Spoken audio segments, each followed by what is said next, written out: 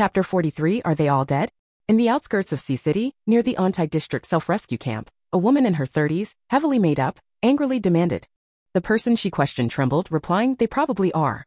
Not a single one got away. Then how many people died there? How many of my dogs are dead?" The woman gritted her teeth, asking. Those were her beloved dogs and they were all dead. If the other side had also suffered casualties, she might feel better. But the answer disappointed her. The information we gathered indicates only a few injuries on their side, no deaths. The woman slammed her fist on the table, the pain causing her face to contort. Shin-Yi, standing nearby, quickly helped her rub her hand, saying, "Moo, be careful, don't get yourself upset." Moo slapped Shin-Yi across the face. "It's all your good idea. You said there were plenty of old, weak, sick people there, and the pups would have a feast." Shin-Yi covered her face, her hair falling down, momentarily obscuring her cold expression. She quickly apologized, "It's all my fault. The anti-district had already warned us. I thought the fish pond was far away, and a few deaths wouldn't attract attention. I didn't expect."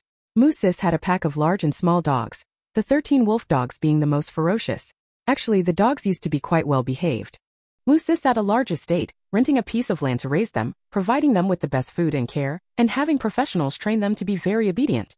They had never harmed anyone. But after the Great Change, people couldn't even get enough food, so these dogs naturally had to go hungry. Moo-Sis tried everything to keep them fed until she had no other options. She found that the dogs, due to extreme hunger, had developed a strong aggressive attitude towards people. She decided to let them out at night to hunt for food. She knew that powerful people shouldn't be provoked, like the self-rescue camp. She wouldn't dare provoke them. Teams like Zhou Laoda's, with numerous members in strong fighting abilities, were also off limits. So, she had people scout out targets during the day, focusing on groups with few people and weak strength. At night, she would guide the wolf dogs to those locations. For 3 consecutive nights, it was very successful. The dogs always returned with a full meal.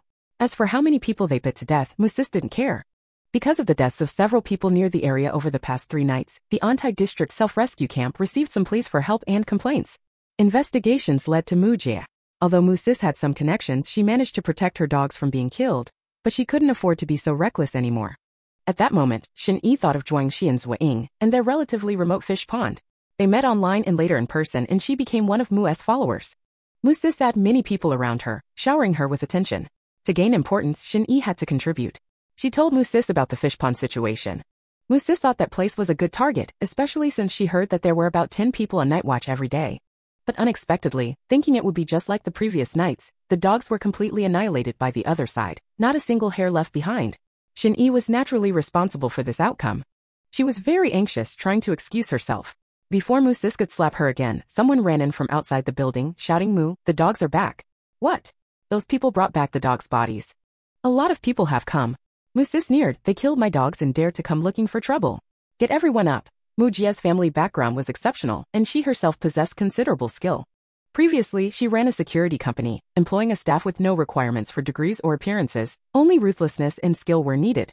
Thus, among these personnel, while not outright thugs, there were certainly no shortage of aggressive individuals. For the past half-month, most of these people hadn't left, still following Mujia. It was due to this group that Mujia felt fearless, even the anti-district wouldn't dare to easily target her. She led her group out aggressively. Outside the company's gate stood over a dozen people and a cart. On the cart lay the bodies of 13 wolf dogs, piled high like a small mountain. Mujia's eyes welled up, her killing intent and blood rushing to her head. But the next moment, she saw the man standing in the center of the group. The flames of anger were extinguished like ice water. Zhuangxi, hands behind his back, watched this aggressive woman, who had suddenly come out with her group, like a duck with its neck squeezed. Unfamiliar. So unimportant. He spoke, "Are these your dogs?" "These." Mujia looked at the mountain of bodies, her heart aching, but no longer angry, instead feeling a bit afraid. Were these all his doing? There aren't many people keeping such a large group of dogs around here. I shouldn't have made a mistake, right? Mujia forced a smile. "No, what's going on? Since you admit it, your dogs went to my side and bit many people. I want to know, how will you resolve this?" "A misunderstanding, it's all a misunderstanding." "A misunderstanding?" Zhuangxi coldly raised his eyes. "I only know that the owner is responsible for their dog's actions. They bit 6 of my people. Now they can't even get vaccinations, and those 6 people are in danger of death. Can a simple misunderstanding erase this?" Mujia gritted her teeth. "What do you want?" After a while, Zhuangxi and his group left. Mujia, pale-faced, returned to the building. She sat for a moment, picked up a cup of water, and noticed her hands were trembling. Someone nearby asked cautiously, "Mujia, who was that? You seem to be afraid of him." Mujia murmured, "Who is that?" "He's a madman." Her parents ran a large martial arts academy, one of the few in the industry that could rival others. Zhuang Shi was a student of one of those academy owners, supposedly just learning casually, not formally apprenticed. For years, the two academies clashed frequently. In one tournament, a disciple of the Mu family academy had seriously injured the owner's son of the other academy, using underhanded tactics.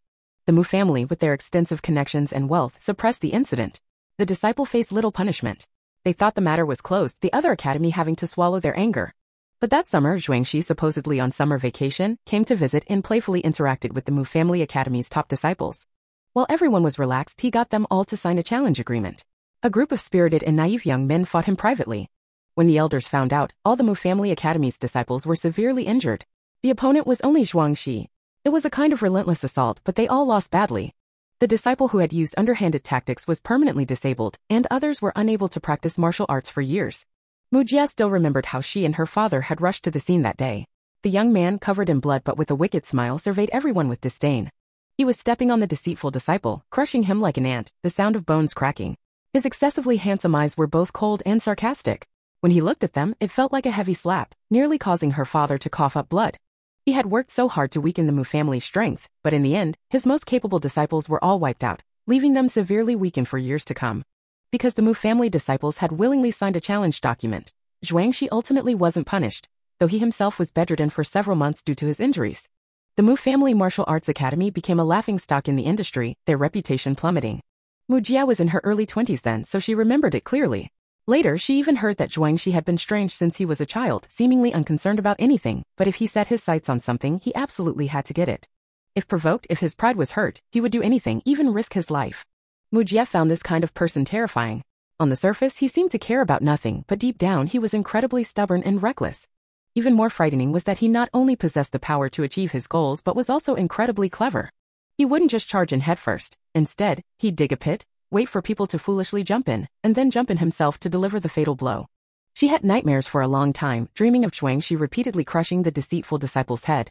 Later, she heard that Zhuang Shi had been accepted to a prestigious university and no longer trained at the martial arts academy. He lived a very ordinary life. Over the years, Mu Jia had largely forgotten about him. Now she had encountered him again, and her dog had provoked him first. She no longer wanted revenge for her dogs, but only hoped the 6 people would survive unharmed. She hoped Zhuang Shi wouldn't remember her. Things weren't like they used to be. In the past, he needed to trick someone into signing a challenge document before attacking them. Now people killed each other with no consequences. Thinking of this, she finally remembered Shin Yi. Where's that bitch? Make her come over here. Zhuang Shi left in the morning and returned in the afternoon. He had no suitable transportation. His car was broken, and even his bicycle had various malfunctions, a flat tire, a broken chain, so he mostly had to walk, which was very inefficient. Upon returning, he announced 2 pieces of news. First, the dog owner had been identified, the guilty party could not escape, and revenge could be sought at any time. Second, he had negotiated compensation for the 6 injured people. 20,000 game coins for serious injuries, 10,000 for minor injuries. If someone really gets hurt. What's 20,000? Someone heard. Others said, what else can we do? There's no vaccine to be had. Game coins are the most useful thing now. With this money, at least the injured people will feel a little more secure. Everyone had families, and the injured were often the family's main breadwinners. They worried about what would happen to their families if something happened to them. This money provided some security and eased their minds. Then they started talking about gossip. People who investigated the matter reported that the dogs attacking people weren't a first-time occurrence. There had been victims for 3 consecutive days. The worst incident occurred the night before when a group of over a dozen people were all bitten to death. Their bodies were mutilated and left exposed. It was obvious that dogs were responsible, and the scene was extremely gruesome. It was estimated that only 2 guards were on duty who were bitten to death. The dogs were cunning, perhaps hungry, or possibly trained by people. Anyway, they were positioned there, waiting for others to leave the game, biting and killing 1 person each time. In this way, the entire group of about 10 people was wiped out. Everyone was horrified, and again thankful that their night watch had held off the wolves. If they had been lurking in the fish pond, how many more would have died? After all, those who leave the game first are usually weaker, and their fate was likely to be bitten and killed. Meeting! Meeting! Someone shouted, and soon everyone gathered in the open space. Yang Qing stood in the center, his feet on a barrel, and shouted, "Everyone knows what happened yesterday. So we must take the night watch seriously from now on. Every night, we must assign people who can fight, are alert, and have high combat skills to watch. This is for everyone's good. Anyone who feels they can do this, step forward. I know that night watch will reduce everyone's game time and directly affect their interests. Therefore, from now on, those who don't watch will be required to hand in a certain amount of valuable supplies each day to compensate the night watch personnel." The crowd murmured and stirred for a while. Some people stepped forward while others complained about not wanting to watch her pay too much. Yang Qing said, those who disagree with this, it's fine to leave the fish pond. After all, if you're willing to give everything, then others can't let you enjoy free night protection services. Why should we leave? The walls, the houses, and our efforts are all here. Exactly. Some people were dissatisfied, and the situation was about to escalate into a quarrel. Suddenly, a cold, deep voice echoed, shut up. Everyone turned to Zhuangxi. Zhuangxi's expression was calm, showing no anger or irritation. But this calm demeanor strangely made people tremble. Zuo Ying had never seen Zhuangxi like this before. An invisible aura emanated from him, effectively controlling the situation and making people hesitate to act rashly. He said, those who disagree can find another place and move your houses there. Yang Qing seemed to disagree and wanted to speak, but Zhuangxi gently shook his head. Zhuangxi then said to everyone else, or if you feel this place is unreliable or unsafe, you can go to the self-rescue camp in the Entei district. There are regular security forces and there's no chance of being attacked by dogs at night. Hearing this, some people were tempted while others murmured. The wolf dogs had been biting and killing people for 3 days. Didn't the Entei district know about this? But there was no action. How could they trust such an organization? In short, after the commotion, 20 people moved out, establishing a new settlement not far from the fish pond. 10 more people packed their belongings to go to the Entei district tomorrow. About 150 people remained, and many of them stepped forward to volunteer for night watch duty. Zuo Ying was among them. After a preliminary assessment, 53 people were selected for night watch duty. 10 people formed a group, with a 5-day rotation. In the first schedule, Zuo Ying was assigned to the 5th day. Zuo Ying was a little hesitant. This 5-day rotation seemed a bit frequent. But for now, she didn't want to be alone again, hiding from danger. For now, this was fine. The fish pond game would still function when she wasn't there. Losing a day of gaming wouldn't significantly affect her. Zhuangxi handed her the duty roster, hard work. It's nothing, aren't we all like this? Zuo Ying looked at the 10 names on the paper. The other 9 were in her night watch group. She only knew Yang Qing. The others were strangers, but it didn't matter. She casually asked, what day are you ranked? Tonight I might come out early to take a look. Zuo Ying showed understanding. It had only been yesterday that things happened, and today he had gone to collect debts. What if the other party had a sudden change of mind and came to retaliate tonight? You're the one who's been through a lot, she said. As her gaze met his, she felt a sudden awkwardness. Her head felt cold again, and she wanted to cover her face. Anyway, I'm going back now, she said, and walked away. Zhuangxi was also a little embarrassed. He didn't want to see if the other person might have gone bald. They were likely to be together for a long time. He should find a way to ease the tension. Zhuangge, Yang Qing frowned, walking over and pointing at the people who were about to move. Why are they still left in the fish pond? What if something happens to them tonight, and we just stand by and do nothing? Zhuangxi said calmly, we pushed them too hard. They're unhappy, and we can't be sure they won't come looking for trouble. Why add an enemy? But we can't keep doing this, Yang Qing said. Zhuangxi shook his head. It won't last long. We might not be able to stay here for much longer. Yang Qing frowned. What do you mean? Zhuangxi said, I went out today and saw some old houses collapse. Some roads and bridges are also about to collapse. If the walls of our place collapse and the houses rot, with nothing to block the view, can we still live here? Yang Qing's face turned pale. What will we do then? Zhuangxi looked at the distant mountains and said softly, let's find a suitable place. And also a safe house. He patted Yang Qing's shoulder. Let's work hard to collect safe house parts. Yang Qing thought about it. It takes a long time for one person to collect them, but what if several people do it together? A safe house is about 9 or 10 square meters, enough for several people to sleep in. With a safe house, they wouldn't have to worry about sleeping outdoors. They say the house is very sturdy, resistant to wind, water, and fire. If everyone could live in one, they wouldn't even need to take night watch duty. In a flash, it was 10 o'clock again. Except for the night watch people, everyone entered the game. Zhuangxi also entered, and he was still looking for someone. He was worried and uneasy. Fortunately, after entering, he quickly found someone in the dungeon. At that time, Zuo Ying was on the central island, just putting on a new hat that had been sent from the potato area. She heard footsteps behind her, turned around, and saw Zhuangxi walking towards her in large strides. The eyes behind the mask were a little strange. How to say it? He stared at her intently, looking worried and relieved, unlike his usual self. Zhuangxi stood in front of her, carefully observing her, and asked anxiously, are you all right? Where did you go yesterday? Yesterday? Oh, something came up, so I wasn't in the dungeon. But your status shows you were offline. Can you go offline? Zuo Ying, no, I just went a little far. It's hard to explain. Zhuangxi wasn't insensitive. He could tell she didn't want to talk about it, so he pressed down on his various questions and asked again, are you all right? I'm fine. Zuo Ying walked towards her small boat moored on the shore, muttering in her heart, Zhuangxi's tone of voice is strange. It feels particularly gentle and careful. He doesn't usually talk like this. It feels like the person talking to him is a particularly vulnerable existence, so he can't use a loud voice. Zhuangxi wanted to ask what the punishment was for failing the dungeon task last time, but if he had hidden something, he definitely wouldn't want it to be revealed, especially not by the person involved. Making a sacrifice for someone, then having them expose it to your face, you can imagine how awkward that would be. He hesitated for the first time, the words caught in his throat, unable to find the right phrasing. Seeing Zuo Ying about to row the boat, he followed her aboard, saying, "Let me." He took the oars from her hands. Zuo Ying. Was this the same person who had urged her to row for him before, then criticized her for being too weak when she couldn't? Had she been replaced? She cautiously sat halfway on the boat seat, ready for any sudden eventuality. She pondered, "Is there something you want to talk to me about?" Zhuang, she rowed the boat, the water splashing around, the boat moving steadily forward. The sunlight in the instance was lovely, a gentle breeze blowing. He thought for a long time and decided to start by chatting and easing the atmosphere before discussing anything else. Then his eyes fell on Zuo Ying's hat. "Is this hat made of otter fur? I saw someone else wearing one just now." Zuo Ying touched her hat. "This one? Yes, it's made of otter fur. Isn't it pretty? I also put a few up for sale on the platform. The one you saw was probably bought from there. Zhuangxi, it looks very nice on you." Zuo Ying paused, slightly uncomfortable under this unexpected compliment. "It's just, the hat style is good." Zhuangxi said seriously, "No, the person I saw wearing one didn't look as good as you." Zuo Ying's expression stiffened. "Oh really? Haha." She smiled but was already clenching her fingers.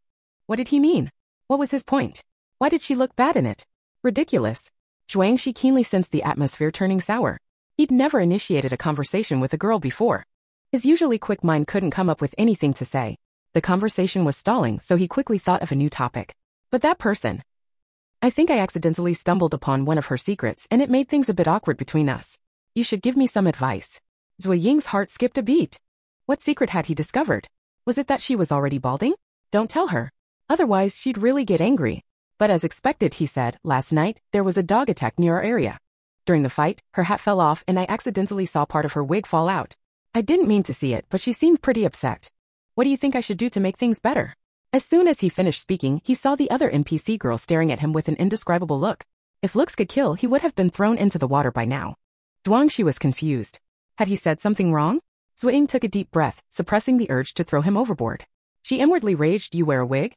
Your whole family wears wigs." Chapter 44, Calm Down. Hitting someone is wrong.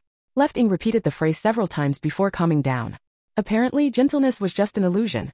This person's ability to be confrontational was as strong as ever, perhaps even stronger. She forced a weak smile. "I think the best solution is for you to stay away from her in the future." "Will that work?" asked Zhuangxi. "Of course it will. What's your relationship with her? Are you so concerned about her happiness?" Left Ying asked, with a gossipy tone. "It's perfectly ordinary," Zhuangxi quickly clarified. "We barely exchange a few words when we meet." Left Ying thought, at least they live in the same place. They even fought a dog together last night. They've shared hardship, but in his mind, they're just strangers, barely speaking to each other. She suddenly felt a little bored. "Why are you on my ship?" Zhuangxi noticed her low mood. Though he didn't know what he'd said wrong, he changed the subject. "Is the dungeon warehouse under your control? I want to exchange some items." "What?" "Anti-inflammatory ointment. I saw the inventory, it seems to have increased recently. I want to buy some." "Oh, I'll grant you access. You can exchange items in the warehouse yourself. The dungeon will offer a price that's lower than the original price. This is one of the benefits for managers, but you can't buy too much. It's to prevent managers from buying and reselling, acting as middlemen." Left Ying made a few adjustments on her dungeon interface and granted exchange access to all 4 managers. She didn't hide anything from Zhuangxi. In his eyes, her NPC status in this dungeon gave her higher authority than others. "All right, you can go in now." Zhuangxi did as instructed. His dungeon interface now showed a warehouse access panel. It listed 53 anti-inflammatory ointments, 5 crossbows, 2 otter fur hats, and other miscellaneous items, small boats, large boats, fish baskets, fishing nets, fishman scales, sulfuric acid fish, etc. Some items were available for managers to purchase, while others were not. Crossbows. Zhuangxi was surprised to see them in the warehouse. Yes, crafted by someone using dungeon materials. I've sold them before and they were quite popular. But the current materials aren't cost-effective for crossbows. These are the only 5 currently available. Future materials will be used to craft swords. 1 per manager. While they were talking, 2 crossbows disappeared from the inventory. Other managers weren't fools. Realizing they could buy weapons from their own dungeons, they didn't hesitate. A crossbow cost tens of thousands of in-game currency. No one minded spending it. Zhuangxi bought 1 crossbow and 10 anti-inflammatory ointments. Left Ying pulled a small boat from the warehouse and placed it next to their current boat. She stood up and prepared to move over. "I'll go explore, you do your thing." Zhuangxi stood up too. "Wait. Anything else?" Zhuangxi hesitated, then said, "Did you know Qin Han got pockmarked?" Left Ying had no idea. "Why?" "Because the mission failed. In the last dungeon, mission failure has that kind of punishment." Zhuangxi was subtly hinting that he knew about this. He didn't directly ask if Left Ying had also been punished, but if she chose to mention it, he was ready to follow up. He watched her expression and Left Ying, after a moment of silence, burst out laughing. Serves him right. He deserved to be killed. Where is he? I need to pay my respects. I thought having a bald head was the worst, but then I saw someone even worse covered in pimples. Could you even look at them? Haha. Left Ying's schadenfreude made her feel much better. She quickly found Qin Han's location on the map and immediately moved to a nearby small boat. Thanks for telling me about this. I'm leaving now. Wait. Zhuangxi called out to her. Is there anything you want to tell me? Left Ying looked back at him puzzled. Tell you what? Zhuangxi paused for a moment. I have something to do in a bit and I'll have to log off. Will I be able to see you online tomorrow? Left Ying dipped the oar in the water. Of course. If you suddenly log off, where would I find you? Left Ying smiled. You players have log-off times, but we NPCs don't get to go home. Once we're off, we don't want anyone to find us. She rowed away. Bye-bye. After rowing a distance, she frowned slightly. She wasn't going to see Qin Han as she'd said, but instead rested on the oar lost in thought. Zhuangxi's attitude was definitely a bit strange. But she couldn't quite put her finger on it. A cabbage suddenly rolled out. Are you okay? I heard you got attacked by a dog. Left Ying looked up. Who told you that? Zhuangxi? Zhuangxi told you that? No, Zhuangxi wouldn't know who I am. The cabbage said, oh, it's just a common saying. Actually, I located you myself. Yesterday, Zhuangxi suddenly summoned me and asked where you were. It recounted what happened yesterday. Left Ying was surprised. You mean Zhuangxi found out I logged off and couldn't find me and he was worried? Yeah, but how did you trick him into thinking? You were an NPC? I didn't expose you. Oh, the cabbage acted like it was about to be praised, its words dripping with smugness. Left Ying scratched her face. It wasn't intentional. He just guessed it at first and I thought it was pretty good. I can keep my real life and game life completely separate. She didn't really like getting too close to anyone, but in real life, she lived with a group of people and she was increasingly finding this communal life quite nice. She was managing a dungeon in the game, interacting with managers and players, and now she was starting to interact with other dungeons. Her social network seemed to be getting wider and wider. But deep down, she enjoyed the solitude and freedom of being alone. Whether it was a friendship as light as water or the distance connection of the game, it gave her a sense of security and comfort. Zhuangxi's unusual behavior today gave her a sense of unease. And it seemed they had some sort of inexplicable connection, whether in the game or in real life. She really didn't want to reveal her secret. She asked the cabbage, do you know what happened to him? He's been acting strangely today. He knows you gave up a quest in the last dungeon for him. Left Ying opened her mouth, so that's it.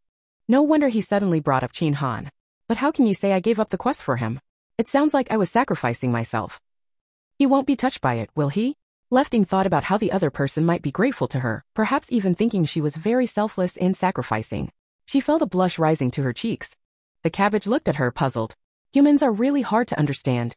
You did make concessions and sacrifices, but why can't people be touched by it? By the way, regarding the penalties for baldness and Qin Han's pimples, after discussion, these are considered normal penalties and cannot be changed. Also, we will reassess beauty levels every 3 months, so you have 2.5 months to grow your hair back, or you'll lose your rank. Cabbage spat out a large amount of text. Left Ying gasped, a review every 3 months? That wasn't how it was in the past life. There were only 2 reviews in the past life, the first upon entering the game, and the second 3 months later.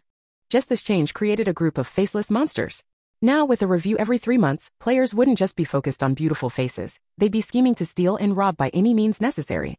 Exactly, it's because of that group led by Purple Cabbage that they're insisting on this. You need to step up your game. Left Ying felt a surge of urgency and pressure. She forgot about Zhuangxi and focused on quickly entering more wild dungeons to test her luck. As usual, she inspected her 2 small islands and completed the material exchange with the eggplant, potato, and porcelain dungeons. Then she teleported back to her personal domain. Yesterday she missed her turn and the vegetable patch was almost completely dry. Water skills were clearly needed. Although she couldn't conjure water out of thin air, she could use a long-distance technique to bring streams of water to irrigate the land, which was very convenient. Thinking this, she descended the mountain and headed towards the location in her memory. Passing through the village at the foot of the mountain, she walked along the dirt road, which gradually widened. Suddenly, she saw a large mansion by the roadside. A tall gate, a square plaque, and the inscription, Mujihua Cloth Processing Dungeon were visible. Many players were gathered at the entrance. Every 7 players would walk towards the gate, as if passing through a portal, disappearing instantly. Clearly, this was a 7-person dungeon, with the content being cloth processing. Mujihua. This was a very famous dungeon in the past life. Because of its successful operation, it quickly evolved into a cloth shop and clothing store. Players brought various fiber materials or plain cloth to the shop, and after paying the corresponding game currency, they could receive their desired clothing in a few days. Many players also came here to work. After the dungeon evolved into a shop, it could hire its own workers, even train them. It didn't need to gather 7 players every time. Workers could receive wages based on their work, creating a virtuous cycle that allowed the business to grow larger and better.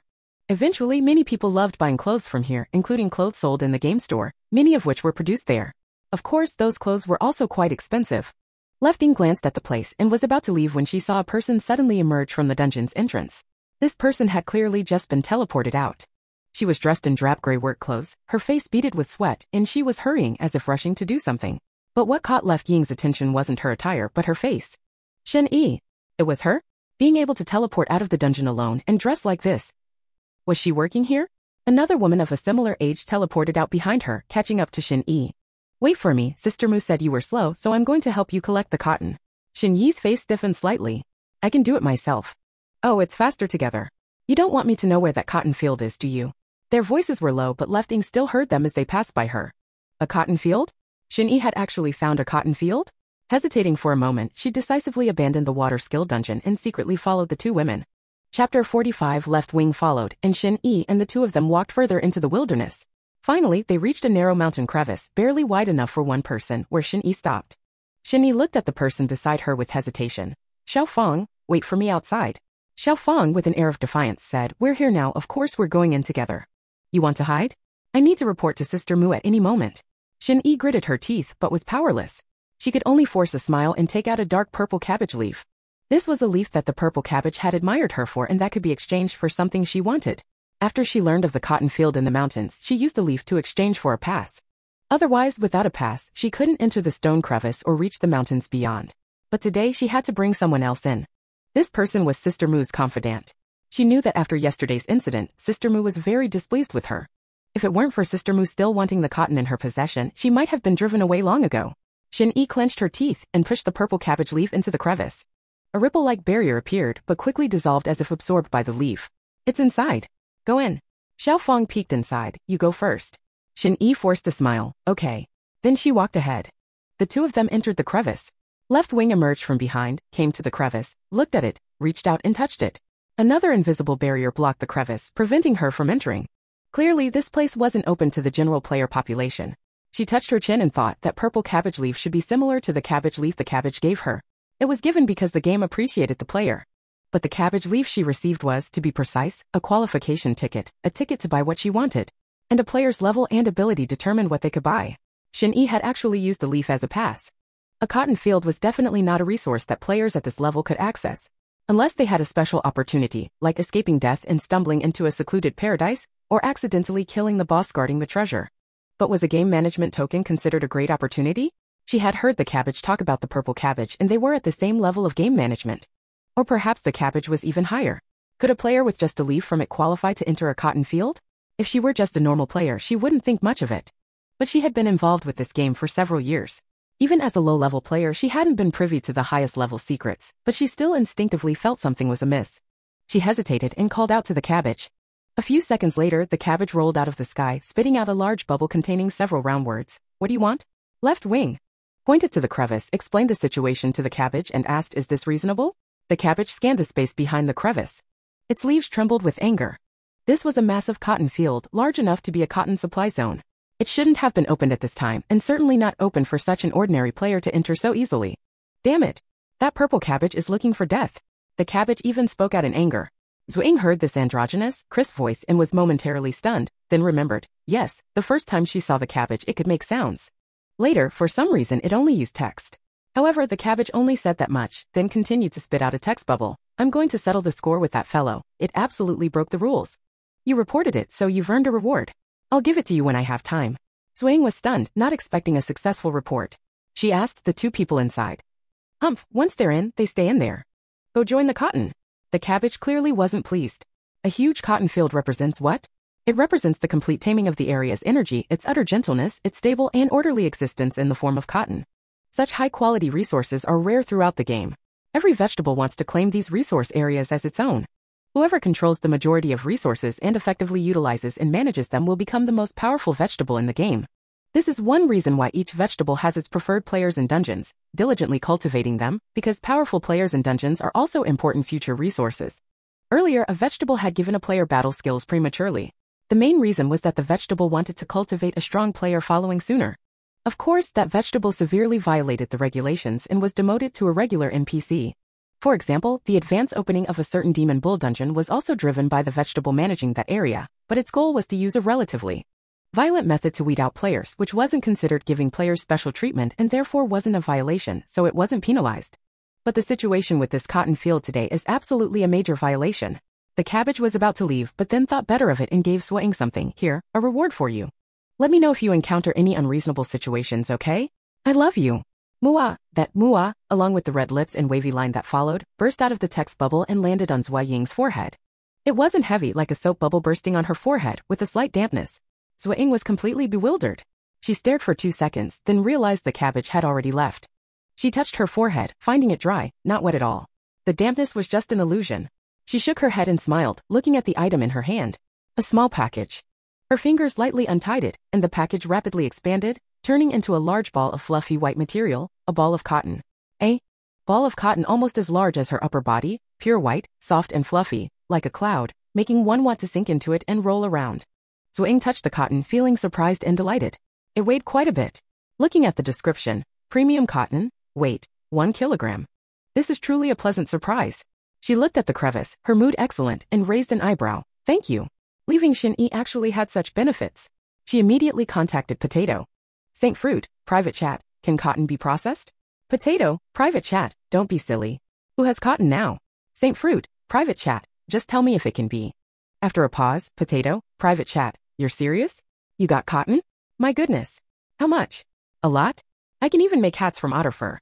Can you make something from cotton? If it doesn't work, don't force it. I can find other copies. I've seen many cloth-making copies, which should be more reliable than this wool-making copy. Potato private chat, Auntie, I'm sorry, okay? I can definitely process cotton. If you want to make cotton cloth, we'll make cotton cloth. If you want to make a mattress, we'll make a mattress. If you want to make a down jacket, I can also get you other fabrics for the lining. Great private chat, okay, not much, just 2 kilograms. I want to make it into a close-fitting garment. Potato private chat, 2 kilograms is fine. Give me the size or style and I'll make it for you right away. Left Edge described the size and style, then sent the cotton over. After doing all this, she left happily and continued to her destination copy. The 2 people in the cotton field were picking cotton. Xiao Fang was shocked by the endless cotton field and quickly sent a message to Mujia, but for some reason, the message couldn't be sent. Is the signal bad? She looked at the cotton field, then at Xin-Yi picking cotton, and decided to work first. They picked cotton together until they filled their not-so-large backpacks, not leaving room for a single cotton boll. They started to walk out, but at the rock crevice, they couldn't get out. Xin-Yi's purple cabbage leaves were useless, and even more terrifying was that all the functions on their personal panels were grayed out. They couldn't contact friends, buy things in the store, or access the forum. They were like having their network cables cut, isolated in this place. The 2 looked at each other, panicked. Xin-Yi, what's wrong? I don't know. Xin-Yi patted the water ripple-like barrier in the rock crevice and shouted, is anyone there? She even tried to climb the mountain, hoping to get over the top, but all was in vain. She was completely trapped, calling to heaven and earth with no response. It was as if thieves had stolen a treasure, their pockets filled to the brim, but the owner had cut off their escape route. The worst part was that the food and water in their backpacks were running low. If they couldn't get out for a long time, the consequences were unimaginable. Xin-Yi silently comforted herself, it's okay. I'm only level 3, I'll be able to log off soon. Compared to Xiao Fang, who was level 5, she was even worse off. When you feel bad, finding someone worse makes you feel better and safer. At the same time, she didn't give up calling out to Purple Cabbage in her mind, but there was no response. Left Edge finally arrived at the copy coordinates she remembered. It was a lake. In her past life, a wild copy was hidden here, but when she knew about it, it had already become an organized copy with an owner. Thinking about Xin-Yi's predicament, she secretly thought, using my past life's memories and experience to enter this copy early shouldn't be against the rules, right? After all, this copy is hidden here. As long as players meet its entry requirements, they will be drawn into the copy. Whether they get something from the copy or leave empty-handed depends on their own abilities. Theoretically, any player has the right to enter this copy. She took out the fishing rod she had prepared beforehand. The bait was the fish feed she bought for the fish fry. She hung it on the line, sat by the lake, and began fishing. Zhuangxi logged out of the game around 10:30. He gave the new antiseptic ointment to the injured players. It seems the ointment worked, or they were just lucky. Currently, they seemed to be recovering well. The wounds weren't inflamed and were healing quickly. They didn't have a fever nor any sign of rabies. The fish pond was calm and quiet tonight. Zhuangxi picked up a stick and began practicing in the open space. In fact, it had been a long time since he touched these things, swords, spears, sticks, they were all quite unfamiliar now. Thankfully, his body memory remained, and even after years of not using them, the weapons quickly became familiar in his hands. He never expected that these skills he had once learned, skills he hadn't taken seriously, would become the foundation of his life. With a swoosh, the stick whistled through the air as he swung it, and at the same time, he wondered what the NPC girl was doing in the game. Players in the game could only stay in it for a maximum of 10 hours a day. Even if your level reached dozens, you'd still only be able to stay for 10 hours before being kicked out, unless you found a quest in a dungeon that wouldn't kick you out before the forced logout. This meant that a person could only spend about half their day in the game, not to mention the many unforeseen factors, such as today, when he had to leave the game much earlier. This meant there would always be separations, and separation meant variables, meant instability. Just like now, once he was out of the game, that world became completely unseen and intangible, like a phantom spacetime. But what difference did that make? Zhuangxi brought his stick down with a thud, cleaving a furrow in the mud. The not-so-good quality stick snapped, and he stood up, tossing the broken stick onto a nearby pile of firewood. His gaze swept across the vast night sky. The night was vast, but the game was experiencing midday. The two times were exactly opposite, like the eternally unmixable yin and yang. He always knew what he wanted. If something interested him, no matter how difficult it was, he would find a way to pursue and explore it. Just as he had been interested in martial arts back then, he overcame all obstacles to learn it, learning as much as possible and doing his best. Outsiders only saw his ease and grace, but they didn't know how diligently he practiced. No matter how many injuries he suffered, it never diminished his enthusiasm. He worked day and night, neglecting sleep, and grew stronger with each setback. Similarly, if he liked someone, no matter who they were, no matter how far away they were, even if there was a world separating them, a difference in time and light, he would never give up easily. Chapter 46 left Ying fish for a long time, catching several fish, but none were what she wanted. Finally, after fishing for over an hour, she caught an eel. This creature, at first glance, looked like a snake, but its skin was black and yellow, slippery and hard to hold. Ying quickly grabbed it.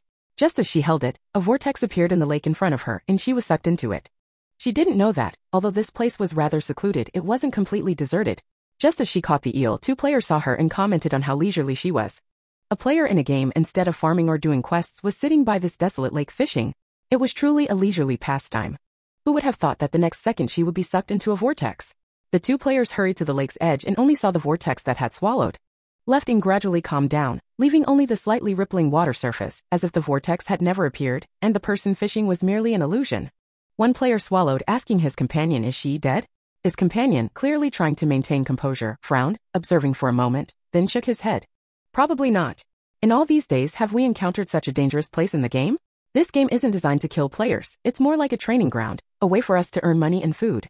That vortex, it's more like a portal to a dungeon." A dungeon? Have you read the forum posts? The most challenging and rare dungeons are often stumbled upon by players by chance. Those dungeons are more exciting and unpredictable than the ranked dungeons, but the rewards are also more unusual and substantial. The other player's eyes lit up. "So, we've stumbled upon such a dungeon? Possibly. Let's get a fishing rod and try fishing ourselves." The level-headed player looked at the fish basket Ying had left behind, which contained several fish she had caught. That player caught an eel just now. It's very likely that catching an eel is required to open the portal. Let's try it. Seeking fortune in danger. It was said that some people had obtained skills from special dungeons, either offensive or defensive, abilities completely beyond the natural world. Everyone was curious, longing for such skills. Seeking fortune in danger. If one could obtain such a skill, entering an unknown dungeon wouldn't be a problem. Even if one couldn't get a skill, the more mysterious and rare the dungeon, the better the reward, at least a safe house component, a very rare item. The two players then made their own fishing rods and bait and started fishing by the lake. At this time, Ying had entered the dungeon. It was an ordinary town. Ying, wearing high school uniform and carrying a backpack, got off a bus. Looking up, the streets weren't wide, with various food stalls on both sides, selling sour and spicy noodles, fried chicken, milk tea, noodles, and fruits. Cars honked, exhaust fumes filled the air, and the streets were bustling. Ying held her backpack strapped tightly, following the memories flooding her mind, walking towards the character's home. It was a place near the sea, with a faint salty smell of the sea breeze in the air, and the closer she got to home, the stronger the smell became. Walking and walking, the hustle and bustle gradually faded behind, and the houses thinned out. Water gates and dikes came into view, and a few two-story houses lined the dikes. Each house had a yard in front, filled with flowers or cats, dogs, chickens, and ducks, bathed in the warm glow of the setting sun. It was a serene and pleasant scene, the perfect retirement environment. Ying walked up to a house and knocked on the door. Coming. A middle-aged woman opened the red iron gate of the courtyard. "You're back. Just in time to help. Your dad is coming home, and I still have several dishes to prepare. And Xiaobao keeps crying." The woman grumbled, turning back inside. A boy of 3 or 4 was chasing a cat in the yard, his clothes dirty. The woman scooped up the boy and went inside, leaving a final instruction: pick the chicken feathers off the pan, we'll stew it later. Ying didn't follow. She placed her backpack against the wall, sat on a stool, rolled up her sleeves, and began plucking chicken feathers. She was a high school senior, named Ying, growing up in a very ordinary family. Her father was a fishmonger, and her mother was an elementary school teacher, but she quit after having a second child. The couple had always wanted a son. When their daughter was a teenager, their wish came true. After having a son, this daughter was no longer valued. It was common for her father to order her to do chores after school as he did today. She plucked the feathers, picked up a cleaver, and expertly gutted the chicken. After finishing the chicken, she went inside to cook, while her mother tended to her precious son. After a little over an hour, the house's male head finally returned. As he entered, Left Ying smelled the strong salty fishy odor. She looked up. A middle-aged, slightly overweight, bald man, with a weary face and heavy steps, walked in. From the courtyard he was indistinct, but inside, under the light, his path was marked by damp footprints. Yet there was no water on him. Left Ying lowered her eyes, placed the dishes on the table, and the man sat at the head of the table, his arm resting on the edge. The place where his arm rested also had damp marks. But neither he nor his wife and son seemed to notice. Left Ying placed the dishes down without approaching closely. "I'm not hungry, I won't eat." "Wait, go upstairs, change your clothes, and comb your hair. My friend is bringing his brother to visit. You come down and help entertain them." Her father spoke, his voice hoarse and unusual. Left Ying hesitated, nodded, and went upstairs.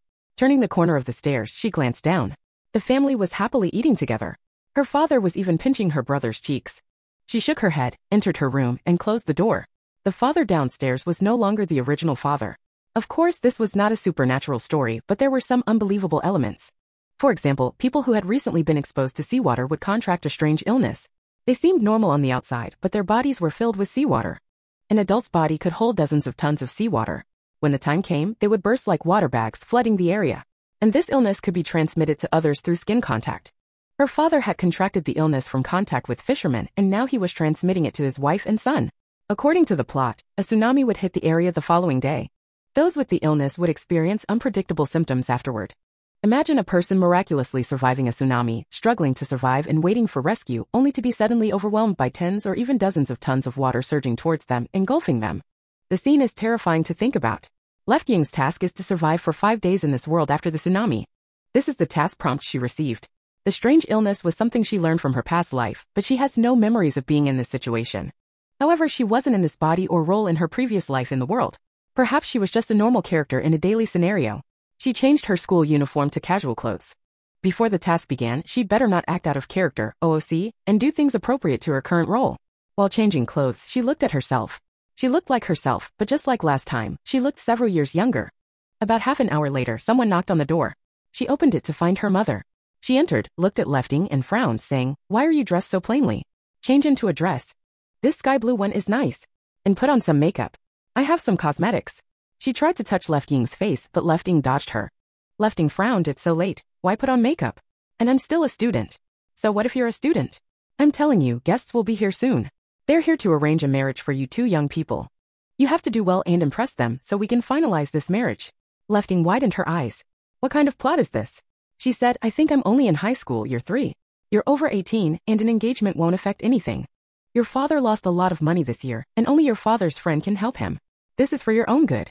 Otherwise, the family will have to sell the house and car to pay off the debt, and we'll all be sleeping on the streets. Your little brother is so young." Left Ying was speechless. What kind of world is this? A forced marriage? Seeing her mother trying to force her, she could only agree, okay. I'll change into a dress, but no makeup. Makeup looks strange on me at my age." Her mother thought about it and agreed. She added, "Your father's friend's brother, he's not very good looking. He has a lot of freckles. Don't look too surprised or upset him." Left Ying understood. Her father had a powerful friend, and this friend had a freckled brother, probably someone who couldn't find a partner. Her father was trying to marry her off to this man to curry favor with his friend. This is ridiculous. She'd never seen such futile practices in real life. Now she's experiencing it in a game. Just one day. She comforted herself. She obediently changed into a dress. But the description of freckles, it sounded familiar. As soon as she finished changing, she was told to go downstairs. She went downstairs and saw 2 men sitting on the sofa. Looking at their backs and the tops of their heads, she felt a strange sense of familiarity. A text box appeared in front of her. Hidden world task. Li Han is a poor child. He was sick as a child and has freckles. No one likes him. Please use your companionship to ease his loneliness and sadness. He will lead you to the hair growth serum you need. Hair growth serum? Serum? This she truly needed. Could this world really give her that? But what does ease his loneliness and sadness mean? How can she succeed? At the same time, Li Han on the sofa also saw his hidden task. Ying was a very pitiful child.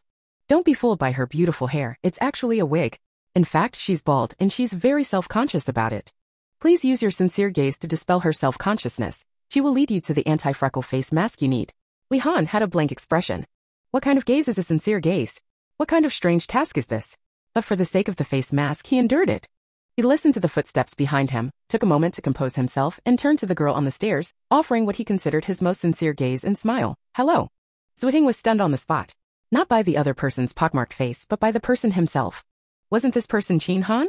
How was he here? How did he enter the dungeon? Okay, even if he entered the dungeon, but this unexpected encounter, isn't it too coincidental? This wasn't over yet. Another guest on the sofa turned around, revealing his face. Zuo Ying's eyes widened even further. Zhuangxi? Wasn't he supposed to log off early today? How could he be here too? Zhuangxi in this dungeon was called Li Shi. He didn't have a hidden task. He was simply here to follow the storyline. Although he didn't know what necessity this storyline had for completing a quest. Actually, there was still one more night before the tsunami, and he more wanted to find Zuo, who should also have entered this dungeon. However, she came in a day earlier than him, so it would be difficult to meet her. Hearing footsteps, he also turned around and saw a girl in a knee-length sky-blue skirt standing on the stairs, looking at him and Qin Han with a look of disbelief. Chapter 47. A peaceful night passed, and the people in the fish pond began to stir. Then many noticed that Zuo Ying's room was eerily quiet. It remained so until breakfast time, when a knock on the door revealed the room empty. She was gone. If the door had been open, perhaps she had left on her own, but it was locked. That could only mean she hadn't logged out of the game. Given Zuo Ying's significant contribution the previous night, which had greatly boosted her presence, the question of why she hadn't logged out was now being discussed among the people. Zhuangxi also heard about it, still not out. It was already 8 o'clock and she should have logged out by now. This could only mean one of two things. Either something happened to her in the game, or she had entered a dungeon. Zhuangxi didn't think it was the former. First, her appearance was clearly favored by the game. She shouldn't have encountered any trouble easily. And she herself had the ability to protect herself. That meant she had entered a dungeon. Speaking of dungeons, Zhuangji, you logged out early yesterday. I saw on the forum later that many people discovered a mysterious dungeon entrance. Yang Qing said. Oh, it's a lake. If you catch an eel near the lake, a vortex will appear on the surface of the water and suck you in. Someone even took a picture. By the time I logged out, many people had gone in, but no one had been reported to have come out yet. Do you think Zuo Ying might have entered that dungeon? Perhaps, Zhuangxi said casually. At that moment he was only listening and he wasn't particularly interested in dungeons or Zuo Ying. A day passed like that. Of the 6 people bitten by dogs, those with minor injuries had healed well and were able to move around normally. Those with serious injuries were also able to eat and talk. The atmosphere in the fish pond gradually relaxed. That night, after assigning the night watch, Zhuangxi entered the game. His first task was to find Zuo Ying. He discovered she wasn't in the fish pond dungeon. Her status showed offline, not in a dungeon. Had she gone to another dungeon? Thinking about dungeons, he remembered Yang Qing's description of that dungeon and checked the forum for updates. There were many discussion threads on the forum and the posts were very long. He went to the most popular thread. It turned out that the first player to discover the dungeon had posted it. At that time, 2 players watched a female player catch an eel and she was suddenly sucked into a vortex that appeared in the lake. They tried it themselves, sitting there fishing and posting on the forum to share it with others. At the time, not many people paid attention, but about half an hour later, one of the 2 players actually caught an eel and was also sucked into the vortex. This post immediately went viral. Soon after, the other player also met the same fate. Many players rushed to the lake, fishing in the same way. The post became a live broadcast. There were many player photos. Zhuangxi saw some photos posted by the original poster. His eyes focused on a stainless steel bucket. The poster said it was the bucket the first female player had used to carry the fish she caught. But Zhuangxi found the bucket familiar, as if he had seen it somewhere with Zuo Ying. He zoomed in on the photo, pondering. Could she really have entered this dungeon? It wasn't impossible. So far, there were only posts about players entering dungeons, but no posts about players exiting. He looked at the ring on his hand. The heart-shaped design had faded, and it was time for a recharge. This dungeon was clearly a wild one. Completing the quest would recharge it, unlock an island, and provide other valuable rewards. It was definitely worth the trip. He noted the coordinates and hurried over. Upon arrival, the lakeshore was packed with anglers. They sat on small stools or directly on the ground, wielding fishing rods, some professional, others more haphazardly constructed. Some had buckets beside them, others were disposing of useless fish, tossing them into their personal backpacks. The lakeshore was incredibly bustling, overflowing with people. Zhuangxi improvised a fishing rod from readily available materials. Regarding bait, he'd also acquired some fish fry, which he'd raised in the stream of his personal domain. Players who raise fish automatically unlocked fish bait in their personal stores. He bought some genuine bait and began fishing in an empty spot. The genuine bait made a difference. Soon, a fish was hooked. It wasn't an eel, however. It was a small, non-breeding carp. He returned it to the water and continued fishing. After 5 or 6 attempts, the tug on the line grew stronger, unlike anything before. He lifted the rod, and a long, slender object emerged from the water, an eel. He quickly grabbed the cunning creature as it tried to escape back into the water. Suddenly, a rapidly spinning vortex appeared on the surface in front of him, accompanied by a powerful yet non-violent suction. Zuo Ying resisted nothing, allowing the suction to pull him inside. Everything returned to calm. The lakeshore was one person less, while the remaining anglers watched the entire event with envy. That guy used genuine bait, right? Where did he buy it? That fishing was fast. Don't envy him. Who knows what this dungeon holds? Yesterday's entrants haven't come out. Perhaps they'll never come out. A long-time angler without success offered a cynical remark. If you say so, don't stay here. Go back to farming, it's safer. Someone immediately retorted. Those who sought to make a name for themselves in the game, or achieve great success, were never timid or withdrawn. High risk, high reward, a principle everyone understood, especially with the survival crisis everyone faced. Seeing an opportunity, who wouldn't want to seize it? Zuo Ying entered the dungeon and opened his eyes to find himself in a rather luxurious house. His phone rang on the coffee table. It was his aunt. He paused and answered. Your cousin has entrusted you with finding a wife. That face of his, it's driving me crazy. A woman's complaints continued. Zuo Ying's mouth moved faster than his brain, and he blurted out, I found someone. I'll take him to meet her tonight. He paused, information flooding his mind. The woman's thanks went unheard. He lowered his gaze, sorting through the information. After a moment, he put down his phone, frowning slightly. What a domineering CEO storyline. Threatening someone into marrying their daughter to his cousin? His identity was just a wealthy fishmonger. He wasn't a CEO. He shook his head. Someone approached. Brother, when do we leave? The voice sounded familiar. He looked up and saw Qin Han's freckled face. How could he run into him here? Qin Han was playing his role. This hidden mission was crucial to removing his freckles. Though somewhat melodramatic, he intended to complete it diligently. Wasn't it just a forced marriage? As a result, he saw what he thought was just a copy of an NPC, his cousin Li Shi, whose expression turned slightly odd. Although it was only for a very brief moment, Qin Han still sensed something was amiss. Li Shi? And then there was that familiar, unsettling expression and gaze, like he was looking at a fool. Before entering the dungeon, he had seen a group of people fishing by the lake. He figured there were many players entering the dungeon, so encountering one wasn't unusual. He blurted out, Zhuangxi. Zhuangxi raised an eyebrow. You're quick to recognize me. He didn't deny it or play dumb. Qin Han chuckled. Just like in the previous dungeon, Zhuangxi had worn a mask upon entering, and its illusionary effect was still present. Theoretically, Qin Han should still not have recognized him, but Qin Han was good at observation, and having guessed once before, this time was much easier. He slumped onto a single sofa, taunting, running into you here? What a coincidence. Zhuangxi, I don't want such a fateful encounter with you. He glanced at Qin Han's freckled face, which could induce a phobia of crowding. And you're going to take a girl to a trap with me? Qin Han, this is just a quest, right? But you were offline, how did you come? Back online? Is there an in-between online function? Zhuangxi, you just entered this dungeon? Yeah, just a few minutes ago. Then do you know today is December 17th? Who doesn't? It's almost 2 in the morning. Qin Han's hand paused midway, grabbing an orange from the coffee table. What do you mean? Zhuangxi leaned back on the sofa. I logged into the game at 10 p.m. on the 17th, fished for 20 minutes or so, with some delays, and it's now about 11 p.m. on the 17th. The two stared at each other for a moment. Clearly, Qin Han had logged in at 10 p.m. on the 16th, done something else, and then entered the dungeon in the early hours of the 17th. Zhuangxi and him were a day apart in entering the dungeon. A day apart in entering the dungeon, yet for them, it felt like they had both only just entered a few minutes ago. Qin Han shrugged. So this whole day is just gone for me? Zhuangxi said, maybe it's more than a day. Perhaps we'll encounter someone who entered on the 18th next. He just didn't know if they could meet Zuo here. Though this was somewhat strange, neither of them were overly surprised. Let the chips fall where they may. Zhuangxi glanced at his watch, stood up, come on, my good cousin, let's go on a blind date. Shortly after, they arrived at the Yi family mansion. Simultaneously, they noticed something was off. The Yi family members seemed to be dripping with water. Although they looked dry, watermarks appeared wherever they had stood, sat, or touched. The two exchanged glances. Were they in a water monster dungeon? Or a haunted house? What kind of dungeon element was this? After a short while, a voice came from upstairs. They turned, instinctively assessing if the girl coming down was also like the others. Then they realized she was different. The stairs she had walked on showed no wet marks. There was a normal person. This was something to be thankful for, but it only made things more mysterious. As they were observing Zuo Ying was also looking at them in astonishment. Zuo Ying was perplexed by Zhuangxi's online presence and even suspected that the two people she knew were not the actual people, but copies. This thought was a little disturbing. She had never heard of a dungeon that could copy the people someone knew. She walked down the stairs step by step. Her father came over, wanting to grab her. This is my daughter. Zuo Ying immediately stepped back, avoiding his grasp. Her father looked displeased, but managed to suppress it, standing there. Come over and say hello. Zuo Ying approached slightly, nodding hello. Her father said awkwardly, my daughter doesn't have much manners. Zhuangxi said, no, your daughter is very lovely. Zuo Ying glanced at him, trying to determine if this was truly Zhuangxi.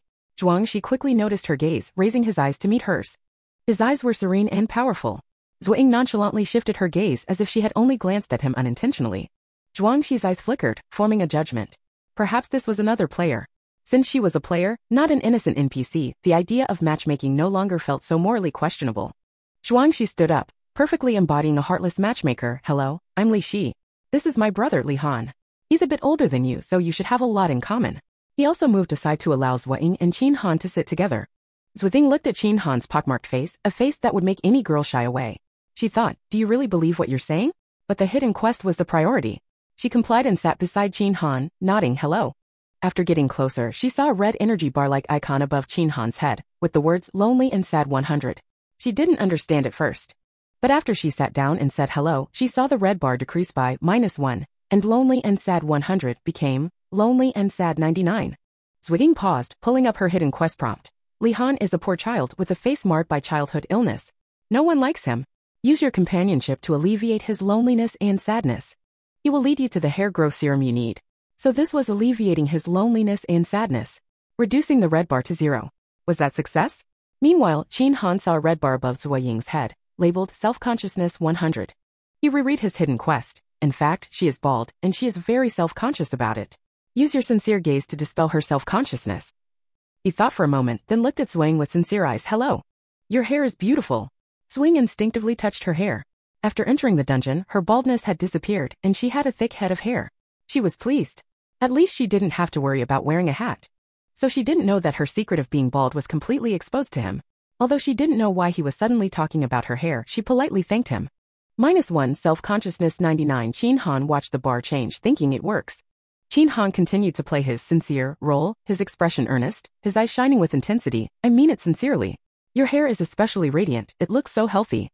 -1 self-consciousness 98. Zuo Ying was confused. Why was he fixated on her hair? Did he have some sort of eye problem? Why was he staring at her? Never mind. She continued, I think you're a very interesting person. We should get along well. -1, lonely and lonesome 98, another success.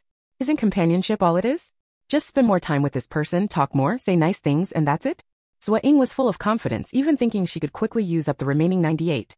Qin Han, I often stay up late, losing handfuls of hair, and my hairline keeps receding. I truly envy your hair volume. Zuo Ying, what are your hobbies? You seem very good at sports, don't you? Zhuangxi sat on a single sofa off to the side, watching the two of them chat so casually, a faint sense of confusion rising in his heart. Why does it seem so awkward? This little girl doesn't seem to mind Qin Han's freckled face, praising him right away. It's strange. Qin Han was even stranger, his eyes wide open. Was he trying to show off how round and bright his eyes were? But his expression was stiff, so obviously fake, yet the person he was praising didn't seem to notice. Zhuangxi propped his cheek with one hand and tapped the sofa armrest with the other, watching the two of them compliment each other like in some business transaction, and even their compliments seemed a bit nonsensical. He felt like a barrier had been erected, shielding him from it all as if it had nothing to do with him. Should he be singing I should be under the car, not in the car at this moment? Author's note. Zhuangxi, feeling a little green on top of my head? Zuo Ying, another blind date. Chapter 48. The two of them complimented each other for a while until the value dropped to 50, at which point they realized that no further reduction was possible regardless of what they said. The two of them exchanged a glance, simultaneously stopping their foolish mutual praise and turning away with boredom. Qin Han wasn't a fool. He immediately recognized that Zuo Ying was also a player, and certainly had a hidden quest identical to his. Zuo Ying wasn't stupid either. She knew she had revealed her player status and so no longer concealed it. She thought about her hidden quest keyword, companionship. She couldn't get too far from Qin Han. She said, I think we have similar goals. Let's cooperate. Qin Han readily agreed, fine. Tell me where to find the things I need. Zuo Ying was slightly surprised. What things? How could she not know? She thought for a moment and tentatively said, it sounds like I should have information about what you need, but I haven't received any prompts yet. Qin Han narrowed his eyes. He only knew that the other person could lead him to face masks, but didn't know what the other person wanted from him. Their situations were the same. She shouldn't have lied. He said, let's show each other our quest descriptions. Otherwise, I don't know what you need. Zuo Ying considered it okay. She knew who the other person was. If they tried to trick her, she could get her revenge outside this dungeon. Then both of them looked at Zhuangxi. The meaning was clear. Let's be open and honest. What's your hidden quest? Reveal it too. Otherwise, you're being dishonest by hiding it. She was already bored sketching the patterns on the sofa, secretly observing the actions of this family of three. They had made the living room available and the three of them were whispering in the dining room. Their wet clothes were getting heavier, and an ominous aura was emanating from them. Feeling watched, he turned and met two pairs of eyes. Why are you looking at me? I have nothing to tell you. You do your thing. Qin Han, hypocritical. Zuo Ying, untruthful. They all had hidden quests. She came here together, so how could he not have a quest? However, he wasn't willing to say anything and they couldn't force him. At most, they wouldn't let him participate. She could roughly sense their thoughts, but he hadn't received any quest prompts. He still didn't know what he was supposed to do in this dungeon. He could only stare at the seemingly most unusual members of the Xi family, with mystery, investigation, and rescue as keywords in his mind. Meanwhile, Zuo Ying and Qin Han exchanged their hidden quest information. Just a glance. Qin Han read it quickly while Zuo Ying, she quickly took a screenshot. Looking at the quest description, it said she was born bald, and was very pitiful and self-conscious. Her face turned black. Who was born bald? Where was she bald? She was healthy and had a lot of hair in this dungeon. Qin Han's expression wasn't good either. What did it mean that he was lonely and desolate? Even if he had more pimples, he wouldn't have anything to do with such a fragile description. Their gazes were not friendly for a moment. However, they were both intelligent people. Qin Han said, it seems that only by completely eliminating the self-consciousness and loneliness can we obtain the information about the face masks and face masks that we each need. Zuo Ying, yes. These two things are very important to both of us and we must get them. Do you agree? I agree. Then let's not play tricks on each other and cooperate, okay? Zuo Ying said, I'm okay. Our keywords are companionship and sincere gazes. It seems we need to maintain a certain level of contact. I suggest we don't get too far apart from each other next. Lefting nodded, I agree. Just then, a bolt of lightning flashed outside, followed by a thunderous clap.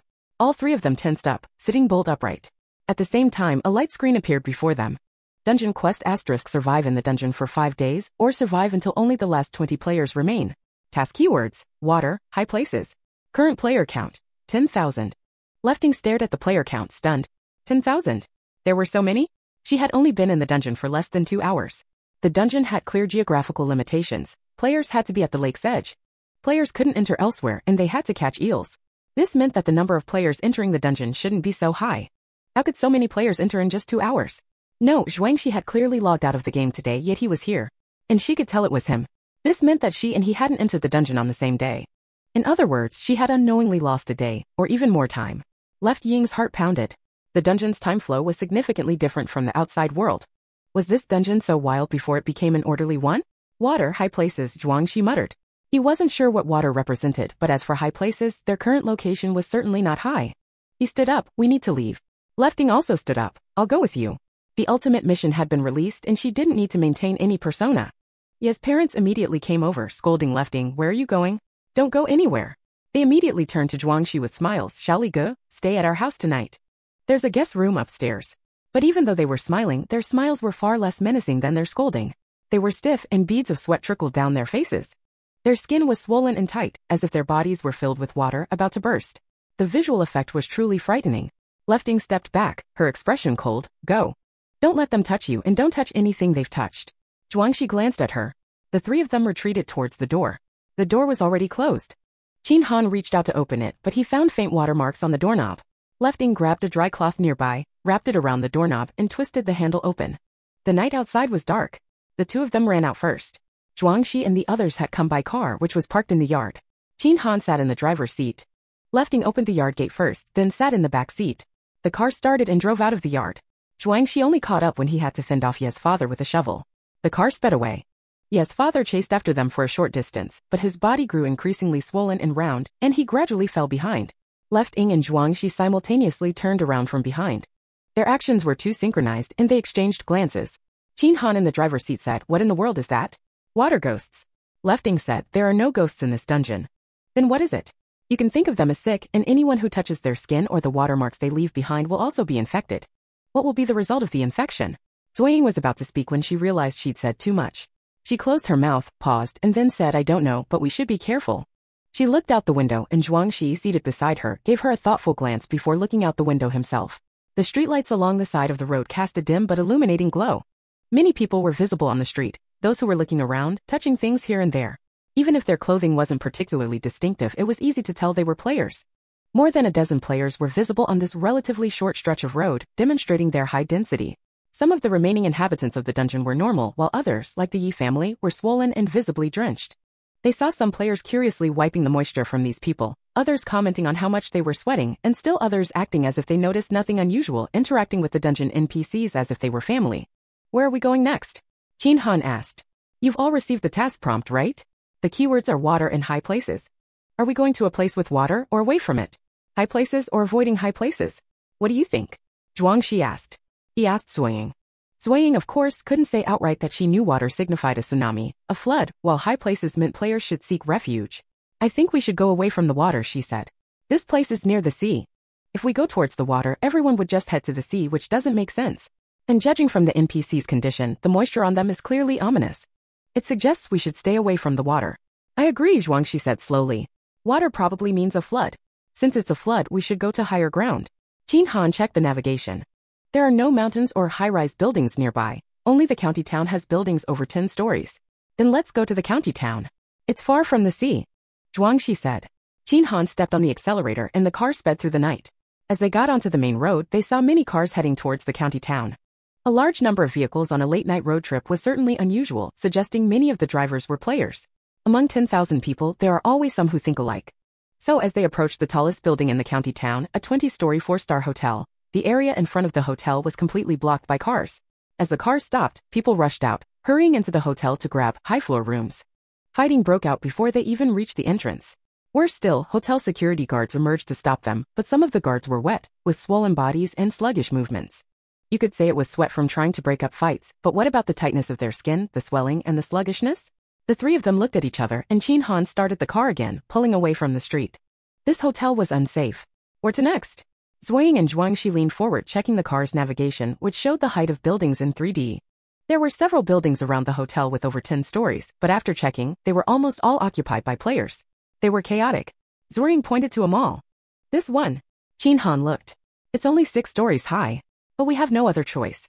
If we had a choice, of course, a taller building would be better, but it's not necessarily absolute, because there will be an earthquake before a tsunami, and this area isn't very large, so it's only a coastal tsunami.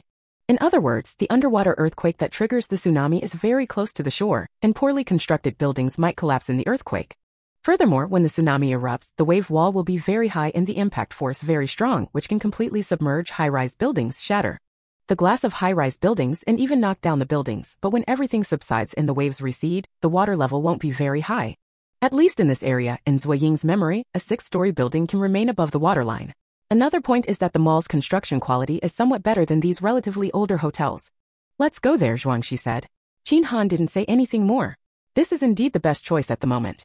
Who would have thought this area has no mountains? If there were mountains, things would be simpler. Just then, the ground shook and the car lurched. Chin Han immediately stopped the car, and the 3 people in the car grabbed anything they could to steady themselves.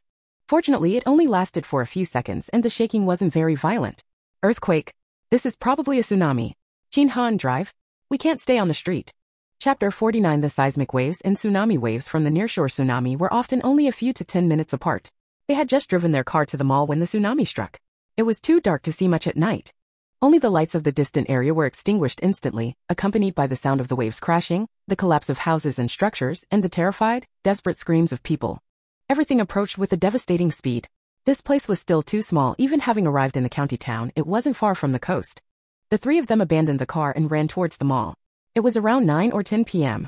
Most of the shops in the mall were already closed and there weren't many customers left. Only a few shop assistants were finishing up their work and some cleaners were cleaning. But before them, many players had already run here. There were also many players who had arrived to take shelter around the same time. In the face of the approaching tide, everyone rushed into the mall and desperately ran upstairs. The hallway suddenly became very crowded. The 3 of them didn't join the throng. Besides the risk of being trampled, it was mainly too crowded and noisy, and they couldn't tell who had water on them. They first studied the mall floor plan. Let's go to the top floor cinema and find a small room. Zhuangxi's long fingers slid across the 6th floor plan, then stopped at a VIP hall in the corner. This one. The VIP hall he pointed to was facing away from the direction of the tsunami, meaning an entire building was behind it, supporting it against the impact of the tsunami, which would be relatively safer. Go up this staircase. He immediately determined the best route, and the 3 of them ran deep into the mall. Zuo Ying was not very good at finding directions. Even a slightly larger mall with more entrances, she might get lost inside. Before she could understand the map, Zhuangxi had already pointed out the direction. Alright, then let's follow. Most people, including players and original NPC residents, basically rushed into the mall, heading straight for the stairs. The further into the mall they went, the fewer people there were. The three of them made their way unimpeded to the innermost staircase. The door was locked. The hallway door was made of steel with two narrow strips of glass on top, looking very thick and sturdy. Zhuang Shishu took a fire extinguisher from a fire cabinet and smashed it against the glass of the door. Smash, smash, smash. The glass spiderwebbed, then shattered, leaving some sharp debris on the frame, which he cleaned up. Go up. Zhuang Shishu motioned for Qin Han to go first. After he squeezed through the narrow doorway, Zhuang Shishu handed him the fire extinguisher. He didn't say anything, just took it and went upstairs. Then Zhuang Shishu turned to Zuo Ying, signaling her to follow. Zuo Ying didn't say much, stepping inside. The height was a bit high, so Zhuang Shishu reached out and supported her arm. Zuo Ying couldn't help but look at him. A roar and explosions could be heard in the distance, along with the panicked cries of people. The waves had swept into the front entrance of the mall. All the lights on the first floor of the mall went out suddenly. Zuo Ying quickened her pace, stepping over the threshold and heading up the stairs. Zhuang Shishu followed closely behind. As they climbed the stairs, the roaring seawater was behind them. The door to the hallway behind them was battered by the waves and the surging water rushed into the hallway. The two of them quickly ran upstairs. The mall ceilings were higher than those of ordinary buildings, so the hallways here were three-storied. But this also meant that each section of stairs and space was quite low and cramped. After being in there for a while, one felt a dizzying, suffocating feeling of being trapped. Zuo Ying didn't like this place and this feeling. After running up 2 or 3 floors, she stopped, leaning on the railing, slightly out of breath. Zhuangxi also stopped. What's wrong? Zuo Ying shook her head. The sensor light above flickered a few times and then went out completely. The entire hallway grew dark, leaving only the emergency exit sign emitting a faint green glow. The sound of the seawater crashing against the wall suddenly became incredibly clear, and the entire building felt like it was subtly swaying. Zuo Ying remembered something, searching her pockets. She had been in a hurry leaving and wearing a skirt. She hadn't brought anything with her. The person beside her had already pulled out her phone and turned on the flashlight. The beam illuminated the steps, at least allowing them to see the stairs clearly. Zhuangxi said, "Let's go." First floor, second floor, third floor, they ascended without obstruction. But before reaching the 6th floor, they heard Qin Han banging on a door. They ran up, shone their light, and found that the door was locked. This door was made of wood with no glass, so they could only try to force the lock. Zhuangxi glanced at it and continued upward. The next floor held the door leading to the rooftop. A constant stream of water was gushing out from under the door. Zuo Ying watched him go but didn't follow. Instead, she looked down. The dark, all-consuming seawater, reflecting only faint silvery light, was rising rapidly, like a monstrous beast. The smell of seawater in the stairwell grew stronger. It was like an open water bottle being filled. As the water level rose, the sound intensified, growing faster and higher-pitched. The roar of the water in the stairwell, combined with the gurgling sound of the rising water, was like the whispers of a demon, easily inducing panic and fear. Zuo Ying wasn't afraid. She calmly watched the rising water level. Boom! The stairwell door on the 3rd floor was smashed open by the seawater, and the water surged into the stairwell. Boom! This time it was the 4th floor. Boom! This time, however, it wasn't from below but from above. The stairwell door on this side finally gave way. Zhuangxi returned from upstairs already soaked. The three of them went to the 6th floor, turned a corner, and found themselves inside a cinema. The floor was covered in thick red carpets, and a hallway with several small lights stretched out before them, with viewing rooms on either side. Here! Zhuangxi pushed open a VIP room. The room wasn't large, only holding a few dozen seats, and was empty. With a roar, seawater surged in from the other end of the cinema, rapidly rampaging through the room. The three of them ran into the VIP room, quickly closing the door, blocking the surging water. Zhuangxi pulled a section of red carpet from the floor, twisted it twice, and wrapped it around the 2 long door handles. Zuo Ying and Qin Han helped him hold the door shut. When they were finished, the three of them had water up to their trouser legs, Zhuangxi being completely soaked. Zuo Ying sat down, pulling at her soaked stockings and emptying the water from her shoes. Though she was wearing a skirt, it wasn't thin or short, and the sleeves were mid-length, so it wasn't a problem. Zhuangxi stood behind the door, the carpet-wrapped door banging and shaking, seemingly about to break. But it held. He used the light to check the water seeping in from under the door and pulled more carpet to block the gap, slowing the water's inflow. This VIP room was strategically located. The water's force had diminished by the time it reached here. The VIP room door was tightly sealed. As long as it wasn't knocked open, the water could only seep in from below. Zhuangxi sat down in a chair, wringing water from his hair. If the water level rises again and we need to go to the rooftop, I've checked. The door is locked from the inside and can be opened. But if you can avoid going up, it's best not to. There's no cover up there and a wave could come crashing down, it's too dangerous. Lefting nodded, suddenly looking at Qin Han. The VIP lounge was very dark, the only light source being Zhuangxi's phone light. Qin Han was taking off his coat and wringing out the water, and the red bar appeared above his head again. The bar was now very short, with a large prominent -30 above the words lonely and isolated 20. This is a 30-point decrease. Is this the power of shared hardship? Qin Han also noticed something and looked over, seeing only insecure 20 above Left Ying's head. Apparently, a sincere gaze isn't necessary. He and Left Ying's eyes met. Only 20 left? Yeah, 20. Then it's almost over. Zhuangxi slightly pursed his lips, looking at Left Ying's profile. There were 3 seats between him and Left Ying, and his phone was on the seat to his right, 2 seats away from Left Ying. The flashlight function emitted a strong beam of light that shot up to the ceiling, illuminating a corner nearby, so he could see Left Ying's face, but he couldn't see it clearly because of the backlight. He silently stared for 2 seconds, then withdrew his gaze before Left Ying noticed. Seeing Qin Han was about to go sit beside Left Ying, he said, "Li Han." Qin Han hesitated before realizing that was his current name. He walked over to the seat on Zhuangxi's left and sat down. "What's up?" Zhuangxi asked. "Do you have the ability to survive underwater?" "Of course." Qin Han's island had an elderly merman who would teach players how to hold their breath underwater for an hour if they completed a quest. Qin Han wouldn't miss out on such a good thing, so he had done the quest and received the reward. Zhuangxi then asked Left Ying, "You?" Left Ying nodded. "I do too." She was prepared to enter this dungeon. Qin Han's island's 1-hour breath hold reward, and Zhuangxi's island's 4-minute underwater reward for feeding otters, she had gotten both. Unfortunately, in this wild dungeon, personal backpacks and shops were still inaccessible and the form wasn't working, but other functions were fine. The rewards could still be used. Zhuangxi nodded. "Good. The phone battery isn't much, and I don't know how long we'll have to wait. I'll turn it off first." He turned off the flashlight but kept the phone screen on, and the lounge became very dim. The VIP lounge had excellent soundproofing, so much so that the sounds from outside were barely audible inside, as if the disaster was just an illusion. Left Ying crossed her legs, nestled into the wide, comfortable chair, and pulled the back cushion into her arms. She was wet and cold, but she carefully looked around and saw no strange water stains. Apparently, the setting that only contact with sick people or objects touched by them would spread water stains hadn't changed. She remembered that a tsunami was supposed to hit the next day, giving players time to prepare. This time, the tsunami came the night before. And there were suddenly 10,000 players in the dungeon. She had been too simplistic. Wild dungeons and later organized dungeons were different things. Speaking of 10,000 players, she opened her task panel and widened her eyes. Only a little over 6,000 left. Her voice echoed in the space. The other 2 also opened their task panels, and sure enough, the current dungeon player count showed 6119. The tsunami in just a short time had taken away 2/5 of the players. Truly terrifying. And the online player count was still decreasing. The VIP room door was repeatedly slammed, and although the gap under the door was blocked, water still seeped in, the water level rising gradually. Chapter 50. After an unknown amount of time, the door became increasingly loose, but the water level stopped rising at a certain point, and the noise outside grew smaller. The tsunami seemed to have stopped, and the water level gradually receded. Faint human voices could still be heard. The 3 of them remained motionless, spending the night quietly. The next morning, as dawn broke, Zuo Ying opened her eyes from her seat. She had slept, as her companion was someone familiar, so she wasn't overly vigilant. Aside from the uncomfortable posture and damp, clinging clothes, she had a decent night's rest. Zhuangxi's screen remained lit. He sat in his chair, arms folded, and opened his eyes, noticing the movement. He glanced at his phone. It was after 6. "Going out?" he asked Zuo Ying. Zuo Ying nodded, stood up, tugged at her skirt, and walked toward the door. The water at the doorway reached her ankles. She was about to remove the tightly wrapped red carpet from the doorknob when Zhuangxi got there first. She stepped back 2 paces, and as Zhuangxi opened the door, she saw a waterlogged scene outside. The corridor was filled with water. She walked out through the standing water, and the entire cinema was submerged. The counter, ticket machines, massage chairs, and all the furniture were destroyed, a scene of utter devastation. Exiting the cinema led to the 6th floor of the shopping mall, which was a long, irregular oval shape. At this time, the water level inside and outside the mall reached the 6th floor. Looking through the railing of the walkway toward the mall's center, a murky, deep pool of dirty water was visible with extremely low visibility.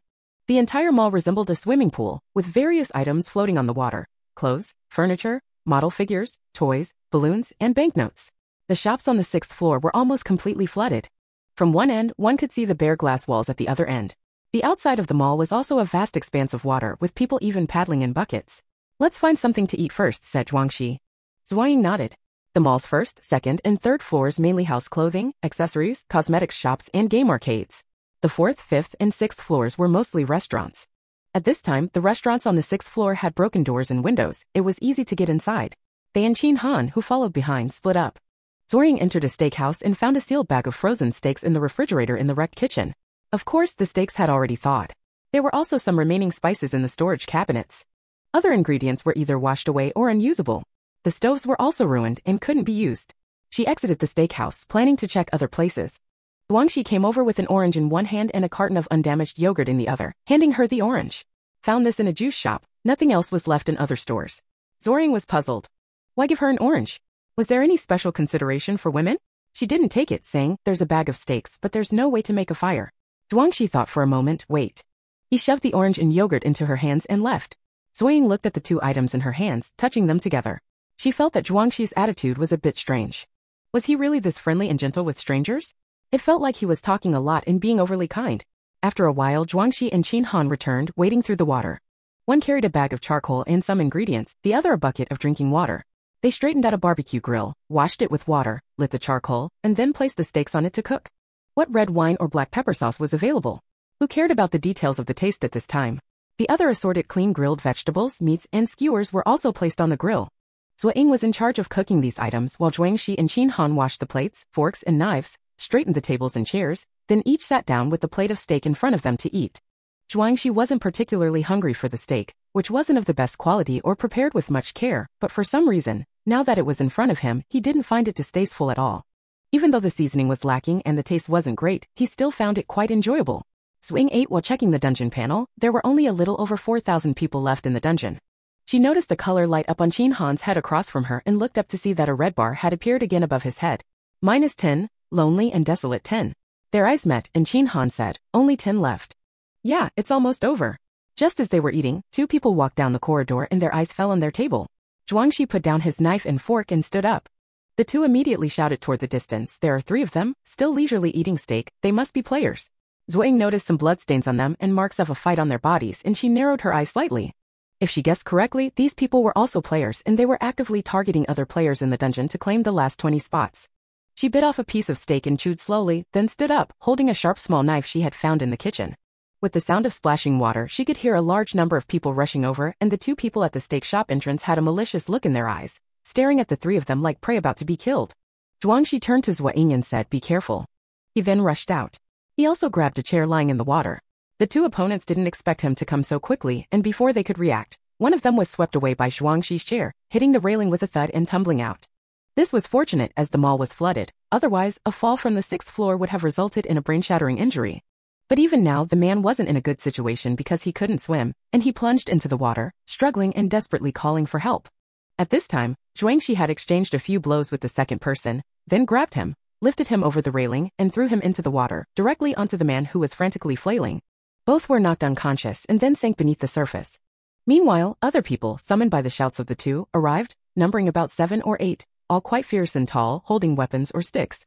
Seeing Zhuangxi take down the 2 of them, they rushed forward and started attacking without hesitation. Zuo Ying and Qin Han naturally didn't just stand by and watch and immediately joined the fight. Since it was a melee, Zuo Ying didn't want to use her knife, for fear of accidentally hurting her teammates.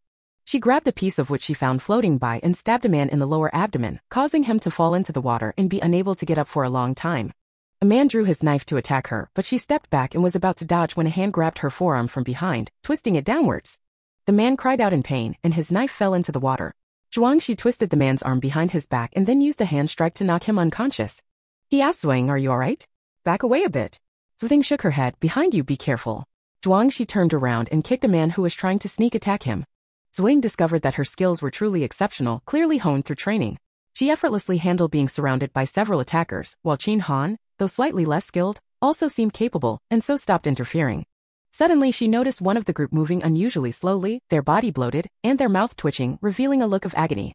She observed the person for a moment, noticing the skin on their exposed body swelling and contracting, and though everyone else was normal, the water stains on this person possessed an unusual luminescence. Everyone back off. That fat man is about to explode, she exclaimed. Hearing her cry, Zhuangxi glanced at her, then at the fat man she pointed to, and noticing the danger, quickly backed away. Qin Han followed suit, stepping back 2 paces. At that moment, the fat man let out a cry of pain, and his entire body, like a water balloon, burst open. A torrent of water erupted, gushing outwards like a dam breaking, spraying in all directions. The people around him were knocked down. The simultaneous eruption of tens of tons of water was incredibly powerful. Even Zuo Ying, who was furthest away, was knocked down. The railings on the corridor were destroyed. Zuo Ying felt herself spinning in the water, but she managed to stay calm. After a moment of confusion, she remembered the reward for holding her breath underwater for an hour, but a hand grabbed her arm, pulling her upwards. With a splash, she broke the surface, looking around at the others. Sure enough, it was Zhuangxi. They were floating in the center of the mall's water-filled courtyard, which extended several meters into the corridor. With a splash, Qin Han also surfaced nearby, followed by 2 other people. They were clearly terrified and quickly swam away. The others were knocked against the walls unconscious. Are you alright? Zhuangxi asked Zuo Ying. I'm fine. Zhuangxi looked towards the corridor. The exploded man had left only fragments of clothing floating on the water's surface. He was completely gone. There was no blood or body parts, making it seem like a great disappearing act. That's the result of touching that kind of water stain, he murmured. Let's go back. He grabbed Zuo Ying's hand and swam towards the corridor. Zuo Ying's other arm, not being held, began to move through the water, and she exclaimed, "Ha!" A prompt appeared before her eyes. Because of Li Han's sincere gaze and unwavering companionship during the crisis, your feelings of inferiority have been reduced to zero. To repay him, you are preparing a gift for him, the anti-blemish face mask he needs, located at store A-1017 on the mall's first floor. Zhuang Shi, unable to see the prompt, looked around in the air and asked, "What's wrong?" Zuo Ying didn't answer but looked at Qin Han. "Did you get the notification?" Qin Han swam over. "I did." "Exchange information, or should we get the items first and then exchange?" Zuo Ying said, "Let's exchange information first." The first floor of the mall required diving. To be honest, she didn't want to go into the dark depths, but the face mask she needed was likely down there. "I'll tell you first. Your item is at store A-1017 on the first floor." Qin Han was surprised by her straightforwardness. Didn't she fear him telling her a false location? He said, "Your item is on the second floor, B-2009. Or maybe it was in the water, but B? Zuo Ying knew the mall was divided into A and B sections, but the specific numbers were hard to find. Turning her head to see where she was, she saw the number A-6039 on the steakhouse. "I know where it is," Zhuang Shi said. "I paid attention to it yesterday before going upstairs." Lefting said, "I can go by myself." Zhuang Shi said, "It's so dark in the water, can you even see?" That was indeed a problem. Zhuang Shi led her towards the corridor. "Come on, I still have some battery on my phone." Qin Han drifted there by the water's edge, watching the two of them leave him behind, swimming towards the corridor. He paused, though he wasn't exactly friends with Zhuang Shi, they were at least acquainted. To completely ignore him, not even asking if he needed help, and then turn around to be so attentive to a female player he only met inside the dungeon? He wasn't one to be swayed by women.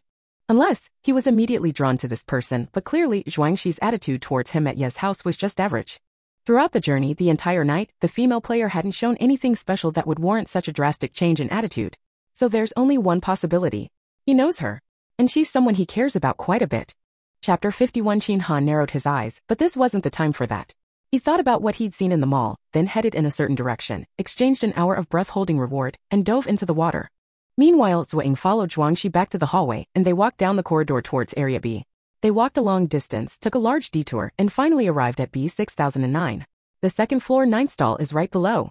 "Shall we go down now?" Zuo Ying said, "Let's go down." Zhuang Shi took out his phone, activated the flashlight, and exchanged a 4-minute underwater swimming reward. Zuo Ying exchanged an hour of breath-holding reward. As soon as she exchanged it, she felt like she didn't need to breathe. Zhuang Shi sat ready. Zuo Ying braced herself, climbed over the railing, sat on the banister, and slid into the water. The water was cold, but she didn't feel it now. Her entire body temperature was quite low. She nodded to Zhuang Shi, closed her eyes, and sank into the water. Zhuang Shi also stepped over the railing and entered the water.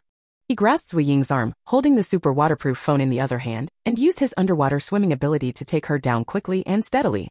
The water was full of floating debris and very dark and murky, but thankfully there weren't any particularly sharp or dangerous objects. They quickly sank to the second floor, grabbed the railing, climbed over it, and reached the shop. Zhuang Shi floated closer, shone his light on the number, and confirmed it was B2009. He gave Zuo Ying an okay sign, and they floated towards the shop entrance and stood on the ground. Although buoyancy affected them, Zuo Ying's reward ability had the effect of walking on water, while Zhuang Shi's underwater swimming ability, though lacking this effect, allowed him to control his body effectively and not be affected by buoyancy. It was a toiletries shop. The door lock was intact. Zuo Ying took a knife she'd taken from the steakhouse and tried to pick the lock. She knocked twice and Zhuang Shi patted her, signaling her to move, and gave her the phone. Zuo Ying hesitated but did as instructed, holding the phone to illuminate.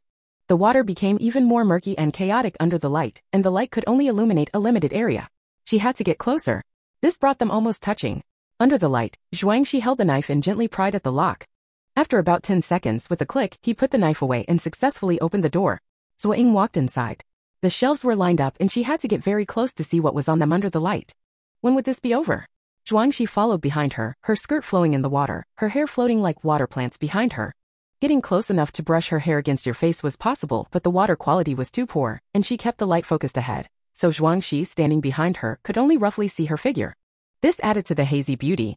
"What are you looking for?" he asked in the water. His voice sounded peculiar in the water, and a string of bubbles escaped his mouth when he spoke, but this didn't affect his breathing or speech. Zuo Ying thought of the reward he used, the 4-minute underwater swimming reward, and said, "Hair mask, a hair mask." They searched together. About 2 minutes later, they found the hair mask section, but there were too many hair masks and none were labeled with the ones Zuo Ying needed. Seeing she couldn't choose, Zhuang Shi grabbed a bag from the counter. "Put them all in. We'll sort them out when we're above." "Okay." They both packed the hair masks into bags, filling 2 large bags. Satisfied that nothing was missed, they stopped. Suddenly, the phone's light went out, plunging the water into complete darkness. Zhuangzi turned on the screen. It had 5% battery life, but that wasn't enough to power the flashlight. Yurua's screen light was ineffective in the water. He carried a bag in each hand and pulled Zhuang along. Let's go. Following his memory, they exited the shop and Zhuang ziled Zhuang upwards, swimming steadily and skillfully avoiding obstacles. Soon, they surfaced on the 6th floor. He brought her to the hallway. Wait here. Then he dove back into the water. 4 minutes should have passed already. Rewards for this kind of underwater dungeon, in theory, can't be stacked. One person can't have 2 identical rewards. Unless the previous reward was used, even after the cooldown, re-entering the same dungeon and doing the same task won't yield the same functional reward. So Zhuang probably doesn't have the underwater ability anymore. Could he have gone to Qin Han's island to do that old fisherman's quest? But why would he go back? To help Qin Han? Zuo couldn't figure it out. She set down the 2 bags, smoothing her wrinkled skirt. Unfortunately, there was no way to change clothes now. After a minute or two, the water rippled and Zhuang's eyes surfaced. He swam to the hallway, grabbed the railing, and pulled himself up. Zuo saw a package in his hand which appeared to contain clothes more than one. Back to the steakhouse? He asked. Let's go back. We haven't finished the steak yet. Let's go. Zhuang picked up the 2 bags without letting Zuo help. Zuo found this incredibly considerate, but she didn't need it. She had hands and strength. I can carry them myself. Zhuang handed her a tightly wrapped package. Then take this. Zuo hesitated, took it. The package, tightly sealed, had absorbed little water and was much lighter than the hair mask bags. They swam a bit further and returned to the steakhouse. The person who had been there was gone, probably having woken up and left. The steakhouse had been damaged by the explosion. Leftover steaks and utensils were scattered in the water. Fortunately, the raw steaks and grill were undamaged and they could make more steaks. Zuo wiped the tables, took out the hair masks, and examined them one by one. Some were in Chinese, but most were in foreign languages. She could read some, but others were completely unknown. She couldn't tell which were useful just by looking. She opened and smelled each one, but to no avail. Suddenly, she noticed a small red, fist-sized jar. There was nothing written on it, not even any characters. It looked exactly like one of the other hair masks, but it was clean and plain. She opened it, dipped a finger into the creamy white mask, and a line of text appeared on the mask.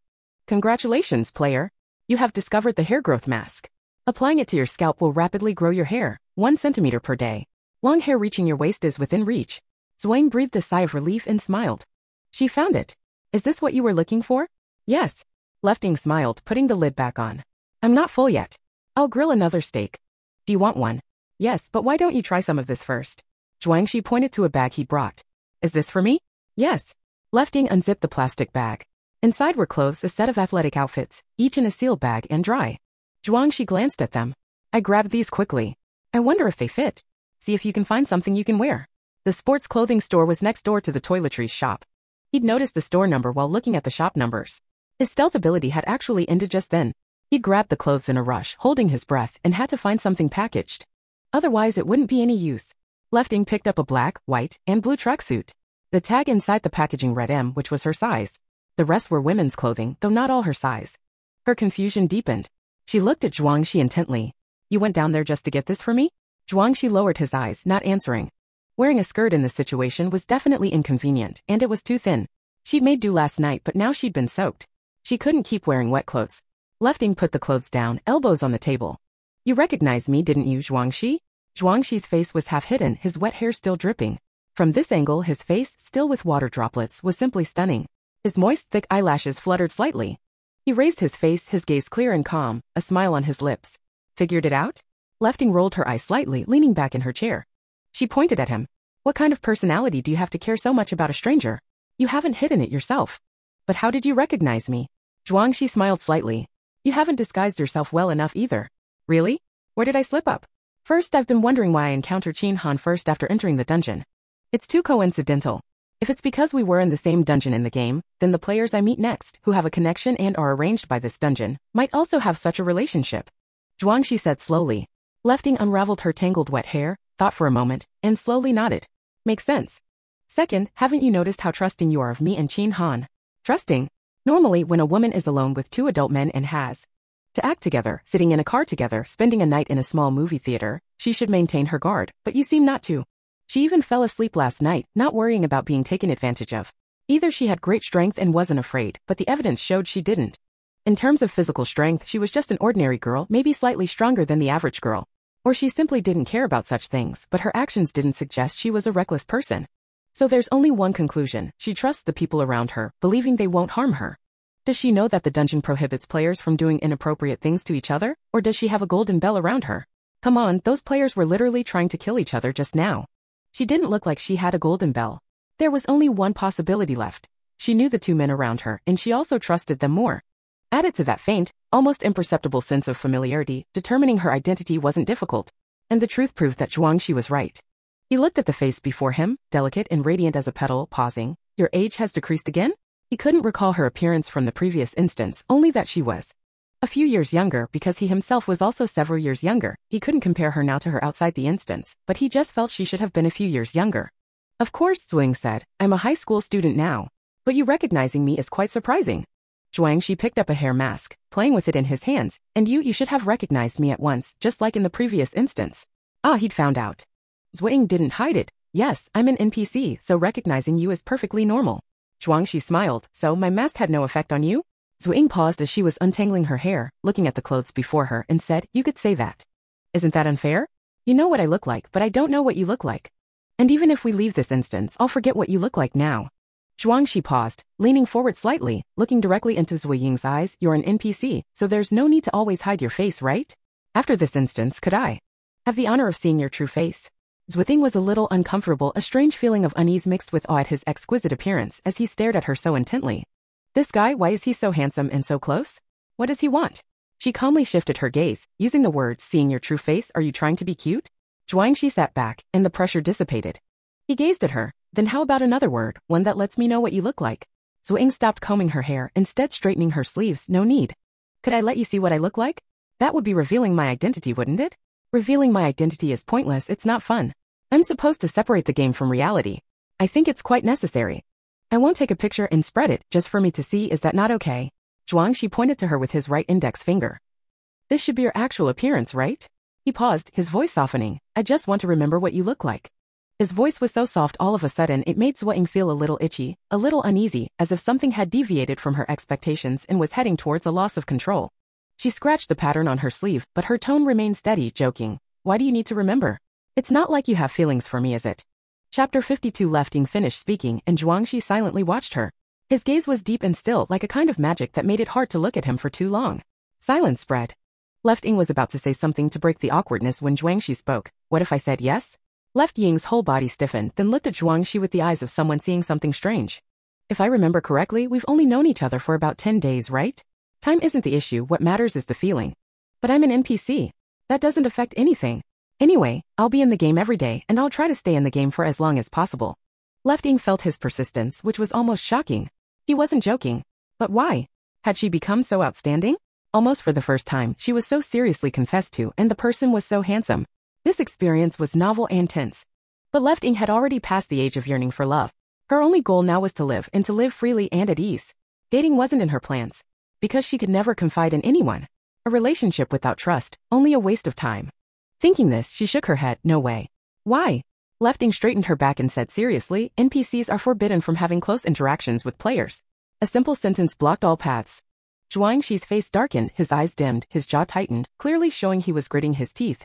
Left Ying took a deep breath, worried that he would get angry and turn on her after being rejected, although he shouldn't be that kind of person. At the same time, she felt a little guilty. A confession rejected outright was somewhat hurtful. She pointed to the barbecue grill. I'm going to grill the steak. She walked over to grill the steak, cautiously peeking at Zhuangxi's reaction.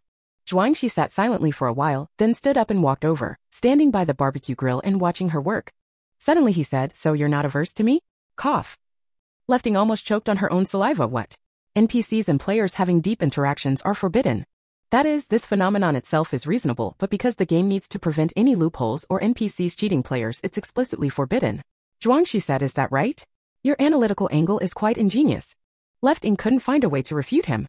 Zhuangxi looked at her with bright eyes and said, you didn't reject me from your own perspective. Does that mean you have some feelings for me? But you can only refuse because of the rules. This guy is really straightforward. She said, I'm not refusing because of the rules, I'm genuinely rejecting you. I'm focused on my career and don't want a relationship. She thought this man would give up. But to her surprise, he slowly nodded. You don't want to develop a relationship, not that you can't. So actually, NPCs and humans are the same kind of creatures with blood, flesh, thoughts, and feelings. Left Ying flipped the steak, vigorously poking it with the tongs, and glanced at him. What do you want to say? I have feelings for you. I want to pursue you. You. Regarding the rules, I'll figure it out. If we can solve this problem, we can talk about the future. If not, I won't bother you. Zhuang Shidao, he said softly, but there was something firm, even assertive in his tone, yet it wasn't unpleasant. Zuo Ying was speechless for a moment. Zhuang Shi took the clip from her hand. Go, get yourself a dry outfit. Zuo Ying hesitated, then picked up the clothes and went into the kitchen. Her skirt was terribly wrinkled. Closing the door, she changed into the tracksuit from the bag. Suddenly, she remembered the first day in the fish pond instance, the downpour, her clothes soaked. Zhuang Shi was the same, but he'd given her a jumpsuit, which she still wore more than any other. The scene was eerily similar. She changed, rolled up her trouser legs, and stepped out into the damp, ankle-deep water, looking at the man carrying the steaks to the table. A strange emotion welled up in her heart, but it quickly subsided. Come eat, Zhuang Shi said, taking a tracksuit and wiping the chair. Zuo Ying sat down, picked up her knife and fork, and cut a piece of meat.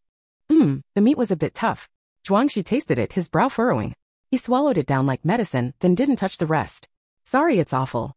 No, it's just a little overcooked, nothing else different from the previous one. There weren't many spices, no complicated steps, the steak was practically identical. Zhuang Shi shook his head, disdainfully looking at the steak, refusing to touch it again. He opened a carton of yogurt and drank it down, trying to suppress the unpleasant feeling. Zuo Ying remembered his peculiar picky eating habits. His taste seemed different from ordinary people, or maybe he ate things based on his mood. Why did you eat it just now? Zhuang Shi thought for a moment. Your cooking is good? Zuo Ying rolled her eyes. What kind of skill was that? But after eating a few more pieces of steak, she couldn't help but say, I'll cook another piece for you. Can you try it? Zhuang Shi smiled, his eyes bright, his mouth curving upwards. Sure. Zuo Ying awkwardly touched her nose, stood up. I'm doing this to thank you for helping me out of the water, and for the clothes. She was busy behind the barbecue. Zhuang Shi half supported his forehead and watched her. Though she looked young considering her actual age, she must be an adult. The incongruity faded. Her appearance, her looks, were truly pleasing and suited his taste. Most importantly, she was becoming more and more pleasing to the eye.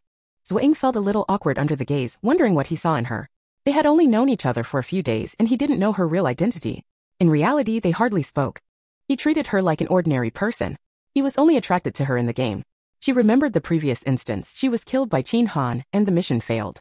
Did Zhuang Shi really misunderstand her for giving up the mission for him and was touched by it?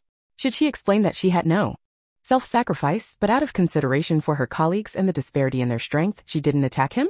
Forget it. He was going to solve the rule, wasn't he? She would tell the cabbage to lie for her, saying that NPCs couldn't do certain things with players. She thought of a solution and was pleased with herself. A smile curved her lips. The steak was cooked, and she carefully placed it on a plate, drizzled with black pepper sauce, and presented it to Zhuang Shi.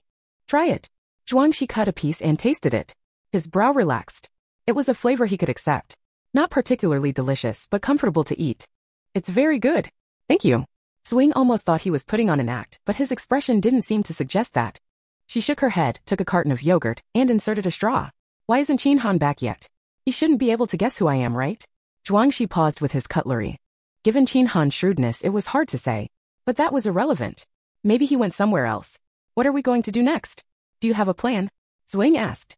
There were basically two possibilities: find more food and a place to hide for 5 days, or hunt other players to reduce the number to 20. The latter was too difficult and dangerous. Zuo Ying planned to stay hidden and safely spend the 5 days as she wanted to steadily acquire skills. She glanced at the number of players. Currently, there were only a little over 3,000 left in the dungeon. The number would undoubtedly become harder to reduce as they progressed. Zhuang Shi swallowed his food. Do you want to fight people? Ha! Your skills, Zhuang Shi said gently, aren't particularly good. I can teach you a few moves. Do you want to learn? Zuo Ying's eyes lit up. She had seen that Zhuang Shi was definitely a martial artist, very professional. In her past life, she had struggled at the bottom, acquiring a few offensive skills but not much else. In this life, she hadn't had the chance to learn from a master yet. While later on, skills would be crucial, and whoever had the most and strongest skills would be powerful. Having more skills wasn't a bad thing. But skills had cooldowns. Personal strength was more important than anything. However, rejecting someone and learning from them at the same time seemed awkward. She hesitated. Forget it. Zhuang Shi pushed the empty plate forward. Consider it a meal fee. Could you bring me 2 more pieces? Zuo Ying. Zhuang Shi finished the 2 pieces of beef. Qin Han still hadn't returned, so they didn't wait for him. The water level gradually receded. The 6th floor was almost dry. They searched the entire 6th floor, finding more supplies. Zhuang Shi used tables, chairs, and wood from the store, along with hammers and nails, to build a small boat. They moved it to the broken glass facade of the mall, pushed it into the water, and sat in it. The boat remained stable. Zhuang Shi rode the makeshift oars, and the small boat glided smoothly through the water. The area outside the mall was flooded. The surrounding buildings were mostly low and submerged. Only the red roofs of a distant residential complex were visible above the water, like red mushrooms. Someone was on the balconies of those red roofs. Zuo Ying, with good eyesight, could see at least 2 people. Landing on those roofs was difficult. They might be overturned by the people on the roofs before they could get close. It wasn't a good option. The boat drifted downstream toward the town center. As they got closer, more buildings emerged from the water. Finally, they reached the 4-star hotel they had passed the previous night but had not approached due to the crowds. The hotel's lower floors were also submerged. Next to it was another hotel, but it was severed in half with jagged ruins exposed. It had clearly been destroyed by the tsunami, which had also collapsed another building. No wonder so many people had died last night. The damage here was severe. They approached the 4-star hotel and climbed in through a window. Left Ying could feel many eyes on them from the upper floors. The room they entered was a hotel room completely trashed, with water everywhere and dripping from the ceiling. The walls had many cracks. She went to open the door but paused. Zhuang, carrying a bag of supplies, walked over and nodded, confirming that there were indeed people outside. Not many, probably just 2. I'll take care of one, the other is yours, Zhuang said. Do I need a weapon? Left Ying asked. No, just step back. Zhuang opened the door. 2 people rushed in. The first had a large pair of pruning shears. Zhuang swiftly disarmed him, twisting his arm, and slamming him into the wall, knocking him unconscious. The action was clean, decisive, and brutal. Left Ying watched, mesmerized. The second person charged in. Zhuang tripped him, pinning him to the ground. One hand pressed on his shoulder, the other on his arm holding a knife. He cried out in pain, unable to move. Try it, Zhuang said, tilting his chin. Left Ying was eager to try. She knew how to disarm weapons. She grabbed the man's wrist. Don't do it like that. Grab him here, it'll be easier here, and then apply force. Zhuang placed his fingers over Left Ying's, guiding her hand. Finding the right spot, he applied force. With a snap, the man's wrist was dislocated. Ah! He screamed, dropping his knife with a clatter, splashing water everywhere. Left Ying's eyes shone. It was much more efficient, relying mostly on finesse. Dislocating a wrist is different from an elbow. To strike the elbow, you need to find the opponent's nerve, the ulnar nerve in this spot. Zhuang continued. Left Ying followed his instructions, locating the spot. With a light tap, the man's arm went limp. Try this arm. Zhuang said. Please let me go, I was wrong. The man cried out, but Left Ying didn't care. He was clearly a player wielding weapons to kill. If he wanted to kill, he had to be prepared to be killed. Besides, dying in the dungeon just meant death within the dungeon. One could return to life outside. So she wasn't bothered by killing in a dungeon. This was a skill developed in her previous life. Initially, she had been afraid to harm anyone. Compared to that, Zhuang had slaughtered in his previous dungeon run. His mental fortitude and cold demeanor were impressive. Qin Hong was the same. These were people capable of great things. Thinking this, she also struck the man's nerve. His arms went numb and weak, unable to lift them. And the shoulder joint. If you twist the opponent's arm back to this point, they will be powerless to resist. The 2 of them worked together, one teaching, the other learning, their hands intertwined. If there were a closeness meter, their closeness would be rapidly increasing. The one being taught was so focused he didn't notice the closeness. Zhuang held Left Ying's hand, the 2 of them very close. Observing her focused expression, Zhuang smiled slightly. The unfortunate victims, used as practice dummies, had their wrists and shoulders dislocated. Finally, as Zhuang demonstrated how to quickly and effectively knock someone unconscious with a hand strike, the unfortunate victims were successfully rendered unconscious and freed. Left Ying was still gesturing at the man's joints when he fainted. Zhuang Shi, seeing her poking around the unconscious man, cleared his throat. Let's go. A lively target is more practical. Okay, Left Ying stood up. What about these 2? Zhuang Shi hesitated. He wasn't a killer. When fighting, he treated opponents like monsters, killing them when necessary. But leaving a fallen, unconscious man to die felt off. Just then, a flash of white light emanated from the previously unconscious man, and he vanished. Both of them stared. Left Ying realized, was he eliminated because he was unconscious for too long? So like knocked out? Yeah, probably. It seems this dungeon's special rule is that prolonged unconsciousness after an attack leads to elimination. This must be a unique aspect of the massive player dungeon. Otherwise, the constant killing would be too bloody. So, the 2 people on the 6th floor of the mall, knocked out by the water and stuck to the wall, were they also eliminated? No need to kill them then. Let's go. Zhuang Shi said. The 2 of them searched the building for targets. The building was full of people. They thought the new arrivals were easy prey, but after losing a dozen or so, they realized these 2 were something else entirely. Mostly, the male was a nightmare. He was unarmed, yet even if you swung a greatsword at him, he'd effortlessly deflect it, then pin you down, using you as a teaching model to demonstrate to the woman where your weaknesses were, how to strike you with maximum pain and helplessness, achieving the effect of using little force to achieve great results. Shrieks echoed through the hotel, horrific cries that were almost unbearable. Chapter 53. First day, the pair swept through half the hotel, and the next day the other half. In 2 days they eliminated all other players in the building. At this point, only over 1,000 players remained in the instance. The following 3 days, they sailed to other locations, dispatching more players, and some players ambushed and intercepted them. The numbers continued to decline, but eventually stabilized around 100. After all, the map was quite large and travel was difficult. Players could hide, making it hard to find each other. On the 6th day inside the instance, they spent a peaceful day. The sun set, and on the hotel rooftop, Zuo Ying and Zhuangxi watched the sun sink into the sea.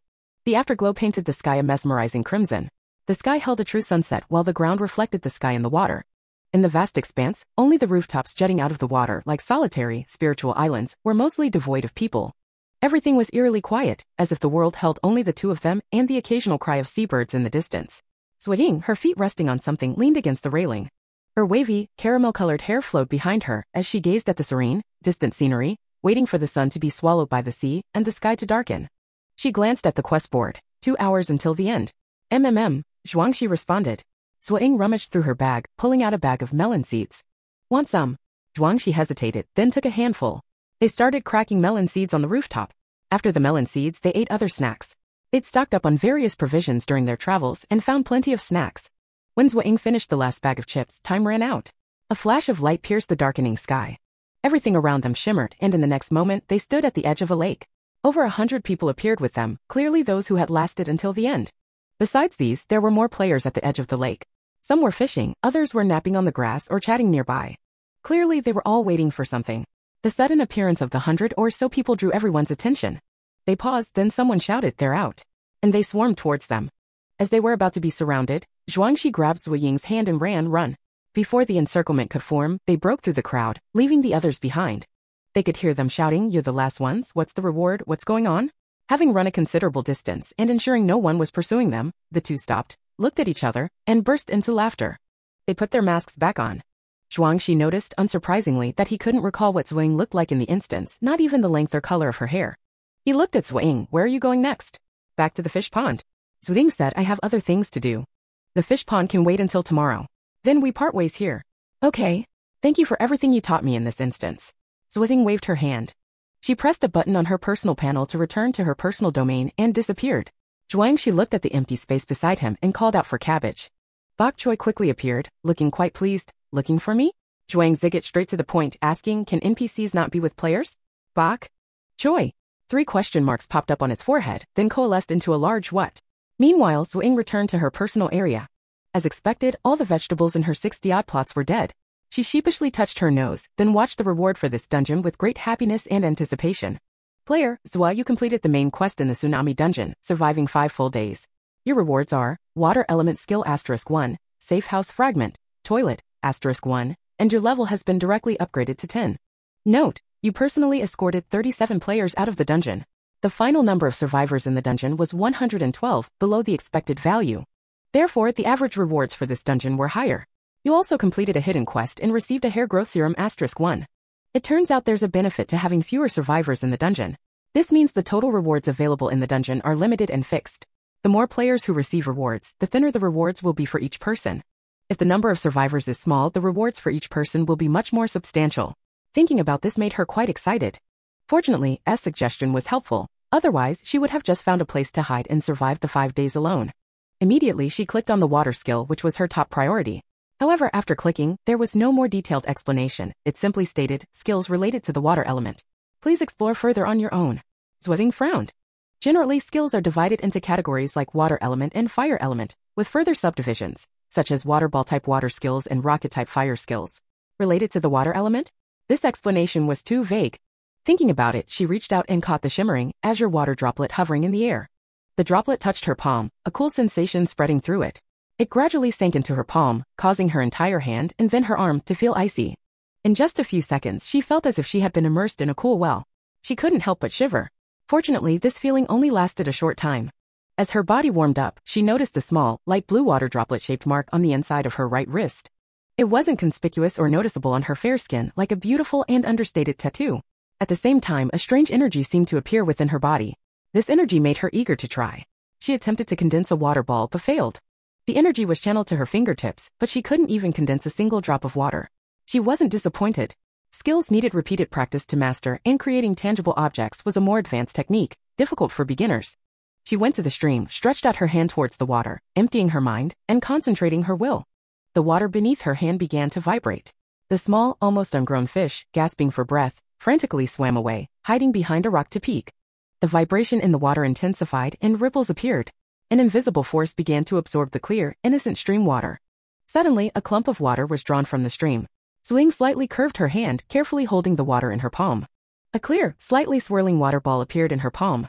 Looking through it, she could see a reversed image of the world. She extended her left hand, using her fingertips to gently poke the water. The water, like taffy, bounced back. She let go of her concentration and the water sphere burst, splashing back into the stream from her hand. A ripple went through the water, disturbing a few small fish. Left Ying shook the water droplets from her hands and repeated the process. After 7 or 8 attempts, she was able to more easily maintain a water ball, even if she was distracted, as the energy in her hand wouldn't dissipate easily.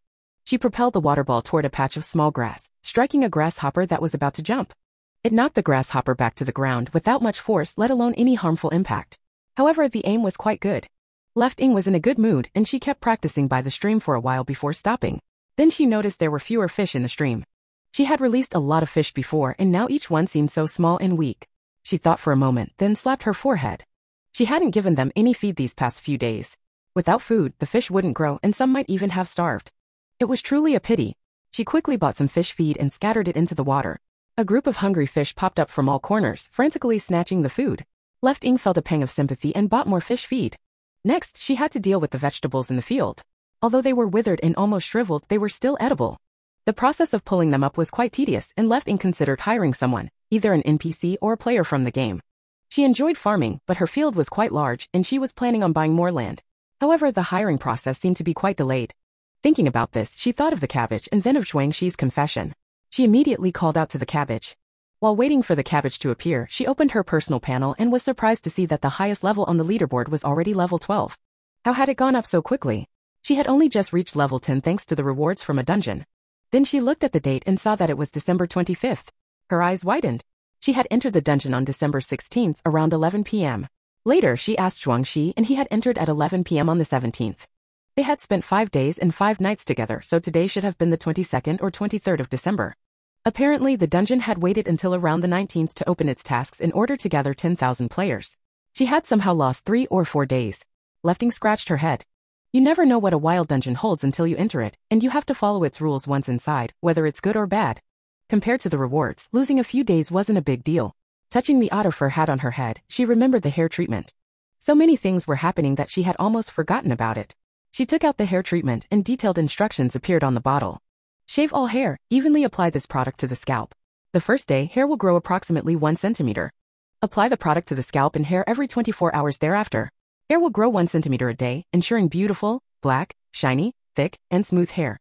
I have to shave my hair. Left Ying murmured, taking off her hat. Even after leaving the dungeon, she was still the same person who had lost her hair, and the receding hairline had moved back even further. She could grab a handful of hair.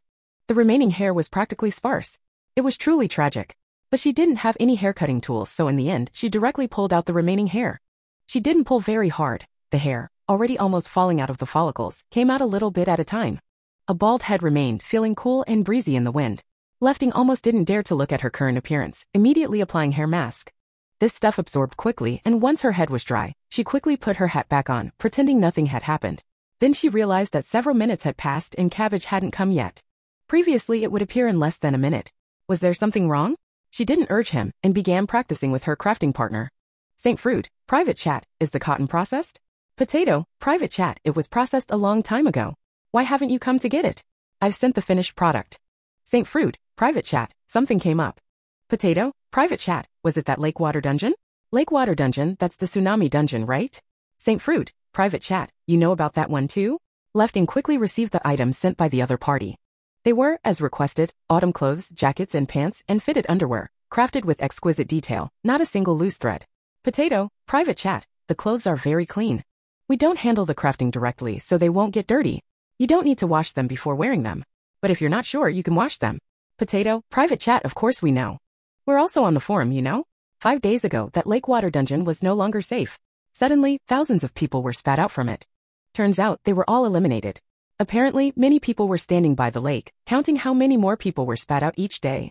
There's even a live stream thread on the forum. Everyone is curious about the rewards for those who completed the dungeon. They also say there are 2 killing maniacs inside, very powerful, male and female, working together to massacre people. Left Ying was speechless. Could those two killing maniacs be her and Zhuangxi? That's a bit of an exaggeration. And it's not really killing, just knocking people unconscious.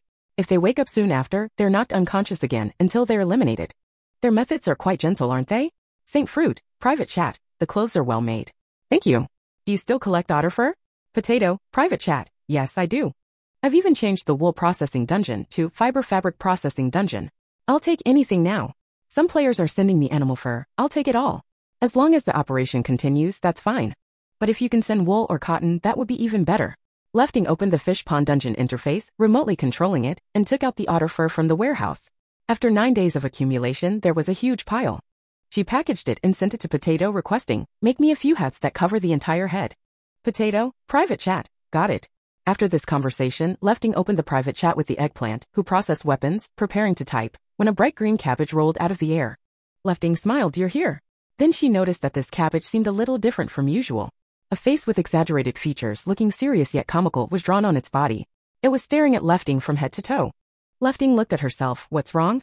Am I doing something wrong? The cabbage rolled from side to side, like a deep old man shaking his head, emitting a round, green, tsk sound, accompanied by sound effects. Unfortunately, it was just the cabbage ball, body and head combined, so it looked quite strange. Left Ying was even more puzzled.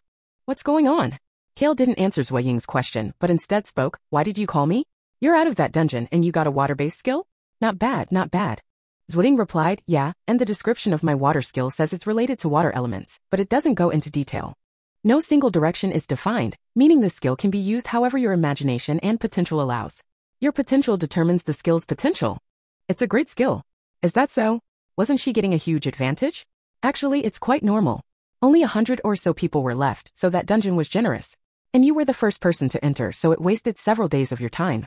It definitely needs to offer some compensation. However, this kind of good fortune probably only happens when a wild dungeon first opens, and not every wild dungeon is so generous. This one is pretty powerful, with a lot of energy. Zuo Ying nodded and began to ponder. Kale saw her stop talking and couldn't help but ask, anything else on your mind? Oh yeah.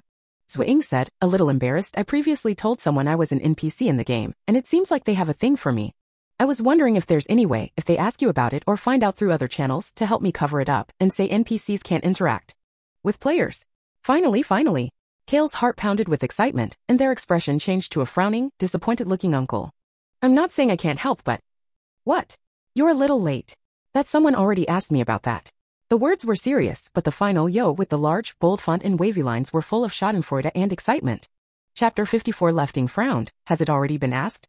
Of course, the person found me as soon as they left the dungeon. Unlike you who dragged it out this long. Cabbage spoke slowly with a clear implication that she was looking at how much importance the other person placed on the matter, and how little the other person seemed to care. So what did you say?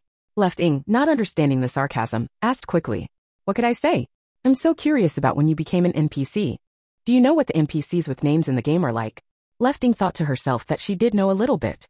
Apparently, they were either summoned from the real world as undead, or they were born in the game world. Some people said the latter were actually creatures from another world. Anyway, that's all the gossip she'd heard. She shook her head honestly. I don't know. You don't know yet you pretended to be one and didn't even coordinate with me beforehand. Aren't you afraid I'll tell them you're not an NPC at all? Then did you say anything? You guess. Left Ying silently looked at this cabbage, feeling that it was in a good mood, and was enjoying teasing her. Even the leaves seemed greener than usual. Left Ying said, I guess not, or you wouldn't be playing coy now. Cabbage grumbled, shaking its leaves, you're not fun at all. Shouldn't you be shocked and worried a little bit? Okay, I didn't expose you, but I also didn't tell him that NPCs shouldn't be with human players. An hour ago, after Zhuangxi asked his question, the cabbage was surprised, unexpectedly. After sorting out the cause and effect, it became excited. The couple it initially favored, were they destined to be together after all these twists and turns? How excited it was. It could watch beautiful, high-value CPs again, and the protagonists were actively interacting. However, it didn't betray Left Ying. Her beauty was very precious, and Left Ying herself should have rejected the man. So could it sabotage their relationship? In the end, it only left a vague, mysterious answer. It didn't specify any rules prohibiting the two from dating, nor did it say they were allowed to. But when it calmed down and thought about it, wait a minute. That guy wasn't dating someone? Or had he admitted it himself? Someone who was already dating someone was pursuing her beauty. What did that mean? It really wanted to gossip with Left Ying, but also wanted to see if Left Ying would come to it herself. Left and right, the cabbage was tormented. Finally, she proactively sought it out. Left Ying frowned, that's what you said? Zhuangxi definitely wouldn't give up. She propped her cheek up, her eyes squeezed into a distorted slit, a little distressed. Cabbage circled her, admiring the beauties, worried about love, look, floated over and nudged her head, saying however isn't he dating someone? Lefting looked at the words, paused for 2 seconds and suddenly realized, right? That guy said he had a boyfriend, how did I forget that? She felt annoyed at first, a little tricked, but then she felt Zhuangxi's attitude was quite sincere, not like he was playing her. Could he be bisexual? Then she started to recall Zhuangxi and Yang Qing's daily actions. To be honest, she wasn't very familiar with Yang Qing. She spent her days either with a group of aunties or sleeping. Yang Qing's sister, Yang Wan, she had spoken to a few times but wasn't very familiar. Let alone Yang Qing. In her memory, the two of them seemed to have no particular interaction. Judging by the reactions of the people living in the fish pond, there didn't appear to be any different opinions about their relationship. She hadn't even heard anyone mention any special connection between them. Could it be that she hadn't paid close enough attention? She propped her chin in one hand, her thumb lightly stroking her lip, her eyes darting around, lost in thought. The cabbage, observing from above, chuckled. This clearly held some significance. Why, then, had she lied about NPCs and players never being able to interact, and why were their real-world coordinates identical, suggesting they lived in the same place, while she hid her in-game identity? Silly humans. Left Wing also found the matter rather bothersome. She shook her head, pushing these jumbled thoughts aside.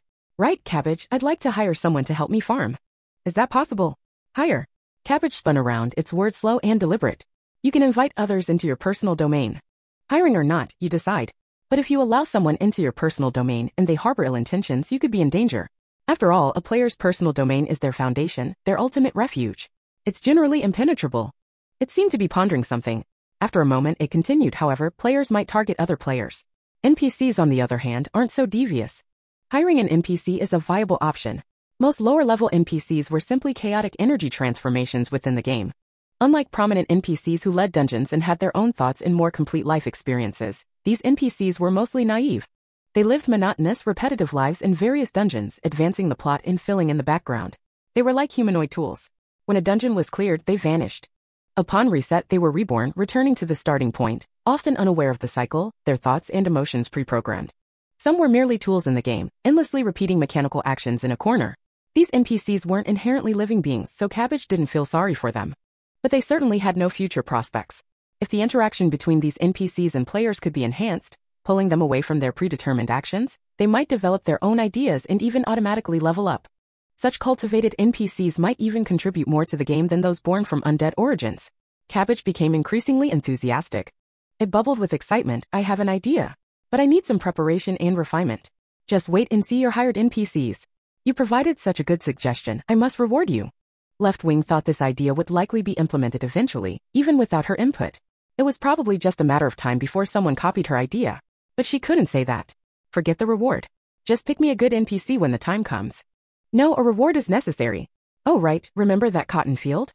I reported that purple cabbage. It led players to discover that cotton field early and allowed them to use its resources. It was a blatant violation of the rules. I've hated that creature, but I couldn't find any solid evidence. Now it's been demoted. So I'll reward you handsomely. What do you want? Still cotton. Lefting then remembered this. So what about that cotton field now? It's been sealed again. It'll be open again in a while. And the two people inside? Oh, those two were in there for 3 days. Cabbage shook its body. One of them died. Lefting gasped. Who died? How? Her name was, what was it? Let me see. Oh, Gufang. She died. Killed by the other one. Probably starved to death. When they released her, a chunk of meat was gone from Gufang's arm. Left Ying's heart pounded and goosebumps erupted on her back. She had killed some people, fake kills in the dungeons, real kills outside the game. She had truly shed the blood of a few, and she had been killed countless times in dungeons and faced many life or death situations outside the game. She could say she had quite toughened up, but the idea of someone eating human flesh was still a bit beyond her comprehension. Chen-Yi had actually gotten to this point? Only 3 days, it wasn't that long before someone would starve to death. She asked, wasn't there any punishment? The game doesn't encourage players to kill each other, but if it happens, they don't intervene. Everyone has to fend for themselves. Cabbage said. Actually, player-on-player killing in the entire game world, there have been, to date, not 10,000, but 9,999 such incidents. There are too many players, and all sorts of things happen. Killing each other isn't unusual, the game doesn't care about it. Lefting thought about this and nodded thoughtfully. She thought Chen-Yi has gone this far. She has a deep grudge against me. I need to eliminate her next time I see her. Better to get rid of her sooner rather than later. She touched her wrist-mounted crossbow. In the dungeon, she had changed into a dress later on, and though it was long-sleeved, it wasn't convenient for hiding the crossbow, so she hadn't worn it after that, leaving it in Ye's bedroom. She had also forgotten it when she left Ye's house. But after exiting the dungeon, the crossbow was back in her possession. With this, plus the skills Zuo Ying had taught her, plus her water skills, she was now fairly confident in killing Qin Yi. Quick, what do you want for a reward? Cabbage nudged her forehead again. Well, some cotton, and can I get some safe house fragments? Sure, wait a moment. So Lefting received 10 pounds of white cotton and 2 safe house fragments, 2 walls. She gave the cotton to Potato, asking him to make clothes for her. Potato was ecstatic, saying it was no problem and that he could add other fiber materials and colors, making all sorts of clothes. I think I'm going to become a textile factory. I might try to transition to a higher-level clothing manufacturing dungeon. Potato said in a private chat. Lefting replied, help me make a hat with this material. I'm going offline in an hour. Make me a hat that covers my whole head before I go offline. Potato, private chat, no problem. I guarantee the hat will be more beautiful and comfortable than otter fur. Next, Lefting sent the fish people monster scales and other materials she had accumulated in the fish pond dungeon to Eggplant, the weapon maker, and received 7 daggers in return. These were about a handspan long and possibly due to the materials were a dark gray, tough and sharp. She put all 7 into the dungeon warehouse. She also sent the seaweed kings she had collected to Spinach and received a small batch of antiseptic ointment in return. During her absence, the dungeon wasn't managed, and once the warehouse supplies ran out, many players who had completed the dungeon couldn't get their rewards, like the antiseptic ointment, and were complaining, questioning the dungeon's management. Even recently, fewer players have been entering the instance. Besides Zhuang Shi and Qin Han, the 2 managers who didn't enter the tidal wave instance, many requests were piled up in Zuo Ying's mailbox. After Zuo Ying figured out the situation, she wrote an apology and explanation, sending it to all players who hadn't received their rewards. She first sent them anti-inflammatory ointment at 150% the usual amount. She explained that if there wasn't enough ointment, she would replenish it as soon as the supplies arrived. Zuo Ying spent a long time on the ground dealing with these matters and finally created an instance message function allowing players to leave comments and suggestions within the instance. After completing this, she checked the instance's income again. In recent days, the instance's income reached over 1 million in-game currency, but the instance also suffered significant wear and tear. The ships were nearly all destroyed, severely impacting instance operations. She had to buy a lot of supplies, large and small boats, fishing nets, and more, filling the instance and also storing many in the warehouse. A considerable amount of money was spent, and it was divided among the managers, leaving her with not much profit. On the forum, a post titled, "The Fish Pond Instance Owes Money, Time to Pay Up," suddenly shot to the top. Players were adding new comments to the thread, which had already reached thousands of posts. 7769L, great news! The Fish Pond Instance finally responded. They sent me an apology message and anti-inflammatory ointment with an extra 50% on top. Message screenshot, 7770L, finally some news. I thought this instance was useless.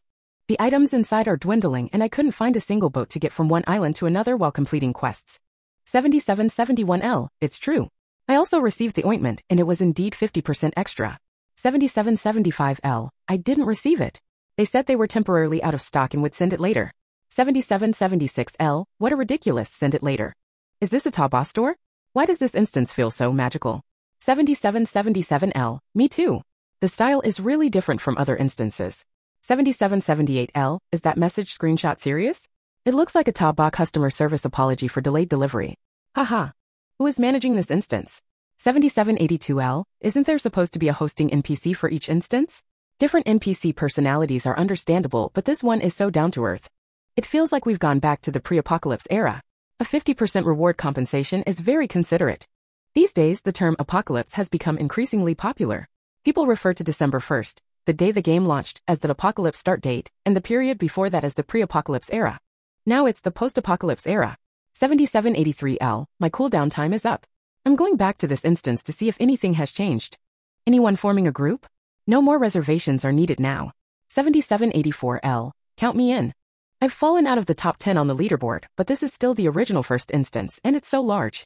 I've only been to the islands of the 5th region, mostly fishing. I haven't done the quests in other areas yet. I heard there's a quest involving feeding otters. I want to pet them. 7785L, want to pet them. 17786L, want to pet them. 27791L, want to pet them.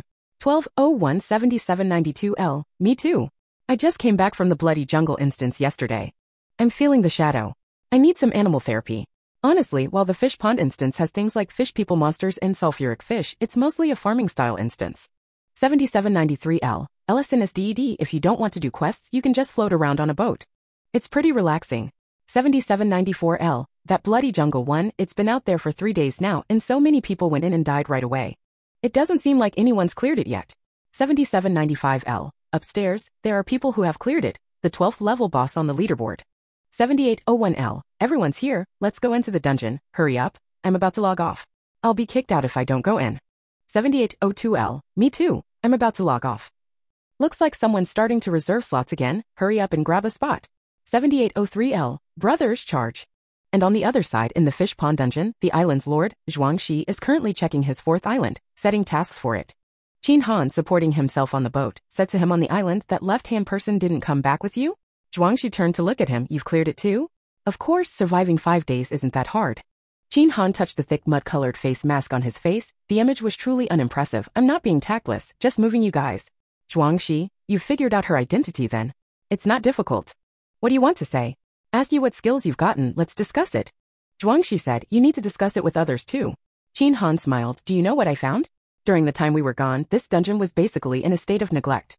The broken things weren't replenished, the warehouse was piled high with small items players had acquired, but not a single one was used up. The substantial rewards were used up and couldn't be replenished. Players who didn't get the rewards opened countless posts on the forum, and the most popular post had over 7,000 replies. Zhuang Shi narrowed his eyes slightly. Qin Han continued, and guess what? These issues were resolved not long ago. Zhuang Shi remained silent, and Qin Han continued, I always thought that besides the 5 of us managers, there was a supreme leader above us, perhaps something like that cabbage or an invisible will. But today it's clearly not. Otherwise this wouldn't happen. The only explanation is that the person who can fully manage the dungeon has been tied up by other things these days and has no time to take care of this place. So who is it? Who hasn't been here these past few days? The other 2 managers definitely aren't it, they've written countless complaints. It's not me, so is it you or? Zhuang Shi looked at him coldly, his tone flat and unemotional, you talk too much. Qin Han shrugged, don't worry, I won't be jealous of you hooking up with a rich young lady who owns a large dungeon. In his student days, Qin Han often sarcastically mocked Zhuang Shi for being popular with both men and women because of his looks. Years later, this habit hadn't changed. It wasn't that he was jealous or envious, he just felt uncomfortable if he didn't jab at the person in front of him a few times. And because of the last time they were tricked by the 2 of them in the dungeon. However, Zhuang Shi wasn't affected by his provocation at all. He knew that this Qin was always fond of poking fun at his appearance, supposedly because in college he really wanted to find a girlfriend, but the girls he liked all went to give Zhuang Shi love letters. In short, he was childish and resentful. He said leisurely, even if you're jealous, it's no use. Who made me look so good? Your innate conditions have blocked your path to getting a rich girlfriend. His gaze fell on the other person's face. One stood on the island, calmly smiling, a stunning beauty, and the other stood on the boat. Even though he had mud on his face, it couldn't hide his flaws. KO. Chapter 55. Qin Han choked, laughed coldly, and rode away. Zhuang Shi's smile gradually faded. He touched the ring on his finger. Emerging from the dungeon, the heart-shaped design on the ring turned red again, fully charged and continuing to consume energy to repair his unhealed leg wound. After spending some more time in the dungeon, completing and submitting the 4th island's task, Zhuang Shi logged off. Returning to reality, he stepped out of his 2nd-floor cottage. The people in the fish pond looked at him with a mixture of surprise and joy. Yang Qing and others immediately surrounded him. Brother Zhuang, you're finally out. I was so worried. I thought something happened to you in the game these past few days. Zhuang Shi asked, anything happened these past few days? Nothing major, but you can see for yourself. Zhuang Shi followed Yang Qing's gaze. Several houses were half-collapsed, people's clothes were either mismatched or tattered, and the open space was piled high with broken household items and clothes. Yang Qing said with a worried face, these days, things are breaking down more and more. The car is completely unusable. Our fence collapsed twice due to the wind. You know, after the rain, almost every house leaked. We were worried the ceilings would collapse while we slept. Now we try to stay outside as much as possible. And the clothes and shoes are all torn to shreds. Fortunately, everyone got a lot of cloth and clothes from the game, so we don't have to go naked. And pots, pans, and knives are all rusted. Everything is broken. Even cooking is difficult because the pots and bowls are unusable. Can you believe it? Zhuang Shi listened to his complaints and asked, how are those who got bitten by dogs? They're fine. The 2 who were seriously injured just need more time to heal, but the others are all running and jumping around. The antiseptic ointment really works. Zhuang Shi suddenly saw something, a safe house. Yang Qing grinned proudly, yeah. We haven't been idle these past few days. Many people got safe house fragments from the game. We pieced them together to build a complete safe house. In a corner of the open space stood a small house. It had a red roof and light yellowish-brown wooden walls with a natural rustic style. Zhuang Shi walked over, opened the door, and looked inside. It was simple. A bed with tattered bedding on the bed and floor, clearly intended for rest. A separated bathroom with only a sink, and the floor had grooves, indicating that the components to fit those grooves hadn't been obtained yet. This safe house is really safe. You can kick it or throw stones at it, and it won't leave a mark. Even an axe won't leave a scratch on the glass. Yang Qing said everyone is now focused on getting safe house fragments. We have over 100 people and one house is enough for many to sleep in. If we have 10 safe houses, we won't have to worry about sleeping outdoors. He scratched his head, but most people are in the game at night, so they don't need to sleep in the house. During the day, they can just find a corner and sleep like pigs. Zhuangxi said it could be used for the elderly and children. Yes, some people don't come out of the game until late. Many come out in the middle of the night. The houses are about to collapse. Let them sleep here. Thinking of something, Yang Qing's expression grew serious. Brother Zhuang, Zuo Ying hasn't come out of the game. Zhuangxi was a little surprised. Haven't you come out yet? Yes, she entered the game the day before you and hasn't come out since. Could something have happened? Yang Qing's words had barely fallen when a cry and commotion erupted from the other side. They turned to see a group of aunties surrounding a room's doorway, shouting, Xiaozuo, you finally come out. It was much more lively than when Zhuangxi had exited the game. Zuo Ying logged off after the game time ended. She had wanted to check out her unlocked third island but didn't want to run into Zhuangxi. She didn't have much time anyway, so she pulled some vegetables from her own garden. While pulling, she was teleported out. Then she discovered a hole in her room's roof, a puddle of water on the floor as if it had rained. Getting up from the bed, she touched the blanket which tore in her hand. She picked up the coat draped over a chair and with a little effort tore a large hole in it. She was a little speechless. She touched the hat on her head, making sure it was secure, and opened the door. The hat on her head was a definite white one made by the people at the potato stall. It was made with cotton as the base material, with some fluffy white fur on top, seemingly rabbit fur. It was quite cute and warm and most importantly, soft and snug, able to cover her entire head without a single strand of hair showing. Speaking of which, her scalp was already sprouting some prickly hair, growing very fast. As soon as she stepped out, people spotted her and surrounded her, asking her what had happened these past few days and why she hadn't come out. Something happened. I went into a dungeon. Suddenly, her gaze shifted forward. Zhuangxi and Yang Qing walked over. Zuo Ying narrowed her eyes, her gaze flitting between the two. Zhuangxi felt a little puzzled. He keenly sensed that Zuo Ying's gaze was somehow different but couldn't quite put his finger on it. Came out, he asked. Zuo Ying nodded, yeah. An auntie suddenly said, hey, Xiaozuo came out today and Xiao Shuang did too. You both went into a dungeon, right? Zuo Ying smiled, that's a bit coincidental. You went into a dungeon too. Zhuangxi hadn't said anything, but the aunties answered for him, yes. How many days has he been in? Anyway, just 1 day less than you. Zuo Ying's eyes twitched. This timing was truly suspicious. If Zhuangxi thought deeply, would he suspect she was the in-game Zuo Ying? Could he guess the second time after guessing the first? Zhuangxi asked, was it the tsunami dungeon? Zuo Ying, looks like you were too.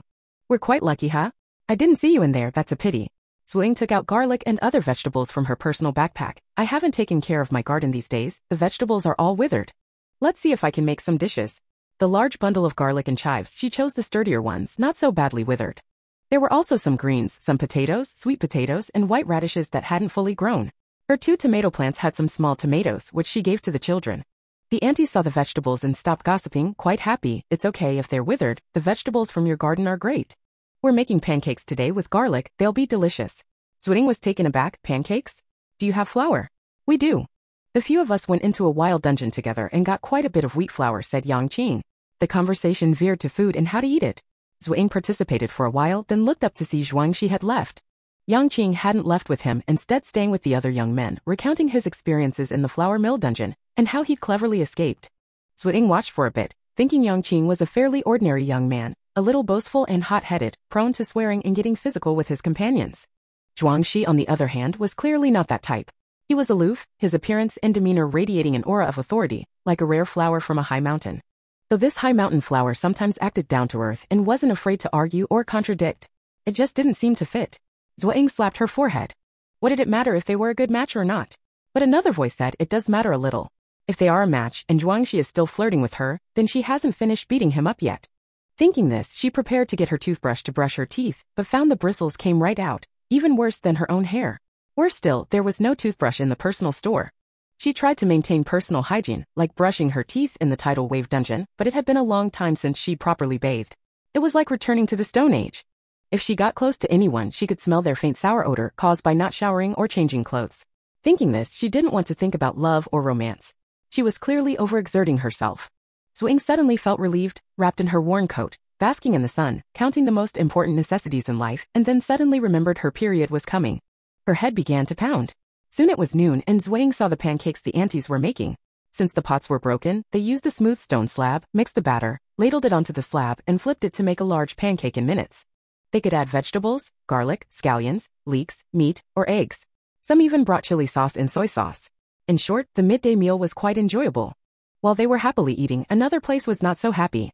It was a gathering place outside their wall. Recently, many people had heard about a relatively reliable group here at the fish pond and came over. But because Zhuangxi wasn't there, they didn't want to take on new members. These people joined the group who had left the wall and set up their own place by the fish pond. Those people felt complex emotions towards the wall, essentially driven by their bad nature, jealous of those who were doing better than them. They had even gloated when they heard Zhuangxi hadn't been online for several days. But today he was back and the group was celebrating with pancakes. The aroma of the pancakes, a genuine 5-grain flavor, made their mouths water. They felt unbalanced. A group gathered and they headed towards them. What are they going to do? The people eating pancakes stopped on guard as the others clearly weren't friendly. Hey, you have something good here, let us taste it too. The leader was a group of people who didn't seem easy to deal with, some who had left their group, and others who had recently arrived at the fish pond. They were strong and imposing, their eyes unfriendly, their attitude extremely arrogant. Zhuangxi stepped forward a few steps. Leave now, you still have time. Hey! A young man let out a cold laugh. Suddenly he raised his hand and snatched a globule of liquid from the murky fish pond beside him. People on the left side of the scene gasped in astonishment. They had never seen such a feat. Meanwhile, the young man's companions were beaming with excitement and pride. Clearly, they had only dared to cause trouble because someone possessed such a skill. The young man brought the foul-smelling water to his front and sneered, "We'll share this, or no one gets anything." He glanced at the pancake stall, his expression suggesting he was ready to drench it with the filth if necessary. Zhuangxi gave a slight smile and raised his hand. In the next instant, the young man felt a strange and powerful pull on the glob of water, which he had held together with all his might. The water detached from his hand and was drawn towards Zhuangxi. Both sides of the crowd stared wide-eyed, then watched as Zhuangxi waved his hand. The water instantly fragmented into countless large and small droplets. With the flick of his wrist, these droplets shot towards the troublemakers. The crowd on that side, caught off guard, yelped as the droplets splattered onto their faces. Those hit on their clothing were immediately pierced by the water droplets, turning their already ragged clothes into more holes. The menacing figures, now hopping, falling, and no longer arrogant, resembled a group of comical clowns. Zhuangxi said coldly, "Get lost. Next time it won't be so polite." You. The young man tried to retort, but ultimately dared not say anything, clutching his face, which was now broken, red, and stained with water droplets. He yelled to his companions, "Get up. Let's go." Zhuangxi watched them leave with indifference, lowered his head, and squeezed his slightly weakened right hand. When he turned around, the crowd was either amazed or worshipful, looking at him as if they didn't recognize him. Yangqing and his companions rushed forward, surrounding him, asking what kind of ability he possessed. Lefting took a bite of a pancake, which was cooling down but still delicious. She felt a bit surprised. Clearly, they both obtained the same skill at the same time in the same dungeon, yet he had already mastered and used it so well. By contrast, she still wasn't working hard enough. Chapter 56. At 10 o'clock that evening, Zuo Ying entered the game, and then Cabbage came to find her, bringing with him a cloud of thick, dark mist. "What is this?" "This is an NPC I chose for you. A very docile energy cloud. You can design its appearance. You provided the concept, so I gave you this privilege. Otherwise, they all have a uniform appearance." Cabbage puffed out his chest. "This NPC will be very obedient. It will do whatever you tell it to. The only thing is that it can't attack anyone or get too close to players. At most, a handshake. This is to prevent anyone from using this mindless NPC for mischief." Zuo Ying looked up and down at the mist. This was a game energy. She thought for a moment and said, "Make it a handsome young man." Specific requirements. Just handsome. Oh, the hair should be caramel colored, very bright. A little taller than me, fair skin, big, bright eyes, and a cute smile. A moment later, a boy with caramel-colored curly hair, tall and slender, with large, bright eyes and amber-colored pupils appeared. He smiled sweetly at Zuo Ying and called out, "Master, hello." Looking at him, it was hard to imagine he was a cloud of energy and that he had his own thoughts. Zuo Ying was healed by his sweet smile and smiled, "Call me sister. Okay, your task now is farming. First, water all the vegetable plots." Zuo Ying admired his beauty for a moment, then ruthlessly assigned him the task of fetching water and farming. She also bought 100 plots of land and mini seeds, fertilizers, etc., that she could currently afford. Farming tools were a bit of a problem. She couldn't buy them. She could only get a dagger from the fish pond dungeon. After feeding the fish in the stream, she quickly went to the fish pond dungeon. Her mailbox was already filled with application reviews from 4 other administrators. Besides Zhuangxi and Qin Han, the other 2 administrators had each unlocked a new island. She went to the central island, found a place to sit down, and reviewed these applications. First was Zhuangxi's Zone 3, Island 4. It was a huge island covered in mines, each guarded by 1 or more stone monsters. Players had to defeat the stone monsters to mine. Zhuangxi had kindly included a piece of ore in the email for Zuo Ying to see. It was an irregular, light gold stone with a metallic sheen. It didn't resemble any stone Zuo Ying had seen, and the stone itself didn't indicate how it should be used. She thought for a moment, and found the weapon maker, Eggplant, and sent the ore to him. "Can this be used to make a weapon?" The response came quickly. "Eggplant, private. This is a common metal, or, not very valuable. It wouldn't be good for weapons, but it could be made into everyday tools like scissors or hammers. Zuo Ying thought. Saint Fruit, private, could it be made into farming tools? Eggplant, private, of course. Saint Fruit, private, can you make it? Eggplant, private, my dungeon specialization isn't that. I can introduce you to a dungeon, business card, daily utensil crafting dungeon, mung bean, Saint Fruit, private, okay. Eggplant, private, okay, wait, he's adding you. Almost immediately, Zuo Ying received a friend request, which she accepted. He sent her a message. Maodo private message, I've looked at the ore. It's fine for making manual farming tools. There's no point in talking more. I'll make one for you. Zuo Ying thought this was quite a brisk approach and agreed. Then she put Zhuangxi's application aside and looked at the next one. Qin Han's Area 1, Island 3, a massive rubber tree grows on the island. Countless vines cling to, entwine with, and drain the nutrients from the tree, causing it to wither and suffer greatly. Players need to help the rubber tree clear the vines. Be aware that the vines are aggressive, requiring a high level of player combat skill. The more vines cleared, the more rubber the tree will grant the player. Qin Han's plan was to award the rubber directly to the player, but Zuo Ying had already experienced the benefits of secondary resource processing. There's a significant profit margin between awarding raw materials and finished goods, and players generally prefer immediately usable items.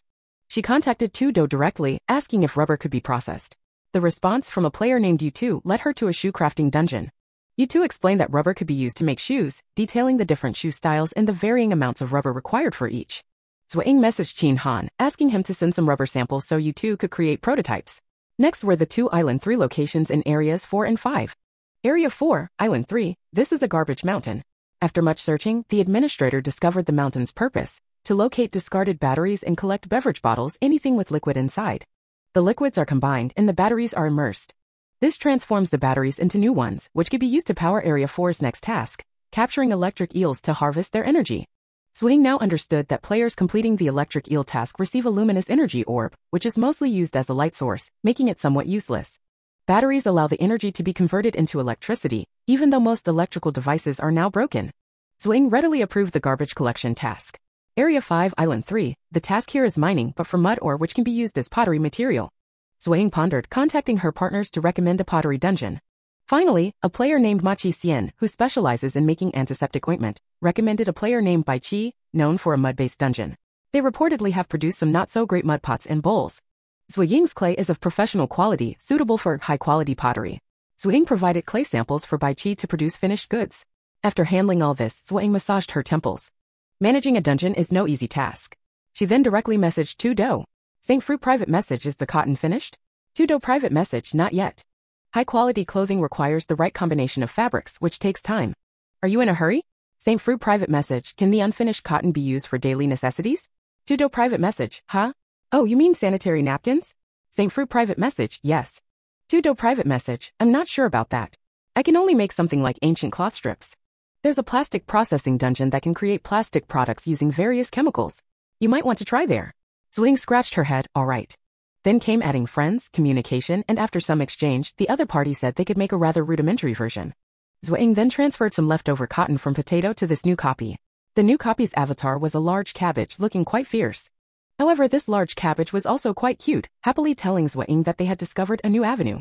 Sanitary napkins were a hard requirement, and if they could produce a lot of them, the game would be very happy, and the copy's level up was imminent. Zuo Ying reminded them, cotton is rare. Large cabbage, private chat, you can use other filling materials, don't worry about this. When you make this item, can you leave me a package? I'll take it to the cabbage to settle the matter and claim the patent. From then on, you can get sanitary napkins from me at a discount. Definitely cheaper than the store price. Saint Fruit, private chat, is there a patent for this?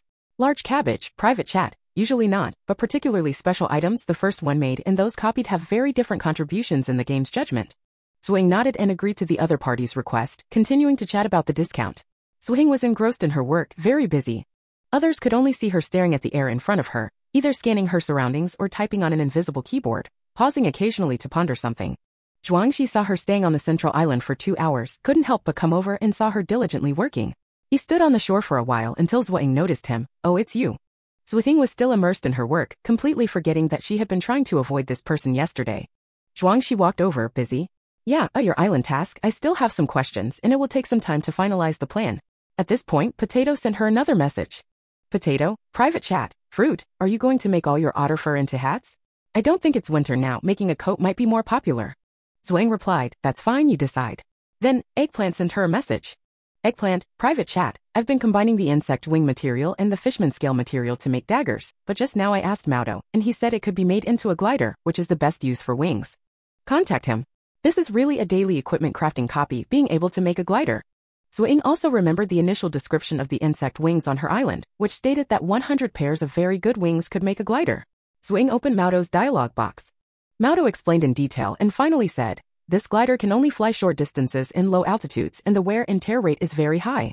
It might not last more than 2 or 3 minutes. Saint Fruit, private chat, that's not bad, go for it. What's the reward? Maudo, private chat, I need to keep one of the 5 gliders. It's not easy to make and I have to add other materials. It also has high requirements for the task player. Saint Fruit, private chat, okay.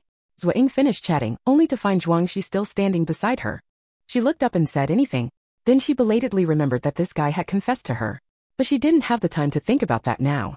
She said, I need to unlock my island, I have to go. By the way, would you like to take back the safe house parts? That half a room is useless there, just a waste. Their first time in this instance, they hurriedly constructed a shelter using the safety house components they possessed amidst the wind and rain. It had only a roof and floor from Zuo Ying for support pillars and a wall from Zhuangxi. Afterwards, they paid no further attention to the safety house. Zuo Ying only remembered it because people in the real-world fish pond were piecing together safety houses. She first collected the roof, then looked at Zhuangxi. Zhuangxi paused, then collected the wall and 4 support pillars. Zuo Ying then collected the alloy floor at the bottom. I'll leave now. Zua. Zhuangxi called out, but ultimately said nothing more, only watching her board the small boat and leave. He shook his head. It seemed there would be no opportunity for communication today. He opened the instance leaderboard, prepared to select an instance to enter, and his gaze fell upon the currently ranked first instance, Bloody Jungle. Zuo Ying's 4th island was interesting. A group of wild boars resided there, with a boar king leading a number of fierce boar monsters. Players could only attack the common boars after eliminating the boar king and his minions or distracting them. Zuo Ying, looking at the black, hard bristles on the boars, immediately thought of toothbrushes. She blinked, consulted with her partners, and added a pepper brand instance for making toothbrushes to the list. Then she began writing the task requirements. Kill boar monsters, shave boar bristles to obtain a certain amount of pork and toothbrushes, more work, more rewards. Once she finished these tasks, the new partners efficiently delivered the finished products and a simple price analysis table. She used this to revise the tasks for the other new islands, submitted them for game review, and the game quickly approved them. From then on, the fish pond instance added 5 more island tasks. These 5 tasks were largely independent of the previous tasks, so Zuo Ying opened separate task channels for these islands. The fish pond instance's concurrent online player count increased by 100. On the forum report, 5 independent task channels have been newly opened in the fish pond instance with difficulty levels ranging from easy to hard. Each channel allows players to enter individually. The current concurrent online player count of the instance can reach 600. A new post appeared. Because the fish pond instance was a frequent topic on the forum, even with the constant emergence of new instances, this veteran instance still held its place. Many speculated that the fog-shrouded islands might conceal secrets and were eagerly anticipating their later unlocking. Unlocking 5 at once piqued the curiosity of many, and they eagerly planned to enter the instance. The 100 new slots were quickly filled and those behind could only wait. Half an hour later, many of these players emerged, beginning to write guides and accounts of their experiences. The most eye-catching post was from a player. Did you know there's a shop in the fish pond instance? Poster. I entered the 3rd island in the 2nd zone. It was filled with wild boars, black, round, ferocious wild boars. Details omitted. See my guide post for more. A single game coin will suffice. I'll mainly talk about what happened afterwards. I lured a boar monster away, then quickly sheared the fur from the common boars. The boars were quite docile, they didn't react to being sheared as long as they weren't attacked. But soon the boar monster returned and I was chased. You know how terrible it was? To avoid being trampled, I immediately submitted the task. Then a box popped up, saying that I could get 1 3/4 tubes of toothpaste for the wild boar hair I collected, but the toothpaste was out of stock. They said they'd make up the difference to 3 tubes when it arrived at 150 each. That wasn't all. A second box said that the dungeon had opened a shop selling lots of items. Check out the screenshot. I was shocked. Dungeons could sell things? Then I was accidentally gored to death by that wild boar monster. 1L, wow, toothpaste, shoes, pottery bowls, farming tools, all great stuff. This dungeon is so rich. 2L, I heard this dungeon is very farming focused. I wasn't planning to go, but because of these items I'll have to. Is it only possible to buy things by completing quests? 3L, I'm not surprised the quest rewards are on credit. 4L, haha, they're giving you 3 tubes of toothpaste and you got half a tube extra. You won. 7L, I always said the dungeon's staff were so down-to-earth and flexible. They even opened a shop. But their dungeon really does have a lot of items. I'm eyeing that glider, does it really fly? 8L, I want the antiseptic ointment. I've been in this dungeon 3 times and I haven't gotten it in the second area each time. It's amazing, it really promotes wound healing and prevents infection. 9L, there are other ointments on the market now. 10L, those are expensive and they're gone from the trading platform in an instant. I can't buy them. But look at the screenshot, it says you can buy antiseptic ointment at a 60% discount if you complete the quest. It's not that expensive originally. The post quickly went viral. Driven by curiosity about the shop and the need for these items, player reservations for the Fish Pond dungeon surged. Its ranking, which had previously fallen several places, rapidly climbed, now second only to the Bloodshed Jungle dungeon. Shin-Yi was browsing the forum, saw the post and updates about the Fish Pond dungeon, and after careful consideration, reserved a solo quest channel.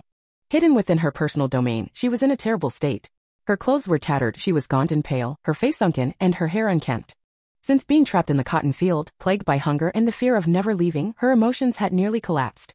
On the third day, she killed Gufang and overcame her psychological block to eat her flesh to survive. As soon as she finished eating, the barrier sealing the cotton field vanished. She could leave. It felt like a cruel joke. If the barrier had disappeared half an hour earlier, she wouldn't have had to become a cannibal. In that moment, she felt a pervasive sense of malevolence from the world. She buried Gufang's body, not wanting anyone to know. She wanted to pretend nothing had happened and return to Mujiwa, but when she left the game, she found out that Mujiwa and her subordinates had already left. Someone who had been with Mujiwa told her that Mujiwa's cloth-making dungeon had been shut down because of the illegal cotton she'd used. Mujiwa was furious with her, and without the dungeon, she lost her power and income, losing control of her subordinates. Many bodyguards left, and Mujiwa, with few remaining, worried about retaliation for her previous arrogance and hastily left Sea City. Though she left Sea City in reality, she posted a notice asking people in the game to watch out for Shin-Yi. If they found her, they should bring her to her. She wanted to skin and dismember Shin-Yi to ease her anger. Shin-Yi was completely without support in the real world, and in the game, she had to be constantly on edge, hiding and avoiding others. She couldn't contact Sigonlan either. Most of the time, she didn't dare leave her personal area, either braiding rope to exchange for cloth or searching for simple dungeons on forums and leaderboards to get some survival supplies. She frequented various crafting dungeons. On the surface, these dungeons seemed to require a lot of precise and specialized skills, but once inside, you'd naturally develop the necessary skills. For example, she'd been to a backpack factory where all she had to do was sit at a sewing machine and sew. She'd naturally learn how to do it, but once she left, she'd lose those skills. These crafting dungeons were purely about trading time for supplies. You put in a lot of time and you might just manage to get enough to survive. The rewards were far worse than those from other monster hunting or exploration dungeons, let alone wild dungeons. She couldn't go to wild dungeons because they often resulted in death, and some could even lead to permanent injury or death. She couldn't risk it. After leveling up to level 8 in those crafting dungeons, she could enter mini-structured dungeons. She wanted to pick one that was relatively easy and offered higher rewards, and after looking around, she chose a fish pond dungeon. Unfortunately, too many people had pre-booked, and she probably wouldn't be able to get in today. Chapter 57, December 28th. The Fish Pond Instance shop officially opened. Lefting meticulously checked and priced the items, which included otter fur hat, otter fur coat, from potatoes crossbow, dagger, from eggplant anti-inflammatory ointment, from purslane glider, farming tools, from soybeans toothbrush, from bell peppers rubber-soled shoes, from taro ceramic bowls and pots, from water chestnut sanitary napkins, from cabbage. Besides these, there were other items produced by the instance itself, such as fish fry, fishing nets, and pork. The variety wasn't extensive, but some items were unavailable in personal shops and even on trading platforms, yet were essential supplies for players. As soon as the news of the instance shop opening spread, players rushed into the Fish Pond instance, with the reservation numbers exceeding 10,000, then 50,000, 100,000. The number increase was so rapid that Lefting quickly closed the reservation channel when it reached 100,000. It was estimated that these 100,000 players would take about 10 days for the instance to process. The instance quickly became much busier, and the squeals of pigs could be heard from afar on one island. Lefting found a quiet stretch of water and continued practicing her water skills. Later, she found a spot on the central island, applied hair mask, and slept comfortably in the sun and breeze. At 8 a.m., she exited the instance and the fish pond was calm. Was there any trouble last night? Any disturbances over there? She asked the women. Nothing happened. We left the game early and hid in the safe houses. Only patrol guards were outside. We wouldn't be afraid even if those people wanted to do something. Lefting searched around, didn't see Zhuangxi. He didn't log out. He told Yangqing he entered another instance. Okay. Lefting didn't pursue the topic. That day she circled around the fish pond. About 10 kilometers away was a hill, not too high, with a maximum elevation of around 300 meters. Because there was a temple on the hill, the path was well maintained, with smooth flagstone steps winding upwards. Lefting climbed halfway up the hill and looked around, finding many suitable locations. Suitable meaning suitable for placing safe houses. When people could gather more safe houses, they would likely move away from the fish pond, probably to the hills. Lefting thought living on the hill was nice. She herself wanted to live on the hill and she thought she would be able to afford a safe house by then, so she didn't plan to live with everyone else. One reason was unnecessary, the other was Zhuangxi. Since she didn't plan to develop anything with him, she couldn't show her true feelings in reality, and she needed to distance herself in reality. She picked a few sunny spots, went to each one to check the location and terrain, and then walked down the hill. At the foot of the hill was a small village. Most of the houses were empty, but some people lived there, hiding in their houses or yards, very wary of strangers. Left Ying, wrapped in a worn coat, walked slowly, trying not to be noticed, smoothly passing through the watchful eyes, both obvious and hidden. In the evening, she entered the game, inspected the instance, and traded materials and processed goods with her partners, restocking the shop and delivering rewards to players who hadn't received them. Having finished all that, she returned to her personal territory. The NPC handsome youth was still diligently farming. He had cultivated over 100 plots of land, sowing, fertilizing, and tending to them. He stood guard nearby, watering the crops periodically or weeding and catching bugs. Left Ying patted his shoulder. You don't need to be so meticulous. You can rest. The handsome youth's amber eyes, clear and bright, clouded slightly with confusion. He spoke in standard Mandarin, a voice tinged with a touch of childishness. Rest? Just sit down and do something you like. Left Ying thought for a moment. Like lying down and looking at the sky, sleeping, catching rabbits, pheasants, or grasshoppers, or going to the water's edge to look at the fish. She rummaged through her backpack and pulled out a piece of candied plum that she didn't know when she'd gotten. Here, eat this. The handsome youth blinked his round, bright cat eyes. Eat. Yes, you should have a sense of taste, right? Yes. The handsome youth slowly peeled off the candy paper, popped the candy into his mouth, and his eyes immediately narrowed, like a cat enjoying a delicious treat. Left Ying couldn't help but ruffle his hair. Ah, the joy of a visual addict. She truly understood the cabbage's feelings. A single piece of candy could make him so happy. She thought about how she should find a way to get more candy to use it to comfort the child. Putting this small plan aside, she began browsing the dungeon rankings and forums, then, based on some introductions and strategies, chose a wild dungeon that was more likely to yield safe house fragments. That day, Zhuangxi emerged from the bloody jungle dungeon, but found Left Ying gone. He silently unlocked a new island, logged off, and the next day, logged back on, but still couldn't see her. He once again entered a wild dungeon. Shortly after he entered the dungeon, Left Ying also exited hers. This time in the wild dungeon, she obtained a safe house fragment and an island unlocking right. After handling some matters, she found a message on her seller's account on the trading platform. Upon checking it, it was Zhuangxi. He had obtained half a piece of beef, along with a set of side dishes, and sent it over, asking her to make braised beef. He truly had a fondness for beef, and he was specifically looking for her. Thinking about his strange, mood-dependent intermittent anorexia, perhaps he liked the braised beef last time and had chosen her as his cook? She muttered these thoughts to herself, but still rolled up her sleeves and spent some time processing the beef. 2 large pots had also been sent, so they had ample cookware. Time passed slowly, and before she knew it, the new year had already passed. 2, then 3, safe houses appeared in the fish pond. Left Ying's night watch duty came up again twice. The second time, it rained throughout the night. She spent the entire night practicing controlling the rain, ultimately getting her skin wrinkled and her head dizzy. The next day, when she returned to the game, her head was still a bit fuzzy. The fish pond dungeon unlocked more islands, and the total number of players simultaneously online doubled. She reopened the reservation channel, and the number of reservations never dropped. One day, on a whim, she browsed the list of players who had completed tasks recently. As she scrolled, she saw a familiar name. Shen Yi. She paused, then checked the time. It had been several days. An 8-level player, female with almost 0 combat ability, who had been killed by wild boars upon entering the dungeon. It seemed to fit. She thought for a moment and set this, Shen Yi, as a special focus. As long as she re-entered the dungeon, she would receive a notification. She closed her personal panel, sniffed her nose. She had caught a cold from the heavy rain last night. She took safety house fragments from her personal backpack, the floor, 4 load-bearing pillars, which she had newly acquired, the roof, and 2 walls. The remaining 2 sides were left unwalled and covered with thick cloth. Then she stood inside the house, took a large clay pot from the copy repository, and poured water, bought from her personal store, into it until it was almost full. She extended both hands into the water, activated her energy, causing the water to ripple and vibrate, and gradually the water temperature began to rise. It rose to about 30 degrees Celsius and then stopped. Her abilities were still somewhat limited. She then directed the water in the pot to spray over herself like a shower, applying a small piece of soap from a certain copy, and thoroughly washed herself. Finally, she put on clothes she'd received from Potato. The new clothes were comfortable and stylish from head to toe. She also had a pair of white sneakers custom-made by Taro. After tidying everything up, she used a piece of cotton cloth to wipe her short, shoulder-length hair. Once it was mostly dry, she lay down in her new recliner.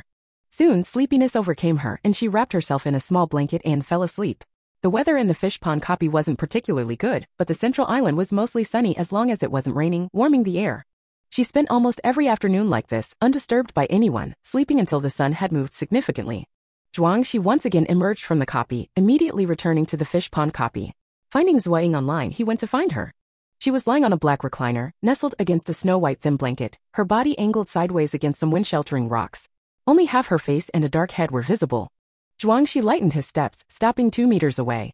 He glanced at her hair. When had she cut it short and dyed it black? Zuo Ying sensed someone looking at her, frowned, and woke up from her light sleep, opening her eyes to see Zhuangxi. "It's you." Zhuangxi asked softly, "Did I wake you?" "No, I was about to wake up anyway." Zuo Ying sat up, a mask automatically appearing on her face, covering her face. She instinctively tugged at her hair, feeling the soft short hair, paused, then continued to run her fingers through it naturally. She retrieved her jacket from a nearby rock, put it on, and looked at Zhuangxi. "You finally came out of the copy? It feels like ages since I've seen you." 16 days, Zhuangxi said, sitting on a rock. He was dressed in dark colors, his clothes were torn in several places, and he had a hint of blood and travel weariness on him. Dust covered his face and he was tanned, losing the refined look he usually had, but showing a rough, masculine quality. Clearly, his recent copy run hadn't been easy. In contrast, Zuo Ying was clean and fresh. She wore a white crewneck sweater, a silver gray fitted cotton jacket, black pencil pants, and practically spotless sneakers. This outfit was quite understated, but in the current environment it was definitely a rare and luxurious look. However, Zuo Ying only wore this style in the game. She had a different, more understated and simple outfit for outside. "Was it successful this time?" Zuo Ying asked. "Pretty successful, we cleared it." "Then you unlocked another island." "You're the fastest, unlocking 7 already." "This is the 8th, right?" Zuo Ying said, sniffing. Zhuangxi immediately noticed, "You have a cold?" "A little, a bit stuffy." She glanced at Zhuangxi. "You don't have to look at me like that. Is an NPC getting a cold unusual?" "I didn't mean it that way." "Do you need medicine?" "My personal shop already has cold medicine." "Oh, I know that. A dungeon that produces herbs for making cold medicine concoctions opened recently, and the medicine quickly went on sale." "But you're quite high level now, aren't you?" "I haven't even listed this kind of medicine in my personal shop yet." "Level 17, Zhuangxi said honestly. Zuo Ying secretly curled her lip. She had to enter a dungeon every day, and she had been in 7 or 8 dungeons these days, but she was only level 15. The higher the level, the harder it was to level up. This person leveled up incredibly fast. She waved her hand. "No need for medicine. I heard that medicine is really bitter. Just drink plenty of water." "What medicine would you even take?" Zhuangxi had no choice but to give up. Zuo Ying rummaged in her pouch and pulled out a candy. "My recently unlocked TH Island has a sugarcane grove. I had someone make sugarcane candy with a filling. Would you like to try some?" Zhuangxi took it. The sugarcane candy was light yellow, sweet and not cloying, but had a tart orange-flavored liquid filling in the middle. It was quite delicious. Zuo Ying also peeled one and popped it in her mouth. "The filling uses oranges from your TH Island. Those giant oranges aren't very good to eat, but they're great as ingredients after processing. Many people enter dungeons just for this candy." She said this with a touch of pride. Her dungeon shop now had more and more items, and the number of online players had doubled. Countless players came and went every day, making it extremely busy. Zhuangxi asked, "When did you get your hair cut?" Zuo Ying shook her head. "That. I got it cut recently. Long hair isn't very convenient." At first, she insisted on using hair mask, growing a centimeter a day. The effect was amazing, but soon she felt short hair was more convenient. So she stopped using hair mask on the 9th day, otherwise her hair would be down to her neck by now. She felt a little hungry, pulled out a boxed lunch.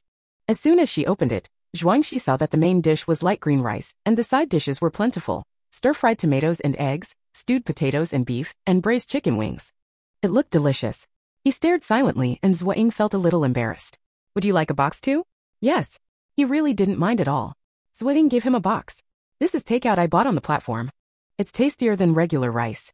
Try it." Zhuangxi took a bite of the rice. It was indeed different from ordinary rice, sweeter and more chewy. Then he pointed his chopsticks at the beef. He paused, slowly swallowing the piece of beef. "These dishes, are you making them yourself?" "Yeah, what's wrong?" "Nothing." Zhuangxi took another bite of the meat. The beef was special, with the exact same texture as the beef he'd gotten from the bloody jungle. He had been invited by a friend to a very dangerous minotaur dungeon where he got some beef. Later, he encountered similar minotaurs in the bloody jungle, but they seemed to be a higher level. He killed the minotaur and got more beef. The two types of beef were very similar, the latter being more advanced, but the common point was that the beef was unique. Most people couldn't tell, but Zhuangxi had a discerning palate, and he loved beef. He could tell the difference immediately.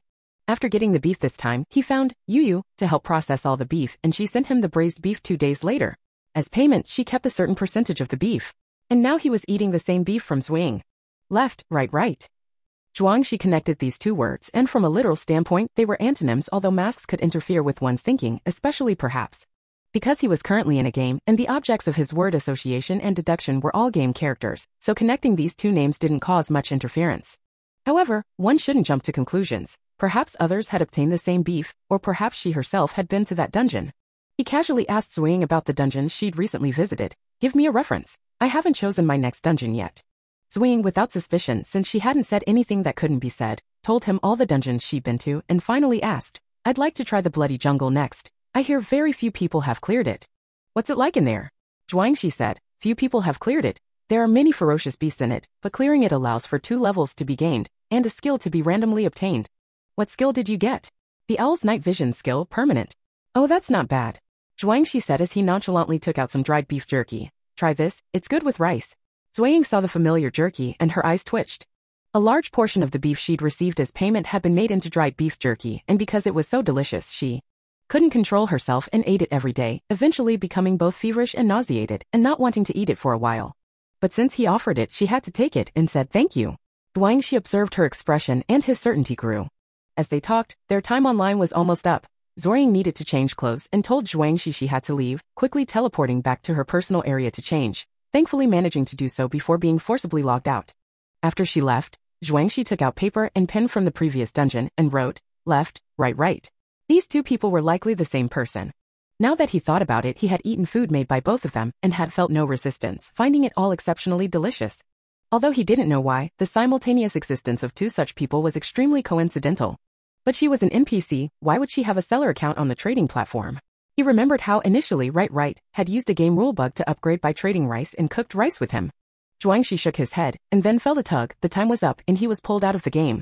At 8 o'clock in the morning, the same fixed time, sunlight streamed in from the window and the words on the paper in his hand were smudged, leaving only right, and the word before it was completely unreadable. Zhuang frowned, unable to remember what the word was. What word was it? It seemed to be related to right? He pondered for a long time and finally remembered that it was an antonym. The antonym of right was left. He rewrote the word with the pen. The final stroke of the horizontal line fell and his pen tip suddenly stopped on the paper. Left? Xiaozhua is back? I thought you were in some dungeon today. He looked in the direction of the voice. In front of a row of dilapidated houses, seemingly on the verge of collapse, a girl stepped out of a weathered doorway. She wore a deep navy blue coat over a black sweater, her entire outfit understated and simple.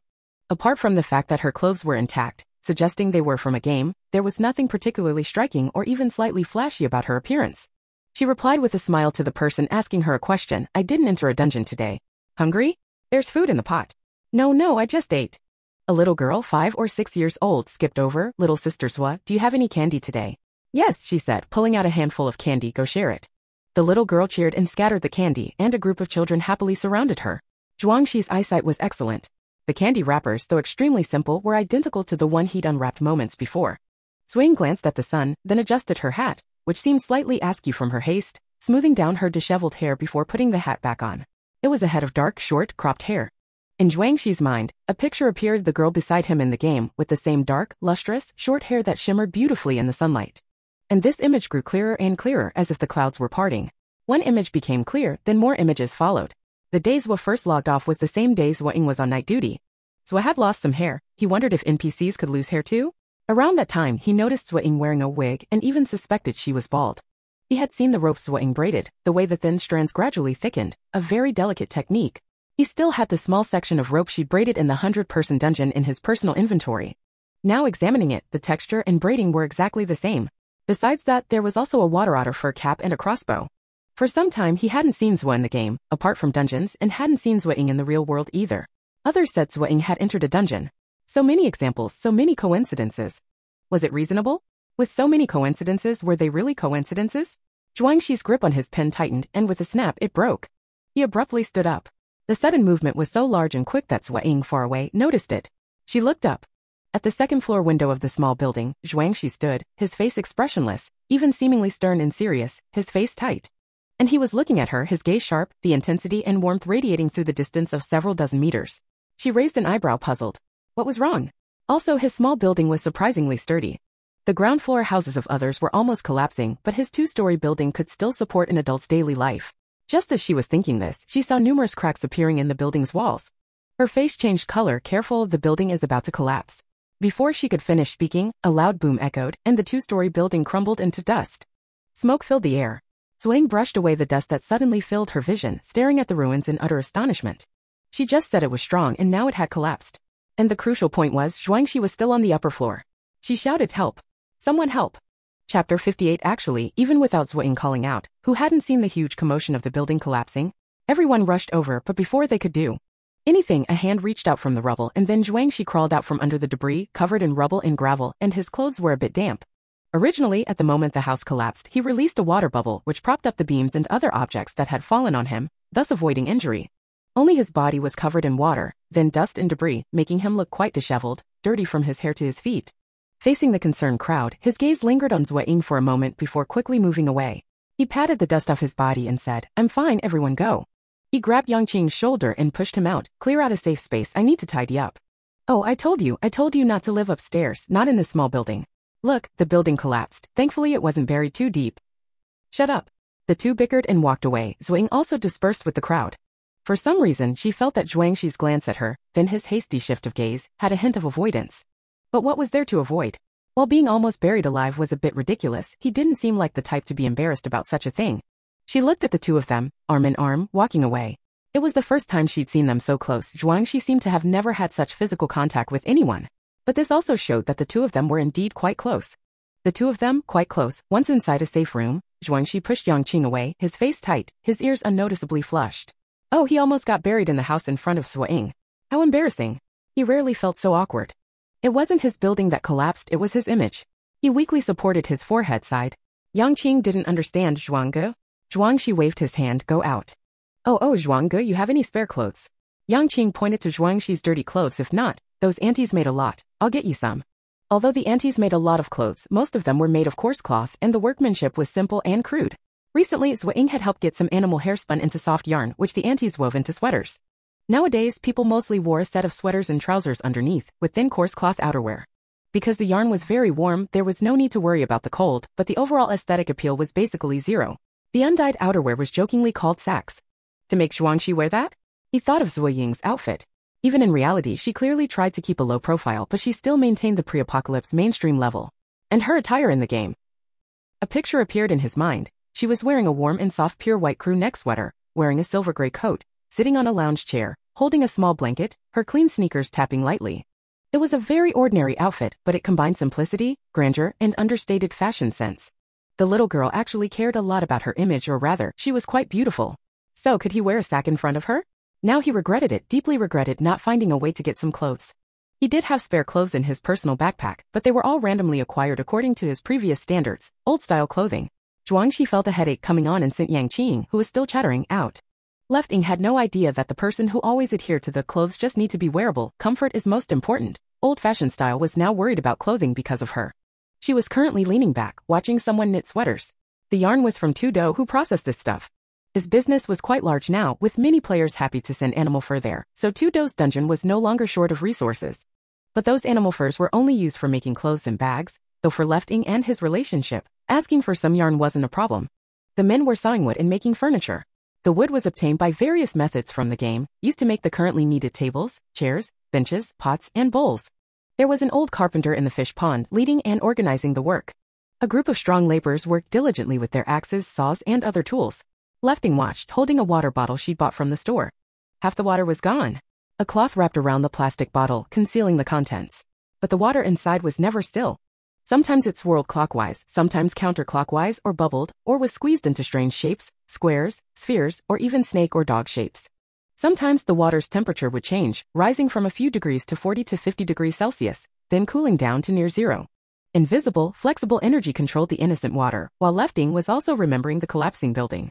If she wasn't mistaken, Zhuangxi had released a water sphere, no, a water bubble at the critical moment, enveloping him. Though it only lasted a few seconds, it effectively blocked most of the collapse's danger. But did Zhuangxi have water on or around him at that time? If not, it meant he had somehow conjured water. This was a very advanced ability. These days, she had seen Qin Han a few times in the fish pond dungeon. His pockmarked face was almost completely healed. He would disappear for a few days after entering and leaving the dungeon, only to return and unlock an island, clearly diligently clearing other wild dungeons. Left Ying noticed that during those times he was practicing water skills, focusing on a single form, draining the moisture from a living creature. For example, she had seen him turn a lively mouse into a mouse skeleton, a sulfuric fish into a fish skeleton, and a lush tree into dry kindling, withering and shrinking. This kind of power was quite terrifying. Later on, if he got close enough, a touch could turn you into a skeleton. Left Ying guessed Han's water skill was a single-purpose skill. What about Zhuangxi's water skill? Last time, someone challenged him and he controlled the opponent's water, breaking it into droplets. This time, he seemed to be able to conjure water, both quite high-level abilities. During this time, many players in the game have obtained skills through various means. Some have fire skills, some have earth skills, some can summon insects or small animals, and some can create illusions. A large, deep green creature slowly moved into her peripheral vision. She stopped thinking, looked up, and saw it was Zhuangxi wearing a dark green robe, the style of which was no surprise to her. If not for his height, long legs, and good looks, he truly resembled an old man. One wonders if he has a problem with aesthetics or if he's just too lazy and casual. She thought he would, as before, find a place to hide, and he would never be found among women, although this group of women ranged in age from 3 to 70. Yet he walked straight over, his gaze falling on a little girl obediently winding yarn around a ball of wool beside Zuo Ying. The girl looked up blankly, blinked her eyes blankly, and was then carried away by her mother to another seat. Zhuangxi sat down on the empty small stool. It was a small stool made especially for little girls. Zhuangxi, a man over 1.8 meters tall, sat on it with his legs curled up, like a large dog confined to a cat cage. Zuo Ying was stunned. Zhuangxi began to greet her. It's been a long time. Oh yes, 17 days, Zuo Ying said. You remember the days, Zhuangxi said. Zuo Ying. Wasn't that what you told me? Otherwise, how would I have bothered to remember it? Have you been busy with dungeons these days? Zuo Ying asked. Yeah, about 2 dungeons every other day on average. Me too. No wonder our schedules are so different. I alternate between wild dungeons and structured dungeons. What about you? About the same. Zhuangxi thought to himself, you've unlocked 4 islands in these 17 days, and you must have gone into wild dungeons more often. They sat and chatted awkwardly for a few minutes, then ran out of things to say. It was truly awkward as their interactions in real life were quite limited, but they were more relaxed in the game. Zuo Ying wondered if this man had nothing else to do and why he had come here. She clasped her hands around the bottle in her hand, her gaze fixed on it, pretending the man beside her didn't exist, even praying that he would quickly walk away. Zhuangxi ran a finger through his damp hair. He had just quickly washed his hair and hadn't dried it properly. A drop of water dripped onto his eyebrow, making his already thick eyebrows appear even darker. He secretly glanced at Zuo Ying. He hadn't looked at her carefully before, only having a general impression of her being a very pretty girl. Now, looking at her again, she wasn't just pretty, she was exceptionally beautiful. Her smooth forehead, delicate nose, slightly upward curving eyes, and eyelashes with a subtle curl were all visible up close. Her skin was as delicate as a petal radiating a soft light. She had always been this beautiful and her appearance had gradually become clearer over the past few dungeons. The elegant evening gown at the awards ceremony, the graceful and intellectual appearance in the dating dungeon, the golden long hair like an exotic elf. In the blizzard forest, the youthful appearance in the tsunami dungeon, but when hunting other players a cold and resolute light would flash in her eyes. Now thinking about it, she was truly lovely in every aspect. If one were to describe Zhuangxi's current mood with a word, it would be increasingly fond. Zuo Ying, however, felt goosebumps rising. Was this guy secretly staring at her? It didn't seem like someone who would be considered sleazy, so what's he looking at? What can't he just say? Why is he looking at her so secretly? It's really scary, isn't it? Or did she expose herself? If so, just say it. Why is he acting so secretly? Those aunties' eyes weren't focused on the sweaters in their hands. They kept glancing this way, almost squinting, and their eyes were filled with blatant gossip. Left Ying couldn't help it anymore. She pulled out an orange-flavored candy with a filling and offered it to Zhuangxi. Want one? Just a short time ago in the game, she'd given him the same candy. Although the mask might make him forget the candy's shape and taste. She'd try anyway. Zhuangxi hesitated, took the candy, and pondered in his mind whether to confess or not. He chose the latter as he still didn't know why Left Ying was pretending to be an NPC, or why she was resisting him. After all, she should know he was Zhuangxi in real life, yet she hadn't reacted at all. Clearly, she was committed to keeping her disguise. Having lived for 20 years and finally met someone he was interested in, he couldn't rush things, couldn't be too reckless. He popped the candy into his mouth. Not bad. Left Ying, you haven't had this candy before. Zhuangxi paused. Yes, there's a shop in one dungeon that sells it. Have you been there? Left Ying. Okay, you've even thought of an excuse for me. Left Ying secretly observed him for 2 seconds, then half-believingly withdrew her gaze. Zhuangxi, with the candy someone had given him in his mouth, felt a little closer to her. He shifted in his small stool, which was a bit painful, and carefully said, These days, haven't seen you with any other friends? No, I don't have any friends. Left Ying also peeled a candy, placing it on her teeth and grinding it. Oh. It seemed like a forbidden topic. Friends weren't allowed, and family members were even less so. He remembered meeting a talkative woman in the self-rescue camp in the Yin district, calling her sister, but the woman clearly had bad intentions, pretending to be nice. She wasn't a good person. It seemed Left Ying's family situation was a bit problematic. What could he say next? Zhuangxi searched his mind but couldn't think of anything. After a long while he cleared his throat and said, Your room seems like it can't be lived in anymore. Left Ying, yes, so I don't usually stay in it. After all, if I were to be careless like you, Ah, that was a bad thing to say. She automatically shut up. Zhuang Shi looked at the pile of rubble in the distance and also remembered his foolish behavior just now. Really bringing up the wrong topic. He scratched his head in frustration. Left Ying saw Aunt Lu distributing yarn, probably to weave patterns. Unable to bear the overly awkward and strange atmosphere, she asked, Aunt Lu, are you distributing yarn? I can help you. Then she nodded at Zhuang Shi and went over, carrying her small stool. Zhuang Shi was left alone. It was strange when he sat with Left Ying, even though there were women around, he, a man, didn't seem out of place. But as soon as Left Ying left, he sitting there felt extremely out of place, and those who had been secretly watching them quickly withdrew their gazes. Zhuang Shi, though seemingly amiable and never having lost his temper, somehow made people a little afraid of him. Zhuang Shi discreetly got up and left. Yang Qing saw his brother Zhuang Shi standing silently in front of a puddle, rolling up his sleeves, chewing candy, and his back looked like a lonely, sad old man contemplating life. He dashed over, Zhuang Go, what's wrong? Do you know your back looks like a lonely old man pondering life? He laughed halfway, but Zhuang Shi's gaze stopped him dead in his tracks. Are you really in trouble? Zhuang Shi continued to be silent. Just as Yang Qing was quietly backing away, preparing to slip away, he suddenly spoke, You've had quite a few girlfriends, haven't you? Is there anything you should pay attention to when talking to girls, or perhaps some suitable topics? Yang Qing almost slipped into the pond. You. Zhang, you've got a target now. Keep your voice down. Oh. Wow, that's hard work. After all these years, you've been single. How many introductions from classmates, teachers, and elders have you had? Each time you said you weren't interested, you didn't like them. Everyone knows you have high standards. Zhang Shi slightly frowned. It's not that I have high standards, it's just that they aren't suitable. He had also been forced to attend a few introductions in public, mostly where elders or business partners brought their families' daughters along for social events, and then, in the flow of conversation, they tried to arrange a match. But he truly felt that the girls weren't right for him as soon as he met them. He couldn't even imagine what a conversation or meal with them would be like. He couldn't even imagine it, and certainly wouldn't want to waste his time. Yang Qing thought, this isn't high standards, then what is? He joked, we all thought you truly didn't like girls and were about to be introduced to a guy. This was just teasing, but who knew that as soon as the words left his mouth, the temperature around him seemed to drop several degrees. Yang Qing looked at Zhang Shi's frozen face and forced a dry smile. Just kidding. Zhang Shi's face didn't improve because he remembered from a long time ago when he first entered the fish pond instance. For some reason, he seemed to have told Zuo Ying that he had a boyfriend. Damn. I wish I could go back and strangle the person who said that. Zhang Shi pressed his temples. This time, he was truly in a headache, not just a headache, but also extremely frustrated with himself. Seriously, could this be the crux of the problem? How could he explain this to Zuo Ying? Zhang? Yang Qing asked cautiously. Zhang Shi looked up. Right, he seemed to have hinted to Zuo Ying that his boyfriend was Yang Qing. Zhang. Yang Qing shrank his neck, backing away timidly. Why were Zhang's eyes so scary? Had he done anything to offend him recently? Zhang Shi smiled. Will you help me with something? What is it first? Between brothers, isn't it just a matter of 2 words? Helping each other? Do you need to ask what it is?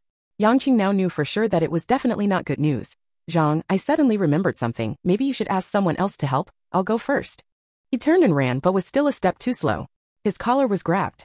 A cold voice came from behind. Either get thrown into this pond or do as I say. Yang Qing almost cried. I will do it. Whatever you tell me to do, I will do it. Chapter 59:059. In the afternoon, something happened at the fish pond. Yang Qing's girlfriend came to visit. She was a very beautiful girl, tall and spirited, and spoke frankly and readily. She was from the self-help camp in Ontai district. As soon as she arrived, she mingled easily with people of all ages, telling everyone about the camp and satisfying their curiosity. I never would have thought Xiao Yang had a girlfriend. That girl is quite lovely. She's quite influential in that camp. With Xiao Yang, Zuo Ying heard countless whispered comments about the girl.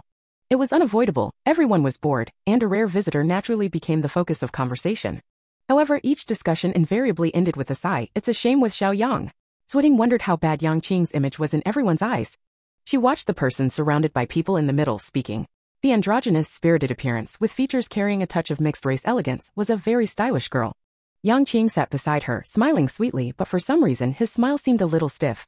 Looking further, everyone was astonished and envious of Yang Qing having a girlfriend, but no one had any unusual gaze or connected the matter to Zhuang Shi.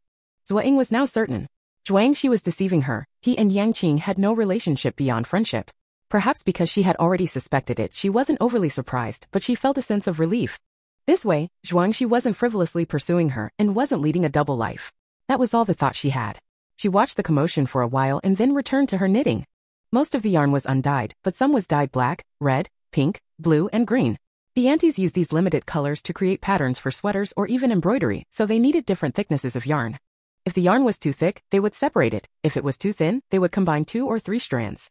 She got tired of controlling the water in the bottle and started knitting, finding it relaxing and interesting. Zuo Ying discreetly observed her reaction from afar, but he was disappointed. Zuo Ying didn't have any special reaction. She seemed uninterested in everything around her. The bustling crowd was less captivating than the water in her bottle and the ball of yarn in her hands. What was she thinking? Xin told everyone about the camp, then focused on Zuo Ying. Actually, she had noticed Zuo Ying for a long time. After all, she was too beautiful. Xin was inexplicably asked by Yang Qing to pretend to be his girlfriend. Apparently, the boy was being ridiculed for being a single man. How could he still be so concerned about face? She was speechless. But Yang Qing promised her a reward, so she came. She didn't expect to find such a stunning beauty in such a small fish pond among hundreds of people. She considered herself quite attractive, easily surpassing any school beauty. But if you used school beauty to describe this person, you were actually elevating the other person's status. But it wasn't surprising. After all, there was Zhuangxi, a very handsome man. But handsome men were too dangerous, too unapproachable. She was more interested in gentle and harmless beauties. She walked up to Zuo Ying. May I sit down? Zuo Ying was a little surprised and looked up at the other person. Her first impression was that this person held no malice and even had a friendly disposition. She nodded. Please sit anywhere. Sure thing. Xin moved a stool and sat beside Zuo Ying. Seeing a pink ball of yarn in the wooden basin in front of her, she was separating the yarn into 2 strands. Since she was working alone, she needed to first separate a portion, then wind the separated strands onto smaller balls of yarn, and then continue separating. Xin rolled up her sleeves. Let me help you. She picked up a small ball of yarn and with Zuo Ying slowly wound the yarn onto it. Xin said, My name is Xin. What's yours? Zuo Ying said, My name is Zuo Ying. So it's you. Your name is lovely. Yours too. Do you know me? I've heard of you. You've been to the camp before, right? Some people say your name is Xinying, and others say you've changed your surname. I've changed my surname. That day you and that girl named Xin had a few words, didn't you? Zuo Ying stopped her work and looked at her. Do you know Xin? I wouldn't say I know her. But she was quite the celebrity those few days. Everyone said she was a vixen and she drove away a handsome man and a beautiful woman. Apparently, the beautiful woman was her sister. Xin said she was reprimanded that day, and then it seems she killed the person who introduced her and ran away. Xin asked softly, Are you really her sister? No blood relation. No wonder. Looking at you, you're clearly not from the same parents. But you must know her stepmother, right? Zuo Ying said, What about her? She became the wife of a quite powerful leader in our camp. She's doing very well now with no worries about food or drink and always meticulously dressed. Apparently, Xin secretly went to see her but was driven away by her. Zuo Ying's winding motion slowed down. Jiang Yingyu in any circumstance always managed to thrive. She asked, What about her previous husband? Apparently, he was often harassing her, and her current husband beat him to death. Xin shrugged. That leader is known for being ruthless. It's said that before this, the Jiang lady was with someone else and only met her current husband once they came to the camp. That previous man was killed by the current one, and even the dozens of people under the previous man's command were taken over. Zuo Ying poked at the ball of yarn. Xin Yuan was dead, and because of Jiang Yingyu. It was truly comical. He had loved her birth mother dearly, pestering her for years, and eventually, Jiang Yingyu had impersonated her. Xin Yuan either didn't see through Jiang Yinyu's deception, or perhaps he did but chose to overlook it. He had been almost entirely obedient to her for years, only to die at her hands. She shook her head, looking at Xin You really know a lot. Gossip, you see. Now that everyone's free from official duties, they're pretty much idle during the day. If we don't spread some gossip, it's just too boring. Your place is too remote, and news doesn't spread easily. Xin leaned in, whispering, You know the camp is pretty much sorted out over there. It seems they're about to take action against groups like yours. Normal. You're not surprised at all? Zuo Ying said, There are many groups like ours who haven't joined the self-rescue camps. If their skills are average, that's fine. But if there are any skilled players among them, then this group can be considered a high-level source of game information and resources. It's only natural for the authorities to be aware of and even wary of such a group. The reasons for this concern are self-evident, but the apprehension stems from the fear that such a group might gain influence and then behave improperly or harbor malicious intentions that could harm society. This fishing pond is likely not a primary target. Firstly, there are many elderly, infirm, and women and children, and only a few hundred people. Secondly, there is no inappropriate behavior. It's simply a group of people seeking warmth in numbers. Xin Yun was somewhat impressed by her, giving a thumbs up. That's exactly right. Previously, a woman surnamed Mu with a group of henchmen did nothing good and was targeted. However, before the camp operation, they seem to have been scared off by your Mr. Zhuang, scattering and running away. The two chatted for quite some time, finding each other quite agreeable. Xin Yun had a good impression of Zuo Ying. Zuo Ying couldn't say she felt the same, but she didn't dislike talking to this person and could glean some information. She watched as the two became more and more engaged. Initially, Xin Yun did most of the talking, with Zuo Ying responding with a few words. Later, Zuo Ying could speak in lengthy sentences. What were they talking about? Why was he so speechless? Could it be that he's just not good at conversation? Zhuangxi's face was dark and sullen. Yang Qing dashed over, Brother Zhuang, I've completed the task you assigned. Now everyone knows Xin Yun is my girlfriend. Zhuangxi slightly raised his chin, pointing at the two happily chatting. Won't she slip up? Suddenly he felt his idea wasn't so good, and the risk of being exposed was high. Perhaps beating Yang Qing would better demonstrate their lack of a relationship. No way. She promised me she wouldn't, and she definitely won't. She even accepted my self-heating blanket.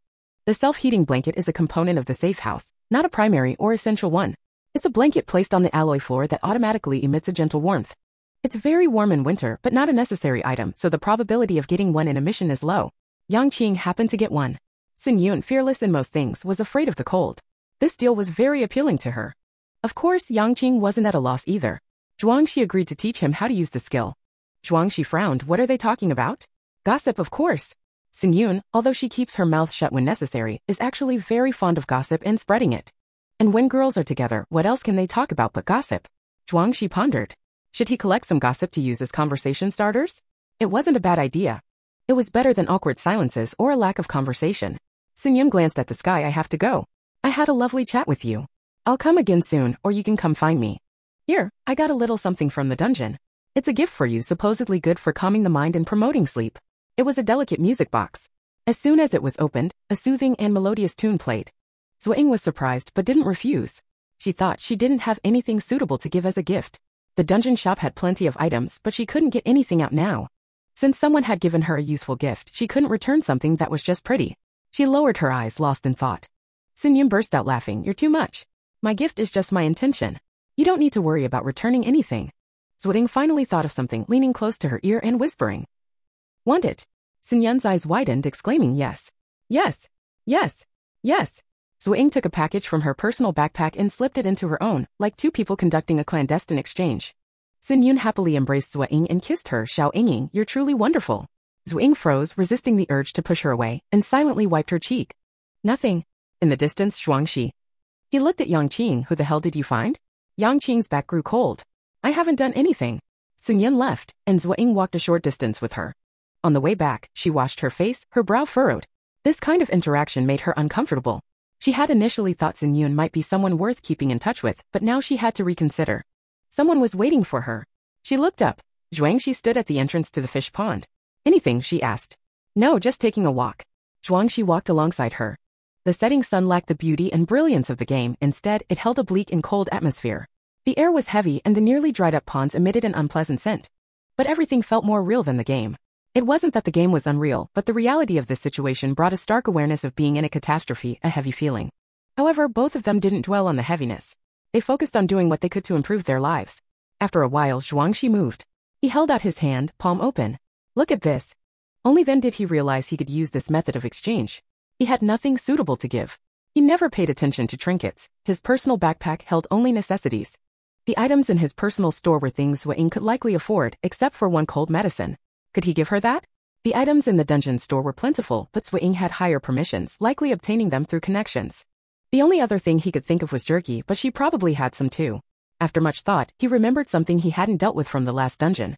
It wasn't great, but it was interesting. Zuo Ying looked at the palm of his hand, her pupils contracting. A cicada's shed skin lay there.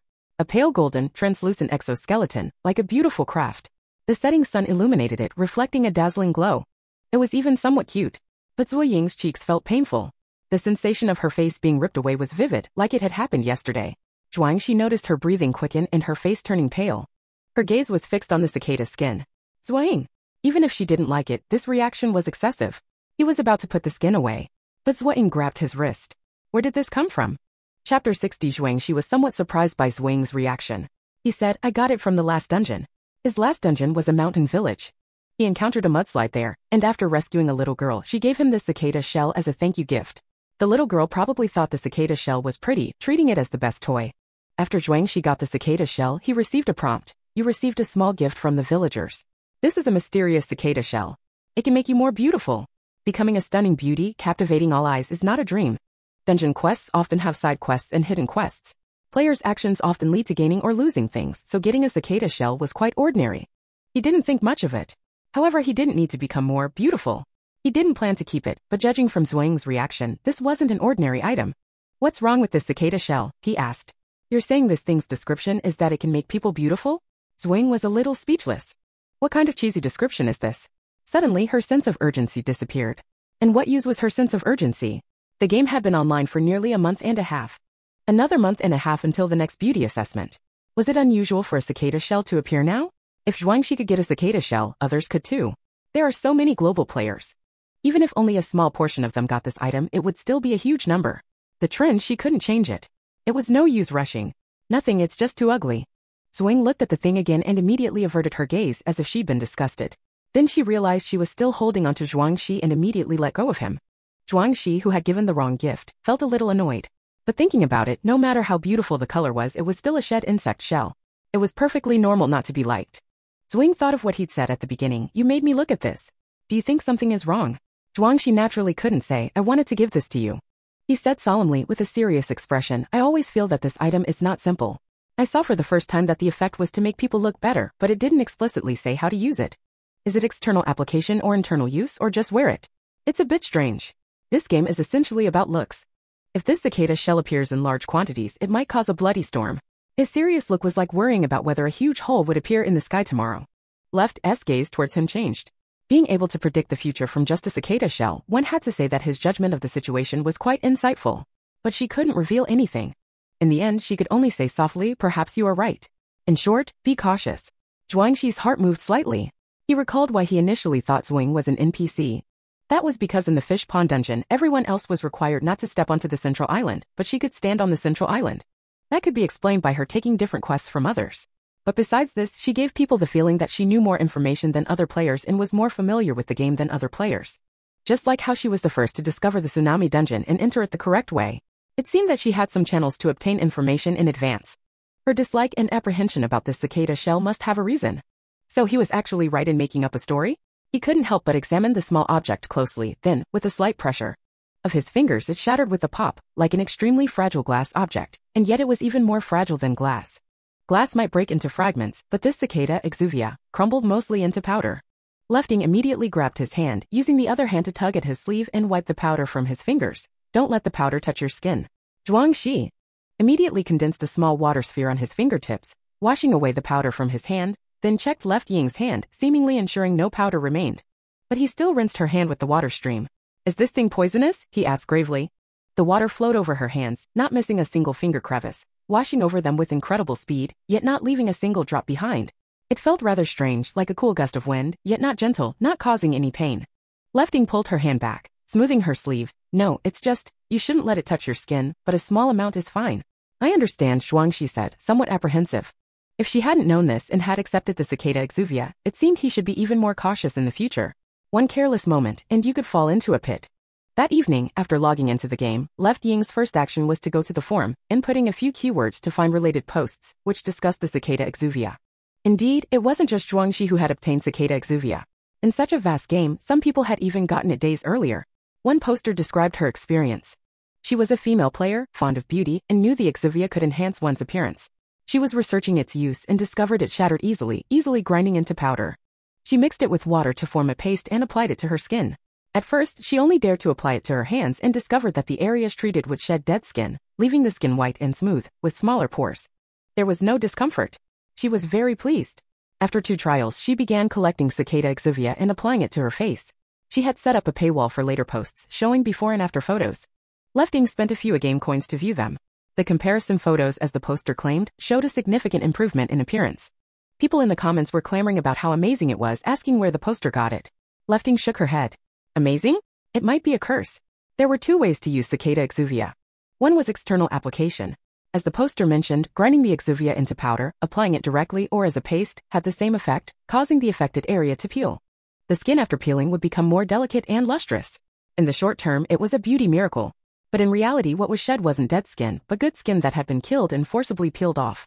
The more it was applied, the thinner the skin would become, more fragile and translucent, making it more vulnerable to injury or even spontaneous decay. The other method was internal consumption, which was the true purpose of the cicada exuvia. Consumed internally, the exuvia primarily worked on the face. It would cause the face to peel off completely after consuming 10,000 cicada exuvia. The user would feel pain and discomfort, but no blood would be shed. After the face peeled off, only a fleshy ball remained, with the facial features still functional, but the appearance was horrifying. And such a person could never accept another face, destined to be a faceless monster for life.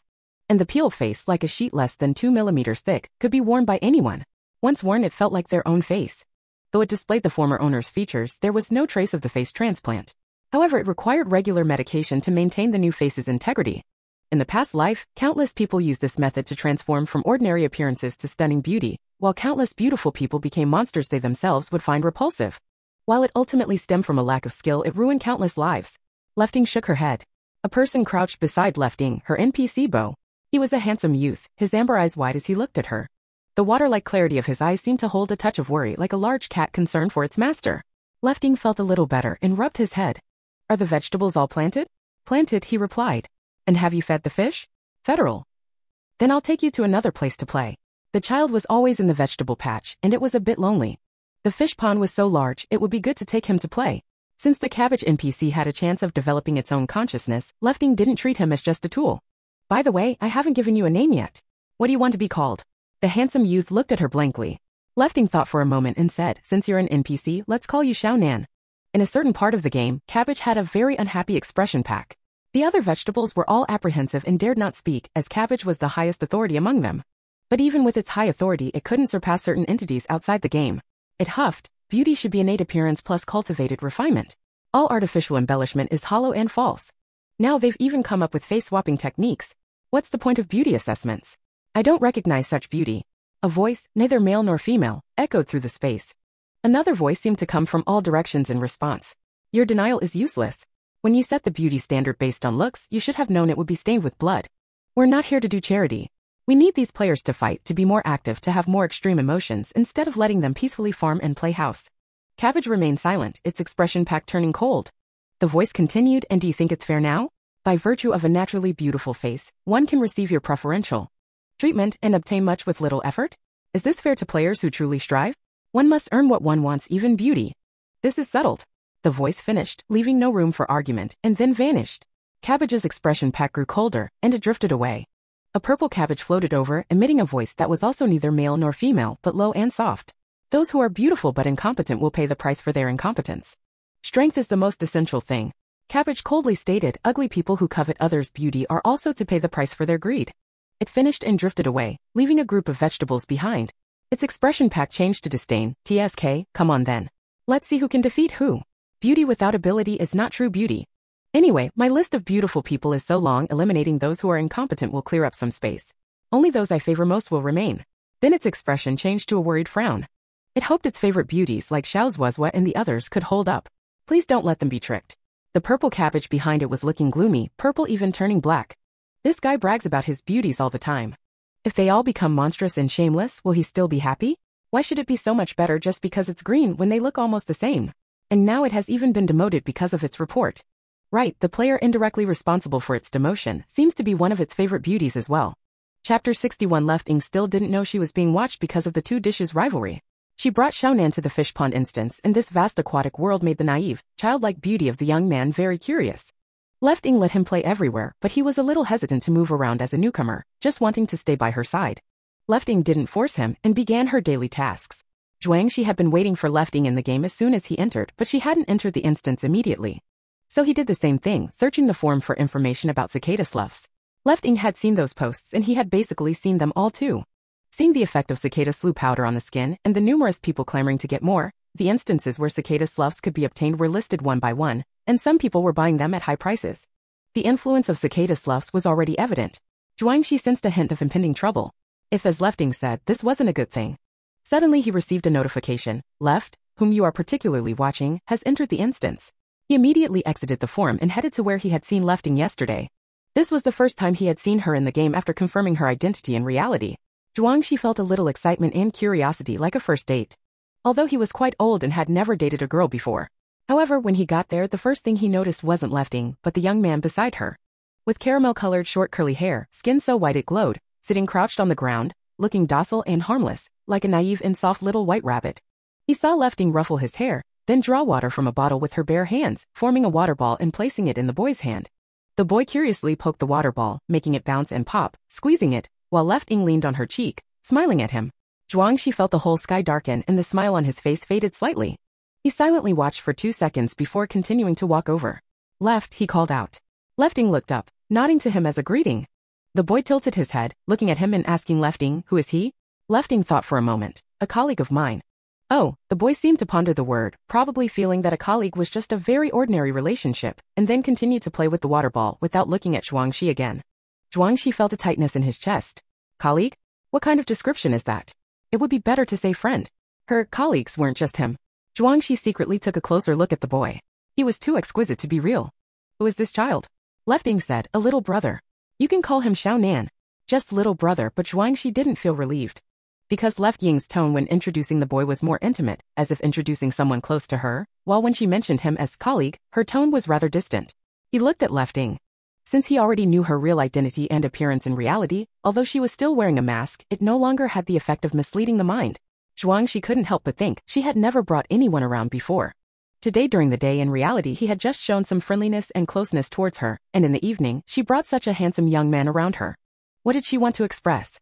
Was she using this method to tell him that she didn't like him and that he shouldn't waste his efforts? Especially her gaze towards this boy, full of tolerance and warmth. She had never shown such a look to anyone else. Zhuangxi suddenly asked, is he an NPC? Left Ying, did you figure that out? Right. Zhuangxi hesitated for a moment, then asked, do you like him like that? Zuo Ying paused, wondering what liking had to do with it. Then she quickly understood. Zhuangxi had said he wanted to pursue her, and she had a handsome young man around, which was bound to be a little misleading. She suddenly thought it was good for him to misunderstand her. She really didn't want him to waste any more time on her. Especially she was starting to suspect she'd shown her true colors in front of him. After all, his sudden closeness during the day was quite unusual. She said casually, of course I like him. Gentle, harmless, and pretty. Who wouldn't? Zhuangxi frowned. Do you only look at appearances? Aren't appearances the most important thing? When looking for a partner, it's most important to find someone who suits your tastes and is pleasing to the eye.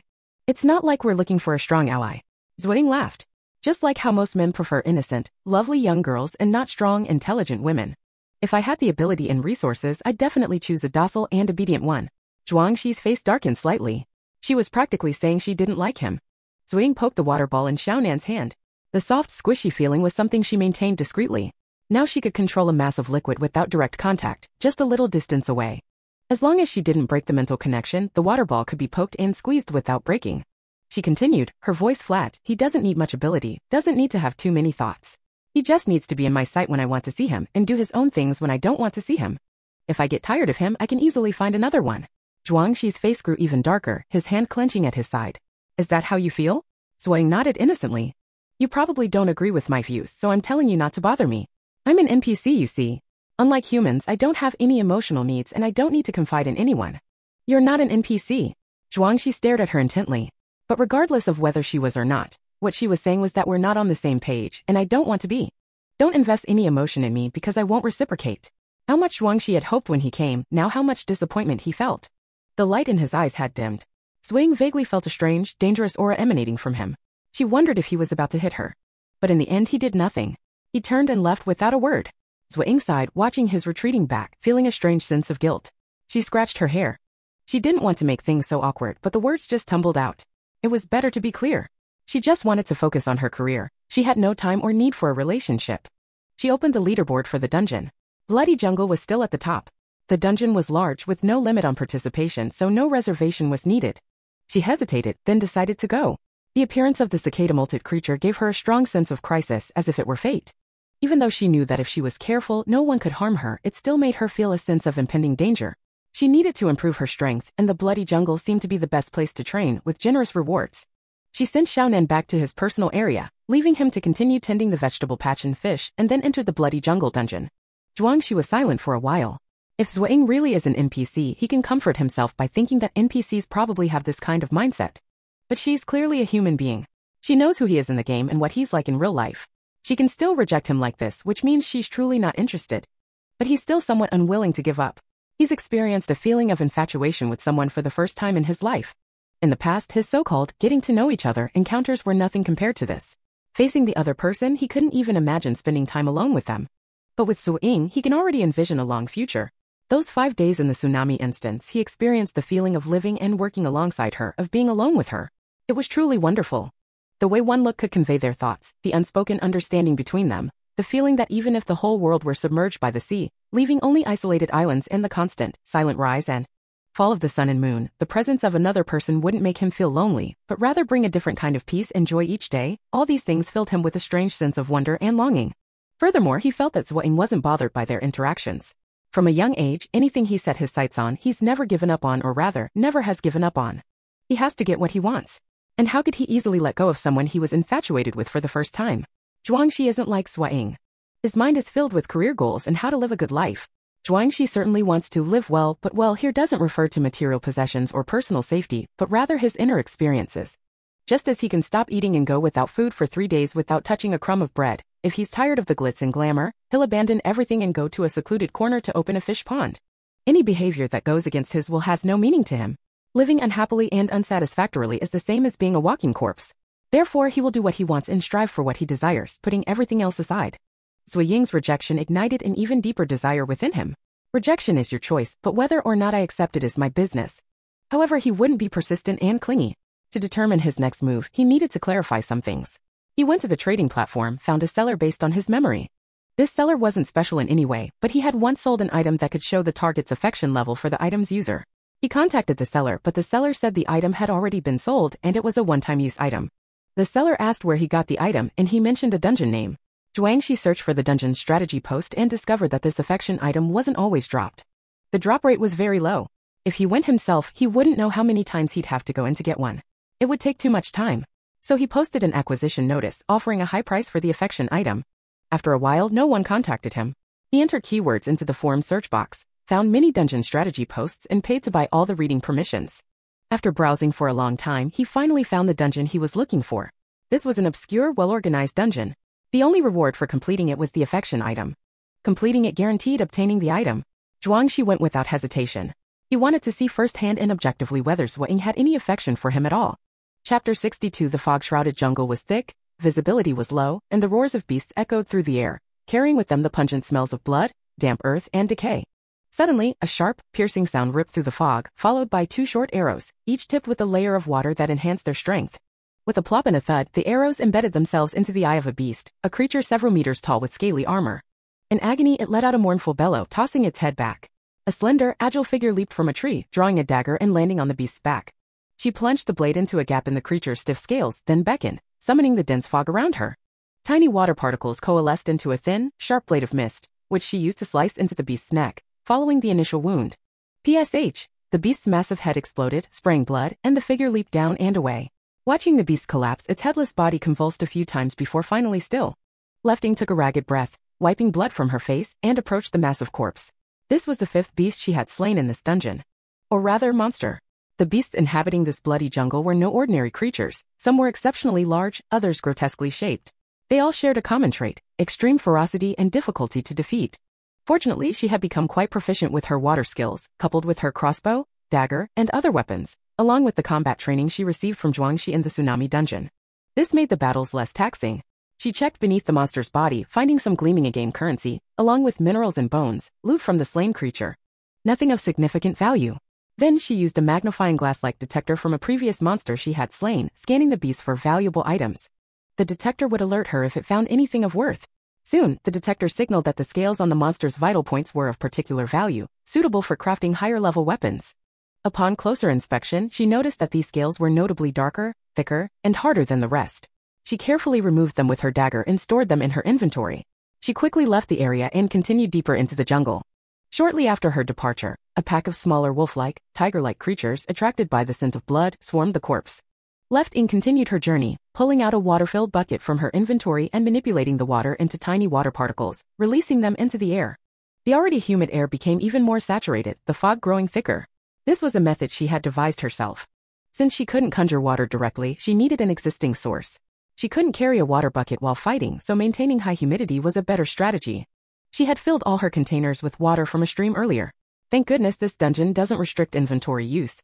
Moving through the jungle, shrouded in a cloud of her own creation, she exuded a dangerous and mysterious aura. Lower-level beasts and monsters instinctively fled her presence. She traveled for some time without encountering any opposition. To complete this dungeon, one must reach a certain depth within the jungle.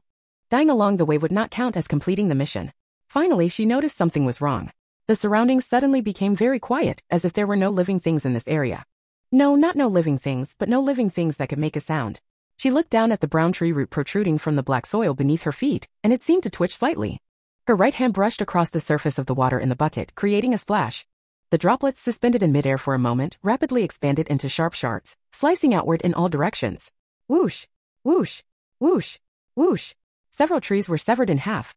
Even the thickest, though not completely cut through, were cleaved with gaping wounds.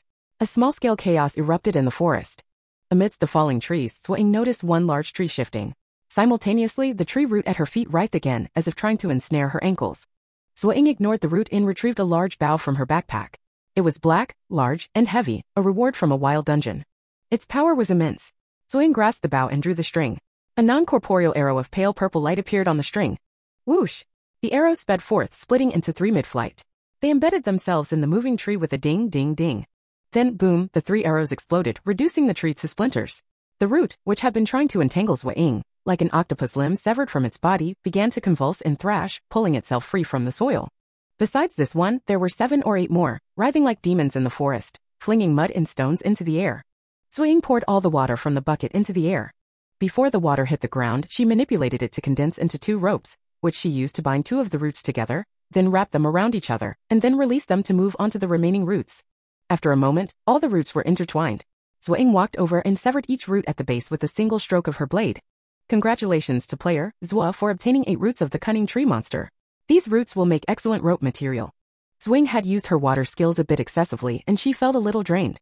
The notification, specifically mentioning the usefulness of the roots, made her raise an eyebrow. Apparently, these roots were quite valuable. She picked up the roots and placed them in her backpack, then sat down to rest. After resting, she put the empty bucket in her backpack and retrieved a full one, continuing her journey. Then she encountered a giant snail. After killing it, its body turned into a pool of slime, a good wound-healing material. She quickly collected the slime in her bucket, gathering a whole bucket full. The snail shell shrank and deformed, becoming a fragment. Congratulations to player Zuo, you have obtained 1 bucket of snail essence and 1 safety house fragment. From then on, she fought, gathered. Each of these gains was almost equivalent to the rewards from a regular dungeon or simple wild dungeon run. No wonder so many people, even knowing how dangerous it was and that they might not survive long, still came. The rewards were truly magnificent. However, Zuo Ying didn't know that most players were eliminated so easily because the monsters they encountered were too ferocious and powerful. A major reason she was able to advance was due to her high beauty level, subtly favored by the game, meaning her luck was high and she wasn't facing the most perilous situations, yet receiving above-average rewards. In a certain part of the game, a village at the foot of a mountain was occupied by a certain team. The surrounding mountains contain tens of thousands of individual domains, and almost 3/4 of the people in these domains joined this team. Therefore, the village naturally became the team's base camp, which they expanded and fortified with high walls, patrolled by guards both inside and outside. The base camp was filled with houses, neatly arranged and impressive. In the area designated as the meeting hall, some people were looking at data analysis results. This was the data analysis of the dungeon. Look, this is the data feedback from the Bloodshed Forest, not only from our own team but also from information gathered from the forum. The data is reliable.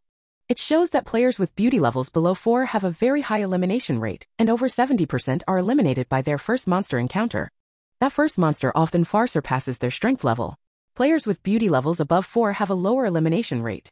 The higher the beauty level, the less likely they are to be eliminated. The monsters they encounter are almost always below their strength level, making them less easily defeated. However, with sufficient caution, there's always a chance to pass. A glasses-wearing youth analyzed. Now look at this dungeon, the Fish Pond Dungeon, the first famous one. This dungeon is different from others, divided into 5 large areas, each with many islands. Some islands have connected quest lines, allowing players to progress through quests. Others are independent. Players can't choose which island to go to or which quest to do. However, data analysis shows that players with higher beauty levels are more likely to be assigned to relatively easier islands with higher rewards, while those with lower beauty levels are the opposite. Finally, the youth adjusted his glasses. The influence of beauty level is becoming increasingly apparent. Damn it! A plain-looking, muscular man exclaimed, in this beauty-obsessed world is someone without a good face not worthy of living. Another man, slightly better-looking but still average, comforted him. Don't say that. Strength is still important. Look at this part. Even players with beauty level 6 or 7 aren't doing well. Incompetent people, even with the path paved for them, can't achieve anything. The muscular man scoffed. I just don't accept it. Why? A beautiful woman beside him said, don't accept it? Go find your parents. They were just born beautiful and they got the benefits. What can you do? Before the man could react, she continued, besides, isn't this giving you an opportunity? She picked up a large glass jar on the table, filled with dozens of pale golden cicada shells, approximately several hundred. She shook the jar and the shells clattered, some too fragile to survive the impact. If this stuff can really change faces, catch some pretty boys and swap their faces, wouldn't that work? Then you'd have to admit this is a beauty-obsessed world. The muscular man touched his rough, dark face, satisfied with it. But a new face wouldn't be bad. I don't want a pretty boy's face.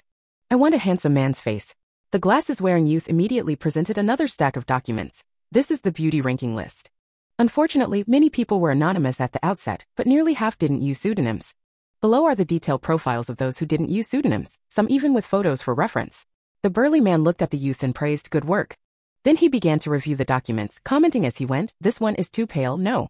This one looks effeminate, no. This one is okay, note it down." The woman murmured, also reviewing a document. Game affinity ranking. The glasses-wearing youth said immediately, based on big data analysis, the game affinity ranking should be the most indicative of luck values. In other words, the more a game likes and favors someone, the higher their ranking. However, everyone's situation is different, making it hard to analyze whether someone's high ranking is due to their looks, personality, or other factors that attract the game's favor. Therefore, if you're looking for a face swap target, it's not recommended to use this list as your primary reference, but rather as supplementary information. The woman nodded casually, flipping through the pages with her fingers painted with bright red nail polish. After flipping to the back and then returning, she asked, "Why is the first place every week anonymous? Is it the same person or different people?" The youth replied, "Cannot be determined." The woman stopped questioning it and took out a piece of paper with numerous names written on it. "These are some people I know in real life. Check their game profiles." The youth hesitated. Game names and real names don't always perfectly match. This is a bit difficult. The woman gave him a sidelong glance, and he quickly added, "However, there's a certain probability that a person's chosen name has a traceable origin, either a word from their own name, a similar meaning word, a date-related word, or a favorite thing. With enough data and information, we should be able to identify some people." The woman lightly tapped her chin, "Then go ahead." Yes, the glasses-wearing youth left the conference room. A tall girl was waiting for him outside, asking softly, "Did they give you any trouble?" The glasses-wearing youth shook his head. "They were satisfied with the information, but they gave me a list of real names, asking me to find the corresponding players in the game. How do I find them?" The tall girl opened the paper, and the first thing she saw was a bunch of celebrity names, all known for their beautiful natural appearances. The two exchanged a glance. If they were well-known celebrities, they would know a lot about them, and finding them wouldn't be so difficult. Next were names of school beauties and handsome men from prestigious schools and some well-known figures in various industries, all of whom were known for their good looks. Then the tall girl's finger paused on a name. Shining. See University Beauty. The two exchanged another glance, both surprised. Indeed, they were also from C University, and they knew Shining. They didn't know that Zuo Ying had changed her surname. If Zuo Ying were here, she would recognize these two people from the group of students who escaped from C University during the early days of the apocalypse, who had met in the C City Library. The tall girl had even spoken to her. However, Zuo Ying didn't know that later, Jiang Jinhao came to the library to find her, precisely because of the information leaked by this tall girl. Now they had an organization. Though they were assigned tasks constantly and occasionally reprimanded, at least they didn't have to worry about food and shelter. Life was pretty good. The encounter with Zuo Ying, that period of hardship and trouble, seemed like a distant memory. But seeing her name again brought back those memories. "She's actually on the list," the glasses-wearing youth murmured. Being on the list meant she was also a target for the face swap operation, pray. The tall girl closed the paper, her expression calm. "It's normal, isn't it? After all, she's really beautiful, and I heard she's still in City C in a suburb." The glasses-wearing youth quickly stopped her. "Don't say any more. After all, she's a classmate." Exposing location in the game wasn't a very serious offense. You could always hide in a dungeon, or return to your personal area, or even teleport to the other side of the world with a random coordinate. But exposing your real-world location was terrifying. The tall girl fell silent, but silently noted the information.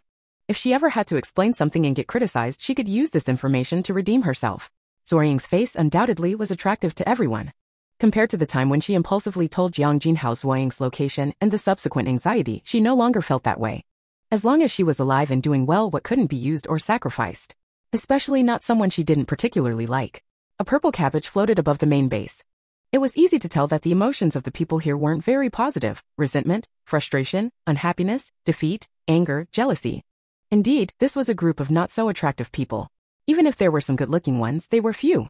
How could such a group of people discarded by the beauty game feel comfortable and happy? In short, it favored those who were unattractive but ambitious. Although demoted, the authority had dropped a level and the benefits offered were much reduced.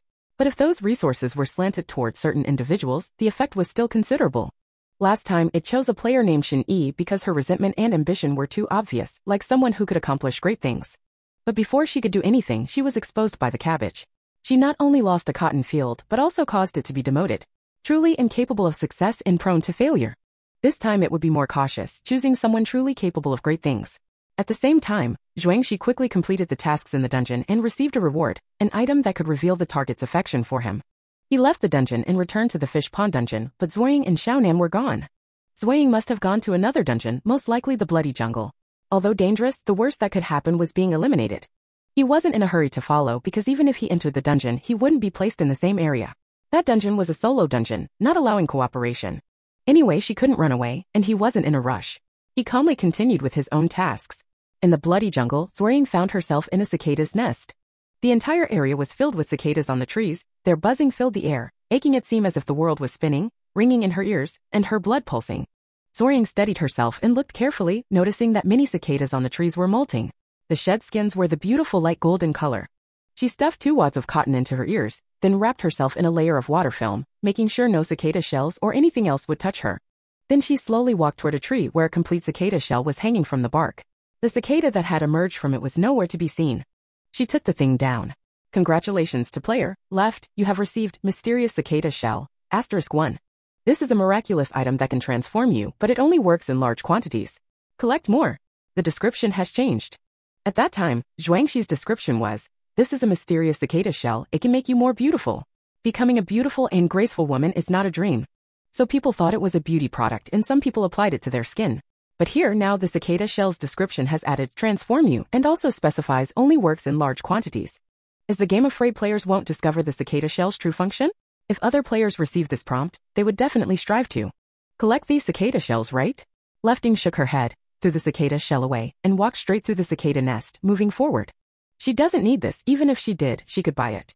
After the item's function became clear, the forum was filled with related trading posts and related transactions on the trading platform dominated the market. Although it was very expensive, it wasn't a big deal for someone like her.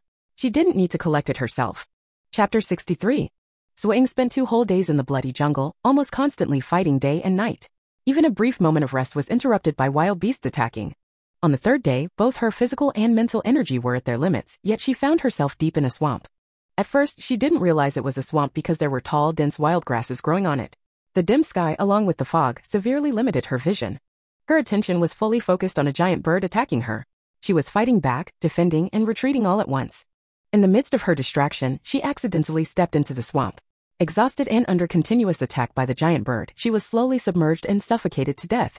The next moment, Zuo Ying was teleported back to her personal domain, collapsing to the ground, breathing heavily. The feeling of being swallowed by the swamp was terrifying. Xiaonan, who was picking bugs in the garden, ran over and looked at her worriedly. Zuo Ying waved her hand. I'm fine. She wiped the sweat off her forehead. Her clothes were torn, stained with blood and dirt, and her hands were filthy. But surprisingly, all her wounds were gone. She washed her hands in the water barrel and noticed that the tomato plants now had little red fruits hanging from the branches. She picked one, and the taste was amazing, juicy and sweet, refreshing and thirst-quenching. She sat down on the ground, picking one and eating one. These past 2 days in the instance, she hadn't eaten properly at all. Good job, you've taken good care of this garden, she gave Xiaonan a thumbs up. Xiaonan shyly smiled in return. After she had eaten enough and caught her breath, Zuo Ying asked Xiaonan for help in setting up a safe house. During her time in the Bloody Jungle, she had obtained 4 fragments of the safe house. Together with the one she had saved before, she could now almost assemble a complete safe house. One by one, the fragments the size of a palm were enlarged and assembled like a toy. First the floor, then the load-bearing pillars, followed by the walls, roof, windows, and doors. Then came the bed and the table inside, and finally the bathroom. For the bathroom, she had only managed to put together a wash basin and a toilet. After assembling everything, she found out that there was a sewage pipeline, but she still needed to dig a sewage pit to direct the waste somewhere. There was also a small water tower that she needed to climb on the roof to secure, connecting it with water pipes leading to the faucets and the toilet's water tank. Zuo Ying led the stream into the water tower and filled it up. After that, she turned on the faucet and the water flowed smoothly. This task alone took both of them a lot of time. But in the end, the result was quite satisfying. A beautiful little house sat quietly on the land. Opening the door, she entered a small world where she could shield herself from the wind and rain. She didn't mind the blood and dirt on her clothes. Taking a small blanket out of her personal backpack, she laid it on the bed, took off her outer clothes and snuggled in comfortably to sleep. She slept soundly until she was sent out of the game. Zhuangxi logged out of the game at his usual time. Fearing he might miss Zuo Ying again for several days, he decided not to enter any more instances. As he logged out, his first action was to check if Zuo Ying had logged out as well. Fortunately, today she was out. He took out the affection item. Do you want to use the item? Yes. After using it, as long as there was physical contact with another person for more than 3 seconds, their affection value for him would appear above their head. Since it was a one-time item, he had never used it before. The condition of 3 seconds of physical contact was simple in some ways but tricky in others. He first decided to test it on Yang Qing. Yang Qing, he slapped Yang Qing's shoulder.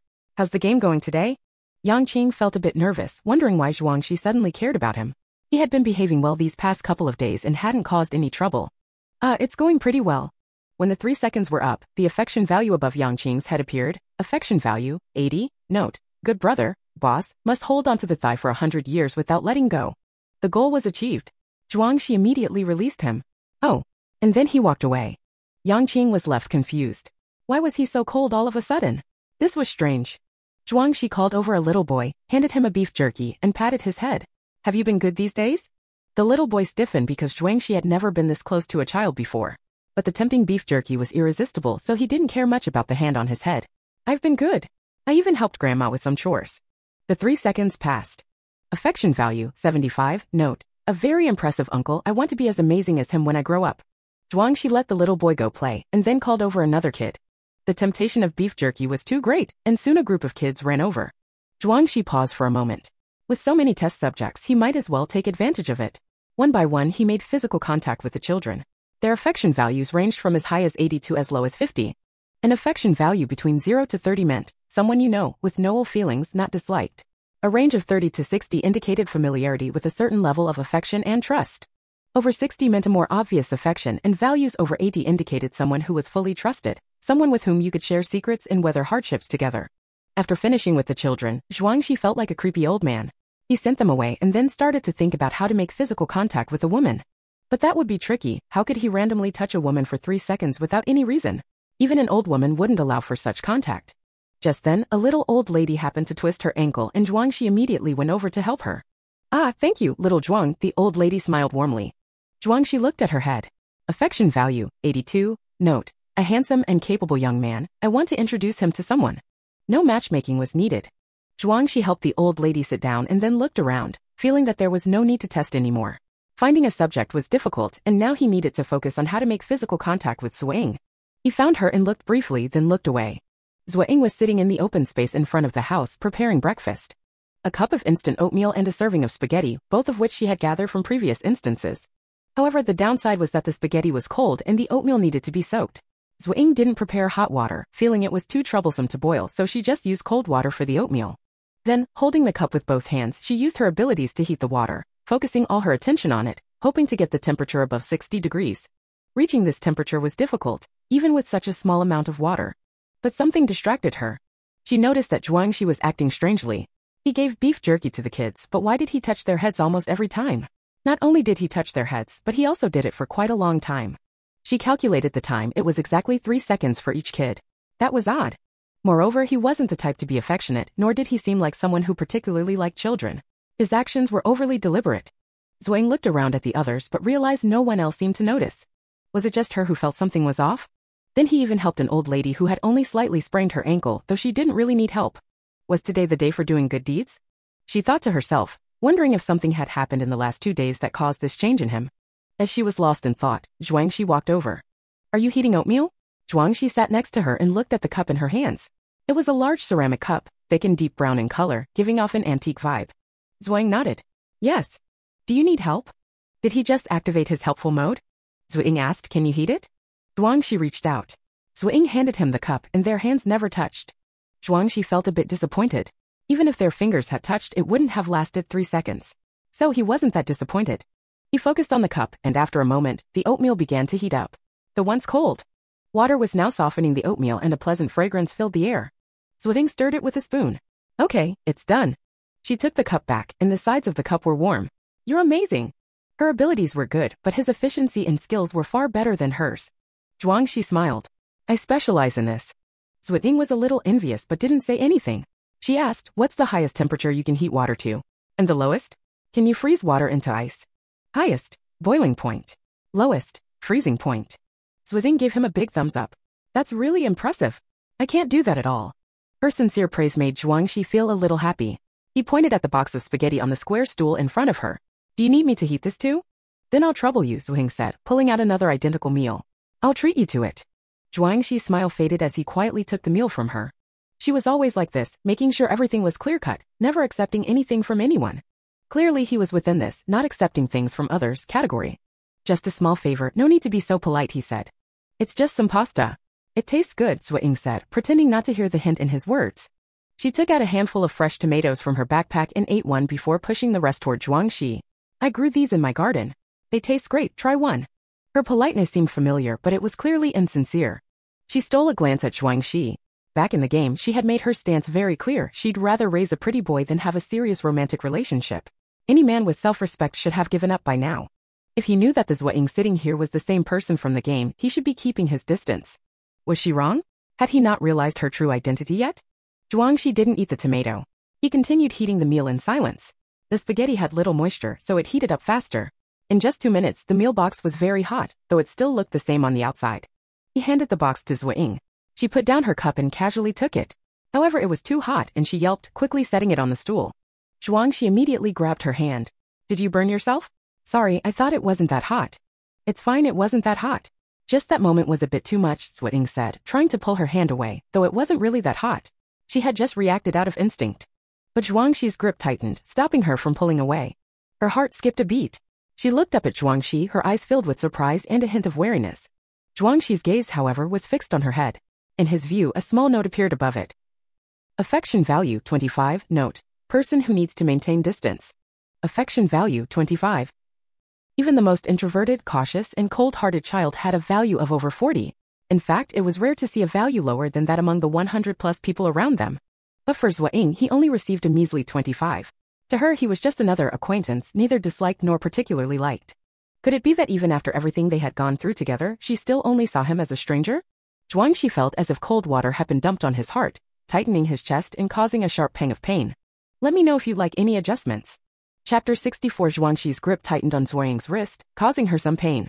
She frowned, but he released his hold. Zhuangxi lowered his eyes, stood up and said, I have something else to do. He then left. Zuo Ying thoughtfully watched his retreating figure, rubbed her wrist, and rolled up her sleeve to see red marks. It showed just how much force he'd used. What was wrong with him? He seemed to have been greatly stimulated, his attitude suddenly turning cold. But nothing had happened.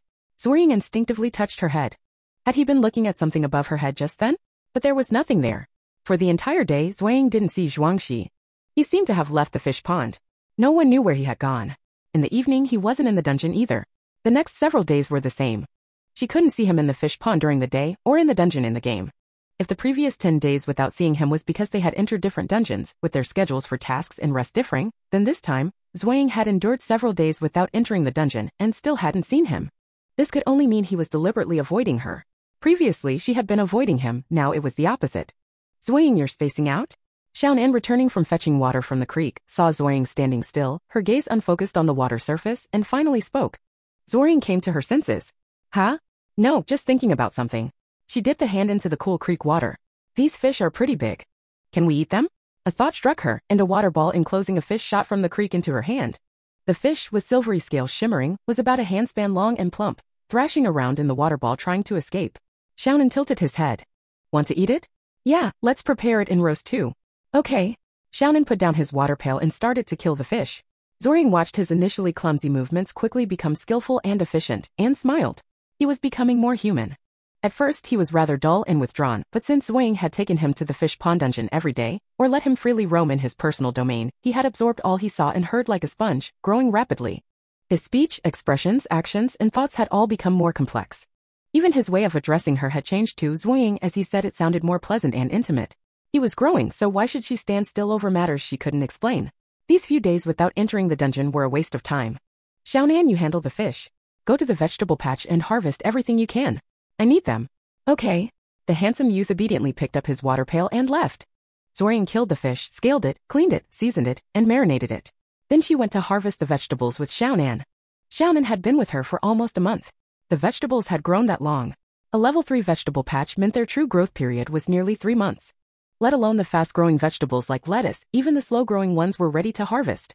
It was a huge haul. Zuo Ying cleared some space in the patch and bought another 200 square meters of land, instructing Xiaonan to plant wheat. This is a mutated wheat, unlocked from a copy of a fishing pond island where mutated wheat grows. Players can obtain some seeds after completing the quest. Zuo Ying collects the seeds from players who obtained them at a high price, and after many days, she finally accumulated quite a few. Zuo Ying put the collected vegetables into her personal backpack, and the fish was also cured. She roasted the fish, one per person, and after eating, entered the bloody jungle dungeon. This time it was the swamp that swallowed her last time. The area covered by weeds beside her was where she died last time. Not long after she entered, a fierce bird cry pierced the air, and a large black and red bird flew out of the jungle, diving towards her. This bird was also the giant bird that chased her and caused her to fall into the swamp last time. Indeed, this dungeon, if not cleared, has a certain probability of bringing the player back to the place where they were eliminated the second time they enter. Zuo Ying pulled out a thick and heavy gun, aimed at the bird's abdomen, and pulled the trigger. A three-sided arrow with terrifying blood grooves and barbs shot out, followed by a long rope. The arrow pierced the giant bird's lower abdomen. The giant bird let out a mournful cry, struggling to fly higher. Zuo Ying held the gun tightly and was instantly lifted off the ground. This weapon was crafted for her by Chiezi. The rope was made from the root she got last time, and the other materials were also obtained from this dungeon. It took many materials to make this just to deal with this bird. While Zuo Ying was being carried by the giant bird, it was already 8 a.m. in the real world. Yang Qing secretly observed for a while and went to someone and said excitedly, "Zuo Ying didn't come out of the game today, you don't have to hide from her anymore." Zhuangxi glanced at him, "When did I hide from her? I'm not blind. Although I don't understand what you two are doing, I have eyes, okay? Otherwise, why do you always run outside? Clearly avoiding meeting each other." "Zhuangxi, how many safe houses have you built?" Yang Qing scratched the back of his neck. "There are 5 complete ones. The remaining parts have many duplicates, so I can't build the 6th one yet." Zhuangxi threw a piece of wood in his hand, stood up and said, "Are the supplies ready? Let's go." "Everything is ready, let's go." After the two left, a gust of wind blew past, and the seemingly unremarkable piece of wood turned into a pile of dust. Zuo Ying, covered in mud, crawled out of a swamp. This time, she solidified the water in the swamp as a stepping stone and finally did not sink again. Behind her was the giant bird, which was dead, its stiff feathers covered in blood, slowly sinking into the swamp. This guy was really powerful, tossing her around in the sky and on the ground for a long time, and almost had one of his wings cut off before finally falling to the ground. Zuo Ying rested briefly, carefully dragged the giant bird's wing, which floated on another part of the swamp, into her backpack. This was her trophy. The feathers on the wings were extremely hard and should be good weapon materials. Then she carefully walked out of the swamp and continued into the depths of the jungle. She then cleared a few more levels and arrived at a place filled with butterflies. Multicolored butterflies fluttered around, dazzling the eyes. The flapping wings of the butterflies also scattered strange powder. She accidentally inhaled the powder and soon began to feel dizzy and lightheaded. After maneuvering with the butterflies for a while, judging that the time was about right, she directly removed the water film on her body, and the butterflies swarmed over and devoured her.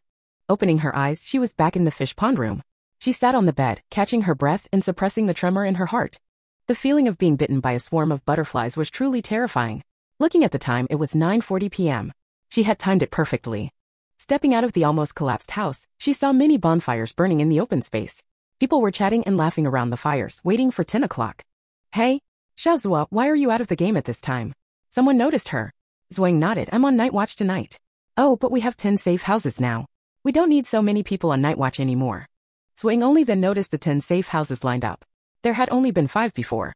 How had they doubled in just one day? Zhuangxi and the others exchanged them for other supplies at the self-rescue camp. Someone explained. Their group was small. While everyone had been diligently completing quests in the game to obtain safe house fragments, and had also bought some fragments on the trading platform, they had only managed to assemble 5 safe houses. The self-rescue camp in the Yantai district, with its tens of thousands of people, naturally had more safe house fragments. Moreover, there was a rule at the self-rescue camp. Safe house fragments had to be handed over to the leadership for unified allocation. Zhuangxi and the others only needed to communicate directly with the leaders for the exchange. "Did you spend a lot of supplies?" Zuo Ying asked. "Yeah, we used all the flour, food, medicine, and weapons we had saved up." Little Zhuang also seems to have spent over 200,000 game coins. A group of people began discussing, their words filled with admiration and gratitude for Zhuangxi. Zuo Ying calculated. Since the fish pond instance had opened, Zhuangxi's earnings had never reached 2 million. He must have used up all his assets. She looked around. Where's Zhuangxi? He was just setting up a safe house. After that, he went somewhere. "Hey, assemble, assemble. Everyone come over. Enter the safe houses in order and enter the game inside." A voice boomed. It was Yang Qing, who had climbed onto the roof of a safe house, hitting a basin with a stick, making a loud clang. Everyone quickly gathered, entering the safe houses one by one. Each house could hold over 10 people, a little cramped, but safe. Zuo Ying saw Zhuangxi in the crowd on the outskirts. He was leaning against a pile of firewood, half hidden in the night. A black, form-fitting windbreaker highlighted his aloof and elegant demeanor, as if everything around him was irrelevant. This Zhuangxi seemed a bit unfamiliar to Zuo Ying. Actually, with Zhuangxi's appearance, as long as he didn't wear old man's clothes and didn't speak or make expressions, his aura would be particularly cold, making people hesitant to approach. But when he truly showed this side of himself, Zuo Ying still felt a little out of place. Zhuangxi also saw her, slightly nodding with no intention of talking. Zuo Ying adjusted her mood, smiled, and walked over. Zhuangxi, I'm leaving tomorrow. I wanted to say goodbye. Zhuangxi. Zhuangxi paused. Where are you going? I might leave C-City. I managed to get a safe house. With that, I can go anywhere. Why leave? If it's because of me. No, not because of you. I had planned to leave anyway. Zuo Ying stopped him before he could finish, knowing they would still need to interact in the game as members of the same instance. She didn't want to make things too awkward. Zhuangxi paused for a moment, lost in thought. His face, unlit, showed no expression. Zuo Ying didn't look at him, continuing to smile easily. You didn't tell me you were going to buy a safe house. Otherwise, I have some rare supplies that might help. Zhuangxi said softly, no need. Thank you for taking me in. I've had a wonderful time here for over a month. We'll meet again someday. Zhuangxi looked at her. Her sharp facial features were clear and smooth in the night. His eyes reflected the distant firelight, as if two small flames danced within them. He seemed to have many things to say but finally only said, be careful. Remember to lock your safe house doors and windows before entering the game, and don't trust anyone, but I shouldn't need to remind you of that. Even someone as sincere as him couldn't earn her trust. Surely others couldn't either. Thinking this, a slight comfort settled in. Zhuangxi sighed inwardly. He looked at Zuo Ying's bright, beautiful, determined, and composed face in the dim light, and thought perhaps he was wrong. Given her previous attitude, she didn't seem to have any intention of leaving. Now she said she was leaving. Was it his pursuit that had made their relationship awkward, making her unwilling to stay? If only he'd known this would happen. He should have just remained ordinary friends and avoided all this trouble. Her exquisite beauty and the fact that she was a young woman made her very vulnerable. So he hesitated, then said, perhaps you should stay. In a few days, we'll move to the mountain. Everyone will have their own safe house, not too close together, but on the same mountain. It'll be safer that way. Zuo Ying smiled. Thank you for your kindness, but I have some acquaintances in C-City and I'd rather not be found. Leaving is best. Zhuangxi couldn't say anything more. After a moment, he said, be careful on your journey. I know. 10 o'clock is almost here. You should prepare to enter the game. I'll be on night watch tonight. Okay. Zhuangxi left. Zuo Ying smiled faintly, helplessly. She later understood. Zhuangxi's strange behavior that day was probably because he had used an affection value item. There was a rare item in the game that allowed one to see another's affection value, but the prerequisite was to make contact with the target for 3 seconds or more. No direct skin contact was necessary. It could be through hair or clothing, but contact was required. So Zhuangxi's unusual expression and avoidance these past few days were clearly because her affection value hadn't met his expectations. And it was much lower than he'd hoped, low enough to hurt this man who, even after meeting Xiaonan and learning her views on partners, still hadn't given up. So how low was it? Could it be negative? Zuo Ying murmured, sighing softly. She felt a little sorry for Zhuangxi. She was such a cold person. He had come with such enthusiasm, only to discover she was like an unyielding ice mountain. It must be devastating, even humiliating. Given his qualifications, he'd likely never encountered such a difficult person. Being genuinely liked is a heartwarming thing, and hurting someone who likes you is always regrettable, especially if that person is exceptional. This was why she decided to leave. Otherwise, things would be awkward in both the game and in real life. Now she was certain she had shown her hand to Zhuangxi, though she didn't know where she had slipped up. But she wasn't leaving entirely for that reason. The cicada molt update had gone live, and there was no guarantee that Jiang Jinhao, Shin Yi, and the others wouldn't try to target her again. She'd come to the fish pond and Shin Yi knew about it. Now Shin Yi was missing. Though she lacked the ability to harm herself, if she gave her address to someone else, it would inevitably lead to trouble. She'd initially thought that Zhuangxi's beauty surpassed hers and that someone would certainly target him too. They were both prime targets, and in the same place, there was no question of one endangering the other. If anyone foolish enough tried to cause trouble, they should just be eliminated together. But now instead of teaming up, it would be better for her to hide in the shadows and let her deal with the malicious intent herself. Zhuangxi was similarly capable. He likely didn't need any help. At exactly 10 o'clock, all the sounds in the safe house vanished, and the place emptied. Only the night watch remained at the fish pond. Lefting saw the fire in the brazier dwindle and went to the pile of wood to add more. She picked up a piece of wood, and it crumbled to dust in her hands. She paused, pulled a torch from the brazier for light, and examined the dust. The particles were small, uniform, and resembled square salt crystals, slightly damp. Just then, Zhuangxi had been standing in that spot. It seemed as though his hand had rested on the wood. Lefting considered a possibility. Could it be that, while he was talking to her, he'd been using water-based skills to slice the wood? How much effort would that have taken? How precisely controlled would it have to be to leave no trace?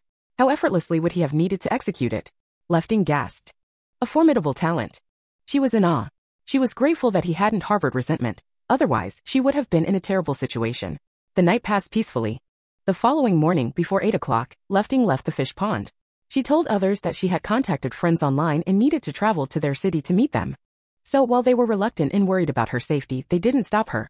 After Zhuangxi logged off, he received the news that Lefting had left. Little left behind a lot of vegetables and other things, saying thanks for everyone's care. We didn't do anything for her, how could we not accept them?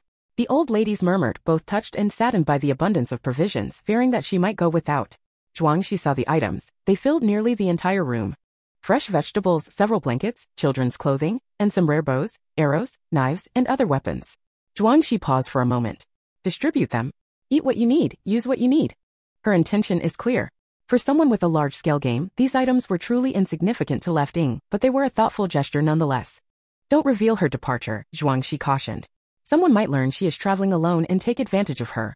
Then that morning, someone arrived at the fish pond. Excuse me, is Lefting here? I'm her university classmate. Chapter 65. The university classmate who claimed to be Zuo Ying was the tall girl Zuo Ying. After some inquiries, she learned that Zuo Ying was currently staying at this fish pond. It was mainly Zhuangxi who was famous. Before the apocalypse, he was a local entrepreneur, and after the apocalypse, he was invited to join the self-rescue camp. His good looks were well known, and from the start, people speculated about what level of beauty rating Zhuangxi would receive. Then Xingyi's older sister, because of Xingyi, didn't join the self-rescue camp, but instead went to Zhuangxi's fish pond. This wasn't a secret. Zuo Ying inquired and found out everything, even learning that Zuo Ying had changed her surname and particularly disliked people continuing to call her Shen Ying. These days, her group was actively seeking face-swap targets. Seeing many people offering lists to influential players to curry favor, Zuo Ying felt compelled to visit the fish pond. Zhuangxi saw her and asked, "Are you Zuo Ying's classmate?" "Yes, I'm Zuo Ying." "Is she still playing?" Zuo Ying asked tentatively. "Yes. She's really dedicated," Zuo Ying muttered, feeling slightly uncomfortable. Each player had a daily 10-hour limit in the game, but everyone always found ways to stay longer, primarily by entering dungeons. But the number of players was enormous and dungeons, however numerous, were limited. Some required reservations, while others had no reservation system, requiring players to constantly monitor for openings and immediately seize them. Quick hands win. Data showed that players with high game affinity were more likely to succeed. Zuo Ying's game affinity was very low, so she rarely succeeded. Unrestricted dungeons like the Bloody Jungle were extremely dangerous. Someone like her, with limited strength, would be useless and die instantly. It was already after 9 o'clock. Zuo Ying was still in the game, surely in a dungeon. High affinity. Good looks truly get you everywhere. Zhuangxi keenly sensed Zuo Ying's jealousy and malice. He narrowed his eyes, his gaze becoming cold. He smiled and asked, "What's your in-game name?" "I'll have her contact you." Zuo Ying met his eyes. His eyes were black and bright, beautiful as art, radiating an intimidating light from deep within. Coupled with his striking features and a captivating smile, Zuo Ying's mind went blank for a moment. Only her heart pounding. Zuo Ying stammered, "My in-game name is Yingzi." Zhuangxi nodded, "And your ID?" Zuo Ying gave him a string of numbers. Zhuangxi said, "Noted. Then I won't keep you here." "Oh." Zuo Ying turned to leave, realizing what she had said only after walking several meters. What had she just said? Was he a demon? Why did she lose her thoughts after looking at him? She looked back at the fish pond. Her heart still racing, her mind filled with the man's smile and gaze. But gradually calming down, a chilling sense of danger washed over her. This danger made her unwilling to return, wanting only to leave, and leave quickly. The Antilles District self-rescue camp. The camp was vastly different from a month ago. Walls were collapsed, houses were demolished, roads were cracked. Everywhere was in ruins. But its central area housed a series of safe houses, housing those with important status or significant abilities. These makeshift shelters, the further out you went, the more dilapidated they became. Many huddled in half-collapsed buildings or under makeshift tents fashioned from rough cloth scavenged from games, or in ramshackle huts built from game-found branches and wood. As twilight fell, a lone guest arrived at a low, dilapidated house. Zuo Ying bent down and entered the house. The floor was littered with garbage. In a corner, a few planks of wood, topped with dried grass, scraps of cotton, and clothes formed a makeshift bed. A woman with disheveled hair lay sprawled on the bed, breathing raggedly and weakly as if gravely ill. Another woman sat on the other side, seemingly oblivious, gnawing on something in her hand and swallowing it mechanically. A person entered the doorway. There was no surprise on the women's faces. The seated woman simply said, in a low husky voice, "1 loaf of bread at a time." Zuo Ying tossed a loaf of bread to her. It was a bakery-bought, bacon-enhanced loaf, costing 6 game coins, larger than usual, and its wrapping was intact and plump. It landed with a soft thud. The woman's eyes lit up at the sight of the bread falling at her feet. She immediately discarded the dry, tasteless biscuit in her hand and tore open the bread's wrapping, devouring it with gusto. "More," she mumbled. Zuo Ying watched her for a moment. The woman finished half the loaf, choked on it, and only then noticed Zuo Ying was still there. She looked up, and her eyes widened in surprise. Zuo Ying, in a thick, navy blue knee-length cotton coat, a hat, and a mask, her hands tucked into her pockets, revealed only her eyes. but anyone with sight could tell she was a woman. Those who had come here before were always men, and always impoverished and dirty men. It was unthinkable for a man to be so well-dressed. Such a well-dressed man wouldn't need a woman, nor would he come here for entertainment. The woman, choking on the bread, pounded her chest and glared at Zuo Ying, feeling a strange sense of familiarity. Zuo Ying tossed a bottle of water over. She walked around the room, looking disappointed. Jiang Yuan, you've fallen so low. If I'd known, I would have acted sooner. Now taking revenge on you feels pointless. Jiang Yuan nearly choked on the water. She swallowed it down and glared at Zuo Ying, her voice hoarse. Shin. Ying. Zuo Ying lowered her eyes, turned to face her, and said coolly, I told you, don't call me Shin Ying. My surname is Zuo. Jiang Yuan was stunned by the cold gaze from beneath Zuo Ying's hat. A flicker of memory stirred within her muddled mind. Shin Yi's birthday party? Shin Ying? No. Zuo Ying, acting strangely and erratically, saying she'd slap anyone who called her the wrong name. Jiang Jinhao had called her the wrong name, and she'd slapped him hard and kicked him in the groin, sending him to the hospital. The memory was so vivid. Jiang Yuan's tragedy began that day. She remembered. Tears welled in her eyes as she looked at Zuo Ying, envious of how well off she seemed, judging by her clothes. But she quickly composed herself, retreating into a corner. What do you want? I haven't wronged you. Zuo Ying turned to face her, took a couple of steps toward her, and the woman screamed, clutching her head like a startled mouse. Zuo Ying felt a wave of boredom. The person she wanted to get revenge on was in such a pitiful state. What was the point of revenge? It was like bullying an ant, utterly pointless. Zuo Ying said, I heard your mother and you were sold by your father and brother. Such a thing, a mother and daughter being sold by their husband and son, was rare, so it was widely discussed. Zuo Ying inquired about the Jiang family and quickly gathered information, leading her to this place. It is said that this mother and daughter duo have extremely low beauty levels in the game, cannot grow anything in their garden, and have no other means of livelihood. Besides nibbling on grass and leaves in the game, they make a living by selling their bodies. At first, they followed a few men, but were abandoned. Then they started attracting customers themselves.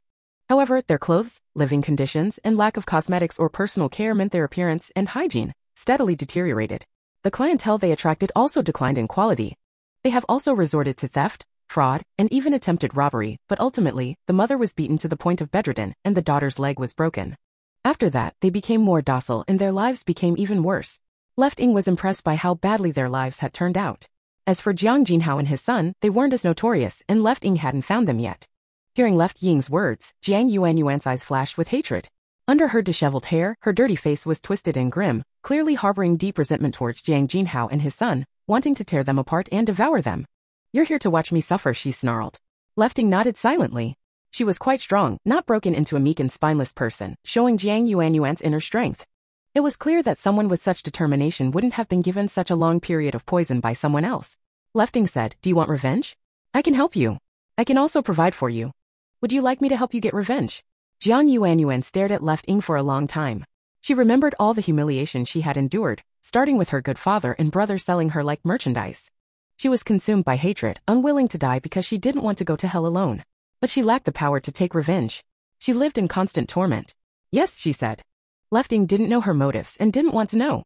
As long as she could kill those two scum and get her revenge, the rest could be dealt with later. Left Ying threw some food and a piece of clothing at her. I'll come back to you when I find them. In the meantime, you should regain your strength. Left Ying walked out of the dilapidated house and was stopped by someone a short distance away. The person was equally ragged and disheveled as Jiang Yuan. Their exposed skin was bruised and purple with some wounds that had begun to fester. However, their clothes were relatively clean and their hair was neatly styled. Their face, however, was scarred and terrifying. Left Ying wasn't surprised. Most of the people living in the dilapidated houses in this area relied on prostitution. Judging by the person in front of her, if she had been ranked by beauty earlier, she would have had a nearly impossible time in the game. It was easy to understand why she was in such a miserable state. What do you want? Asked Left Ying. I can help you with something, the woman said. If Jiang Yuan's voice was merely hoarse, this woman's voice was like a broken machine, rough, unpleasant, and grating. I can do it better than her. My demands are lower. Just give me food and let me live, she said slowly. Left Ying raised an eyebrow. The dilapidated house had no soundproofing. She had sensed others around her while inside, but the area was crowded, so she hadn't paid it much attention. She hadn't expected someone to be eavesdropping. I don't need you, said Left Ying. Aren't you afraid she'll turn against you? Left Ying tilted her head. Then kill her. Left Ying didn't intend to keep Jiang Yuan alive. She just thought that it would be a bit unfair to attack her now.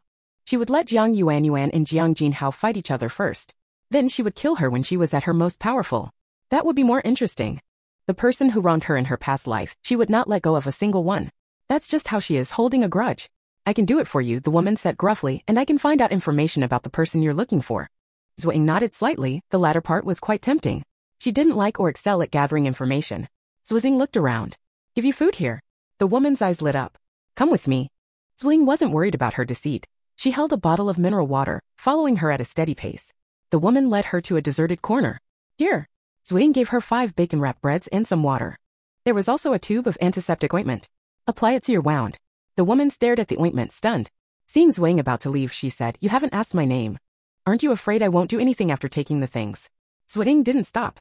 Then I haven't lost anything. Those things meant nothing to her. The woman said, Wait for me here tomorrow. You must come. Zuo Ying didn't respond this time. The woman put the things in her small backpack. Thankfully it could hold them. Then she applied the ointment to her wound without hesitation. There was no worse outcome. As soon as she applied it, the almost festered wound felt a cool sensation, a coolness mixed with a stinging pain, followed by a slight warmth. It seemed to be very effective.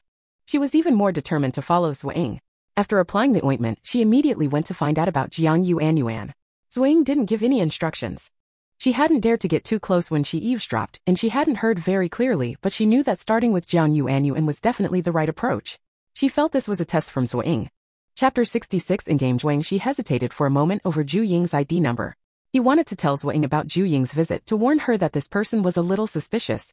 But how to warn her? The only contact was in-game, which would be the same as telling her, I know you're Zuo in the game. In the end, he didn't contact Zuo Ying, but instead contacted Qin Han. Checking this ID, Qin Han asked. Yes. Zhu Ying had ill intentions towards Zuo Ying. She came to the fish pond alone to get close, and Zhuang instinctively felt her motives were not pure. Aren't you running some kind of information service?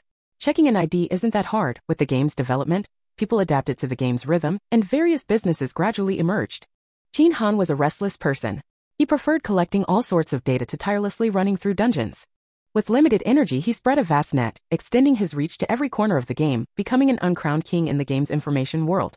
An old acquaintance and current colleague needing his help, Qin Han readily threw the ID into the large group he had assembled. The information was quickly retrieved. The ID, named Ying Zi in game, frequently posted anonymously on the forums such as I encountered X in X dungeon. Has anyone else had a similar misfortune? Or my friend, who ranks 300 plus in the friendliness list, was treated so kindly by X NPC. Friendliness is helpful. Or I've tried to get into X dungeon several times and failed. Is it because I'm ugly? Analysis suggests these discussion posts were used to collect player data and analyze player experiences and behaviors. Furthermore, this person frequently visited the starting village at coordinate 551. This village had been cleared by a group of players, becoming their base camp. The leading player was level 15 or higher, with the majority of players between levels 8 and 12, numbering over 1,000. This team had repeatedly completed dungeons, eliminated rivals, and claimed dungeon rewards, demonstrating an organized and disciplined approach. Ying Zi, along with several other forum regulars with fixed IDs, was believed to be a periphery member of this team, primarily responsible for information gathering. Zhuang Shi, after reading Qin Han's message, frowned. This Zhu Ying was indeed no ordinary person. She had a team behind her. This demanded serious attention.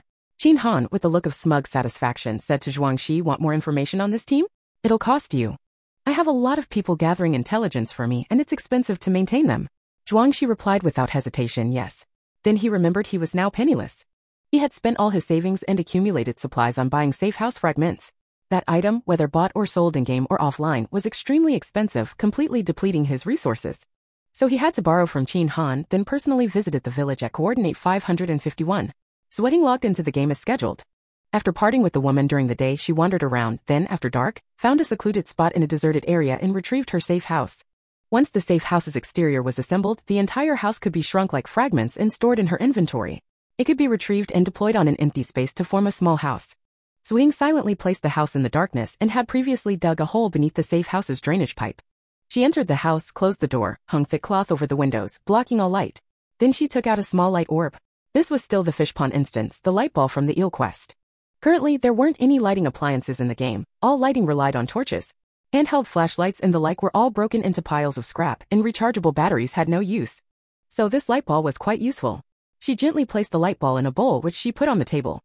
At least the area around the table was brightly lit. Ying took a shower in the bathroom.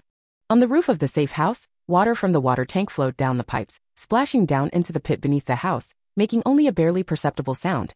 Ying applied a face mask, climbed onto the bed, and leaned against the headboard, listening to the wind outside. She idly turned a short, thick piece of wood in her hand, thinking that it would be best to get a phone. In this kind of situation, it was best to be bored and watch some shows. Leaving the fish pond and returning to her solitary life, she found that she was strangely missing the commotion of the fish pond. In the past, at this time, she should have been setting up a small stool and sitting amidst a crowd, listening to them gossip and brag. The wood turned in her fingers for a long time before she stopped, lowered her head, and broke the wood. It shattered into many small pieces. But compared to Zhuangxi's skill in slicing wood into coarse salt grains, it was still far behind. Lefting peeled off the face mask, her fingers tightening, and extracted the remaining essence from the mask, applying it to her arms. Then she was a little bored. Habit is truly a terrible thing. Fortunately, she finally waited until 10 o'clock. Zhuangxi was still in the fish pond instance when she entered, but he left the instance soon after. The character Zhuang in the list dimmed. Lefting began to attend to her own affairs and purchase cicada sloughs on the trading platform. Many people were buying cicada sloughs on the trading platform, with each one worth hundreds of game coins. Lefting raised the price by 10% above the market price, and soon someone approached her to sell cicada sloughs. Time quickly came to the afternoon of the second day. Lefting and the woman had arranged to meet. She went as planned. The woman paced back and forth, her expression calm, but clearly not calm inside. When Lefting appeared, she visibly sighed with relief. "You really came." Lefting asked, "Did you find Jiang Jinhao?" "I found him." Lefting then went to find Jiang Yuan. After a day's rest, Jiang Yuan's spirit and appearance had improved significantly. Wearing the clothes Lefting gave her, and presumably having bathed and groomed herself in the game, she looked somewhat human. Lefting threw a bag to her. "Go find Jiang Jinhao. Use any method necessary to get him to eat the contents." Jiang Yuan opened the cloth bag, revealing a grayish powder, an unknown substance, about half a pound. "What is this?" "Something that will cause him a slow poisoning." "So much of it, and he's not stupid. How will he eat it willingly?" Lefting said, "That's your concern." She threw another bag. "As long as you do it, I will give you a bag like this every day." This bag contained 10 gleaming cicada sloughs. Jiang Yuan was surprised, then overjoyed. Although her level was low, she could still spend a few hours in the game each day. Although she wasn't very skilled and couldn't enter many instances, she could still visit forums.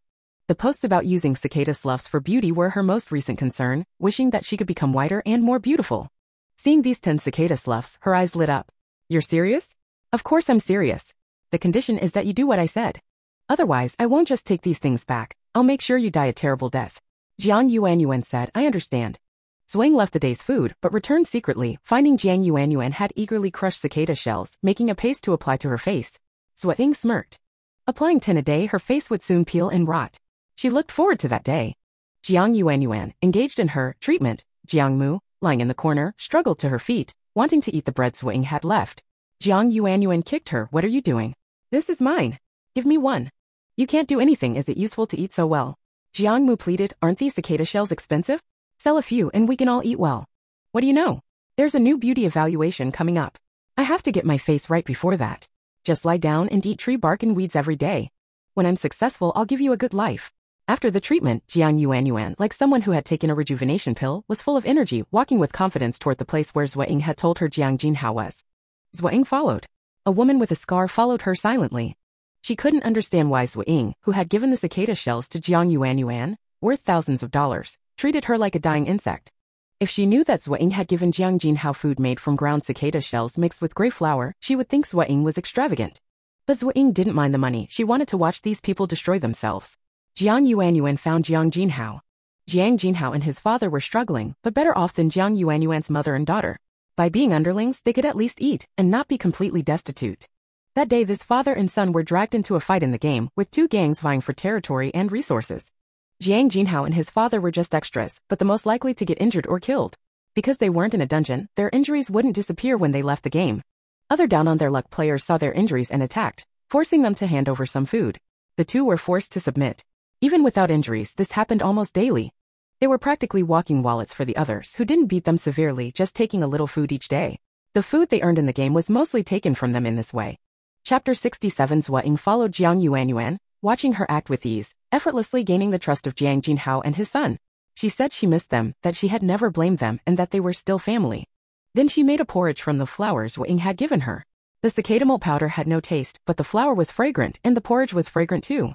Jiang Jinhao and his son weren't actually short of food, but taking advantage of others was quite satisfying. They didn't suspect Jiang Yuan of having the guts to harm them, and while inwardly scolding her for being foolish, they happily devoured the porridge. After they finished, Jiang Yuan said she would come back tomorrow to bring more food. For the next several days, Zuo Ying gave Jiang Yuan 2 bags each day, one with cicada malt powder, and one with flour mixed with the powder. Every day, Jiang Yuanyuan diligently followed her orders, applying the cicada malt powder herself and using the flour to coax Jiang Jinhao and his son to eat. Actually, no coaxing was necessary. Those two weaklings would eat anything given to them, no matter what it was. Zuo Ying waited for days without a contact from Zuo Ying in the game. She thought that perhaps Zuo Ying hadn't considered her a priority, hadn't told Zuo Ying about her visit, or perhaps Zuo Ying knew she'd visited but refused to acknowledge her. Completely losing track of Zuo Ying and the fish pond, she couldn't bear to go back to the place, remembering the man's chillingly indifferent gaze. In her team, many players, eager to curry favor with powerful players possessing abundant resources, offered up beauty coordinates or in-game IDs, receiving tangible benefits in return. Zuo Ying felt restless. Even a mediocre-looking guy or girl would do, someone better than Zuo Ying. There were plenty of plain-looking people in the team hoping for a makeover. She started looking around her immediate circle.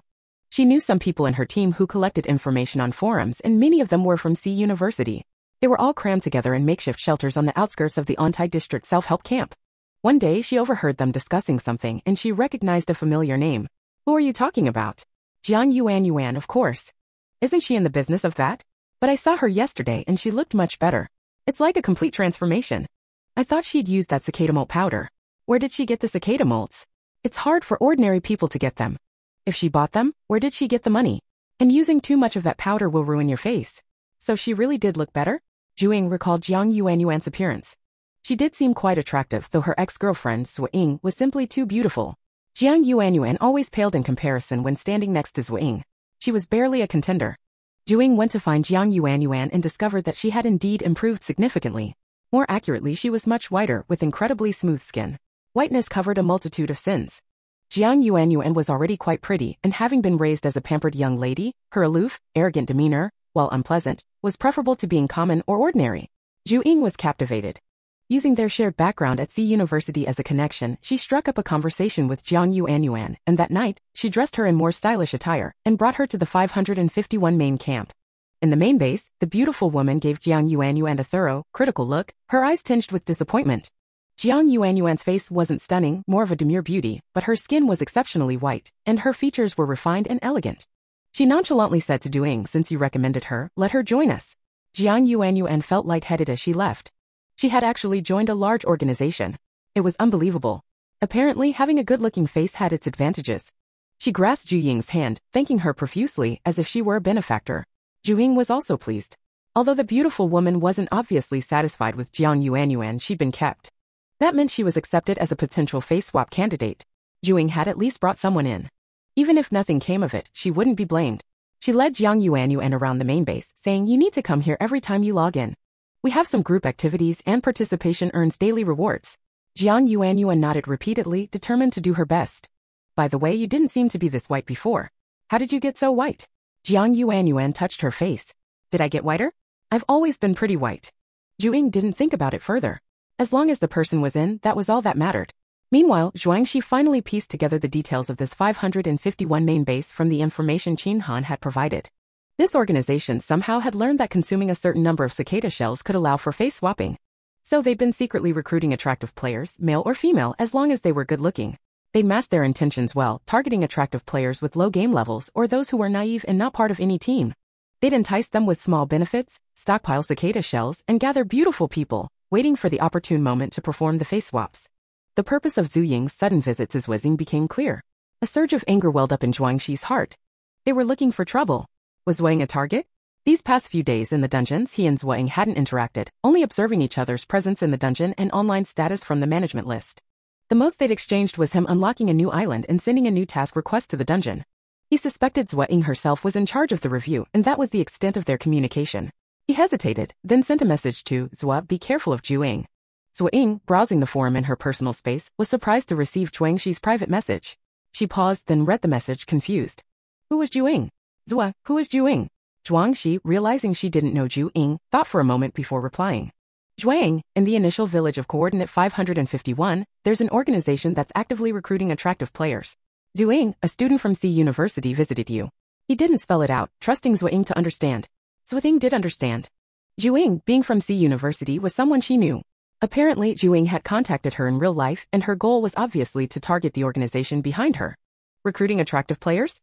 It seemed they already knew the true purpose of the cicada shells. Zuo, thanks, I understand. And that was it. Zhuang, she waited a long time, but Zuo Ying didn't say anything about how she planned to deal with the situation. Looking at the private chat page with only a few short messages, he shook his head in frustration. Zuo Ying wasn't overly worried. In the real world, Zhu Ying couldn't find her. In the game, she wore a mask, and no one knew her appearance. She felt quite safe. But she still went to the 551. Then she unexpectedly saw Jiang Yuanyuan at the edge of the village. Jiang Yuanyuan was wearing new clothes, had a lady-like hairstyle, and her face, smeared with a lot of cicada mold powder, was like a peeled egg, white and rosy, actually. Her skin was getting thinner, and her looks had improved by several levels. Why was she here? She had seen people just a few hours earlier, looking like a pathetic cabbage. How could she have become so successful in just a few hours? Several male players surrounded Jiang Yuanyuan, flattering her. You're so beautiful, your beauty level must be very high. Jiang Yuanyuan's face stiffened for a moment, then she giggled. You guess. She wouldn't say she'd only gotten a SOSO third level rating, that was her eternal pain. But next month she would definitely get a high level. Jiang Yuanyuan's coquettish words made the male players' hearts flutter, and they fawned over her even more, giving her various gifts. One gave her food, another gave her small jewelry. Jiang Yuanyuan felt like she had returned to the world before the apocalypse, thoroughly enjoying the attention. After the male players left, a female player beside Jiang Yuanyuan said to her, these guys just haven't seen a beautiful girl before. They're so superficial. But they're quite generous. You're in a tough spot right now, you should interact with them more. You won't lose anything. Jiang Yuanyuan thought about the food and clothes she had received, which were much more generous than the previous customers she had served. All she had to do was smile at them and she wouldn't lose a bit of flesh. This was a good place. She said, Zuo Ying, thank you for bringing me here. I'll come over when I log on. I have to log off now. Go, Zuo Ying thought disdainfully, it's only been how long and she wants to log off? Could she only be level 5? Useless. But her face is good enough. Zuo Ying witnessed the whole scene thinking, so it's her. I saw Zuo Ying at the Sea City Library. I felt something was off about her then. She's no good. She guessed that Zuo Ying must have been unable to find her, so she went after Jiang Yuanyuan, and Jiang Yuanyuan was a fool, easily lured into this trap. But was this organization really so pathetic? 10,000 cicada molds now cost at least 200,000 game coins. To exchange for a face with such a high price, the face must be top-notch. Jiang Yuanyuan's face was still lacking something. Perhaps she was just a backup option? The next day, Zuo Ying went to find Jiang Yuanyuan again. This time, Jiang Yuanyuan's attitude was much more arrogant. She said to Zuo Ying, you make me poison people for Jiang Jinhao every day, but you only give me 10 cicada molds. Isn't that a bit too little? She was confident enough to bargain. You don't want to do it anymore? Fine. I also think it's boring. Let's stop here. Zuo Ying turned and walked away. Jiang Yuanyuan's face changed. Don't leave. 10 is 10. I don't mind. But I do. Zuo Ying, I have a powerful organization now. So what? Are you going to have your organization force me to give you more cicada molds every day? Jiang Yuanyuan's face changed repeatedly. Zuo Ying no longer lingered, stepping out and disappearing from sight. Jiang Yuanyuan chased after her, but she couldn't see her. Did she fly away? How fast was she? Zuo Ying wiped her face. She didn't expect Jiang Yuanyuan to have such a turn of events. She had originally intended to use Jiang Yuanyuan, letting her ruin her face with cicada mold powder, and then use her to make Jiang Jinhao eat cicada mold powder to ruin his face. She hated cicada mold, but that didn't stop her from using their methods against them. Was it boring? A little. She also felt unfulfilled. But Jiang Yuanyuan's situation seemed to be getting more interesting. She used days' worth of cicada shell powder, her face reaching its optimal state. Applying any more would cause it to rot, but even without further application, her skin's current thinness would quickly lead to skin problems, similarly resulting in a gradual rotting of her face. A person struggling at the bottom of life, with nothing to lose, rotting face or not, doesn't matter. But someone whose good life and adoration depend on their face, suddenly rotting, would suffer greatly. Jiang Yuanyuan wasn't worried about that now. She went to see Jiang Jinhao. Jiang Jinhao and his father had been beaten up again today. Beaten in the morning, beaten at noon, and beaten again before dinner, each beating requiring them to hand over food. They with their own 2 hands were feeding these neighborhood thugs. But if they resisted or tried to run, the thugs wouldn't just beat them.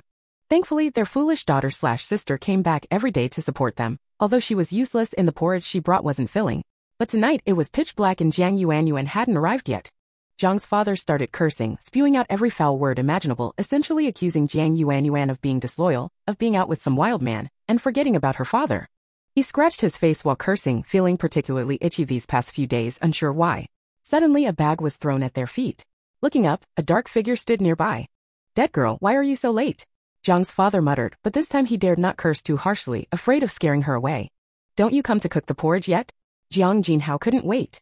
He directly poured the powder from the bag into a broken pot of boiling water. The light was dim and he couldn't see what kind of powder it was, but it was certainly the same as before. He stirred it, and the flour turned into porridge. The father and son devoured it greedily. Ugh, the taste, it's not the same as before. It doesn't seem as fragrant. They ate and ate, their faces itching more and more.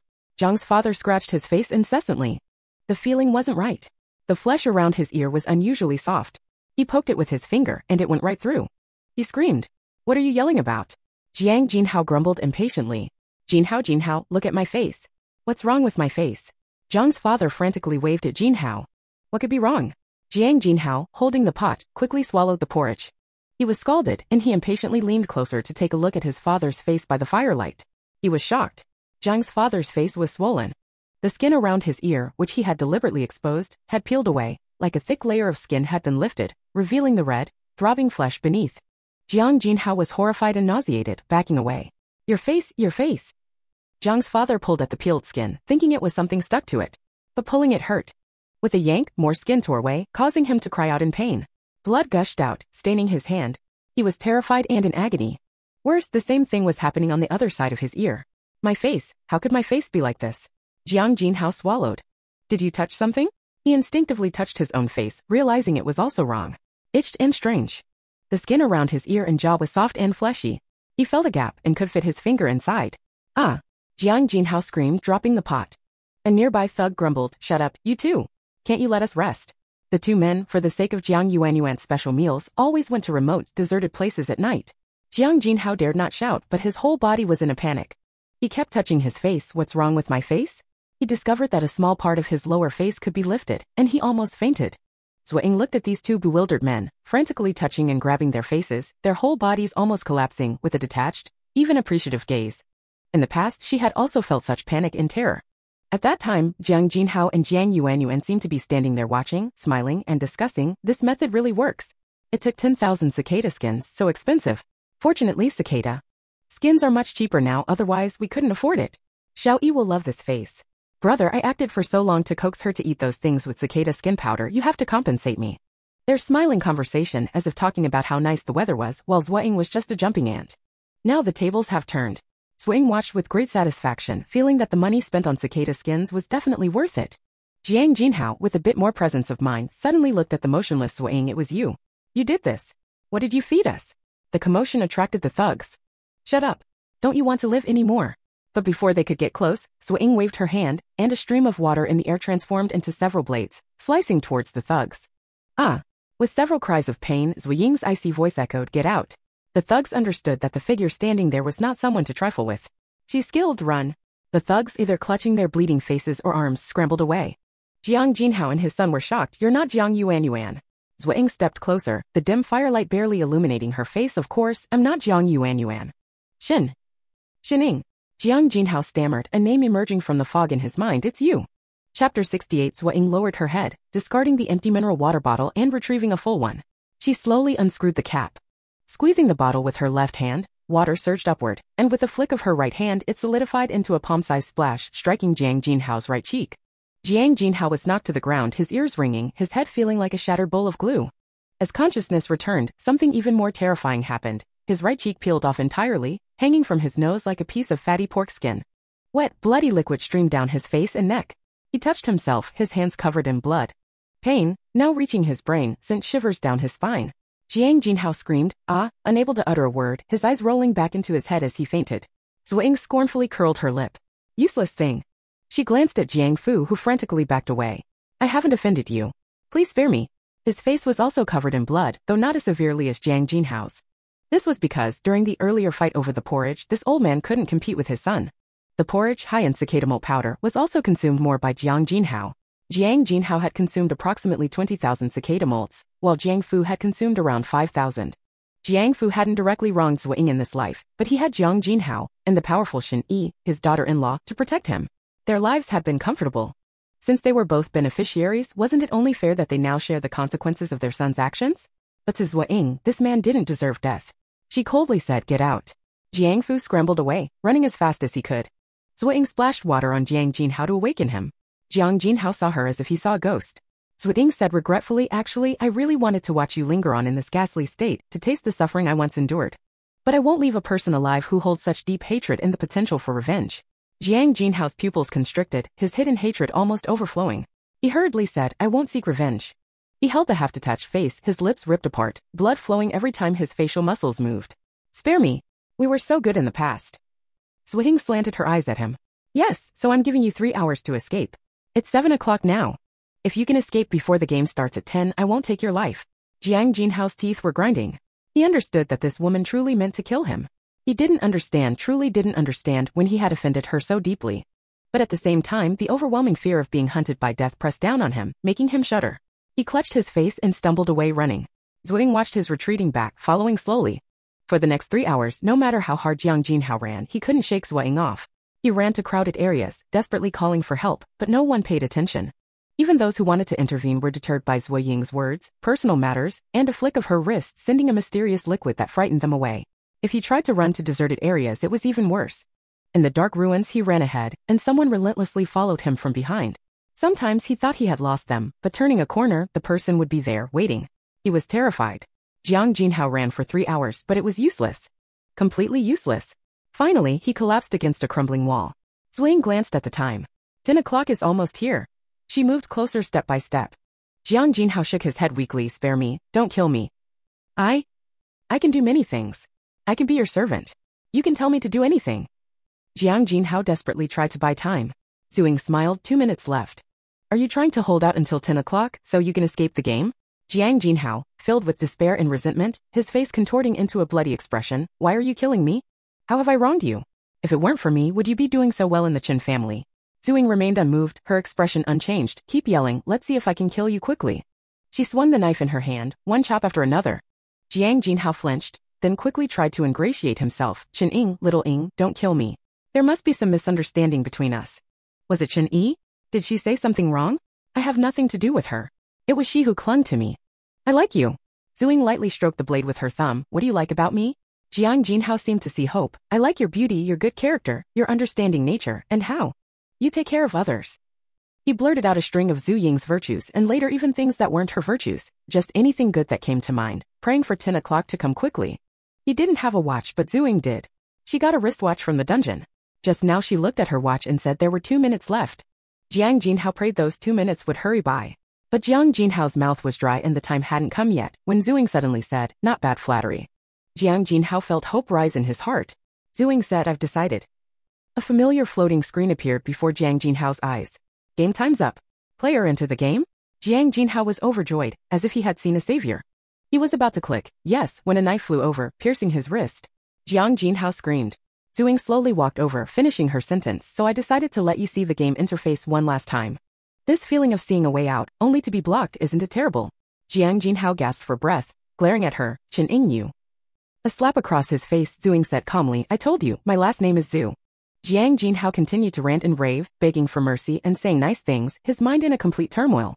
Blood flowed down his face and body. Zuo Ying waited until he was too weak to speak, then finally showed mercy, ending him with a single knife. Jiang Jinhao stared blankly and fell. Zuo Ying cleaned the knife with water, stood up, shook off the water, and looked at Jiang Jinhao's corpse expressionlessly. She thought to herself, 8,000 cicada skins and powder, more than 2 million game coins gone. Now that Jiang Jinhao was dead, Chen Yuan was already dead, Zhang's father was ruined, and he would live as a dog with a scarred face. He definitely wouldn't be able to threaten her like Jiang Jinhao. Zhang's mother was also ruined. How long she would live depended on whether Jiang Yuanyuan was filial. The rest were Jiang Yuanyuan, Jiang Yingyu, and Chen Yi. She touched her face. Only when these people were all dead could she finally leave those dark years behind. Paying a price in money and supplies was completely acceptable. Because she refused to enter the game just now, she couldn't enter the game tonight. She thought for a moment and decided to go to the self-rescue camp for a walk. There were guards at the self-rescue camp at night. The security houses in the central area were heavily guarded. Suddenly Zuo Ying saw a familiar face. Sun Yon. She was also on night duty. And she was chatting with a tall, handsome man, a little flirtatious. Wasn't she Yang Qing's girlfriend? Sun Yun, I can do my night duty myself. Why are you staying with me? You're wasting at least an hour of game time.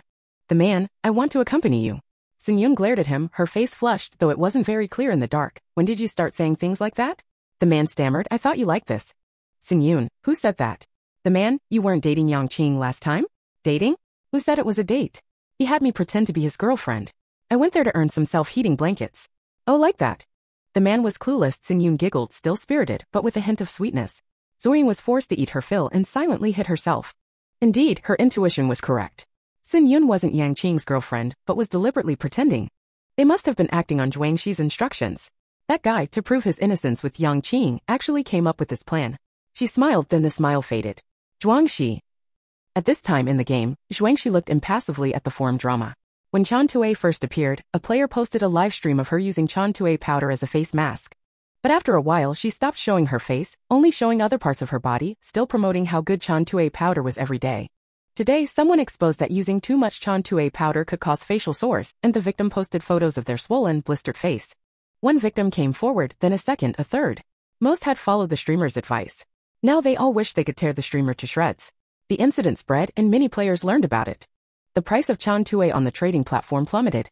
At the same time, many people were secretly buying large quantities of Chan Tue. These people must have learned from some channel that consuming Chan Tue could cause skin peeling. They were probably trying to harm others or sell it at a high price later. This way, Chan Tue would be monopolized by these people. Zhuang Xi went to the 551 area yesterday, and then entered a Chan Tue-related dungeon. It was a puzzle-solving dungeon, and he spent a day and night in it, finally obtaining some accurate information. He was hesitant about whether to reveal it. If he revealed it, everyone would know the true effect of Chan Tue, and more people would crazily want it to steal others' faces. A bloody war would erupt. If he didn't reveal it, the people who got the upper hand would still harm others, but in a smaller scope in the short term. However, many high-value players would be easily harmed without knowing or being prepared. Zhuang Xi hesitated for a moment, and finally posted. Soon, a concise and eye-catching post titled "Click to see the face-changing technique" appeared on the forum and quickly rose to the top. Main thread, in the game, cicada sloughs refers to the shells shed by cicadas as they mature. Resembling a cicada but hollow, they are light golden and translucent. Their actual use, 10,000 cicada sloughs taken in 20 to 30 doses cause the consumer's skin to peel off. This peeled skin can be directly applied to anyone who hasn't taken the sloughs, and it seamlessly integrates, leaving no trace. The recipient can then resume normal life and participate in beauty rankings, but they must take specific medication monthly to maintain the new face's health and integrity. This technique is known as face swapping. A wave of discussion followed, with low beauty players cheering excitedly, while high beauty players felt as if they'd seen a death warrant. Many asked if the main thread was true, what would happen to those who lost their faces, and some criticized the method as excessively cruel. The thread quickly grew to tens of thousands of posts.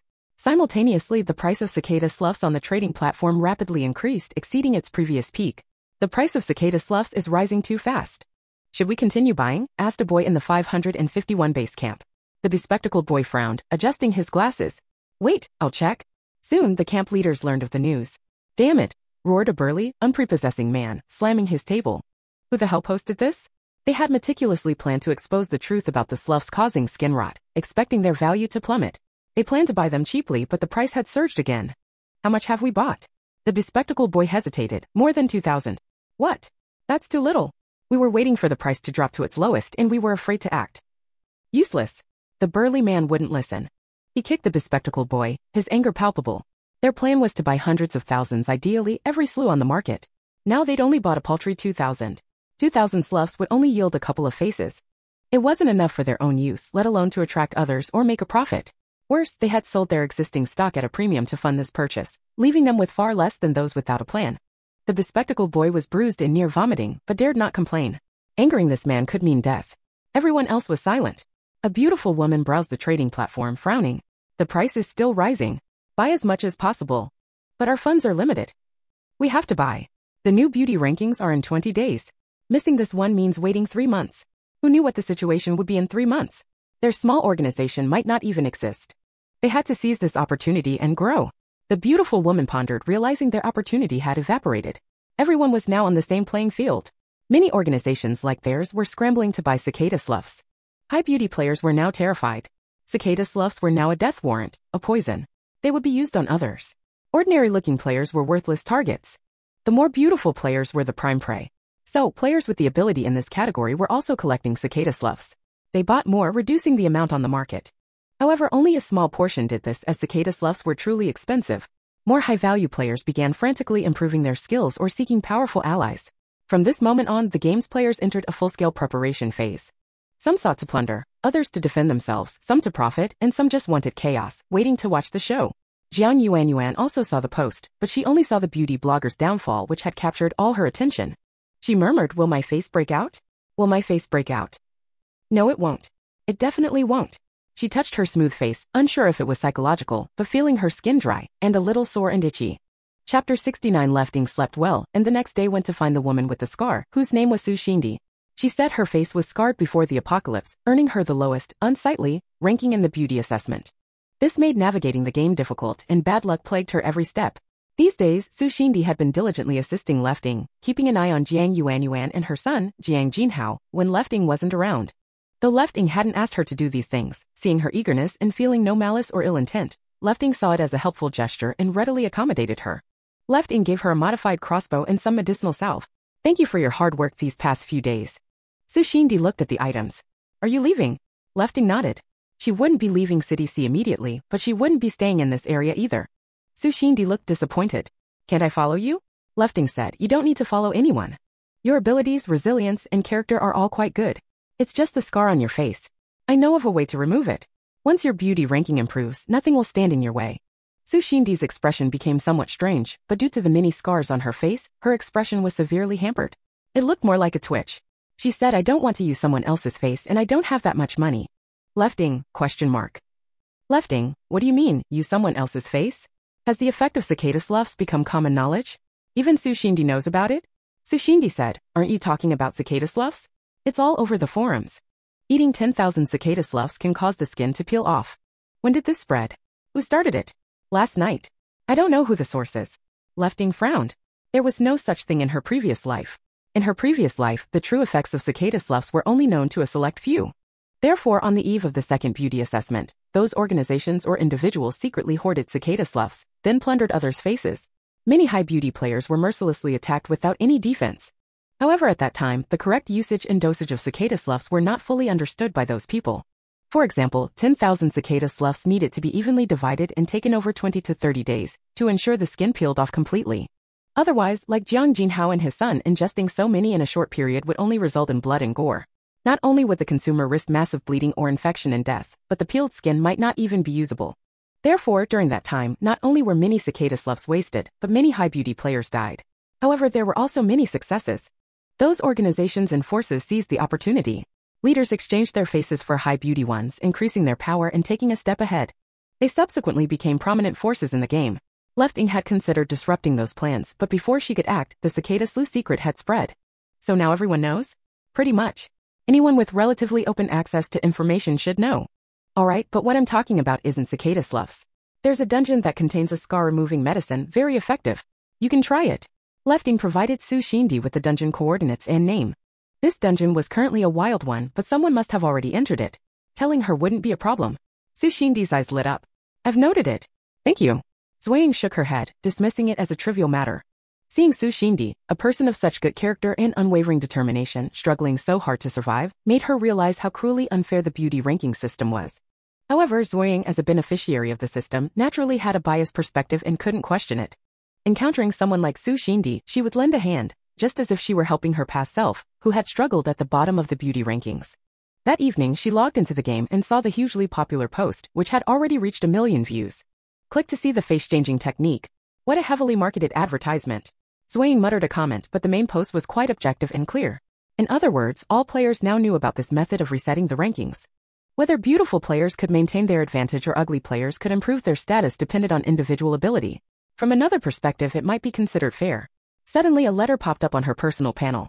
Dear player, to celebrate the official launch of the Cicada Molting Face Change technology, we are hosting a grand celebration for players of all levels. Selected representatives from each level will enter the dungeon. Countdown, 3, 2. Wait, what does that mean? The most crucial point was that the text was purple. All game messages had always been green. She felt something was wrong and immediately grabbed a bag from her inventory. 1. As soon as she took it out, the countdown ended. Zuo Ying's vision blurred and she felt an irresistible force pulling her. After a dizzying moment, she found herself in a dark space, with a beam of white light shining down from above. The space wasn't large, it resembled a container. Zuo Ying wasn't particularly afraid. She tried opening her inventory, but it wouldn't open. Fortunately, she had taken the bag with her. Because she had experienced numerous instances in dungeons where her inventory wouldn't open, she always prepared a large travel bag filled with essential survival supplies. She would carry it with her before entering each dungeon. Several times, the supplies in the bag had helped her survive dungeons where her inventory was inaccessible. However, some dungeons even prevented her from bringing the bag in. This dungeon, however, prevented both inventory access and the use of the personal store, but the bag was allowed inside. She unzipped the bag, grabbed a bottle of mineral water, and slung the bag over her shoulder. Then she began to feel her way along the wall. There were no cracks or entrances. What kind of dungeon was this? Were they planning to keep players here until they died? Or was it an intelligence test requiring players to find a way out? Suddenly, the space she was in began to move, and she heard the faint sound of mechanical gears clicking. Then, a wall opened and light streamed in, followed by another container docking with it. Zuo Ying squinted and saw a large man standing in the other space. The light obscured his face, but his muscular physique was quite prominent. The two containers drew closer, clicked together, forming a larger enclosed space. The space brightened and both could see each other clearly. He was a strong man with an unremarkable face. One could even say he was somewhat unattractive due to his prominent facial muscles. Zuo Ying saw a small label above his head. Beauty level, 2 muscles too fierce and ugly, painful to the eyes. Cabbage's comment. Zuo Ying. That Cabbage's style. And the other party was also sizing up Zuo Ying, their eyes gleaming with surprise and lust. Level 6, TSK. A level 6 is actually like this? Truly a beauty, but why isn't she a man? A woman's face isn't useful anyway. He licked his thick purplish-black lips. Girl, don't waste your futile struggle, just lie down and call me sir, and I'll be gentle with you later. Zuo Ying's eyes darkened, her gaze regarding the man as if he were a corpse. She touched her face. Sure enough, there was no mask on it. A floating screen appeared between them, displaying purple text. Welcome players to the audition dungeon. You 2 players are auditioning actors. Please act out the following scene. Background, ancient play. A. The patriarch of the household. B. A maid. A returned home with a sullen face sitting down on a chair. B. Brought over tea, kneeling and pounding her legs. B. With great care, master. Was everything alright outside today? A. Kicking her, whipping her with a whip. I've been working my butt off outside, and you little bitch are having a good time here at home. B. Crying and covering her head. Oh master, spare my life. A. His eyes bloodshot, went berserk, pounced on B, tearing off her clothes and continuing to whip her. Zuo Ying's gaze froze. She only caught a glimpse of the unspeakable words that followed. She couldn't bear to look any further. She couldn't believe this was the task requirement. Such a shameful and utterly degrading dungeon task, completely disadvantageous to one player. She had never seen anything like it. Her face was grim, her lips tightly pressed together. Her eyes scanned the screen, landing on the final purple Cabbage logo, her eyes narrowing. It was this thing. Cabbage had said it was its nemesis. The man opposite grinned excitedly. I like this task. Come on, little girl. Zuo Ying retorted coldly. You're looking for death. She stepped forward, her foot suddenly stopping. She felt a tremendous force pressing down from above, her shoulders slumping, her knees nearly buckling. She was rooted to the spot, unable to move, even struggling to breathe. Beads of sweat quickly formed on her forehead. The space warped, and a third person appeared. I am your interviewer. He assessed the 2 of them, and seeing Zuo Ying's condition, he understood what was happening. He sighed. Don't resist this task. The more you resist, the more harm you will suffer. Zuo Ying's eyes flashed like knives at him. This remark only intensified her resistance to the task, and the oppressive force on her grew stronger.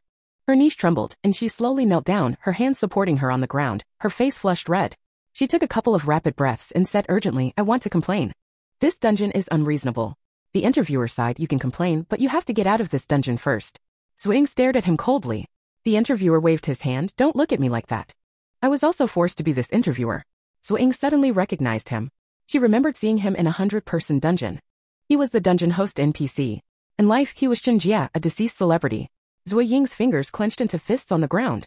What's going on with this dungeon? Jia wasn't unfamiliar with Zuo Ying, though they had only met once.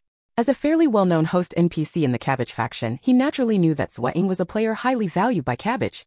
He hesitated for a moment and said softly, something happened to that Cabbage. The enemy took advantage of the situation, and both you and I were dragged into the enemy's controlled dungeon. You must follow the rules here. Otherwise, it would have every reason to kill players who don't follow the rules within this dungeon. Jia hadn't finished speaking as his face turned pale, his entire body becoming translucent, and his spirit waning.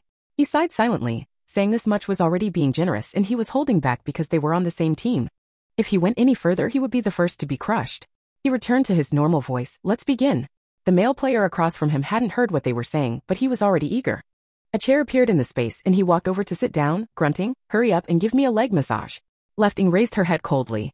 She took a slight breath, suddenly shedding all resistance, and the oppressive force vanished.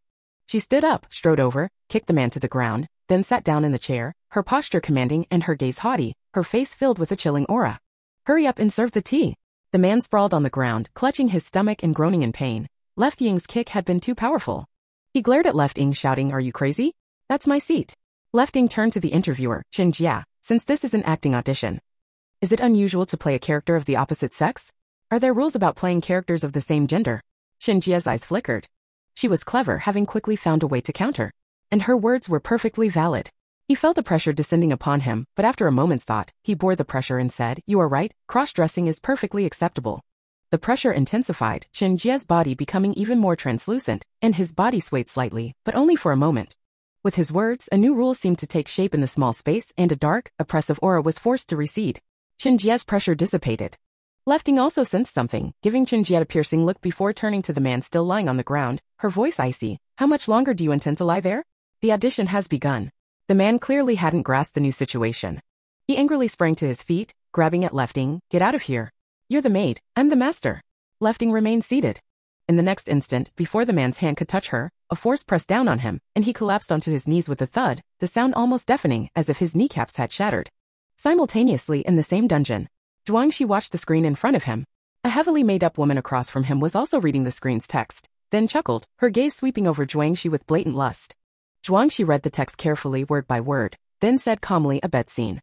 He seemed to be contemplating something, asking, "What is my character's acting level in this dungeon?" The interviewer impatiently said, "Hurry up and start." Zhuangxi slowly shook his head. "Don't be so impatient.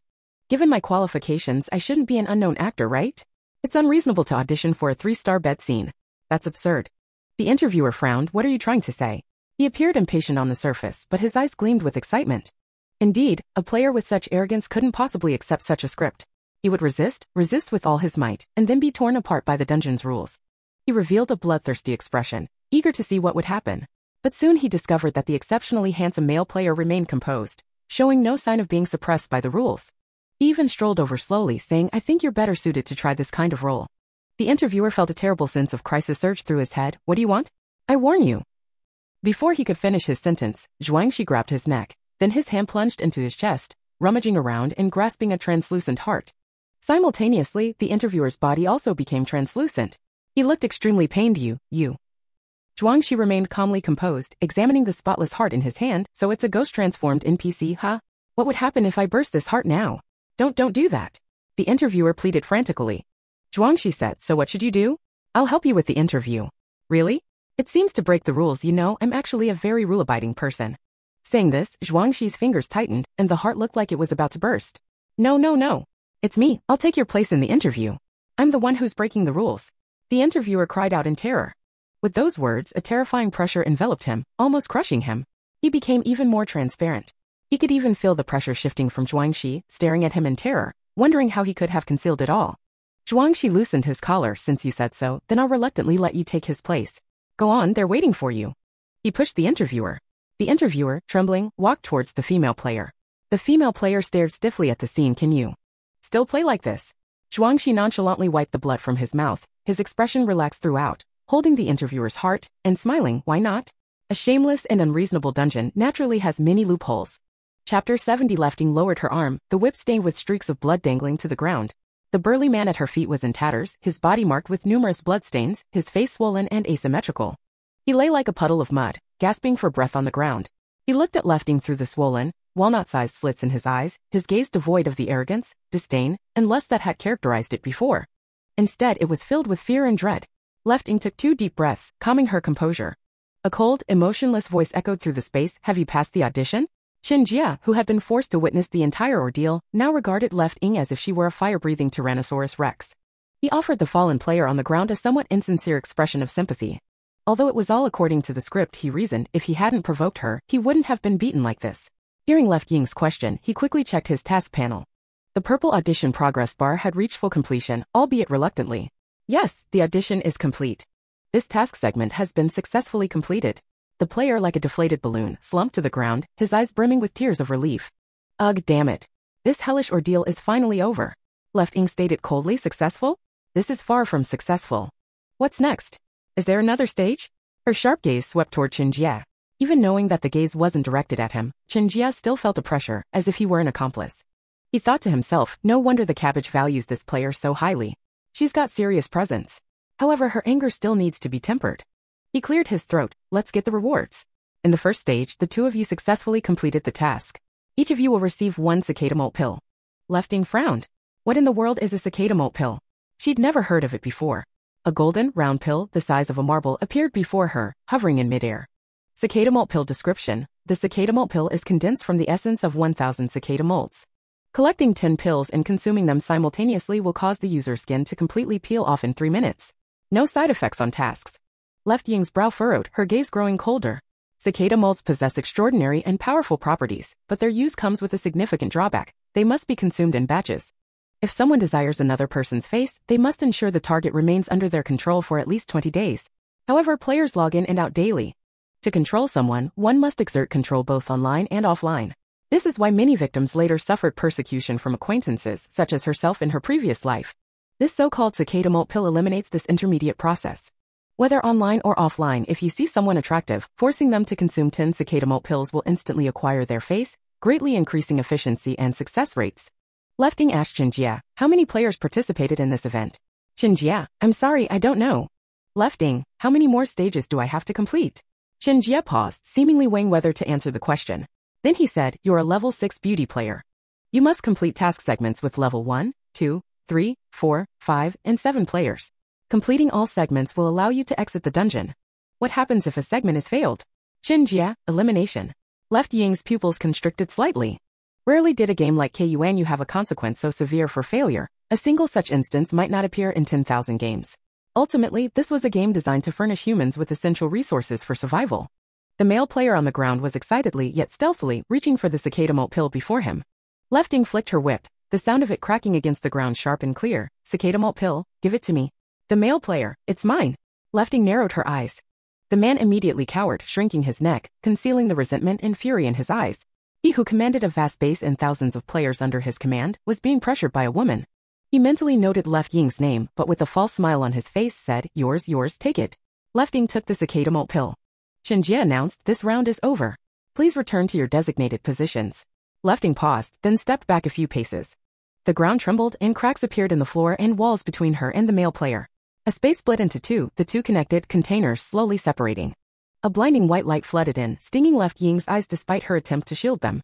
She considered her options but ultimately refrained from trying to escape the container. She didn't know what lay outside. The male player's container was moved away, but an identical one immediately appeared from another direction. Just then, Xinjia's voice echoed in Left Ying's ears, I have to go. Interviewers are randomly assigned. Best of luck. His form faded, and before disappearing completely he whispered, injuries sustained in a previous stage accumulate in the next. Killing a player grants you their entire fortune. Left Ying's heart skipped a beat. Thank you. A click, and the two new containers rejoined.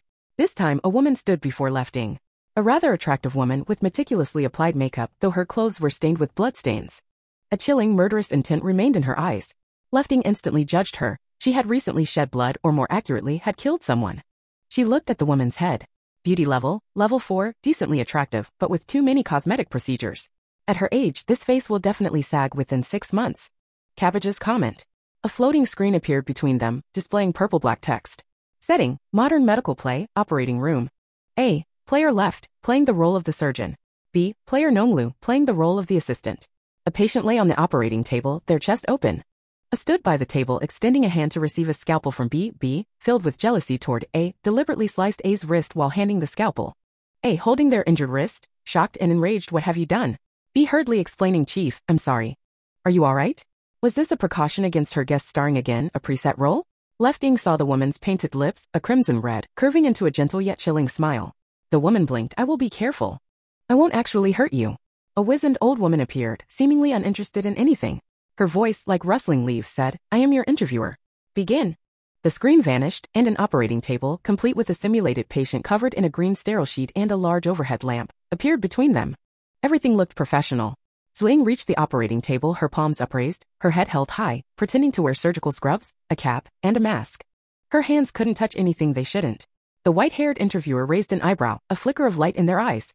Zuo Ying pretended to examine the simulated chest, then extended a hand to the player named LV Nong. She said nothing. LV Nong took a scalpel from a tray, presented it to Zuo Ying, and then flicked the blade, the sharp edge brushing Zuo Ying's wrist. Zuo Ying reacted swiftly, withdrawing her hand, hissing, and covering her wrist. What are you doing? She exclaimed, shocked. LV Nong, saying, Chief, I'm sorry, are you alright? Continued to move the blade towards Zuo Ying. Zuo Ying leaned back, the blade grazing her neck and jaw. She felt a coolness as if she'd been cut. LV Nong circled the table, grabbing Zuo Ying's arm. Chief, your hand is injured. There's patient blood on your glove. B grabbed A's arm, panicked. Chief, your hand is injured. There's patient blood on your glove. A frowned, looking at her wound, her expression serious, then suspiciously at B. you handle this. I need to treat my wound. While speaking their lines, their hands exchanged several blows. LV Nong, wielding the knife, fought fiercely and ruthlessly. Zuo Ying, unarmed, was at a disadvantage. Hurried out of the operating room. He watched her retreating figure, clenching the scalpel, wishing she'd aim for her jugular. With a snap, Zuo Ying pinned LV Nong's arms, the blade nearly touching her eye. She should have exited the room, but she couldn't turn her back. If she didn't continue, she felt pressure on her shoulder. LV Nong smiled, lips barely moving. Your turn. Zuo Ying's face hardened. She forcefully broke free and turned toward the operating room exit. LV Nong stood behind her, clutching the scalpel, playing the role of a cold, jealous, and regretful character. Then she threw the scalpel. She confidently awaited the blade to pierce her opponent's neck. She had a skill to manipulate the air. During the fight, she hadn't used it, waiting for this moment. Sure enough, Zuo Ying sensed the wind behind her and dodged. The blade, as if sentient, swerved and continued toward her vital spot. LV Nong stared, certain of victory.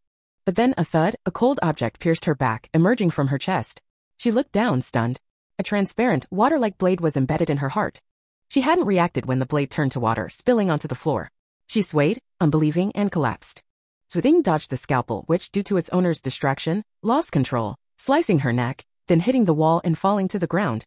Zuo Ying turned to see the woman slumped on the floor, her hand pressed to her chest, blood gushing out. The woman trembled, her face pale. You, how? Zuo Ying said, without pity. When you're focused on someone else's back, didn't you realize your own back was exposed? But she had no one behind her. The woman struggled to turn around, her eyes bulging as she glared at the interviewer. It was you, it was you. The elderly interviewer scoffed, disdain dripping from his words. Fool. A bottle of open mineral water sat by the wall. Now, the water had spilled, and the water-based water knife used to kill the woman was made from it. However, the interviewer had no compassion to enlighten the self-important and self-destructive fool. The woman reached out to the interviewer. Save me, the audition isn't over yet. More precisely, it wasn't over because Zuo Ying hadn't left the operating room, but it wasn't much different. Whether it was over or not was entirely up to the interviewer. The interviewer disdainfully swept the woman aside. You shouldn't have used a scalpel to commit murder. In front of her was a doctor with a volatile and harsh personality but exceptional medical skills. She had no unfulfilled desires, no people she couldn't let go of. Given her nature, no one would miss her. She simply saved countless lives, and a head of cabbage found her, saying she could continue to shine. Then she was abducted to become an NPC. She had absolutely no interest in this and even felt her eternal sleep had been disturbed. Rarely had anyone been able to stir her emotions, but this female player had used a scalpel to eliminate her opponent, which angered this fiery retired old lady. So she said as the interviewer, I announced that the audition is over. Player Zuo Ying, outstanding performance, successfully completed this stage of the task. The woman widened her eyes, wanting to say something, but all her strength and warmth flowed away with the blood in her chest. She fell unwillingly without closing her eyes. The interviewer's gaze softened slightly as he looked at Zuo Ying. Little girl, her legacy is all yours. With a wave of his hand, a ball of light flew from the woman's corpse towards Zuo Ying. Zuo Ying caught it, and her initial impression was that it contained many things. She didn't look closely. She first bowed slightly to the interviewer. Thank you. The interviewer said, I saw your impressive demeanor just now. Are you a medical professional? No, but I've been to hospitals in life and seen doctors performing surgery in dramas, so I learned a bit. Oh, the interviewer immediately lost his gentle demeanor, becoming neither cold nor warm again. Tell me your reward, then go. He disappeared, not wanting to stay a second longer. Zuo Ying hesitated, collecting the cicada malt pill that floated before her. Then the woman's corpse was refreshed. Zuo Ying touched the wound on her neck. Thankfully, it wasn't deep. She walked to the corner by her travel bag, took out a towel from the bag, wiped the wound, and then applied a scalpel wound ointment.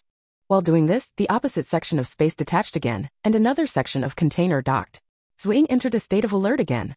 However, the person across from her was an unexpected acquaintance. Su Xindi. Zuo Ying, it's you. Su Xindi saw Zuo Ying with surprise and joy.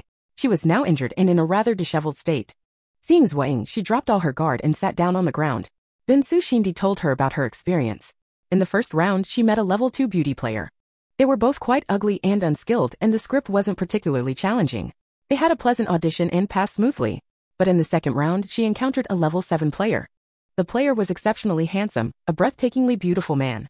However, the script wasn't very good. It mainly required the handsome man to confess his affection and closeness to her. Su Xind was a level 1 beauty player, but one whose beauty had been ruined by scars covering her face. The other player found her repulsive and wouldn't even spare her a glance. In short, the ordeal lasted quite a while. Finally, the audition ended and both of them were exhausted by the pressure of the rules. Then the other player unexpectedly attacked her. Fortunately, the two spaces quickly separated. Otherwise, I truly would have died at her hands, Su Xind said. But she must have been injured more severely than I was. Several times, she was knocked down by that invisible force. Zuo Ying nodded, giving her some medicine, and then their script arrived. Zuo Ying was to play a character who was consumed by jealousy of Zuo Ying because of her disfigurement. She was to push Zuo Ying to the ground and slash her face with a knife. Zuo Ying was a frail woman, powerless and gasping for breath with every step. She was only to scream in terror and helplessness. Note: no skills could be used during the audition. Zuo Ying looked at the script with a blank expression. It seemed they had given her a weak character because she had defended herself in the previous round. She couldn't defend herself this time, not even use skills secretly. If her acting partner had malicious intentions, they would have a significant advantage in hurting or killing her. However, the person behind this part of the dungeon probably hadn't anticipated that she and Zuo Ying knew each other. The two exchanged a glance. Should we just get started? Zuo Ying said, I know what to do. I won't do anything unnecessary. Zuo Ying didn't entirely trust her, or rather, she didn't trust anyone. However, she seemed to trust Zuo Ying's words. The two began acting. One wildly swung a knife, the other shrieked in agony. Zuo Ying constantly guarded against Zuo Ying, but from start to finish, Zuo Ying did nothing unnecessary. The audition officer stared at them with a peculiar expression, seemingly wondering why they hadn't performed any outrageous actions, but had instead acted very seriously. But their acting was truly terrible, the audition officer commented. However, they passed. Your reward, 1 cicada malt pill each. Next, Zuo Ying faced a level 3 beauty player, and then a level 5 beauty player. The former was a person who had been through a baptism of blood, with blood on their hands, and had inherited the estate of the people they had killed. Therefore, their gaze upon Zuo Ying was like that of someone looking at a substantial inheritance. And the script had escalated in difficulty. Zuo Ying and this player were placed in a wilderness setting. The script was about a sister and brother being pursued by enemies, and the sister falling from a cliff to protect her brother. Throughout the process, Zuo Ying had to evade the unseen enemies and the arrows they shot, and also had to be wary of her brother trying to stab her. If it weren't for her caution and alertness and the weapons she carried, she probably would have fallen to her death from the cliff. However, the other player didn't gain anything. Zuo Ying tricked him into taking 2 arrows and shot him with a sleeve crossbow. He was in no better shape than a sieve. The level 5 player, who played a mentally unstable person who kidnapped their beloved girl because they couldn't be with her, had Zuo Ying as their captive. The player repeatedly confessed their love and pleaded with her, but then, like someone with multiple personalities, they would hit and scold her, and finally kill Zuo Ying and then commit suicide. Zuo Ying looked at the script without saying anything. The other player, already quite timid, said, Sister, I've worked hard to get this far. I don't want to die in this awful dungeon for nothing. Don't trick me and I won't trick you. Let's just act out a real scene, okay? Zuo Ying raised an eyebrow. No, don't look at me like that. You high-level players are also cunning, also formidable. If you look at me like that, I'll be scared. I won't dare to do anything, honestly. Looks like you've been burned, said Zuo Ying. The other person nervously touched the back of their neck. I just ran into a level 7 boss. I almost died at his hands. Alright, but you owe me your cicada malt pills. Fine. I'm already level 5, I don't want to change my face anyway. The 2 players indeed cooperated well. One played the role of a lunatic, the other a pitiful hostage, and they were both quite tired from the performance. After the session, Zuo Ying was returned to the container. Sitting on the ground, she thought about how she had already reached levels 1 through 5, and only level 7 players remained to encounter. Players with higher beauty levels might also have higher strength, and she was currently restricted by the script, unable to use her skills, weapons, or even her entire travel bag. The final stage was a bit precarious. However, based on experience, dungeons generally weren't friendly to high beauty players. This dungeon seemed particularly hostile to them, implying that she might have an advantage in the next stage of the script. Thinking this, a new container materialized, containing a tall, slender figure who looked vaguely familiar. Zuo Ying stood up, fists clenched, and narrowed her eyes in anticipation. Closer. A click, and the connection was established. The enclosed space was brightly lit. Zuo Ying recognized the person across from her, and her eyes widened. Zhuang. Zhuang, she also recognized her. He paused, thinking earlier about whether she had also entered this dungeon. As the last level 6 player remained unfaced, he couldn't help but frequently think of her, feeling a mix of expectation and a hope that she hadn't entered the dungeon. And now he saw her. This was the first time they had met since Zuo Ying left the fish pond. Lucky encounter, Zuo Ying said softly. Zhuang, she gave her a brief glance, noticing only a few minor scrapes, no serious injuries. There was a blood mark on his neck, but it wasn't deep. He felt a sense of relief and smiled slightly. Lucky encounter. Were you hurt in the previous stages? Zuo Ying asked. He looked like nothing had happened. No, you. I'm fine. Everyone I encountered was pretty decent. Implying that everyone she encountered was either defeated by her or she defeated them. Then the familiar screen appeared between them. Both looked at it. Background, ancient script. A. Player Zuo, a tyrannical empress. B. Player Zhuang, a gentle scholar, the empress's white moonlight substitute. The 2 players exchanged a look across the screen, feeling a sense of unease about this setting. Chapter 71. Left Ying opened her eyes, looking at the exquisite long robe on her body, and then at the imposing palace. She thought, this is certainly the ultimate stage. The scene is so realistic and grand. The previous two stages, one escaping death by night on a cliff in the jungle, and the other being kidnapped onto a cruise ship, had all been virtual scenarios. But Lefting looked at the guards standing outside the palace and the palace maids approaching her, bowing respectfully. She thought, this scene even includes NPC actors? Where's Zhuangxi? Your Majesty, young Master Zhuang has awakened, a graceful and elegant voice echoed. This young Master Zhuang must be Zhuangxi. The script on the screen only had 3 plot segments, highlighting key interactions and dialogue. But there was no transition description between the segments. It seemed like they were free to improvise now. Lefting nodded slightly, rising from her seat. Her long sleeves trailed behind her and she adjusted them slightly, one hand behind her back. She walked down the steps steadily. The maid, her head bowed, her eyes fixed straight ahead, followed one step behind Lefting, maintaining a respectful posture. Lefting, why aren't you leading the way? How am I supposed to know where to go? If I ask questions or do something inappropriate for this role, will I be judged as having failed the audition? Speaking of which, where is the interviewer for this stage? After she and Zhuangxi finished reading the script, they were immediately brought here without even seeing the interviewer. She muttered these thoughts as she walked out of the hall. At the bottom of the steps was a magnificent sedan chair. It was possible to ride in a sedan chair. Lefting sat in the sedan chair, and 8 people carried her. Numerous attendants escorted her, creating a grand procession. Lefting saw many palace buildings, dark gray tiles, gray walls, brick red walkways, full of historical charm, yet also carrying a sense of desolation and weight, like an aged painting. After passing through a short hallway, the sedan chair stopped before a quiet palace. Lefting stepped inside, and the others respectfully stopped at the doorway. With a creak, the heavy palace doors swung open.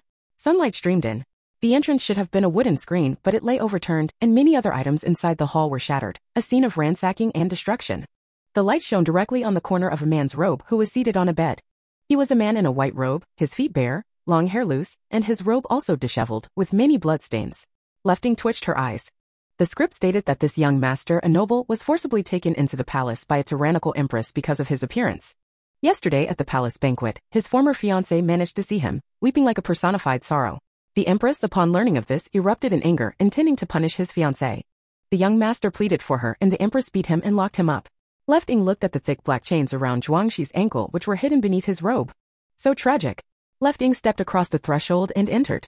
As soon as she entered, she felt a sense of restraint. She sensed a rule within this palace. An imperceptible pressure, if she did not follow the script, would transform into a tangible weight, stifling her.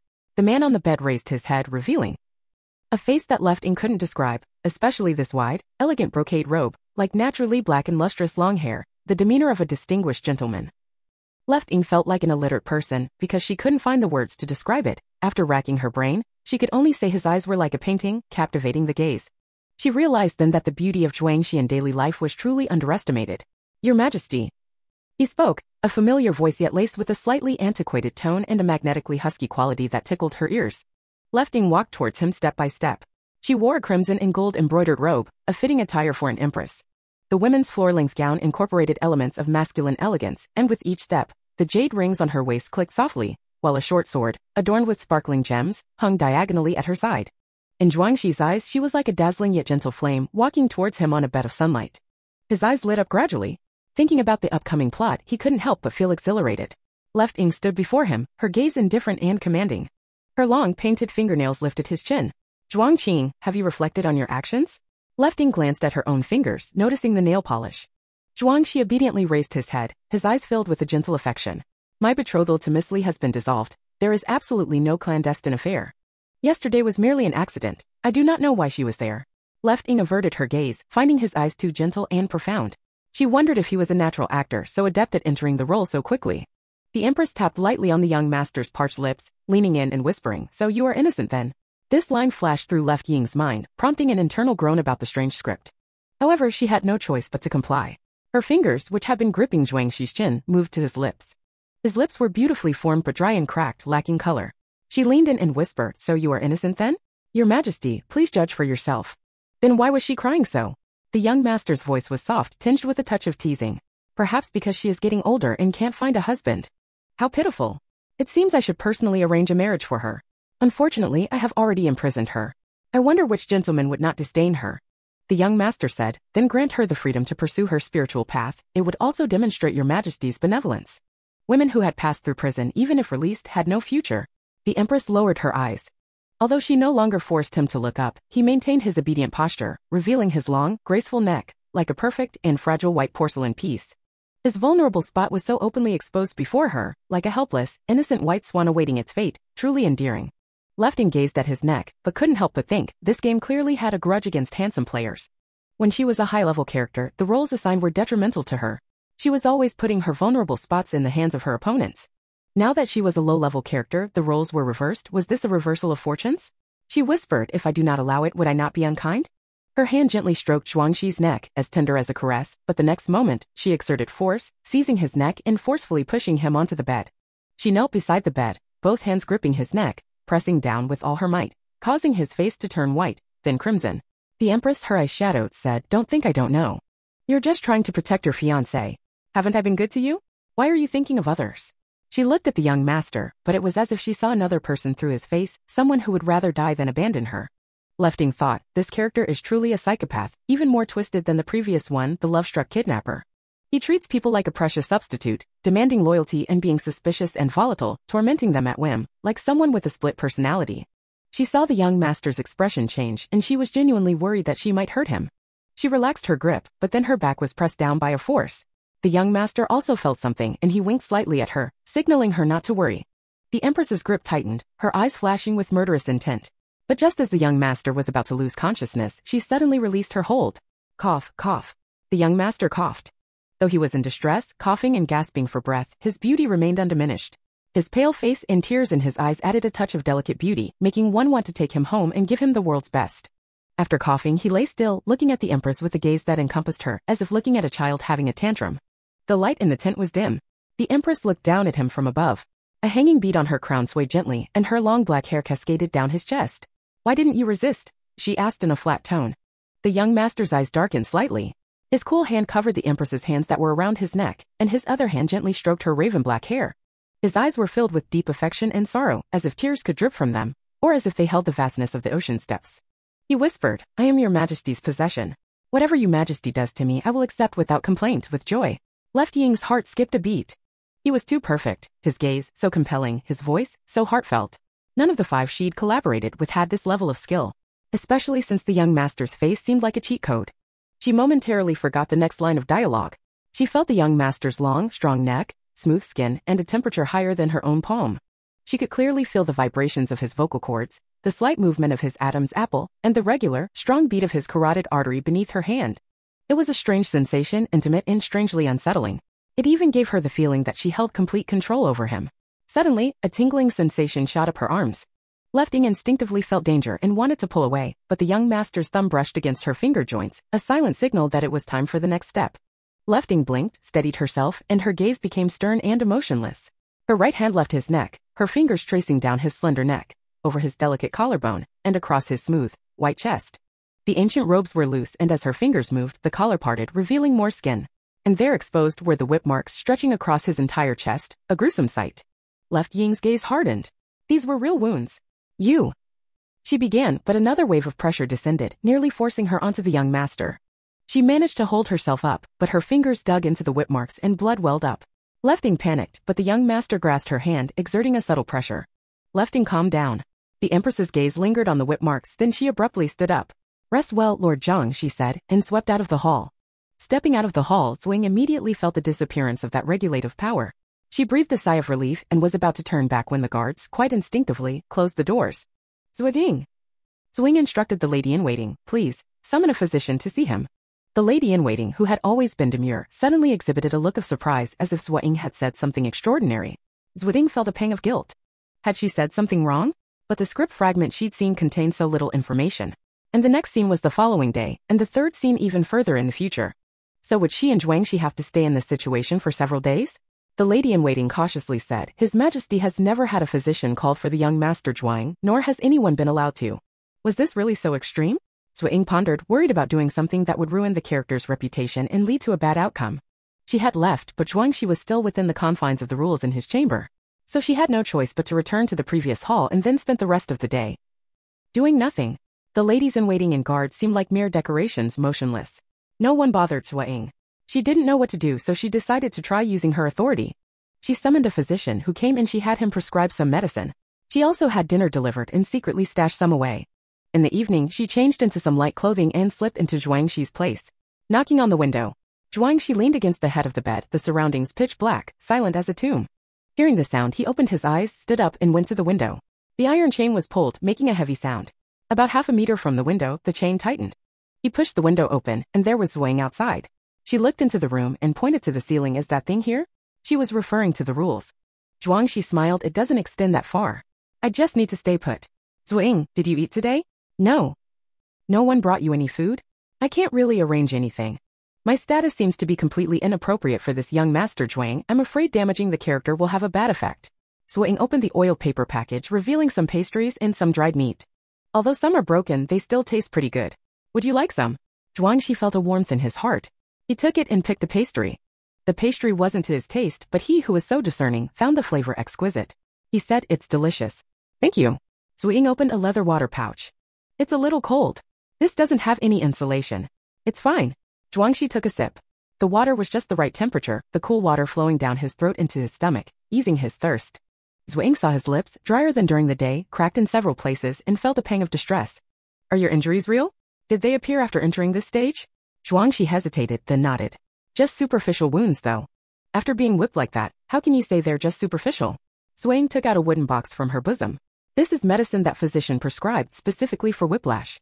I don't know if it will work, but would you like to try it? I'll try it later. Don't wait until later. Now! Zuo Ying vaguely saw a reddish hue through his light-colored, thin inner garment. The blood was very noticeable. Zhuangxi hesitated, and even under the moonlight, she could see the slight frown on his forehead. Zhuangxi smiled. Are you worried about me? Zuo Ying, shouldn't I be? She remembered something, her expression becoming slightly unnatural. There's something, a little, between us, but no matter what, we're at least friends, aren't we? Especially at a time like this. So your friend affection value is only 25%? Zhuangxi swallowed the retort, but still said, I'll handle it myself later. Zuo Ying couldn't push him. She leaned on the window and asked Zhuangxi, is this stage deliberately targeting you? Your injuries, the prolonged time, the hunger and thirst, even with injuries. Is it trying to wear you down? Zhuangxi, eating some pastries, said, I definitely sensed a lot of malice, but since we're here, as long as we follow the rules, it can't do anything. Following the rules, isn't that just playing the part well? Zuo Ying thought about tomorrow's performance, which would be even more awkward and difficult to act out. She pursed her lips. I'll do my best. Zhuangxi looked at her gently. You're having a hard time. Oh, not really. There were some very unfair scripts in the previous ones. This one's okay. I'm the perpetrator this time. It's harder for you. Zhuangxi's gaze darkened slightly, his hand squeezing the water pouch until it wrinkled. Then it wasn't easy for you before either? It was alright, like the first stage I encountered. She told Zhuangxi about her first stage. The script was clearly designed to be very disadvantageous to her. She improvised and turned the tables, beating her opponent half to death. But the plot's direction changed later, mainly providing opportunities and advantages for her opponent to kill her in the script.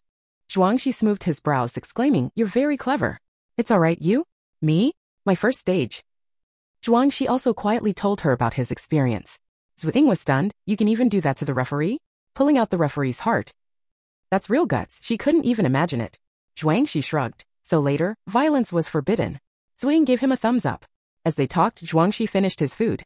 Zuo Ying, remembering his injury, stopped bothering him. Remember to apply medicine and rest well. See you tomorrow. See you tomorrow. Zuo Ying took the empty water pouch and left. Zhuangxi stood by the window, his gaze falling on Zuo Ying's departing figure. The moonlight in the courtyard seemed to dim, becoming bleak and desolate.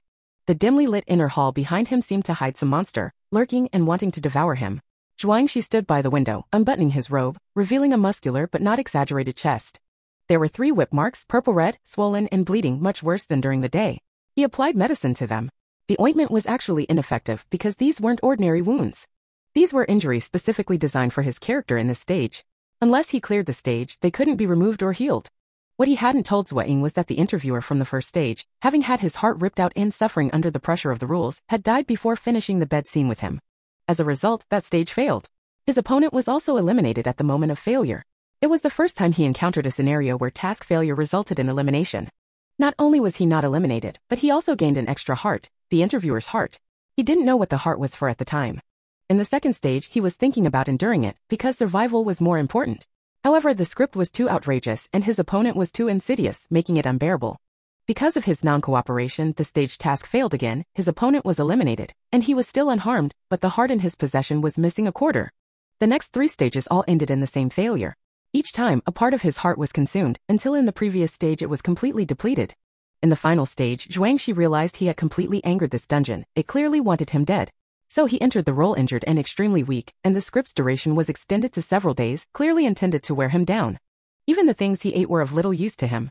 But luckily in this stage he encountered Zuo Ying. That was Zuo Ying. The moment he saw her, he knew this stage had to succeed. She had to leave this dungeon unharmed. He returned to the bed and continued to rest. The next day arrived quickly. Zuo Ying reappeared with great fanfare, and the second scene began. Outside the dungeon in the game, a cabbage was practically going crazy. It had been delayed by something, and after finally dealing with it, it returned to see if the beauties had recovered their health. But many of them were missing. Note, these beauties were on a list of those he found particularly pleasing, even liked. Now most of the people on that list were missing, including his favorite, Zuo Ying. It was furious, its leaves about to explode. Then it discovered that the wicked purple cabbage was behind it all. The purple cabbage had gathered some ugly and bad characters and put them in the same dungeon with its beauties.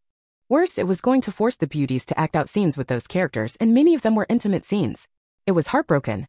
How could these noble, elegant beauties like rare flowers endure such humiliation? It would be killed by ugliness or disgust. Furious, it confronted the purple cabbage, risking violation of the game's rules, and beat it to a pulp, tearing it to shreds that could be used for a salad. Only then did the purple cabbage agree to hand over dungeon control. The cabbage quickly surveyed the dungeon, its heart aching. Thousands of beauties and a significant portion of them had been killed by the dungeon's rules. It beat the purple cabbage again, furious.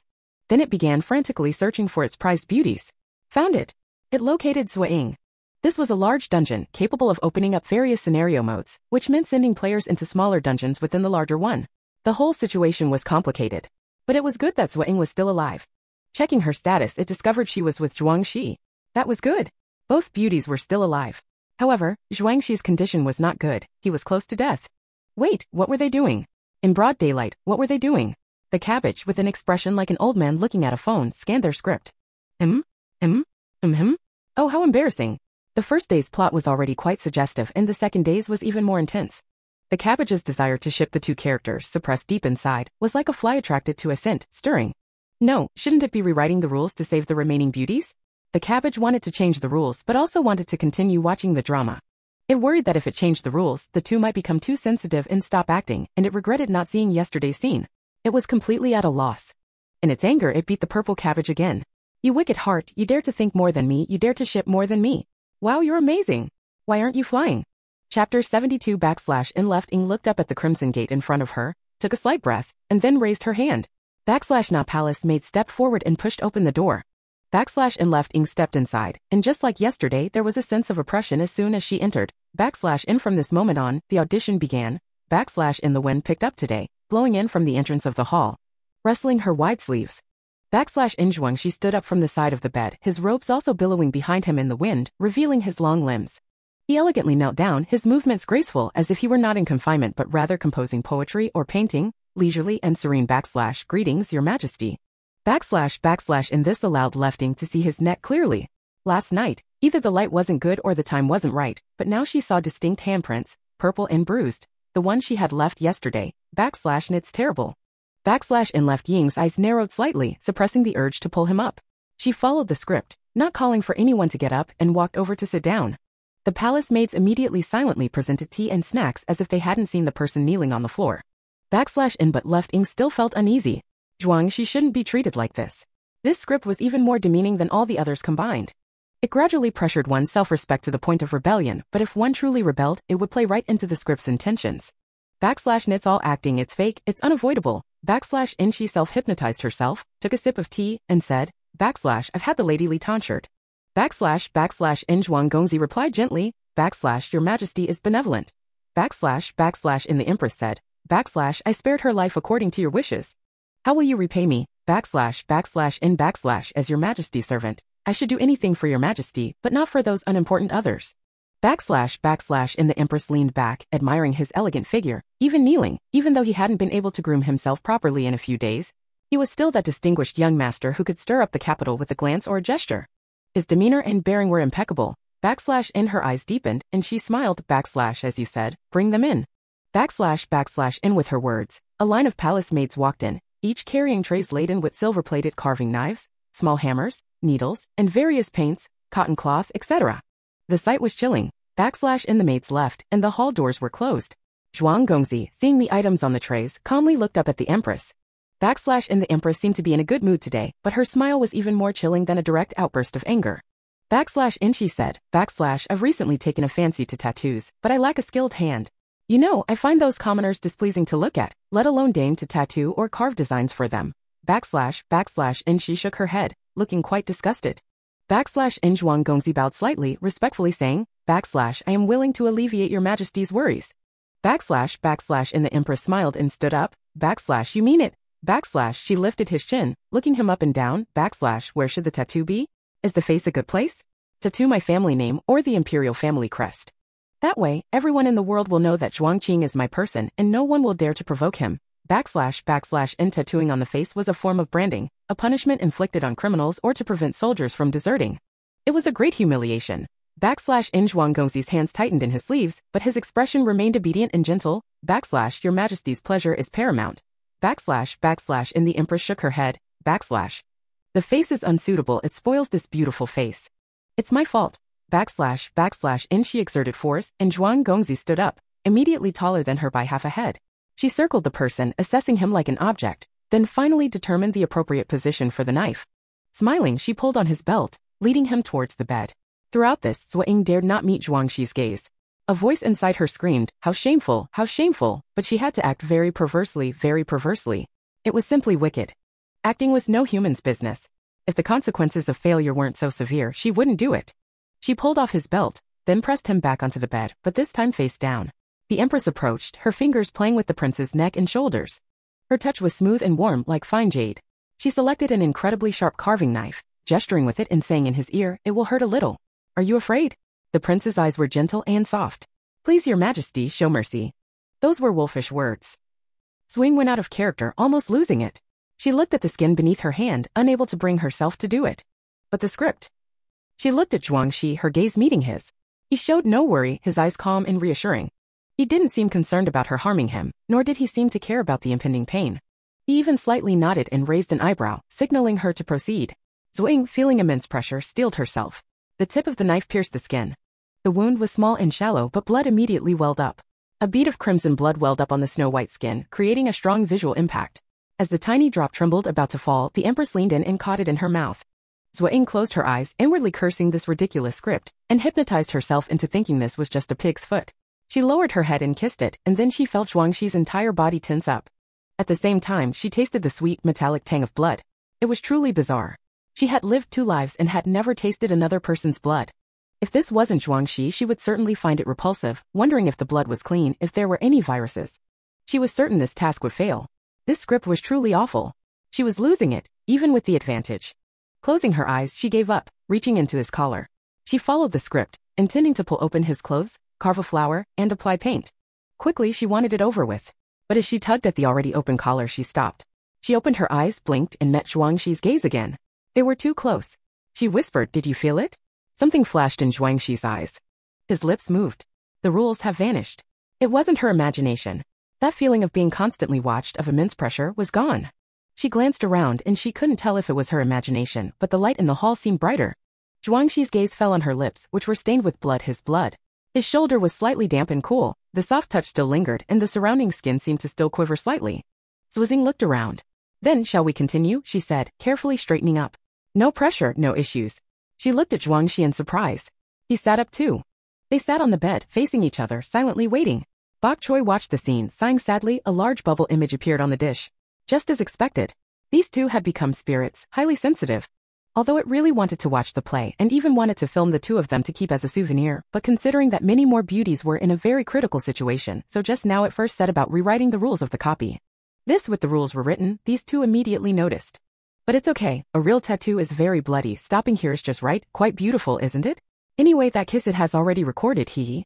The cabbage that got hit was in a great mood, and with a wave of its leaves, a light screen appeared before the player still alive in the copy.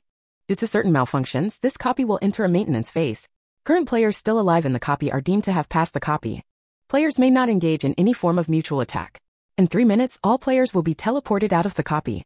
Please prepare. Left Ying looked at this light screen and let out a long breath. It's green text. Zhuang Xi said, looks like that cabbage is back. Left Ying saw that his collar was open, his shoulders were half bare, his long hair was loose, his face was pale, and he looked like he had suffered greatly. She couldn't help but reach out and pull up his clothes, which she had pulled open. Hey, is your injury so serious? She saw the whip marks on his chest and they seemed to be much worse than yesterday. She wanted to look more closely, but Zhuang Shi pulled his clothes together. It'll be fine once we're out of the copy. Will it be okay once out of the copy? Left Ing was a little worried, but perhaps this copy was like the fish pond copy, and the injury sustained inside would disappear after leaving. She stretched, looking relieved. Fortunately, it ended like this. Otherwise, the play 2 days from now. She stopped abruptly. What an awkward thing to bring up. The last scene 2 days later had real kissing and bed scenes.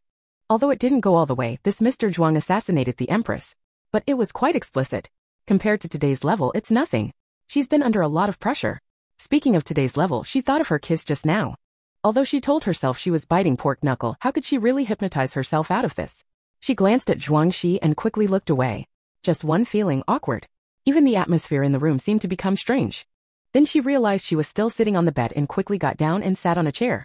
Zhuang Shi also slowly straightened his clothes, pushed his hair behind him, and sat on the bed. Left Ing watched him fix his hair and couldn't help but touch her own hair. She had short hair, but here she had thick, long hair. She murmured, "This is really realistic. By the way, is this your first time with long hair? What's it like?" Zhuang Shi said, "A little strange. Yet you'll definitely feel uncomfortable." Left Ing smiled, "But this hairstyle is quite good." Zhuang Shi looked at her. Sunlight streamed through the window paper, creating diagonal beams of light in the air. The light and shadow flickered and he stood there with calm, gentle eyes in this antique setting. It gave Left Ing a sense of temporal displacement, as if it were a classic painting with an irresistible charm. If that Mr. Zhuang was truly such a handsome man, what a cruel person would want to torment him like this? Left Ing couldn't help but think that the Empress was too thoughtless. She made a good person end up wanting to die with her. But from the background, it seems that Mr. Zhuang was destined to overthrow the Empress. After all, this is a ruthless and unpopular emperor. I wonder if he succeeded in the end. Unfortunately, the script didn't continue. Also, who is the Empress's white moonlight, and what kind of feelings does she have for Lord Zhuang? And what are Lord Zhuang's thoughts on her? Is it only hatred? Oh, this is like reading a story halfway through. I'm so eager to know what happens next.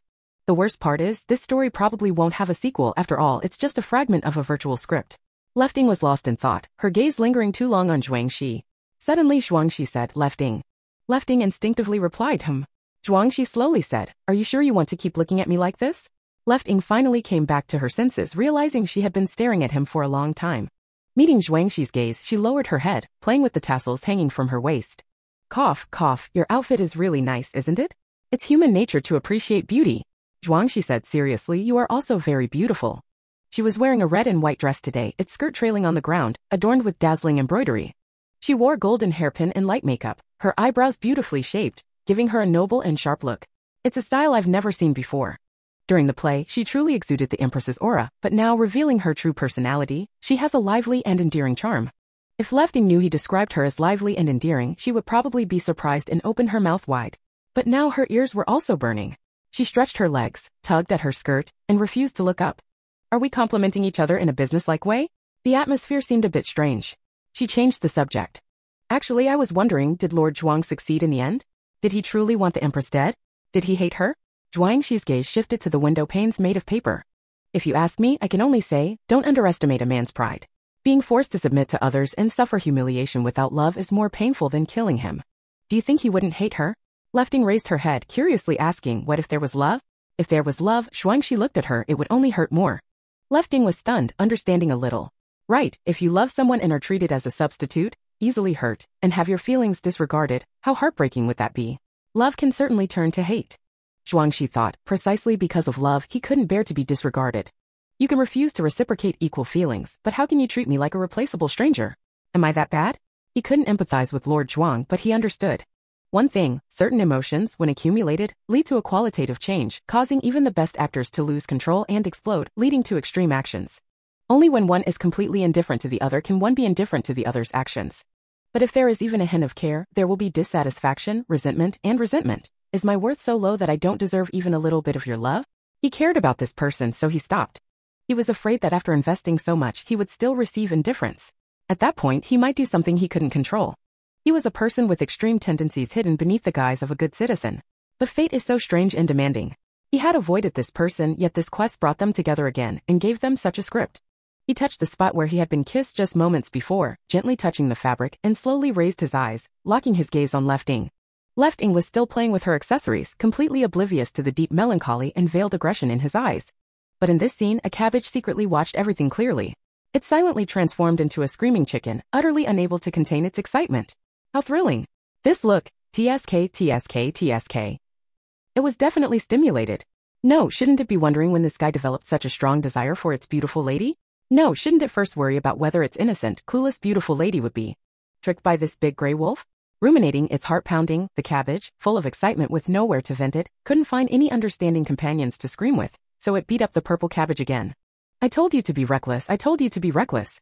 Why couldn't you get a better script? Now look, everyone is being stimulated into wanting to turn into wolves. I wouldn't dare be this reckless. You're so awesome. The purple cabbage about to be beaten into a vegetable salad. WHHHHHHH. Chapter 73. 3 minutes passed quickly. Left Ying felt a familiar pull, a sign that she was leaving the dungeon. She looked up at Zhuangxi. Time's up. Zhuangxi nodded slightly. Be careful when you get out. There should be a lot of cicada mole pills that leaked out of this dungeon. Left Ying's heart tightened. I understand. You too. Having said that, she was pulled out of the dungeon and reappeared in her personal domain. Xiaonan ran over excitedly. Left, you're back. Left Ying asked, how long have I been gone? More than 2 days, Xiaonan replied, counting on his fingers. More than 2 days? Was it really that long? But then again, the time spent in the dungeon was about 3 days. She looked at the clothes she had gotten back, touched her short hair, and still felt a little out of place. Suddenly she hissed, pulled up her sleeve, and saw a patch of abrasions on her arm. This was from falling and scraping her skin during the fourth escape phase. Besides that, she had other bruises and contusions, even a small cut from the scalpel on her neck, which was now slightly stinging from rubbing against the collar of her sweater. These injuries hadn't disappeared after leaving the dungeon. She immediately thought of Zhuangxi. Her injuries were just superficial, minor wounds, but Zhuangxi's injuries must have been far worse. Could it be that his wounds weren't healed at all? She couldn't sit still. Xiaonan, I'll be gone for a bit. Without waiting for a reply, she entered the fish pond dungeon coordinates and left. Oh. Xiaonan looked dejectedly at where she disappeared. 2 days apart, and she hadn't spoken to him or brought him any treats. Left Ying arrived at the fish pond dungeon, landing on the central island. By now, the islands of the 5 districts had unlocked many more, some with over 10, others with 7 or 8. Other managers had chosen suitable islands to build their own resting places. The central island wasn't visited much anymore. It was originally intended to be off-limits for prolonged stays. Left Ying, however, found it less troublesome to rest on the central island. As the dungeon master, it was her territory. Arriving at the central island, she first opened the manager list, but Zhuangxi wasn't there. He wasn't back? Had he logged out, or was he somewhere else in the game? But he was injured, and the safest place for him to treat his wounds was the fish pond dungeon. Why hadn't he returned? Left Ying frowned. Then she searched the dungeon shop. The shop's inventory had expanded, with more and more medicinal items, from antiseptic ointments to fever reducers, and now several types of wound healing, hemostatic, and pain-relieving drugs. All produced from the dungeon's resources. But there were no medicines for serious injuries. Zhuangxi's whip wounds were quite severe. Left Ying didn't have any such medicine in her collection either. She checked the trading platform, but no one was selling such healing medicines. So she contacted the person who had always helped her make medicines, Ma Qixian. Saint Fruit, private message, are you there? Do you have any medicine for whip wounds? The wounds are quite severe, swollen, inflamed, bleeding, and seem to be developing some pus. After a while, she received a reply. Ma Qixian, private message, yes. How many do you need? Saint Fruit, private message, could you spare one for now? Ma Qixian, private message, sure. Soon, Left Ying received a healing ointment. The instruction sheet stated it was a high-grade ointment, effective against most serious external wounds and deep infections. This is definitely a top-notch ointment right now. It's impossible to buy on the market. Left Ying felt a little touched. The Mallows dungeon is said to have risen several levels. To level up and maintain her current level, she must produce enough medicine for the game every day, and the proportion and quantity of high-quality medicine that meets the dungeon level must reach a certain standard. The more advanced the medicine, the harder it is to produce, and each one is extremely precious and important. Mallow sent her a batch without even asking her what she needed it for. She noted the favor and would keep an eye out for rare herbs for him in the future. However, she had the medicine, but hadn't met the person who needed it. Left Ying then took stock of her dungeon gains. Her only gain was cicada molt pills. She completed the first 5 stages and got 5 cicada molt pills, then stole one from a level 2 muscular man, and got another one after killing the female player, Green Lush. Plus, a player from level 5 gave her one for a total of 8. Besides that, there was the inheritance of the dead Green Lush. She checked it over, tens of thousands of game coins, plus some supplies, nothing special. She put these aside and went to the forum to find out more information about the script dungeon. The forum was already filled with mini posts, titled things like, Escaping Death, Strange Idiots, or, Failure Means Annihilation. They were very eye-catching and quickly gained high click and comment counts. Left Ying looked at some analysis posts and collected a lot of information. If a high-value player is very passive during the audition, they will be pressured by the rules to the point of internal injuries and spitting blood. If they unfortunately die, they will be judged as having failed the mission, while their low-value opponent will likely survive to the next stage. Conversely, if a low-value player is very passive and foolish, leading to mission failure, both will likely die.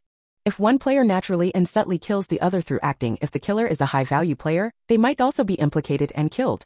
If it's a low-value player, they might likely inherit the deceased's assets and advance to the next stage. Anyway, the rules are chaotic and unfair, completely targeting high-value players.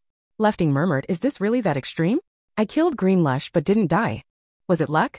The familiar Cabbage rolled out, speaking in a staccato fashion. "Luck is one thing, but another reason is that you had already finished the script when she died, so it didn't have much of an impact on you. The rules can't make you pay for her death."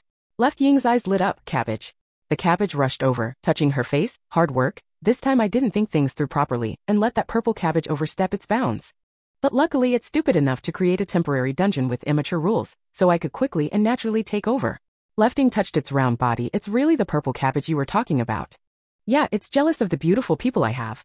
This time, a total of over 10,000 players were dragged into it, and I have over 3,000 beautiful people on my side. Several hundred died, and even more were injured or disfigured. I still have to figure out how to compensate them. And some of my NPC hosts were also dragged in. I'm so angry. But a lot of the ugly people on their side also died." 551 Base Camp. More than 2 days ago, several people disappeared without a trace, and today, those missing people returned, some alive but mostly injured or disoriented, and others as corpses. The base camp immediately erupted. If Zuo Ying were here, she would find some familiar faces among the corpses. For example, the level 2 sturdy male player who had been drained of blood by her had survived that encounter, but his injuries were too severe, and he didn't make it through the later stages. There was also the handsome player, Green Lush, who was mocked by Cabbage for his age and who was killed by Zuo Ying in a single stroke. These two were both leaders of the main base camp, yet now lay as cold, lifeless corpses. The organization had already suffered significant losses due to the sudden surge in cicada molt prices, and plans had been shelved. The atmosphere was tense, and these two corpses completely ignited the base camp, prompting players to seek other avenues. Jiang Yuanyuan was among those seeking new opportunities. 2 days prior, news that applying cicada molts could cause facial burns had terrified her. She abandoned her pride and, while her face was still unharmed, hooked up with a male player with considerable assets, swindling him out of supplies and in-game currency. But before her face could be ruined, the main base camp had already crumbled and the male player had vanished. What a lousy organization. Zuo Ying had hyped it up so much. She rushed to the base camp storage room where the organization had kept a variety of supplies to foster a sense of belonging and security among the members, demonstrating the organization's strength and prosperity. By now many were already looting the supplies. Jiang Yuanyuan quickly joined in, intending to make a final grab before fleeing. But she didn't know that Zuo Ying was looking for her. Unable to find her elsewhere, Zuo Ying checked the storage room, and there she was. As Jiang Yuanyuan was making her escape after grabbing some loot, Zuo Ying, unnoticed, knocked her unconscious.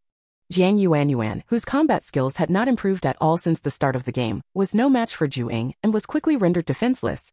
Zuo Ying signaled to the other two, who immediately carried Jiang Yuanyuan away. Zuo Ying frowned, visibly annoyed.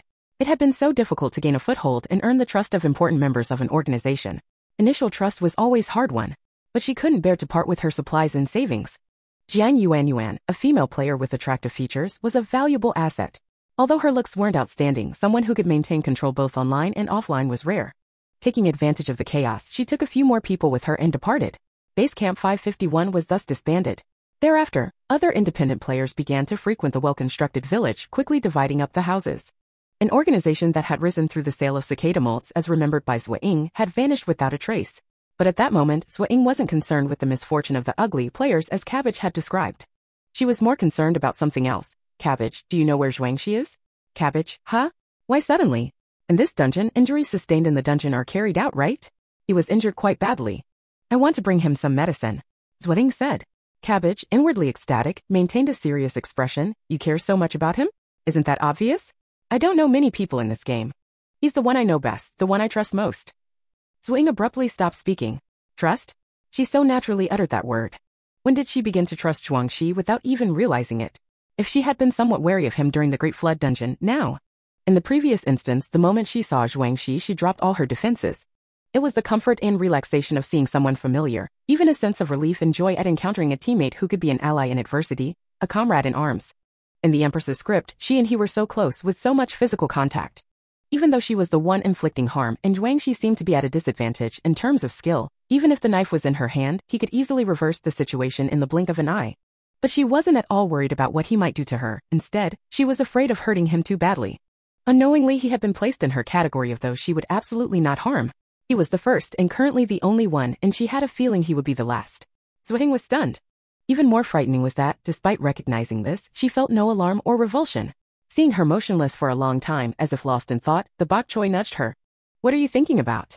Zuo Ying touched it, shaking her head. Just tell me if I can find him there? Bok choy didn't answer but asked, aren't you living with him in reality? That was before, not now. Then it's not that far apart, you're about to log off, going to find him in reality would be faster. Zuo Ying moved her lips, how could it be faster? Walking takes several hours. And just going to deliver medicine like this, wouldn't that be admitting she was Zuo in the game? Wait, in the previous instance, Zhuangxi seemed to call her name Zuo Ying. Zuo Ying rubbed her face. Okay, whatever. There's no need to hide anything anymore. But tell me his coordinates. No way, I can't reveal player coordinates without a reason. Bok choy acted all stern but inwardly cried out, they're actually separated in reality? When did that happen? What's going on that I don't know? About? That man so determined actually tolerates being separated? But it doesn't matter, can't I be more helpful than that cabbage? I can assist too. Then with a sudden change in demeanor it said, by the way, haven't I told you before that I have a skill in 10 ships, extra resources that can be given as rewards? That's because that bok choy broke the rules and gave someone a skill ahead of time, and I got the corresponding compensation. But you've progressed better than I expected. You have a very powerful water skill and you don't need me to give you a ship, you can buy it yourself. So I decided to give you something else. Zuo Ying stared at the large amount of text, a little dizzy. She paused, but I haven't done anything that deserves a reward. Well, it's a surprise gift. I'll give others some too, as a surprise or compensation, Tata. Do you like it? A bicycle appeared before Zuo Ying. A blue body, silver front, much like a shared bike from the street before, but looking much higher end, and different angles reveal different colors, blending perfectly with the environment. Incredibly high-tech. Zuo Ying said, this model hasn't been released on the market yet? You just gave it to me. Yes, it's a new means of transportation launching next month. Consider this a trial run. It's very fast.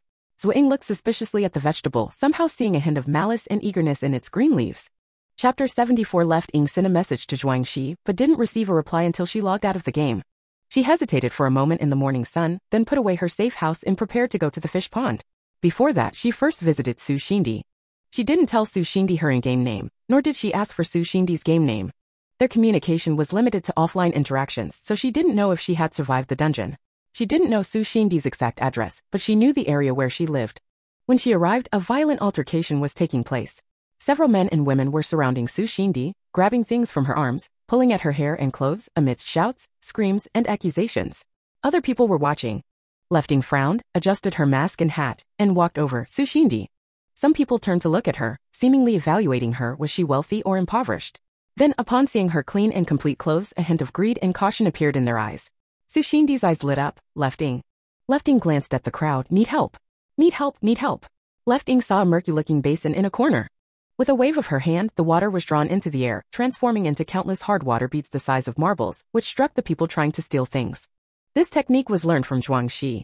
The people cried out in pain as they dodged, their clothes and hair getting wet, leaving them looking embarrassed. They huddled together, looking at Left Ying with a mixture of fear and suspicion. Left Ying's skill was evident, and players with skills were considered formidable opponents. Su Xindi got up from the ground, limping to Left Ying's side. Why did you come? To see if you're still alive. Left Ying looked down at her leg bound with sticks. Are you hurt? Su Xindi's face was pale, enduring the pain. She held a medicine pouch in her hand, the bag almost torn open, revealing dried herbs inside. I broke my leg. She coldly glanced at the people, pleading softly, can you take me away from here? Just out of this area. They won't let me leave. Left Ying said yes. She directly supported Su Xindi and turned to leave. The people immediately surrounded them. Wait, you can't leave. These people didn't dare to confront Left Ying but yelled at Su Xindi, you brat, give us the things. Su Xindi angrily said, these are things I worked hard for in the game. Why should I give them to you? Because we are your elders. We paid for your medical bills when your face was scarred. A stern-looking man in his 50s and 60s said. Su Xindi remained silent. A frail-looking middle-aged woman with disheveled hair said weakly, Xindi, it's a family matter. Don't distinguish between yours and ours. Listen to Mom. Give us the medicine. Do you want us to be kicked out? By the end, her voice was a plea. Left Ying understood. These people, whether they were attacking or watching, were likely relatives, a group united for survival in these troubled times. This is a common phenomenon, a group bound by kinship ties as opposed to an organization formed by strangers. But this doesn't mean such groups are harmonious. In fact, they are quite likely to have poor, even dysfunctional, internal management due to familial connections. For example, elders might take advantage of their seniority, or those with higher status might exert undue pressure. Those with ability naturally hold more sway, while those without are likely to be the most vulnerable, subject to abuse and criticized for being ungrateful or disobedient. Su Xindi seemed to be the latter.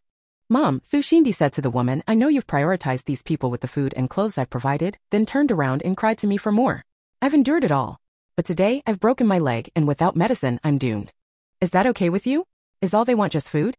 They want all my supplies including the medicine I have. The woman shifted her lips, but your brother's leg has been broken for days. He's a boy, and he's more capable than you, able to contribute more. This medicine should be given to him. We're family, we need to stick together. Su Shindi trembled with anger, her already hoarse voice becoming even more raspy and unpleasant. So you were eager to tell them I had medicine? Did you think about how my leg will swell and fester without medicine, how I'll die? Did you consider how my injury will prevent me from doing anything in the game or out? Once everything is gone and they get no more from me, they won't even look at me again. You won't get any good treatment from them either. Then, will you rely on your nephew? The woman reproached, what are you saying, child? We're all family, how could we not care for one another? Others echoed, accusing Su Shindi of being heartless, selfish, disloyal to the family, and ungrateful, judging her with malicious intent. Zuo Ying frowned, feeling as if she were being poisoned by the atmosphere. She couldn't stand such hypocrisy, such meanness, such malice, it made her nauseous. Let's go, she said. Yes, replied Su Shindi. Zuo Ying helped her leave. The others tried to stop them, but Zuo Ying raised her hand. She drew some stagnant water from a nearby ditch and splashed it onto the people, scattering the water as droplets. Zuo Ying led Su Shindi away. After getting some distance, Zuo Ying had Su Shindi sit down. She examined her leg, it was quite serious, blood soaking through her trousers. What medicine do you have? She asked. Su Shindi, pale and with a wry smile, said, just some ordinary hemostatic medicine. It takes 2 hours to brew. That won't help your injury much, Zuo Ying said. She took out 3 white plastic medicine bottles from her backpack. From the first, she poured out a red, flat, round pill, from the second, a brown pill, and from the third, a green pill. Red for stopping bleeding, brown for pain relief, green for inflammation. Take them together, it's quite effective. Su Shindi looked at her, her expression complex. Zuo Ying said, this is nothing to me. Take them. She had produced these in her own game-based area and could buy them at a low price. She had several bottles stocked up, though they were always in demand. But she could easily buy more. Su Shindi, recalling Zuo Ying's lavish spending of game currency to deal with the problem, understood that these pills were far superior to the hemostatic medicine she had painstakingly collected. Her so-called family members, driven by a single medicinal package, pushed her to the brink of death. Yet, a person she barely knew gave her 3 expensive and hard-to-obtain pills without hesitation. It truly was ludicrous. Su Shindi took the medicine, her mood complex. After a minute or two, the wound stopped bleeding, the pain subsided, and the swelling eased. Just taking medicine won't be enough, Zuo Ying said. You need to have your bones set, and then proper rest. Do you know any doctors? Su Shindi shook her head. What are your plans next? Find a place they can't find me, hide for a while, and wait for my bones to heal. A broken bone takes 100 days to mend. In her condition, she definitely couldn't go to the quest for the scar-removing medicine, and she would surely miss the beauty contest. Zuo Ying brought her out and gave her the medicine. She had already done enough, but the woman had helped keep an eye on Jiang Yuanyuan and the Jiang family father and son and had done errands for her before. During the previous quest audition, she had behaved herself and hadn't tried to take advantage of the situation. Zuo Ying felt grateful. Plus, Su Shindi had given her the impression of a cool, reserved person, a person whose gender could be easily overlooked. But today, she saw a girl burdened by her family, exploited and mistreated. This made it difficult for Zuo Ying to be harsh. Most importantly, Zuo Ying admired the fact that Su Shindi, despite her disfigured face, showed no jealousy towards her. This was a rare quality. What's going on with those people? Are you sure you don't want to have anything to do with them anymore? Doesn't your mother care? Su Shindi hesitated and then told her story. Zuo Ying thought for a moment and decided to take her to the fish pond. She took out a bicycle that she had received as a gift from a person who had given her a cabbage from her personal backpack. Come on, I'll take you somewhere. If the people there accept you, you can stay there for a while. Su Shindi looked at the bicycle in surprise and without further questions sat on the back seat. Zuo Ying rode away with her. The road was full of potholes and cracks. Zuo Ying tried to choose the best paths, but the bicycle, worthy of its game origin, had excellent shock absorption. The bumps were barely noticeable. If it were an ordinary bicycle, her bottom would have been bruised. Avoiding people, they rode for over an hour before finally seeing the fish pond in the distance. Thinking about meeting a certain someone, Zuo Ying felt a complex emotion, indescribable, akin to the feeling of being close to home yet feeling apprehensive. She was hesitant. They had parted ways because of an unspoken understanding between them, prepared for no further meetings offline. How quickly time had passed. She had returned as if she had compromised on something. She didn't want to give Zhuangxi the wrong impression, nor did she want to make their relationship strange and confusing. But if she didn't return, she was truly worried about Zhuangxi's injury. The wound looked quite serious. Although she could possibly encounter him in the game later that night, that would delay things by several hours and she couldn't bear to wait. Yang Qing was playing with a monocular telescope. Zhuangxi had brought it out of the game today and casually gave it to Yang Qing, as it had night vision capabilities, useful for night watch. He instructed Yang Qing to give it to the people on night watch. He sat under a makeshift sunshade in front of a safe house, looking out at the horizon, pondering how to re-establish contact with Zuo Ying. He needed to know where she was in the real world, but would asking directly in the game scare her away? And the thing he was looking for. He had a few leads after exploring the game, and he needed to get it soon. Just then, Yang Qing shouted, "Zhuangge, I think I saw Xiao Zhu." Zhuangxi looked up. Did she come? Yeah, riding a bicycle and someone else on it. This bike is amazing, a bike you can still ride now right out of a game, I think. Zhuangxi took the binoculars and looked in the direction Yang Qing was pointing, and sure enough, he saw Zuo Ying riding a bicycle on the road in the distance, coming towards them. As for the person on the back seat, he completely ignored them. Why would she come back now? Zhuangxi wasn't stupid. After a moment's thought, he guessed the reason. He raised his lips slightly and walked towards her. The only dirt road leading to the fish pond after a while had become much bumpier. Zuo Ying gripped the handlebars tightly, and when she saw Zhuangxi emerge from the fish pond, her palms started sweating. It was strange. What was she so nervous about? She rode her bike to him. Zuo Xind got off the back seat and remained silent, her eyes carefully scanning back and forth between the two of them. Zhuangxi looked at Zuo Ying gently, smiling. You're back. Ah, Zuo Ying also got off the bike, holding the handlebars and looking him up and down. He didn't seem injured, but his face was pale. How's your injury? Sure enough, she had come because she was worried about his injury. Zhuangxi's smile widened, his eyes lit up, making him seem to radiate light from within, his entire demeanor becoming gentler. You were worried about me. Zuo Ying shifted her gaze, her fingernails scratching at the non-slip pattern on the handlebars, unsure of how to respond. Fortunately, Zhuangxi continued, come in, this is your friend? He looked at Zuo Xind as if he hadn't noticed the scars on her face, his expression unchanged.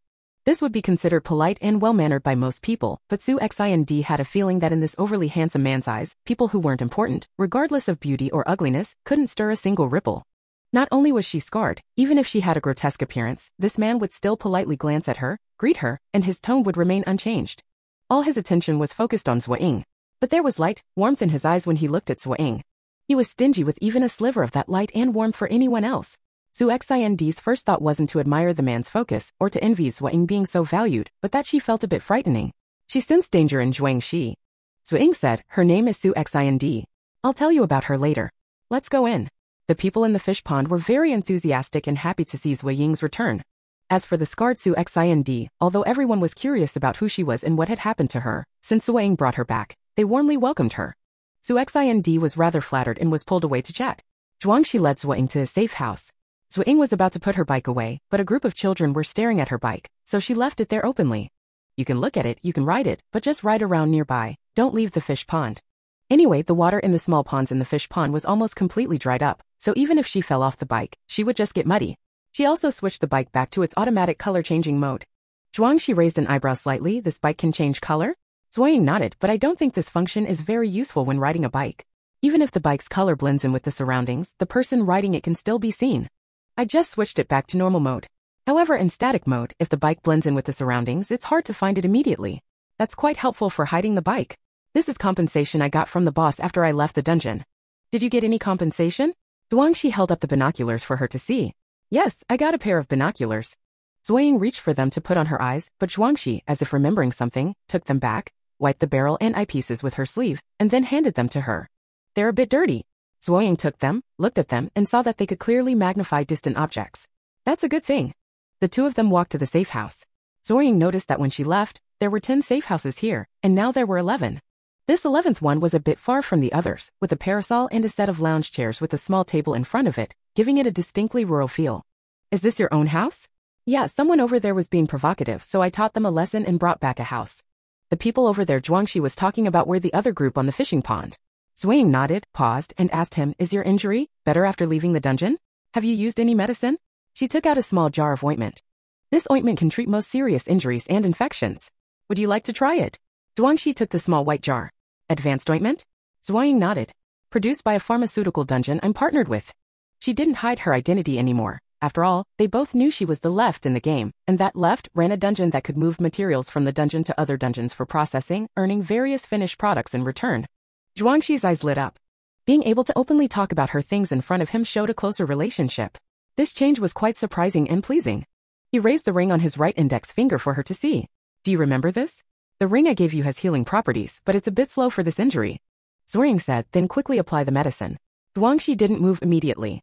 He stroked the small jar, his eyes lowered slightly, and his voice softened. I also have an injury on my back, and it might not be convenient to apply the medicine. Zuo Ying's gaze involuntarily moved to his back, and she remembered the scene in the dungeon where she was leaning against his back. If the rules hadn't been changed in time, she would have taken off his shirt. She suddenly realized that she was feeling strange today. It must be that sick dungeon again, making them act out those scripts. It was really poisonous, making her a bit awkward now. She looked around. Is Yangqing here, or do you want someone else to help you apply the medicine? Wangxi looked at her intently, unable to tell if she was pretending to be foolish or truly foolish. But it's best not to push too hard. Gradual progress is better. He said, Yangqing is a bit clumsy, but others probably wouldn't be able to apply the medicine either. I'll ask him. He then called out to Yangqing. Chapter 75. Zhuangxi went inside to apply medicine. Lefting waited and saw everyone gathered together. It turned out Zuo Ying was being helped to examine her leg by an old man. Lefting approached. Sir, are you a doctor? Oh, I'm an old Chinese medicine practitioner, quite skilled at setting bones. A person beside him explained. The old man, with a slightly furrowed brow of white hair, held Zuo Ying's lower leg in his hand, intently feeling and setting the bone. Zuo Ying had a wound, though it had stopped bleeding after the medicine, but after the bone was set, she was first applied with antiseptic ointment, then wrapped with clean cloth, and finally a wooden board was strapped on to prevent any misalignment. A broken bone takes 100 days to heal. This leg cannot be put on the ground for 3 months, the old man advised. Zuo Ying, in pain, covered in sweat, quickly responded gratefully. Lefting also thanked him. The old man waved his hand. Oh, you brought her here, she's one of your own. What's there to thank me for? But before she could even ask someone to help set Zuo Ying's bone, the old man had already taken action. Everyone else was also concerned. This shows how much trust and care they had for Lefting, and how much they cared about the people she brought back. Lefting felt a warm glow in her heart. She took out some rare snacks and fruits from her backpack, gave some to the old man, saying he had worked hard, and distributed the rest to others as a token of appreciation. Oh, you made me use up my snacks again. The ones you left last time, we haven't finished them yet, everyone said, a little embarrassed. But they also knew Lefting was quite wealthy. At first, it wasn't obvious, a pretty young girl, seemingly vulnerable and easy to take advantage of, but after getting to know her, they learned that she was doing something unknown in the game, but she wasn't short on supplies. She would occasionally give out small snacks or rare weapons, yarn, or medicine, important items that others couldn't get. She was truly a generous and resourceful person. So now with her words, everyone happily shared the snacks. After she left, everyone found themselves eating less of the snacks. They understood why Lefting did this, and so they became even more warm and caring towards Zuo Ying. Even the children weren't afraid of the scar on Zuo Ying's face anymore. Lefting saw everyone carrying baskets of things from the kitchen shed, preparing to dry them. What are you drying? She asked curiously. Sweet potato starch. Luan smiled. We recently bought some sweet potatoes and made them into starch. In the rectangular wooden baskets, neatly arranged, were gray-white starch strips, about 40 to 50 centimeters long, still damp, bouncy, and soft. Lefting watched for a while and said, I'll help too. She washed her hands and, like the others, grabbed a handful of starch, formed it into 2 circles, and placed it on a large rectangular mat made of hemp cloth. The sun was quite good today. Lefting felt hot after working for a while. She had already sweated a lot from riding her bike. She took off her cotton jacket, revealing a black, thin sweater underneath, rolled up her sleeves, and continued working. Even though it's February, the weather is still cool. Be careful of catching a cold, the aunties warned. Lefting nodded in agreement. I'll put it back on soon. Then they started asking her where she was living now and if she was going to find her relatives in other cities. Lefting said, oh, something unexpected happened. I haven't gone yet. Then come back. It's not safe for you to be alone outside. We're about to move to the mountain soon. The place is already chosen, Luan said. Lefting didn't respond. Luan didn't press and asked Lefting who Zuo Ying was. Zuo Ying said she's having some family problems and she's alone now. Zuo Ying explained her relatives were draining her. Before the apocalypse, she was disfigured and they said they contributed to her medical expenses. But in reality, each family contributed very little, the most only a few hundred. She couldn't afford surgery and now she has a face full of scars. For this kindness, those people have been leeching her for over 2 months. Now she wants to live on her own, but she's got a broken bone, and it's not safe or convenient for her to be alone. I was hoping we could let her stay here for a while. She's very hardworking and won't be a burden. Luan said, what's the problem? Just let her stay. You say she'll be a burden, but aren't we old folks even more of a burden? We need young people here. Stay, all of you stay. Others agreed, and Zuo Ying opportunely stated that she would follow the rules here, doing whatever everyone else did, contributing to the food supply, taking night watches, and so on. She didn't stay long before she realized how kind these people were. Although there were some older people, they were completely different from the grasping relatives of Sue's family. They were especially friendly and helpful. Staying here was her best option right now. Zuo Ying placed a pile of sweet potato flour on a piece of burlap and said, I'll talk to Zhuangxi about this later. I need his agreement. Of course he'll agree. These days, people haven't been bringing in new acquaintances, just a few people who arrived in the last few days. Xiao Zhuang hasn't objected. Zuo Ying looked in the direction indicated, seeing several strangers. She said, no wonder there are some new faces I haven't seen before. Object to what? Zuo Ying turned around and Zhuangxi walked over. She asked, has the medicine been applied? Is it effective? Yes, it's working. As soon as I applied it, it took effect. Really? Really? I thought I'd have to remove the dead flesh. Zuo Ying was taken aback and quickly asked, is it already dead flesh? Zhuangxi seemed to realize he'd said the wrong thing and corrected himself. No, it's not that serious. Zuo Ying felt he was trying to hide something. Zhuangxi smiled softly. Do you need to see it with your own eyes to feel reassured? Zuo Ying pursed her lips and secretly rolled her eyes at him. Zhuangxi chuckled silently. What were you saying just now? I seem to have heard my name. He reached out to help with the sweet potato flour, but Zuo Ying suddenly said, have you touched the medicine? Zhuangxi paused. I have. He smelled his hand, a faint scent of medicine, not unpleasant, but with a cool, herbal fragrance. It was medicine after all. Zuo Ying said, then don't touch the flour. Zhuangxi obediently stood aside, hands in his sleeves. Zuo Ying told him about Zuo Ying. Can she stay here? She's not a bad person, she's sensible and considerate and won't cause any trouble. Zhuangxi said, of course, someone you brought can stay. She can stay as long as she wants. Zuo Ying breathed a sigh of relief. She's injured now and probably needs some care. She can't help much right now. I'll leave some supplies and money. Zuo Ying, Zhuangxi interrupted her, his gaze calm and somewhat helplessly at her. Do we need to be so formal? Zuo Ying was a little afraid of meeting his gaze, especially after their intense interactions in the game. She felt uneasy or even a little apprehensive looking into his eyes, afraid of getting lost in them. She averted her gaze, unconsciously twisting a piece of sweet potato flour into small pieces. I'm just being practical. These safe houses were built and bought by you and Yang Qing. We shouldn't take advantage of you, should we? She thought for a moment, why don't I see if I can buy some safe house parts? Safe house parts were rarely listed on the trading platform, such resources were usually traded privately. However, some were available if the price was high enough. Actually, her own safe house was still lacking many small parts, and the interior wasn't very comfortable. She suddenly had an idea.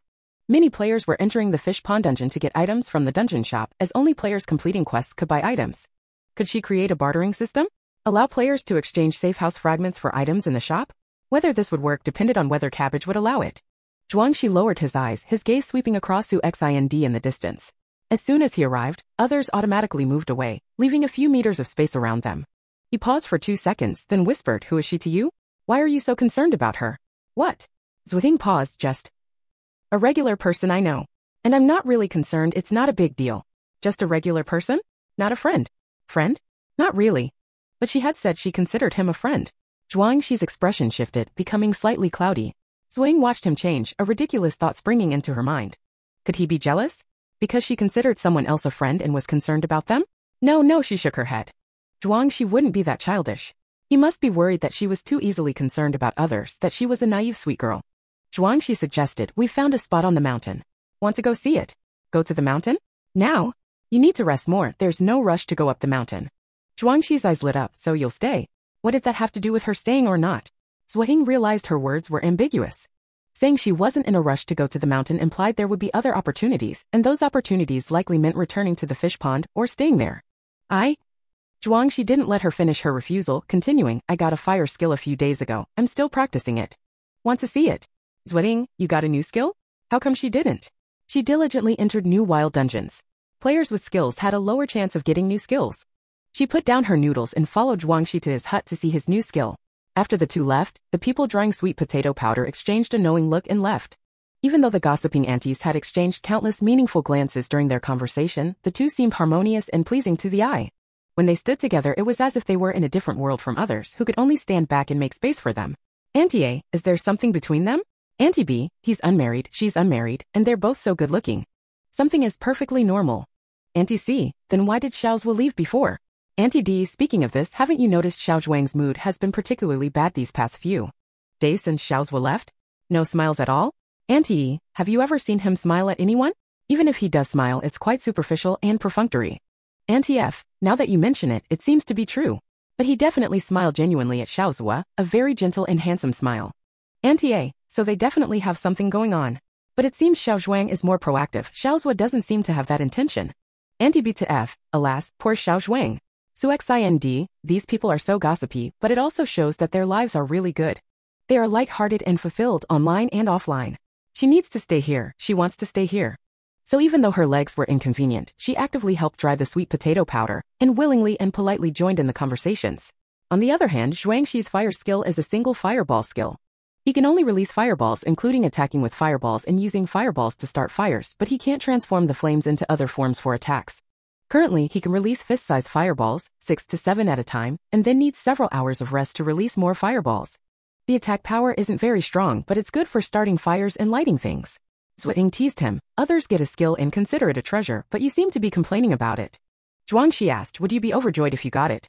Zuo Ying thought for a moment. Skills are better if they are refined, not numerous. I would choose to continue refining my water skills. This well is quite convenient for starting fires and lighting things. Zhuangxi smiled. Then that's fine. Try it. Use water to extinguish my fireballs. Zuo Ying raised an eyebrow. Try it she would, but the flames produced by the skill are not ordinary flames. They are not easily extinguished. She took out a bottle of mineral water, controlling the water to extinguish the fire. Sure enough, it didn't extinguish it. But she could control the water to split the fireball into many pieces, and once the fireball is scattered, it is easily extinguished. Or she could use water to wrap the fireball, which is also easier to extinguish. So if they encounter opponents using fire skills in the future, they can use this method to break them. She glanced at Zhuangxi. Was there a reason for him to train her in this? To accumulate experience in dealing with enemies? My fireballs have been broken by you. Aren't you afraid of me dealing with you? Zhuangxi seriously asked, will you? Aren't we friends? Zuo Ying shook her head with a smile. Zhuangxi held a reddish-yellow fireball in his left hand and a water ball in his right. The water ball, though smaller than the fireball, engulfed and extinguished the fireball. This shows that the power condensed in his water ball was greater than that in the fireball. Zuo Ying almost couldn't help but ask how he managed to conjure water from nothing. But the ultimate skills in the game are the foundation of everyone's survival, something outsiders shouldn't pry into. In the end, she didn't ask. Zuo Ying stayed in the fish pond that day. Besides Zhuangxi subtly hoping she would stay, others were more straightforward, urging her to stay. Zuo Ying couldn't refuse such a warm welcome, and since she didn't seem to have any pressing reason to leave, she stayed. She took out her safe house, enlarged it, and placed it next to Zhuangxi's safe house. His area had ample space, suitable for a safe house, while other places were either too far away or required moving things. As 10 o'clock approached, everyone said their goodbyes and went into their respective safe houses, waiting to enter the game. Before entering his house, Zhuangxi said to Zuo Ying, see you in the dungeon? Zuo Ying, see you in the dungeon. And so they logged on, entered the dungeon, and soon saw each other. This feeling was rather strange, encountering each other both online and offline, and the overlap was quite substantial. Left Ying apologized awkwardly, sorry, I lied to you before, I'm not an NPC. It's good to be wary of strangers. Noticing Left Ying's embarrassment, Zhuangxi didn't delve deeper into the topic. He understood the importance of maintaining distance. Currently, offline interactions were relatively more important. Being too attached online might compel her to distance herself offline. There was no phone, and the only transportation was her bicycle. If she ran off, where would he find her? So he said, I'm going into a dungeon. I'll be off now. Left Ying was slightly surprised, going into a dungeon when your wounds haven't healed yet? It's a fairly easy dungeon. Left Ying stopped asking further questions and began handling dungeon affairs after Zhuangxi left. The dungeon Zhuangxi went to wasn't actually easy. It was a dungeon with a serial killer. The serial killer designated the first person encountered each day as their prey, but they wouldn't kill the prey. Instead, they would target the prey's most beloved person. Because the serial killer enjoyed seeing others suffer from the loss of their loved ones, they were a complete psychopath. This serial killer possessed an item that could reveal the affection level of one person for another. They used this to determine who was the prey's most beloved person. They discovered this dungeon by chance. To meet the dungeon entry requirements, Zhuangxi put in some effort initially and after entering, spent a full 8 days inside before finally locating and slaying the serial killer. The reward was the killer's item. Even worse, because he couldn't use medicine in the dungeon and had to outsmart and even fight the serial killer, his whip wounds worsened. But it was all worth it. He looked at the acquired item, a faint smile gracing his pale face. Exiting the dungeon and simultaneously being expelled from the game, he returned to the real world. Thankfully, a game and real-world time were equivalent. He'd spent 8 days in the dungeon, but only 2 days had passed outside. He immediately searched for Left Ying. Fortunately, she was still there, hadn't left. Left Ying was a little worried about Zhuangxi. He'd gone into a dungeon and hadn't been heard from in 2 days. It didn't seem like the easy dungeon he'd described. When she learned he'd logged off, she immediately rushed over to examine him, making sure no new injuries had appeared before she felt relieved. However, his complexion seemed a little pale. Are you alright? She asked. I'm fine, just a little tired, Zhuangxi said, and unobtrusively used the acquired item on Left Ying. Advanced Affection Level Detection Item, usable 10 out of 10 target. Left Ying, once determined, cannot be changed. Sorry, but I must confirm this. Zhuangxi silently told Left Ying, and an invisible line extended from Left Ying to Zuo Xind. Though he didn't consider Zuo Xind a friend, his actions toward her were effortless and not particularly strenuous. But you cared about her, rescuing her from those troublesome relatives, personally cycling her here, providing supplies, and helping her improve her social standing, guiding her into this environment. So far, I haven't seen you care about anyone this much. So for someone you care about this much, what's your affection level for her? Are you just exceptionally cold and resistant towards me, or are you equally indifferent to everyone? Zhuang Shi unobtrusively scanned Su Xind's head. A green, invisible line extended from left Ying, connecting to Su Xind, and small characters began to appear above Su Xind's head. The green characters, initially blurry and fluctuating, gradually became clearer. Zhuang Shi's heart raced, wondering if the value was higher than his own. After all, she hadn't shown much interest in him. Just as he thought this, the small print finally became clear. Left Ying's affection for you, 0, oblique, lonely, and pitiable. 0. Chapter 76. Zhuang Zai was certain he would never let go of Zuo Ying, but those 25 points of affection value were still a thorn in his side, making him unable to ignore them. He always approached people and situations with caution, planning carefully before acting. Therefore, he needed to know Zuo Ying's affection value towards others, high or low, to better understand her. This was a process of information gathering, highly direct and accurate, allowing him to determine the best strategy. But what did he see? 0. How could it be 0? Zhuang stared blankly at the number above Su Xind's head, momentarily doubting his own eyes. He, rarely flustered, was clearly caught off guard. Zuo Ying noticed, following his gaze. What's wrong? What was he staring at Su Xind for? The number above Su Xind's head slowly dissolved, disappearing like smoke. The connection line between her and Zuo Ying also vanished. Zhuang Zai withdrew his gaze, shaking his head. Nothing. He caught sight of Lu Ant busy in the kitchen and silently drew a connection line between Zuo Ying and Lu Ant. Perhaps it was just a glitch? Or an exception? Zuo Ying and Lu Ant had a good relationship and had known each other longer than Su Xind. It couldn't possibly be 0. He focused on Lu Ant's head. Then he saw the same small green text again. Zuo Ying's affection value towards you, 0. He checked the elderly man who had helped Su Xind with her injury the other day. Zuo Ying's affection value towards you, 0. He checked the young boy who frequently asked Zuo Ying for candy. Zuo Ying's affection value towards you, 0. Everyone, men, women, young and old, all received the same result. Either the affection value system was broken, or this was the reality. She had no affection value towards anyone. S. gaze flickered as he looked at Zuo Ying. Perhaps it wasn't that she had no affection value at all, but her definition of affection value differed from the norm. He thought of her 25 points of affection value towards him, a paltry number. But compared to the 4 zeros, it made his heart beat a little faster. Something filled his chest, banishing the days of frustration and disappointment. Zuo Ying was perplexed by his gaze, unspeaking, but her eyes were growing brighter. Did he not know how unnerving it was to be stared at like that? It was like the headmaster staring at a student, making them feel anxious and afraid of having done something wrong. But she hadn't done anything wrong. She stepped back a half step. Why are you staring at me? Zhuang Zibling slowly, his expression dazed, as if he had been jolted back to reality. He swayed slightly, looking unsteady on his feet. Zuo Ying was startled. She instinctively reached out to support him, but unsure where to place her hand, she retracted it. What's wrong? She held out her hand in front of him. Are you feeling unwell? Zhuangzi touched his forehead, shaking his head. I think I'm running a fever. Zuo Ying gasped. How could you have a fever? While many medicines were available, illness was still a serious concern. She didn't hesitate to touch him, placing her hand on his forehead. It was indeed quite warm. You have a fever. Have you taken any medicine? She immediately retrieved medicine from her backpack, asking, did you catch a cold? Or get caught in the rain in a dungeon? Or... She paused. Have your whip wounds healed? Zhang Shi slowly blinked his eyes, his expression innocent and bewildered. He looked completely dazed. No wonder he looked so unwell and had been staring blankly like that since just now. You. Zuo Ying looked at him. His clothes were on tightly and she couldn't see any whip marks. She looked around. Yangqing wasn't there. Oh, he'd gone out for a drive, riding her bicycle, saying he wanted to enjoy the thrill of a long-awaited speed ride. Zuo Ying grabbed Zhang Shi's arm, pulling him down to sit on a chair in front of his safe room, poured a yellow fever tablet into his hand, and then a bottle of mineral water, holding it in both hands until it was lukewarm. She unscrewed the cap and offered it to him. Take the medicine first. Are there any more injuries that need treatment? Zhang Shi obediently took the tablet, took a sip of water, and seemed slightly more alert. He said, with a hint of guilt in his voice, you can't open your backpack in that dungeon. So no treatment? 2 whole days without treatment. How could the wounds heal properly? Don't you have a healing ring? The ring can't be used either. So you still dove headfirst into that dungeon? When you get injured, you should take good care of yourself, because you can't be sure what restrictions the next dungeon will have. Zuo Ying sighed, then don't just sit there, go get your injuries treated. Zhang Shi didn't move, just looked at her. Zuo Ying. Again, what is he looking at her for? But compared to the intense stare just now, this one was softer, like a soft-furred little animal, just a little bit silly. Zuo Ying's tone softened involuntarily. Yangqing isn't here. Should I ask someone else to help you? Who are you most familiar with? Zhang Shi lowered his eyelids, said nothing, and silently stood up, walking towards the room. Zuo Ying was stunned. This slow, silent figure, how pitiful and lonely did he look? She must have been mistaken. She sat down, thinking such a big person applying some medicine wouldn't be that difficult, would it? But another voice said, he still has injuries on his back, it would be inconvenient without help, and he also has a fever. Injured and sick, he needed help even more.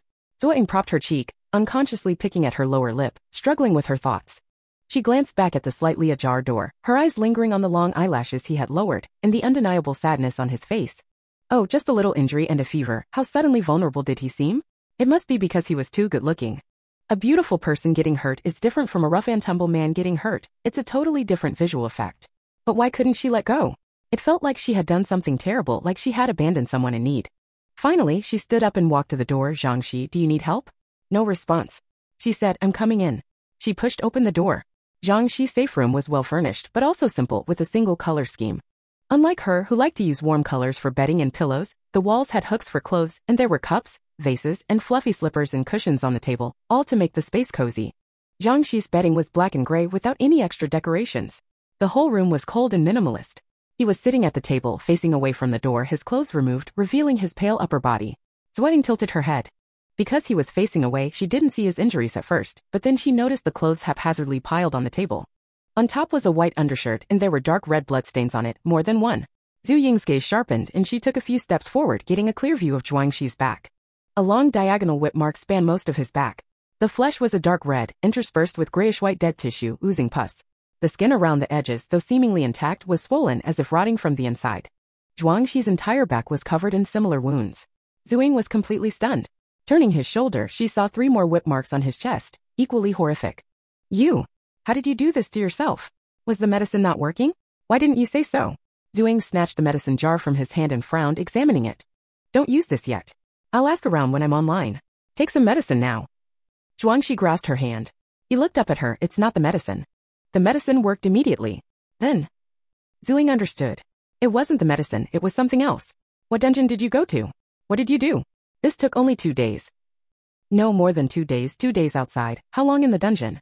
Before Zhuangxi could answer, she looked at his wounds again. This needs more than basic treatment. I'll find someone who knows how to handle this. She was about to leave when Zhuangxi held her back. No one here is a doctor. The only one who can set bones won't be able to help with wounds like these. Well, at least someone who knows something about it is better than us. I don't want him. Zuo Ying stared, her eyes widening slightly. She hadn't misheard? This wasn't a plea? Zhuangxi tilted his head, saying very seriously, I don't want him. He nodded firmly, emphasizing his words. It was like a child saying, even if the fish is delicious, I don't like it. It was completely out of character. Zuo Ying touched his forehead. Are you really delirious? Thinking about the fever, she realized he was shirtless despite the fever. She couldn't let him catch cold and make it worse. She pulled a sweater from the table and draped it over his shoulders, careful not to touch his wounds. What do you want to do? Can you handle it yourself? Zhuangxi picked up a gleaming knife from the table. Just slice off the bad parts. The ointment works well. No need for elaborate treatment. Zuo Ying's eyes twitched. You really? What about your back? Zhuangxi looked up at her, his eyes expectant. Zuo Ying wanted to yell. You're actually looking forward to me cutting you up? She sighed and shut the door, blocking out the breeze. The room darkened slightly. She took out some electric eel energy balls, placing them on the table. Their faint blue light illuminated the room. She brought out several medicine bottles. Take these painkillers and hemostatics. She poured 2 pills into his hand, then added more. Take a few more. I don't think they have side effects.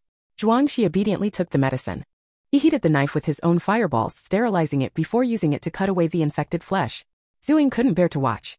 He was holding the knife in one hand and tweezers in the other, carefully removing the severely damaged tissue. He didn't flinch.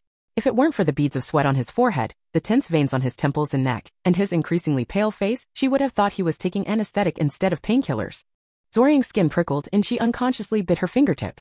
Watching Zhuangxi was painful, and yet she couldn't look away. She had to learn, and she had to use a clean cloth to wipe the blood.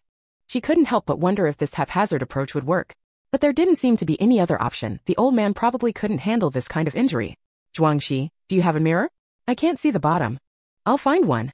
Zuo Ying found a mirror and held it up for him. Zhuangxi quickly cleaned the 3 wounds. This time, without being asked, Zuo Ying took the knife and tweezers from him, turned to his back, and swiftly cleaned the wounds. Fortunately, she had some experience. Otherwise, she wouldn't have dared. Here's the ointment. By the time she finished, she was covered in sweat. She took the ointment and applied a thick layer. Zhuangxi tilted his head, watching her intently as she worked, his gaze softening. He picked up the mirror on the table, drew a line from Zuo Ying's body to his own, and stared at his head in the mirror. Zuo Ying's affection level for you, 30. Zhuangxi slightly raised his eyebrow, his lips curving into a gentle smile. A brilliant, soft light shimmered in his eyes. Zuo Ying, you are different from others. You know that, right? Should be all right now. Zuo Ying wiped her brow, standing up from her crouched position. She hadn't realized how sore her back was. She looked at Zhuangxi and nodded. Feeling better? Zhuangxi said it was cool at first, now it's a little warm. This medicine is really effective and it's not like the previous ones were useless. It doesn't hurt much. Don't worry. Then don't do anything to worry about. Zuo Ying muttered, then said, now what? You have wounds on both sides, so it's hard to bandage you. You can't lie down or lie on your stomach. It's hard to rest and you can't wear your clothes. Aren't you cold? She took several ceramic bowls from her backpack and built a fire beside Zhuangxi. Is it warm enough? Zhuangxi nodded with a smile. He wasn't actually that cold, but he enjoyed being cared for and worried about. Zuo Ying looked at him and asked, do you have any clean clothes? Yes. Bring them here. Zhuangxi obediently retrieved the clothes from his backpack. Zuo Ying picked out 2 pieces and cut the front of the chest area. Put them on. Zhuangxi, can I refuse? Don't be so fussy. It's better than being completely naked. Zuo Ying insisted. She felt cold for him, seeing him without a shirt. Zhuangxi slowly put on the clothes. From the chest up, including his shoulders and arms, was normal. Below the chest, he was still naked. This clothes, how embarrassing. The most hilarious and awkward moment of the year. Zuo Ying couldn't help but laugh and received a reproachful look. She quickly straightened her expression, took out a thin, warm cotton quilt, her favorite one with yellow flowers. She gestured, cover yourself with this. Zhuangxi looked up at her expectantly, I'm tired, I want to sleep. Zuo Ying had already accepted his likely whining behavior during his illness and injuries. The patient was always right, so she just went along with it. She softened her voice, lie down on the table for a while. Lying down makes it hard to cover the quilt. Then, lean on my shoulder, Zhuangxi blinked, can I? Honestly, a beautiful woman acting coy is just too much, especially when she's a sick beauty, it's a triple-layered effect. Lefting sighed, moving a stool to sit beside him, lean on me, just this once. Zhuangxi leaned against her, closing his eyes. Only then did he reveal a touch of weariness and weakness. Lefting carefully draped the blanket around both of them. It's truly a hardship for him, such a large man, leaning on her shoulder, a rather uncomfortable posture. She looked down at his serene face, feeling a strange mix of bewilderment and uncertainty. She didn't know how she'd gotten to this point. It shouldn't have been so intimate, she'd wanted to keep her distance. She couldn't help but wonder if she'd been tricked, if he was taking advantage of her soft heart. But his injury was real, and without her proactively approaching, none of this would have happened. Ultimately, it was her own softness. She sighed silently. Forget it, no more next time. Given his strength, an injury like this wouldn't be a common occurrence. Chapter 77. The sun shone brightly, and the wind was gentle. Lefting followed the others up the mountain to the very slope where she had wandered before. Today, everyone brought their various tools to level the ground. As a hillside, the ground was never perfectly smooth. Sometimes there were trees and weeds or rocks or dips in the earth. They had to carefully clear out areas to create flat spaces for the safe houses. Little left, this plot of land is for your house. What do you think? Foreman Yang Qing suddenly approached Lefting. Okay. Lefting looked at the land, rolled up her sleeves and was about to start working. Yang Qing quickly said, no. You don't need to do any work. If Zhuang Ge finds out I had you do this kind of manual labor, he'll kill me. Yang Qing laughed, chuckled, and winked, looking a little sly. If Lefting hadn't known he didn't mean any harm, but was just a bit off, she would have wanted to hit him. Actually, not just her, but everyone else had been looking at her and Zhuangxi with a bit of ambiguity these past few days. This all started with the incident of applying medicine that day. She had closed the door tightly to keep the wind out, and then stayed in Zhuangxi's room with him for several hours, until it got dark, and Zhuangxi woke up and came out. At the time, she hadn't thought much of it, but the next day she felt something was off. Fortunately, it was just a bit of ambiguity and gossip. No one really talked about it, and most people thought they were discussing something important because who would stay inside a room all day? But Lefting still felt uncomfortable. However, Zhuangxi's words were still reasonable. The beauty reassessment was coming soon, so it was best to be careful during this time. Lefting stayed by the fish pond. Although Yang Qing said she didn't need to work, she couldn't just stand by, so she helped dig up tree roots and fill in the soil. After a while, Zhuangxi also came up the mountain, naturally joining Lefting. Lefting said, you still have your injury, don't bend over and exert yourself. Just be careful. The wound is almost scabbed over. Zhuangxi said. The ointment was really effective. In just a few days, the wound had begun to heal and dry up. What did those people say to you? Lefting asked. Zhuangxi was a little late because before they went up the mountain, a group of people from the fish pond had spoken to him. It was said that these people had caused trouble before, but after Zhuangxi beat them up and took a safe house from them, they finally calmed down and were quite afraid of Zhuangxi. They also want to move to the mountain and asked me where would be a good place. What did you say? Zhuangxi filled a hole with dirt using a hoe. What else could I say? Just don't get too close to here. This mountain isn't mine, so I can't stop them. Lefting picked out large stones from the dirt and threw them away. One stone was broken in half by her, as brittle as a biscuit. Zhuangxi's face darkened slightly. Just coming up, the granite steps are almost broken. It will be more difficult to go up and down the mountain in the future. We usually don't need to go down the mountain. I'm more worried about landslides. This is just a small hill. This part is relatively flat, so it's not likely to happen. Suddenly, a loud boom, like something collapsing, and the earth seemed to shake. Everyone stopped what they were doing and looked towards the sound. It was in the direction of the sea. However, standing here, they couldn't see anything clearly, only the shallow sea, where the waves were surging inwards due to the rising tide. The sea level had risen significantly. Zhuangxi walked up the mountain, and Zuo Ying followed. They reached a higher place, gaining a better view, and their mood grew heavy. The dam had been washed away by the tide, and the sluice gate on the harbor side had also collapsed. Unhindered seawater was flooding the river behind the sluice gate, bringing with it countless debris and garbage from wrecked ships. Fortunately, the situation wasn't too serious. The land was relatively high, and even during high tide, the water wouldn't reach the ground. However, the river level was rising rapidly. Zuo Ying knew that sea levels were constantly rising, and even stones would crumble. How could the polar glaciers maintain their structure? Coastal areas, especially estuaries, would be gradually submerged in no time. The fish pond was located in a low-lying area, and its submersion was inevitable. This was why, even though the mountain wasn't completely safe, she supported moving there. Of course, to avoid being submerged, they could move inland. But this was a time of chaos with so many people young and old here. It was better to stay put for now. The two of them watched the surging seawater, its destructive power sweeping away everything in its path.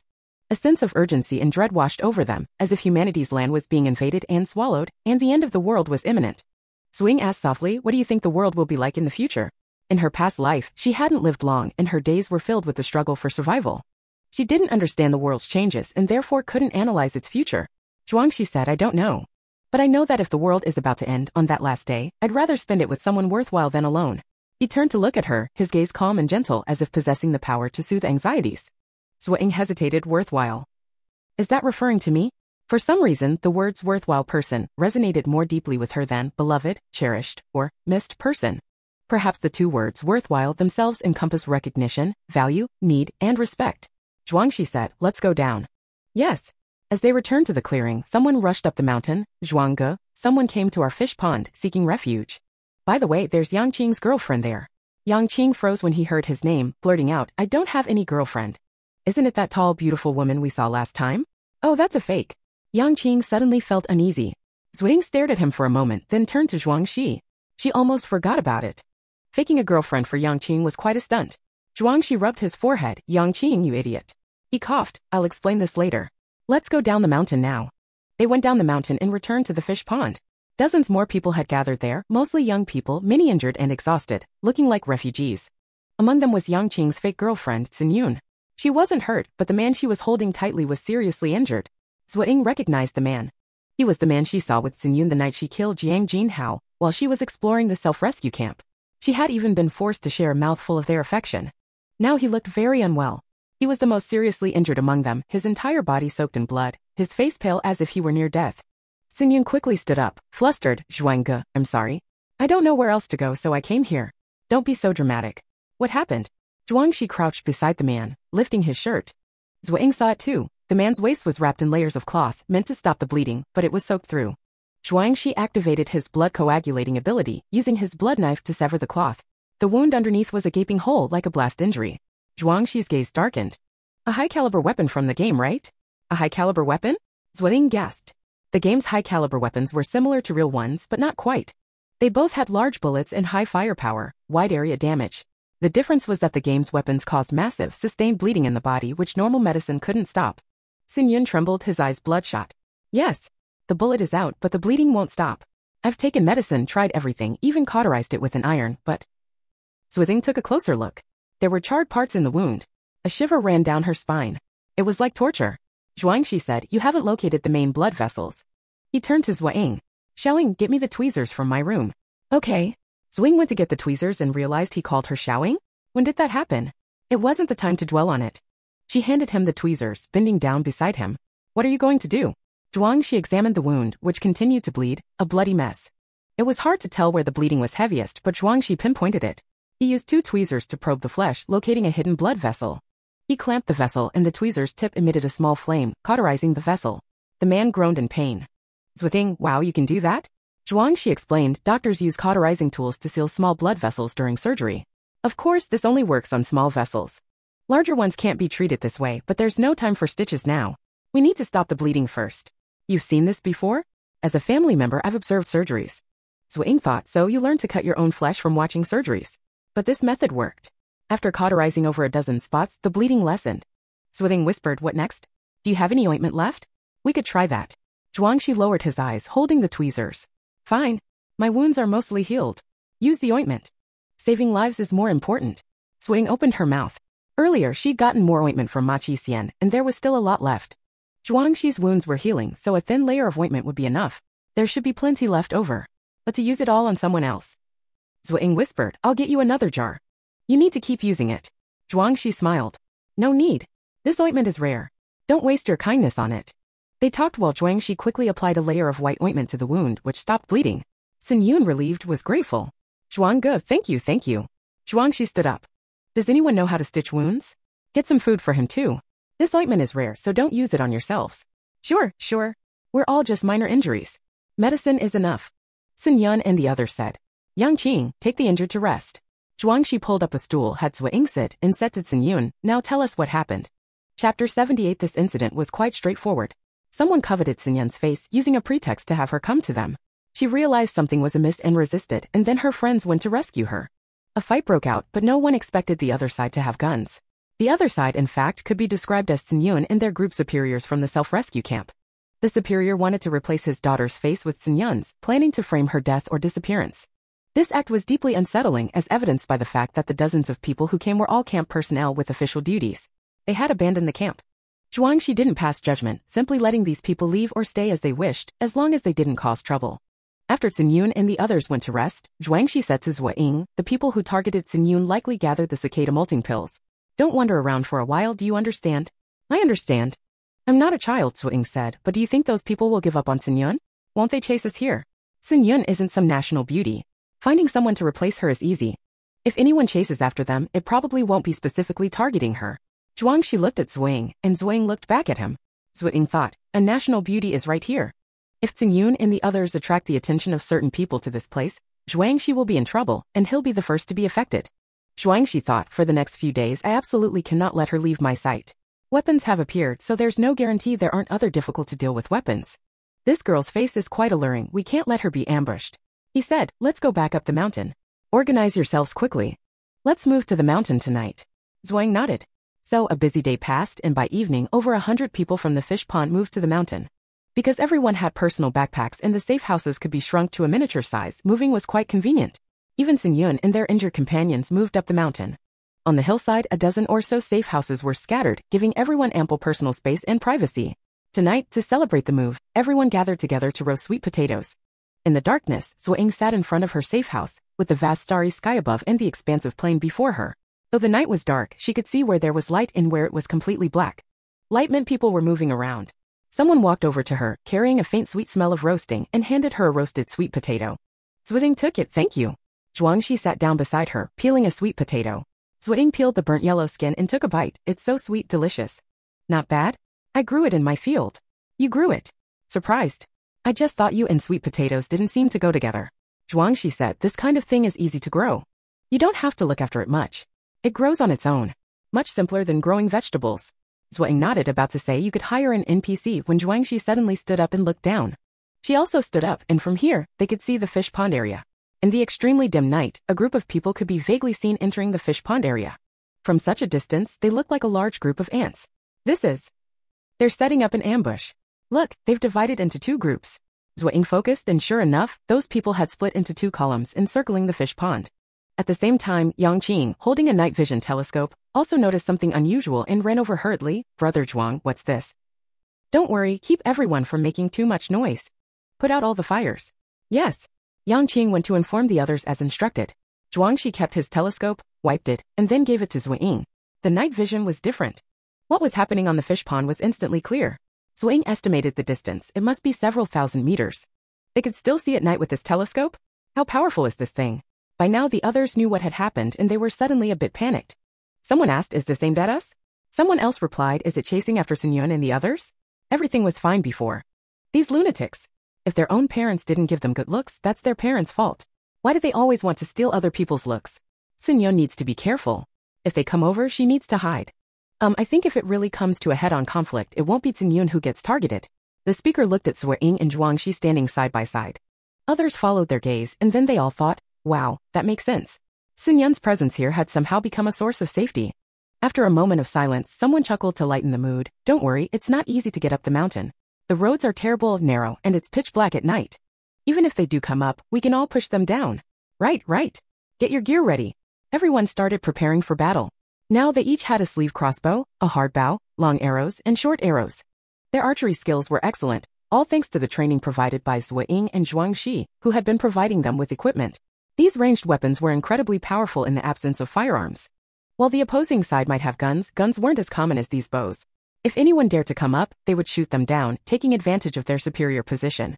During the day they had set up several vantage points for shooting down from above. Although they hadn't built any platforms yet, shooting from those positions would be highly effective. Sun Yun's group was envious. You all have bows and arrows? These are hard to come by, especially high-quality ones with good accuracy and range. They're expensive and hard to get. And here, everyone had them. Over 100 people, including elderly people over 60 and very young children, were equipped. In the camp, only the most elite and core members had such treatment. Some had been equipped long ago, and their skills were almost like the legendary 100-step archery. The people who were envied were very proud. These were all gifts from Xiao Zuo and Xiao Zhuang. They are truly amazing. So Zuo Ying and Zhuang Shi became objects of admiration. Someone whispered to Sun Yun, why didn't you tell us about these two people earlier?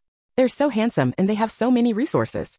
Following them is better than working ourselves to death in the camp and being bossed around. Sun Yun sighed, I didn't know they were so powerful last time. And how could she have known that her superiors were so ruthless? She still couldn't believe they wanted to kill people for their looks. The world had changed. If you couldn't become one of the strongest, then find a powerful person to rely on. Perhaps that was the best course of action. She looked at the two figures' backs. The two people being discussed had no idea what everyone was thinking. They were focusing on the fish pond below. Although they had moved, the other group hadn't. Tonight's attackers, whether they didn't understand the situation or for some other reason, had formed an encirclement and continued their attack. Zuo Ying saw a cloud of mist spreading through the telescope, and the people at the fish pond began to sense something was wrong. One by one, they coughed, clutched their chests, and went outside to look around. Then some of them collapsed onto the ground. Was it poison gas? Zuo Ying and Zhuang Shi exchanged glances. But even among that group, there were formidable individuals. Otherwise, they wouldn't have dared to provoke Zhuang Shi more than once. Soon, a fight broke out between the two sides. Fireballs flew, sparks flashed, rocks flew everywhere, and even wind and rain seemed to intensify. It appeared that both sides had skilled individuals. Suddenly, gunshots rang out in the midst of the melee. Zhuang Shi straightened up. I'll go down for a bit. You stay here. Your injury. It's nothing. I'm just going to get a gun. Those people below know we're on the mountain, so they might betray us. If someone rushes up later, you can help defend. Zuo Ying thought for a moment. All right, be careful. Zhuang Shi didn't just go to get a gun, as he said, but he did head towards the source of the gunshots. After some effort, he found the shooter, disarmed him, and interrogated him about the purpose of their nighttime ambush. As he suspected, Sun Yun's superior, upon learning that Sun Yun had fled to the fish pond, hadn't planned to pursue him, given the distance. But then they learned of Zhuang Shi and Zuo Ying's presence here. These people were targeting the two of them tonight. Naive.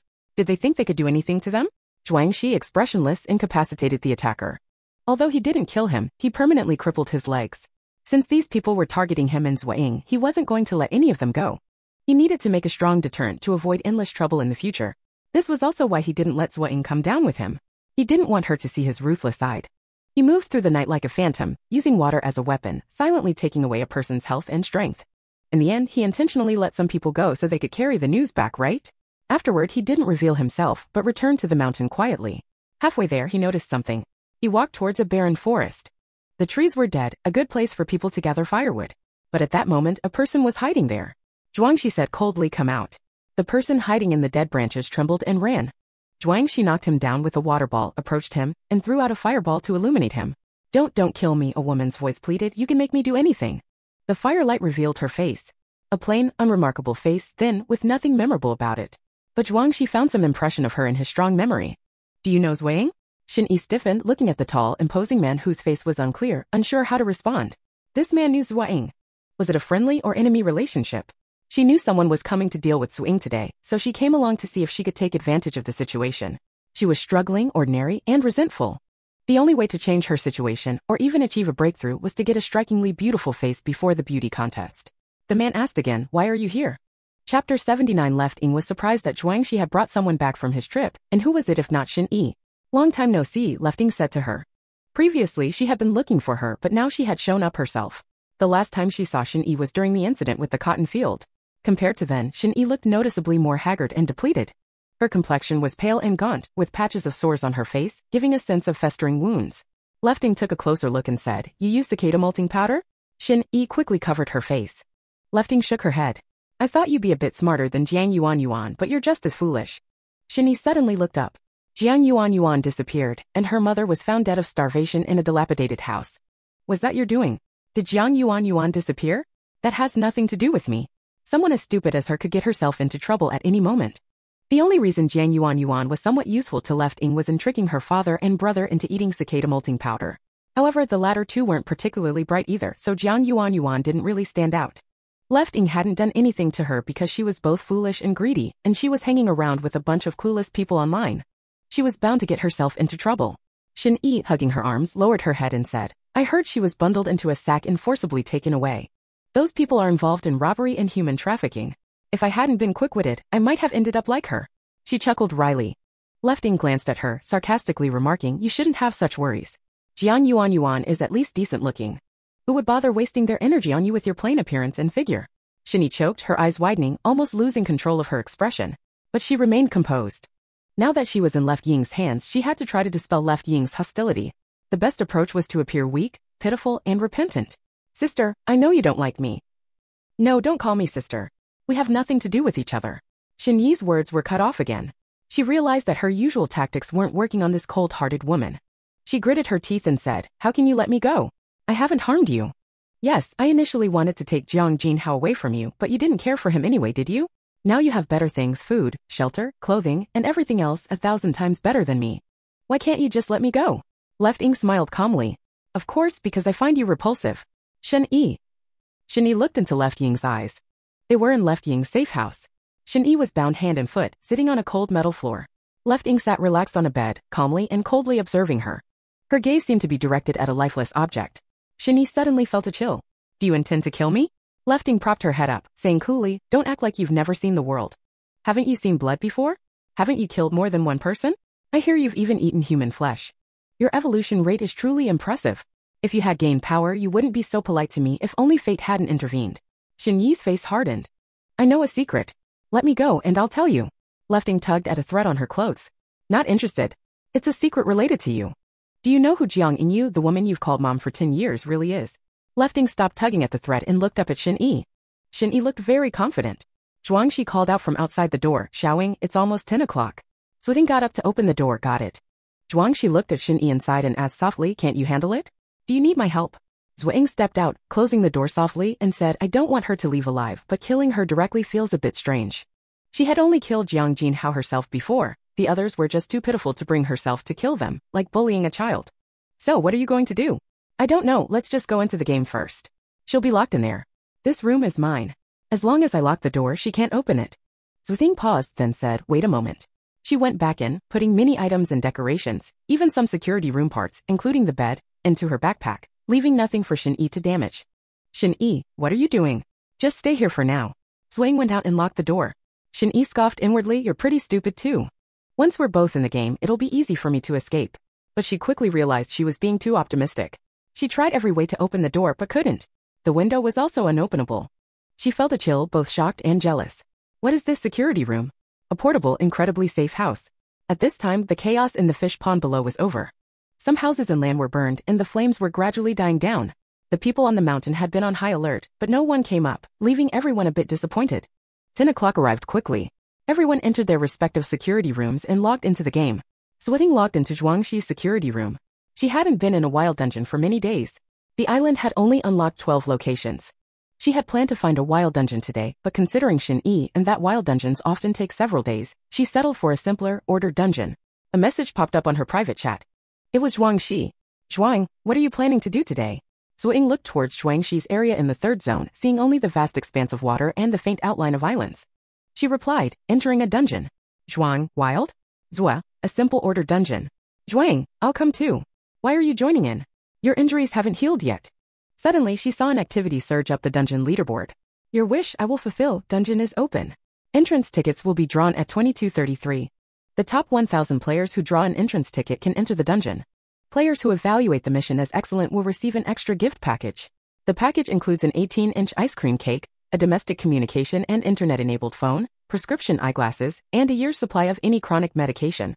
No penalty for mission failure. Please participate actively and draw the ticket. Zuo Ying's eyes were glued to the 4 items in the gift package. She didn't need the last 2. A phone with internet access seemed nice. She didn't know what she'd use it for, but it could make calls. She didn't really have anyone she wanted to call. Well, now she had Zhuangxi. He wouldn't worry about her getting lost anymore.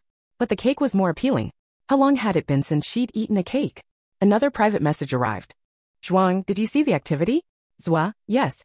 Zhuang, want to draw an entrance ticket? Zuo, let's try. Zhuang, okay. He probably wanted to go too? Mission failure without punishment, and Zhuangxi going shouldn't be a problem, plus the mission reward is so generous. Zuo Ying no longer urged him to stay put. After a while, Zhuangxi rowed the boat towards the central island, went ashore, and the two sat in a row, timing their page refreshes. 3 seconds, 2 seconds, start. Their hands flew, and at precisely 22:33, they clicked the lottery. Zuo Ying hadn't experienced this kind of excitement in a long time. It felt like going back to the days before the apocalypse, rushing to grab things online. She refreshed the page. How do I see if I got it? No notification. Before she finished speaking, a firework exploded on her screen. Congratulations, player Zuo, you have obtained an entrance ticket to the My Wish, I Will Fulfill dungeon. Please prepare, you will be transported to the dungeon in 5 minutes. I got it, you? She tilted her head to look at Zhuangxi's panel, but only the player themselves could see their own panel. Others couldn't, as if a privacy screen were covering it. Zhuangxi said, I got it too. Our luck is really good, Zuo Ying said. I'll get ready. Her travel bag, packed with various items, only needed a final check. Then carrying the bag at the stroke of 22:38, she and Zhuangxi were pulled into the dungeon. My wish I will fulfill. Just from the title, it's unclear if the dungeon's NPCs have wishes that players need to fulfill, or if the people in the dungeon can help players fulfill their wishes. Zuo Ying guessed it was the former. If it was the latter, is this dungeon an Aladdin's lamp type? Clearly not plausible. Thinking this, she found herself in a street virtually indistinguishable from pre-apocalypse Earth, except the buildings, vehicles, and people's attire had a touch of historical style, with a hint of Western influence. Zuo Ying was wearing a red and black checkered tweed skirt, a suitcase in her left hand, and a letter in her right. She put down the suitcase and opened the letter. Dear Zuo, I apologize for disturbing you. Recently, something has been troubling the entire Ward family. My grandfather, Mr. Ward, has been having nightmares of a figure dancing on a clifftop in the sunlight, keeping him awake and making him increasingly irritable. Dream interpreters can't decipher the meaning. As a novelist renowned for combining rational thought with a sensitive heart, capable of sparking an idea and producing a legendary masterpiece, the Ward family respectfully invites you to visit and analyze the situation for my grandfather. Love, Little Ward. A red rose mark was in the bottom right corner of the letter. Zuo Ying checked the letter thoroughly, but that's all the information she could glean. She's apparently a novelist, but in reality, her brain isn't that sharp, just a spark of inspiration to endlessly expand. She shook her head, checked the suitcase again, finding the same items she'd put in the travel bag. It seems the dungeon automatically transformed the travel bag into a box matching the local style. She also discovered that personal backpacks and the like were usable. This appears to be a dungeon requiring thought. Perhaps external possessions aren't very useful, so players aren't prohibited from using them. She picked up the suitcase and headed to the address on the letter. Chapter 80 Ward Manor, a villa with a large garden, warmly welcomed Zuo Ying. The middle-aged housekeeper personally helped her with her luggage. Many people, men, women, and children, dressed in various styles, from well-dressed to more casual, had already gathered. As soon as Zuo Ying entered the gate, they were all observing her, openly or discreetly. Zuo Ying wondered if these people were NPCs or other players. Then another person arrived. The housekeeper exclaimed, Master Zhuang has arrived. Zhuang? She turned to see Zhuangxi, looking strikingly handsome in a stylish camel-colored coat, walking confidently into the house. He took off his scarf and handed it to the housekeeper. For a moment, Zuo Ying felt like she was in a film directed by a renowned director. In a building with a sense of time and exotic style, a man with the appearance of a refined gentleman, dressed in the most fashionable attire, walked into the grand hall filled with the clinking of glasses and the scent of perfume, with an expression of seriousness and composure, guided by the staff. Oh well, although the hall was lavishly decorated, there was no actual clinking of glasses or scent of perfume. Their eyes met, and Zhuangxi paused slightly, a hint of amusement in his eyes. Zuo Ying returned a small smile. They both discreetly avoided acknowledging each other, pretending not to know each other, and walked into the hall, one in front of the other. However, when they sat down, Zhuangxi chose a seat closest to Zuo Ying. Some people approached them to greet them and chat, but they both politely responded. More people arrived. Zhuangxi acted as if he were chatting with others, then leaned slightly towards Zuo Ying and said, It seems these people are likely all players. Zuo Ying nodded in agreement. But there can only be around a few dozen people here. It seems the other players aren't in this location. There might be other quests or perhaps other ward manors in different parts of the dungeon. Did you receive any clues? I received a letter about Old Ward, who seems to be the head of the household, and I've been dreaming about a dancer. Zhuangxi glanced at her. Coincidentally, after entering the dungeon, I found a letter on the table in the drawing room. It's the same as yours. Zuo Ying touched her chin. You're an artist, I'm a novelist, and that man looks like a delivery guy. The woman in the uniform is probably a police officer. I can't tell what the other people's professions are. Could there be people of all professions here? Probably. Look at the person leaning against the window. The object in their pocket looks like a stethoscope. They're likely a doctor. The woman constantly looking at her phone with those flashing colors is probably a stock trader. The man in the gray jacket, with his strong build and fierce aura but unsteady gait, likely isn't very skilled, probably just a bodybuilder. Zuo Ying looked around and indeed it seemed that way. Zuo Ying said, you observe things very keenly. Zhuangxi said, but knowing these things doesn't help. We don't even know who the target of the quest is.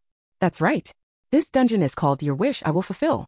Judging by the current situation, the you in the name is most likely not a player, but someone in the dungeon. But who is it? Could it be Old Ward, who hasn't appeared yet? Finally, the housekeeper announced that everyone was present, and a young man with meticulously styled hair walked down the stairs from the upper floor. Welcome, everyone. I'm your friend, Little Ward. You're here because my poor grandfather is tormented by a strange dream. I hope you can find the source of this dream and stop my grandfather from having it. The entire Ward family would be incredibly grateful. The entire hall, 40 or 50 people, were listening, but at this point, Mr. Little Ward stopped talking and sat down to elegantly sip his coffee. People exchanged bewildered glances. This was it? No explanation of the dream? Someone asked Mr. Little Ward what kind of dream is Mr. Old Ward having? You have to give us some clues. The speaker, whom Zhuangxi considered a doctor, was polite and gentle, speaking slowly, making it pleasant to listen to. Zuo Ying took a second look at him. Is that what a doctor is like? If not for the stethoscope in his pocket, she would have thought he was an artist. Zhuangxi, identified as an artist, had a less artistic demeanor, better suited to playing a police officer. Mr. Little Ward sighed, holding his coffee cup in a decidedly ungraceful manner, like an old man holding a warming pot. I'm not entirely sure. Grandfather can't quite explain it. It's apparently on a cliff, the sky is very blue, and not far away is a walkway connecting two mountain peaks, made entirely of glass. The kind that would scare you to death to walk on. I truly don't understand why anyone would go there looking for trouble. Sorry, I've gotten sidetracked. After all, it's hard for a family with a hereditary fear of heights to imagine going to such a place. So my poor grandfather is always terrified in his dreams. Anyway, it's just a cliff, the weather is nice, and a woman is dancing there. A woman in a light blue top, a white skirt, and a colorful scarf around her neck, blowing in the wind towards the sky. Well, that's all I know. Mr. Little Ward, do you know a woman like that, or does your grandfather? Asked a woman, clearly a sharp businesswoman, likely in stock trading. I don't know. Grandfather's dream doesn't show her face. Little Ward shrugged, disappointed. Then is there such a woman in your family? We have many female members in our family. How am I supposed to recognize who it is? Then can't the style of clothing help? We don't have a fixed style of clothing. Some like black today, some like white tomorrow, some like flashy colors, some wear whatever they feel like, and many more are matched by our family's fashion designers. Oh, I suddenly remembered something urgent. I need to leave. You can stay here as guests. Saying this, the person took another sip of coffee, put down the cup, bowed slightly to everyone, and left. Someone tried to stop him, but the housekeeper stopped them. Then the door closed and only the housekeeper and several servants remained in the villa. Everyone started discussing amongst themselves. With this little information, how could they solve the dream? He sounded so earnest and urgent in his letter. Zuo Ying shook her head, saying to Zhuangxi, shall we start looking for clues? Yes, let's start on the upper floor. The two stood up and headed upstairs. Someone called out to them, where are you going? Zuo Ying, to tour the villa. What a load of nonsense. Can you just wander around? Who knows what's hidden here, or if it's dangerous? The person muttered, but more people followed Zuo Ying and Zhuangxi. To crack the dream, the only way seems to be to find out who that woman in the dream is. Their activities are limited to this villa, so we need to start looking here. Besides the trading platform being shut down, our personal shops, backpacks, and skills are still usable. Either this dungeon is dangerous enough to require us to use these things, or it isn't dangerous at all. I lean towards the second option. I agree, said Zhuangxi on the second floor hallway. He walked to a door that wasn't locked, and after a look between them, Zhuangxi pushed it open. It was a study, and they both entered. The study had several bookshelves filled with books, and the table was covered with books and papers. Everything was rather messy. They began to look through the books and papers. Zuo Ying checked a row of books, finding nothing. She turned to Zhuangxi, who was looking through an album. She went over and her eyes stopped on a photo. Zhuangxi noticed it and asked, what's wrong? Zuo Ying picked up the album, her expression a mix of astonishment and shock as she looked at a photo. The woman in the photo was in her late 20s or early 30s, exceptionally beautiful, with striking features and a radiant smile, almost childishly innocent. A tall, handsome man, refined but not effeminate, was half embracing her, looking down at her with gentle eyes. Anyone could see they were incredibly happy. Zhuangxi gently took her hand. Showing. Zuo Ying's eyes flickered and she flipped through the album. It was full of photos of the couple. Her chest heaved. How could this be? Zuo Ying? What's wrong with these photos? Is there a problem? Zuo Ying looked up at him. Don't you think the woman in the photos looks a bit like me? She immediately looked at the photos again, but after looking at several shook his head. No, not really.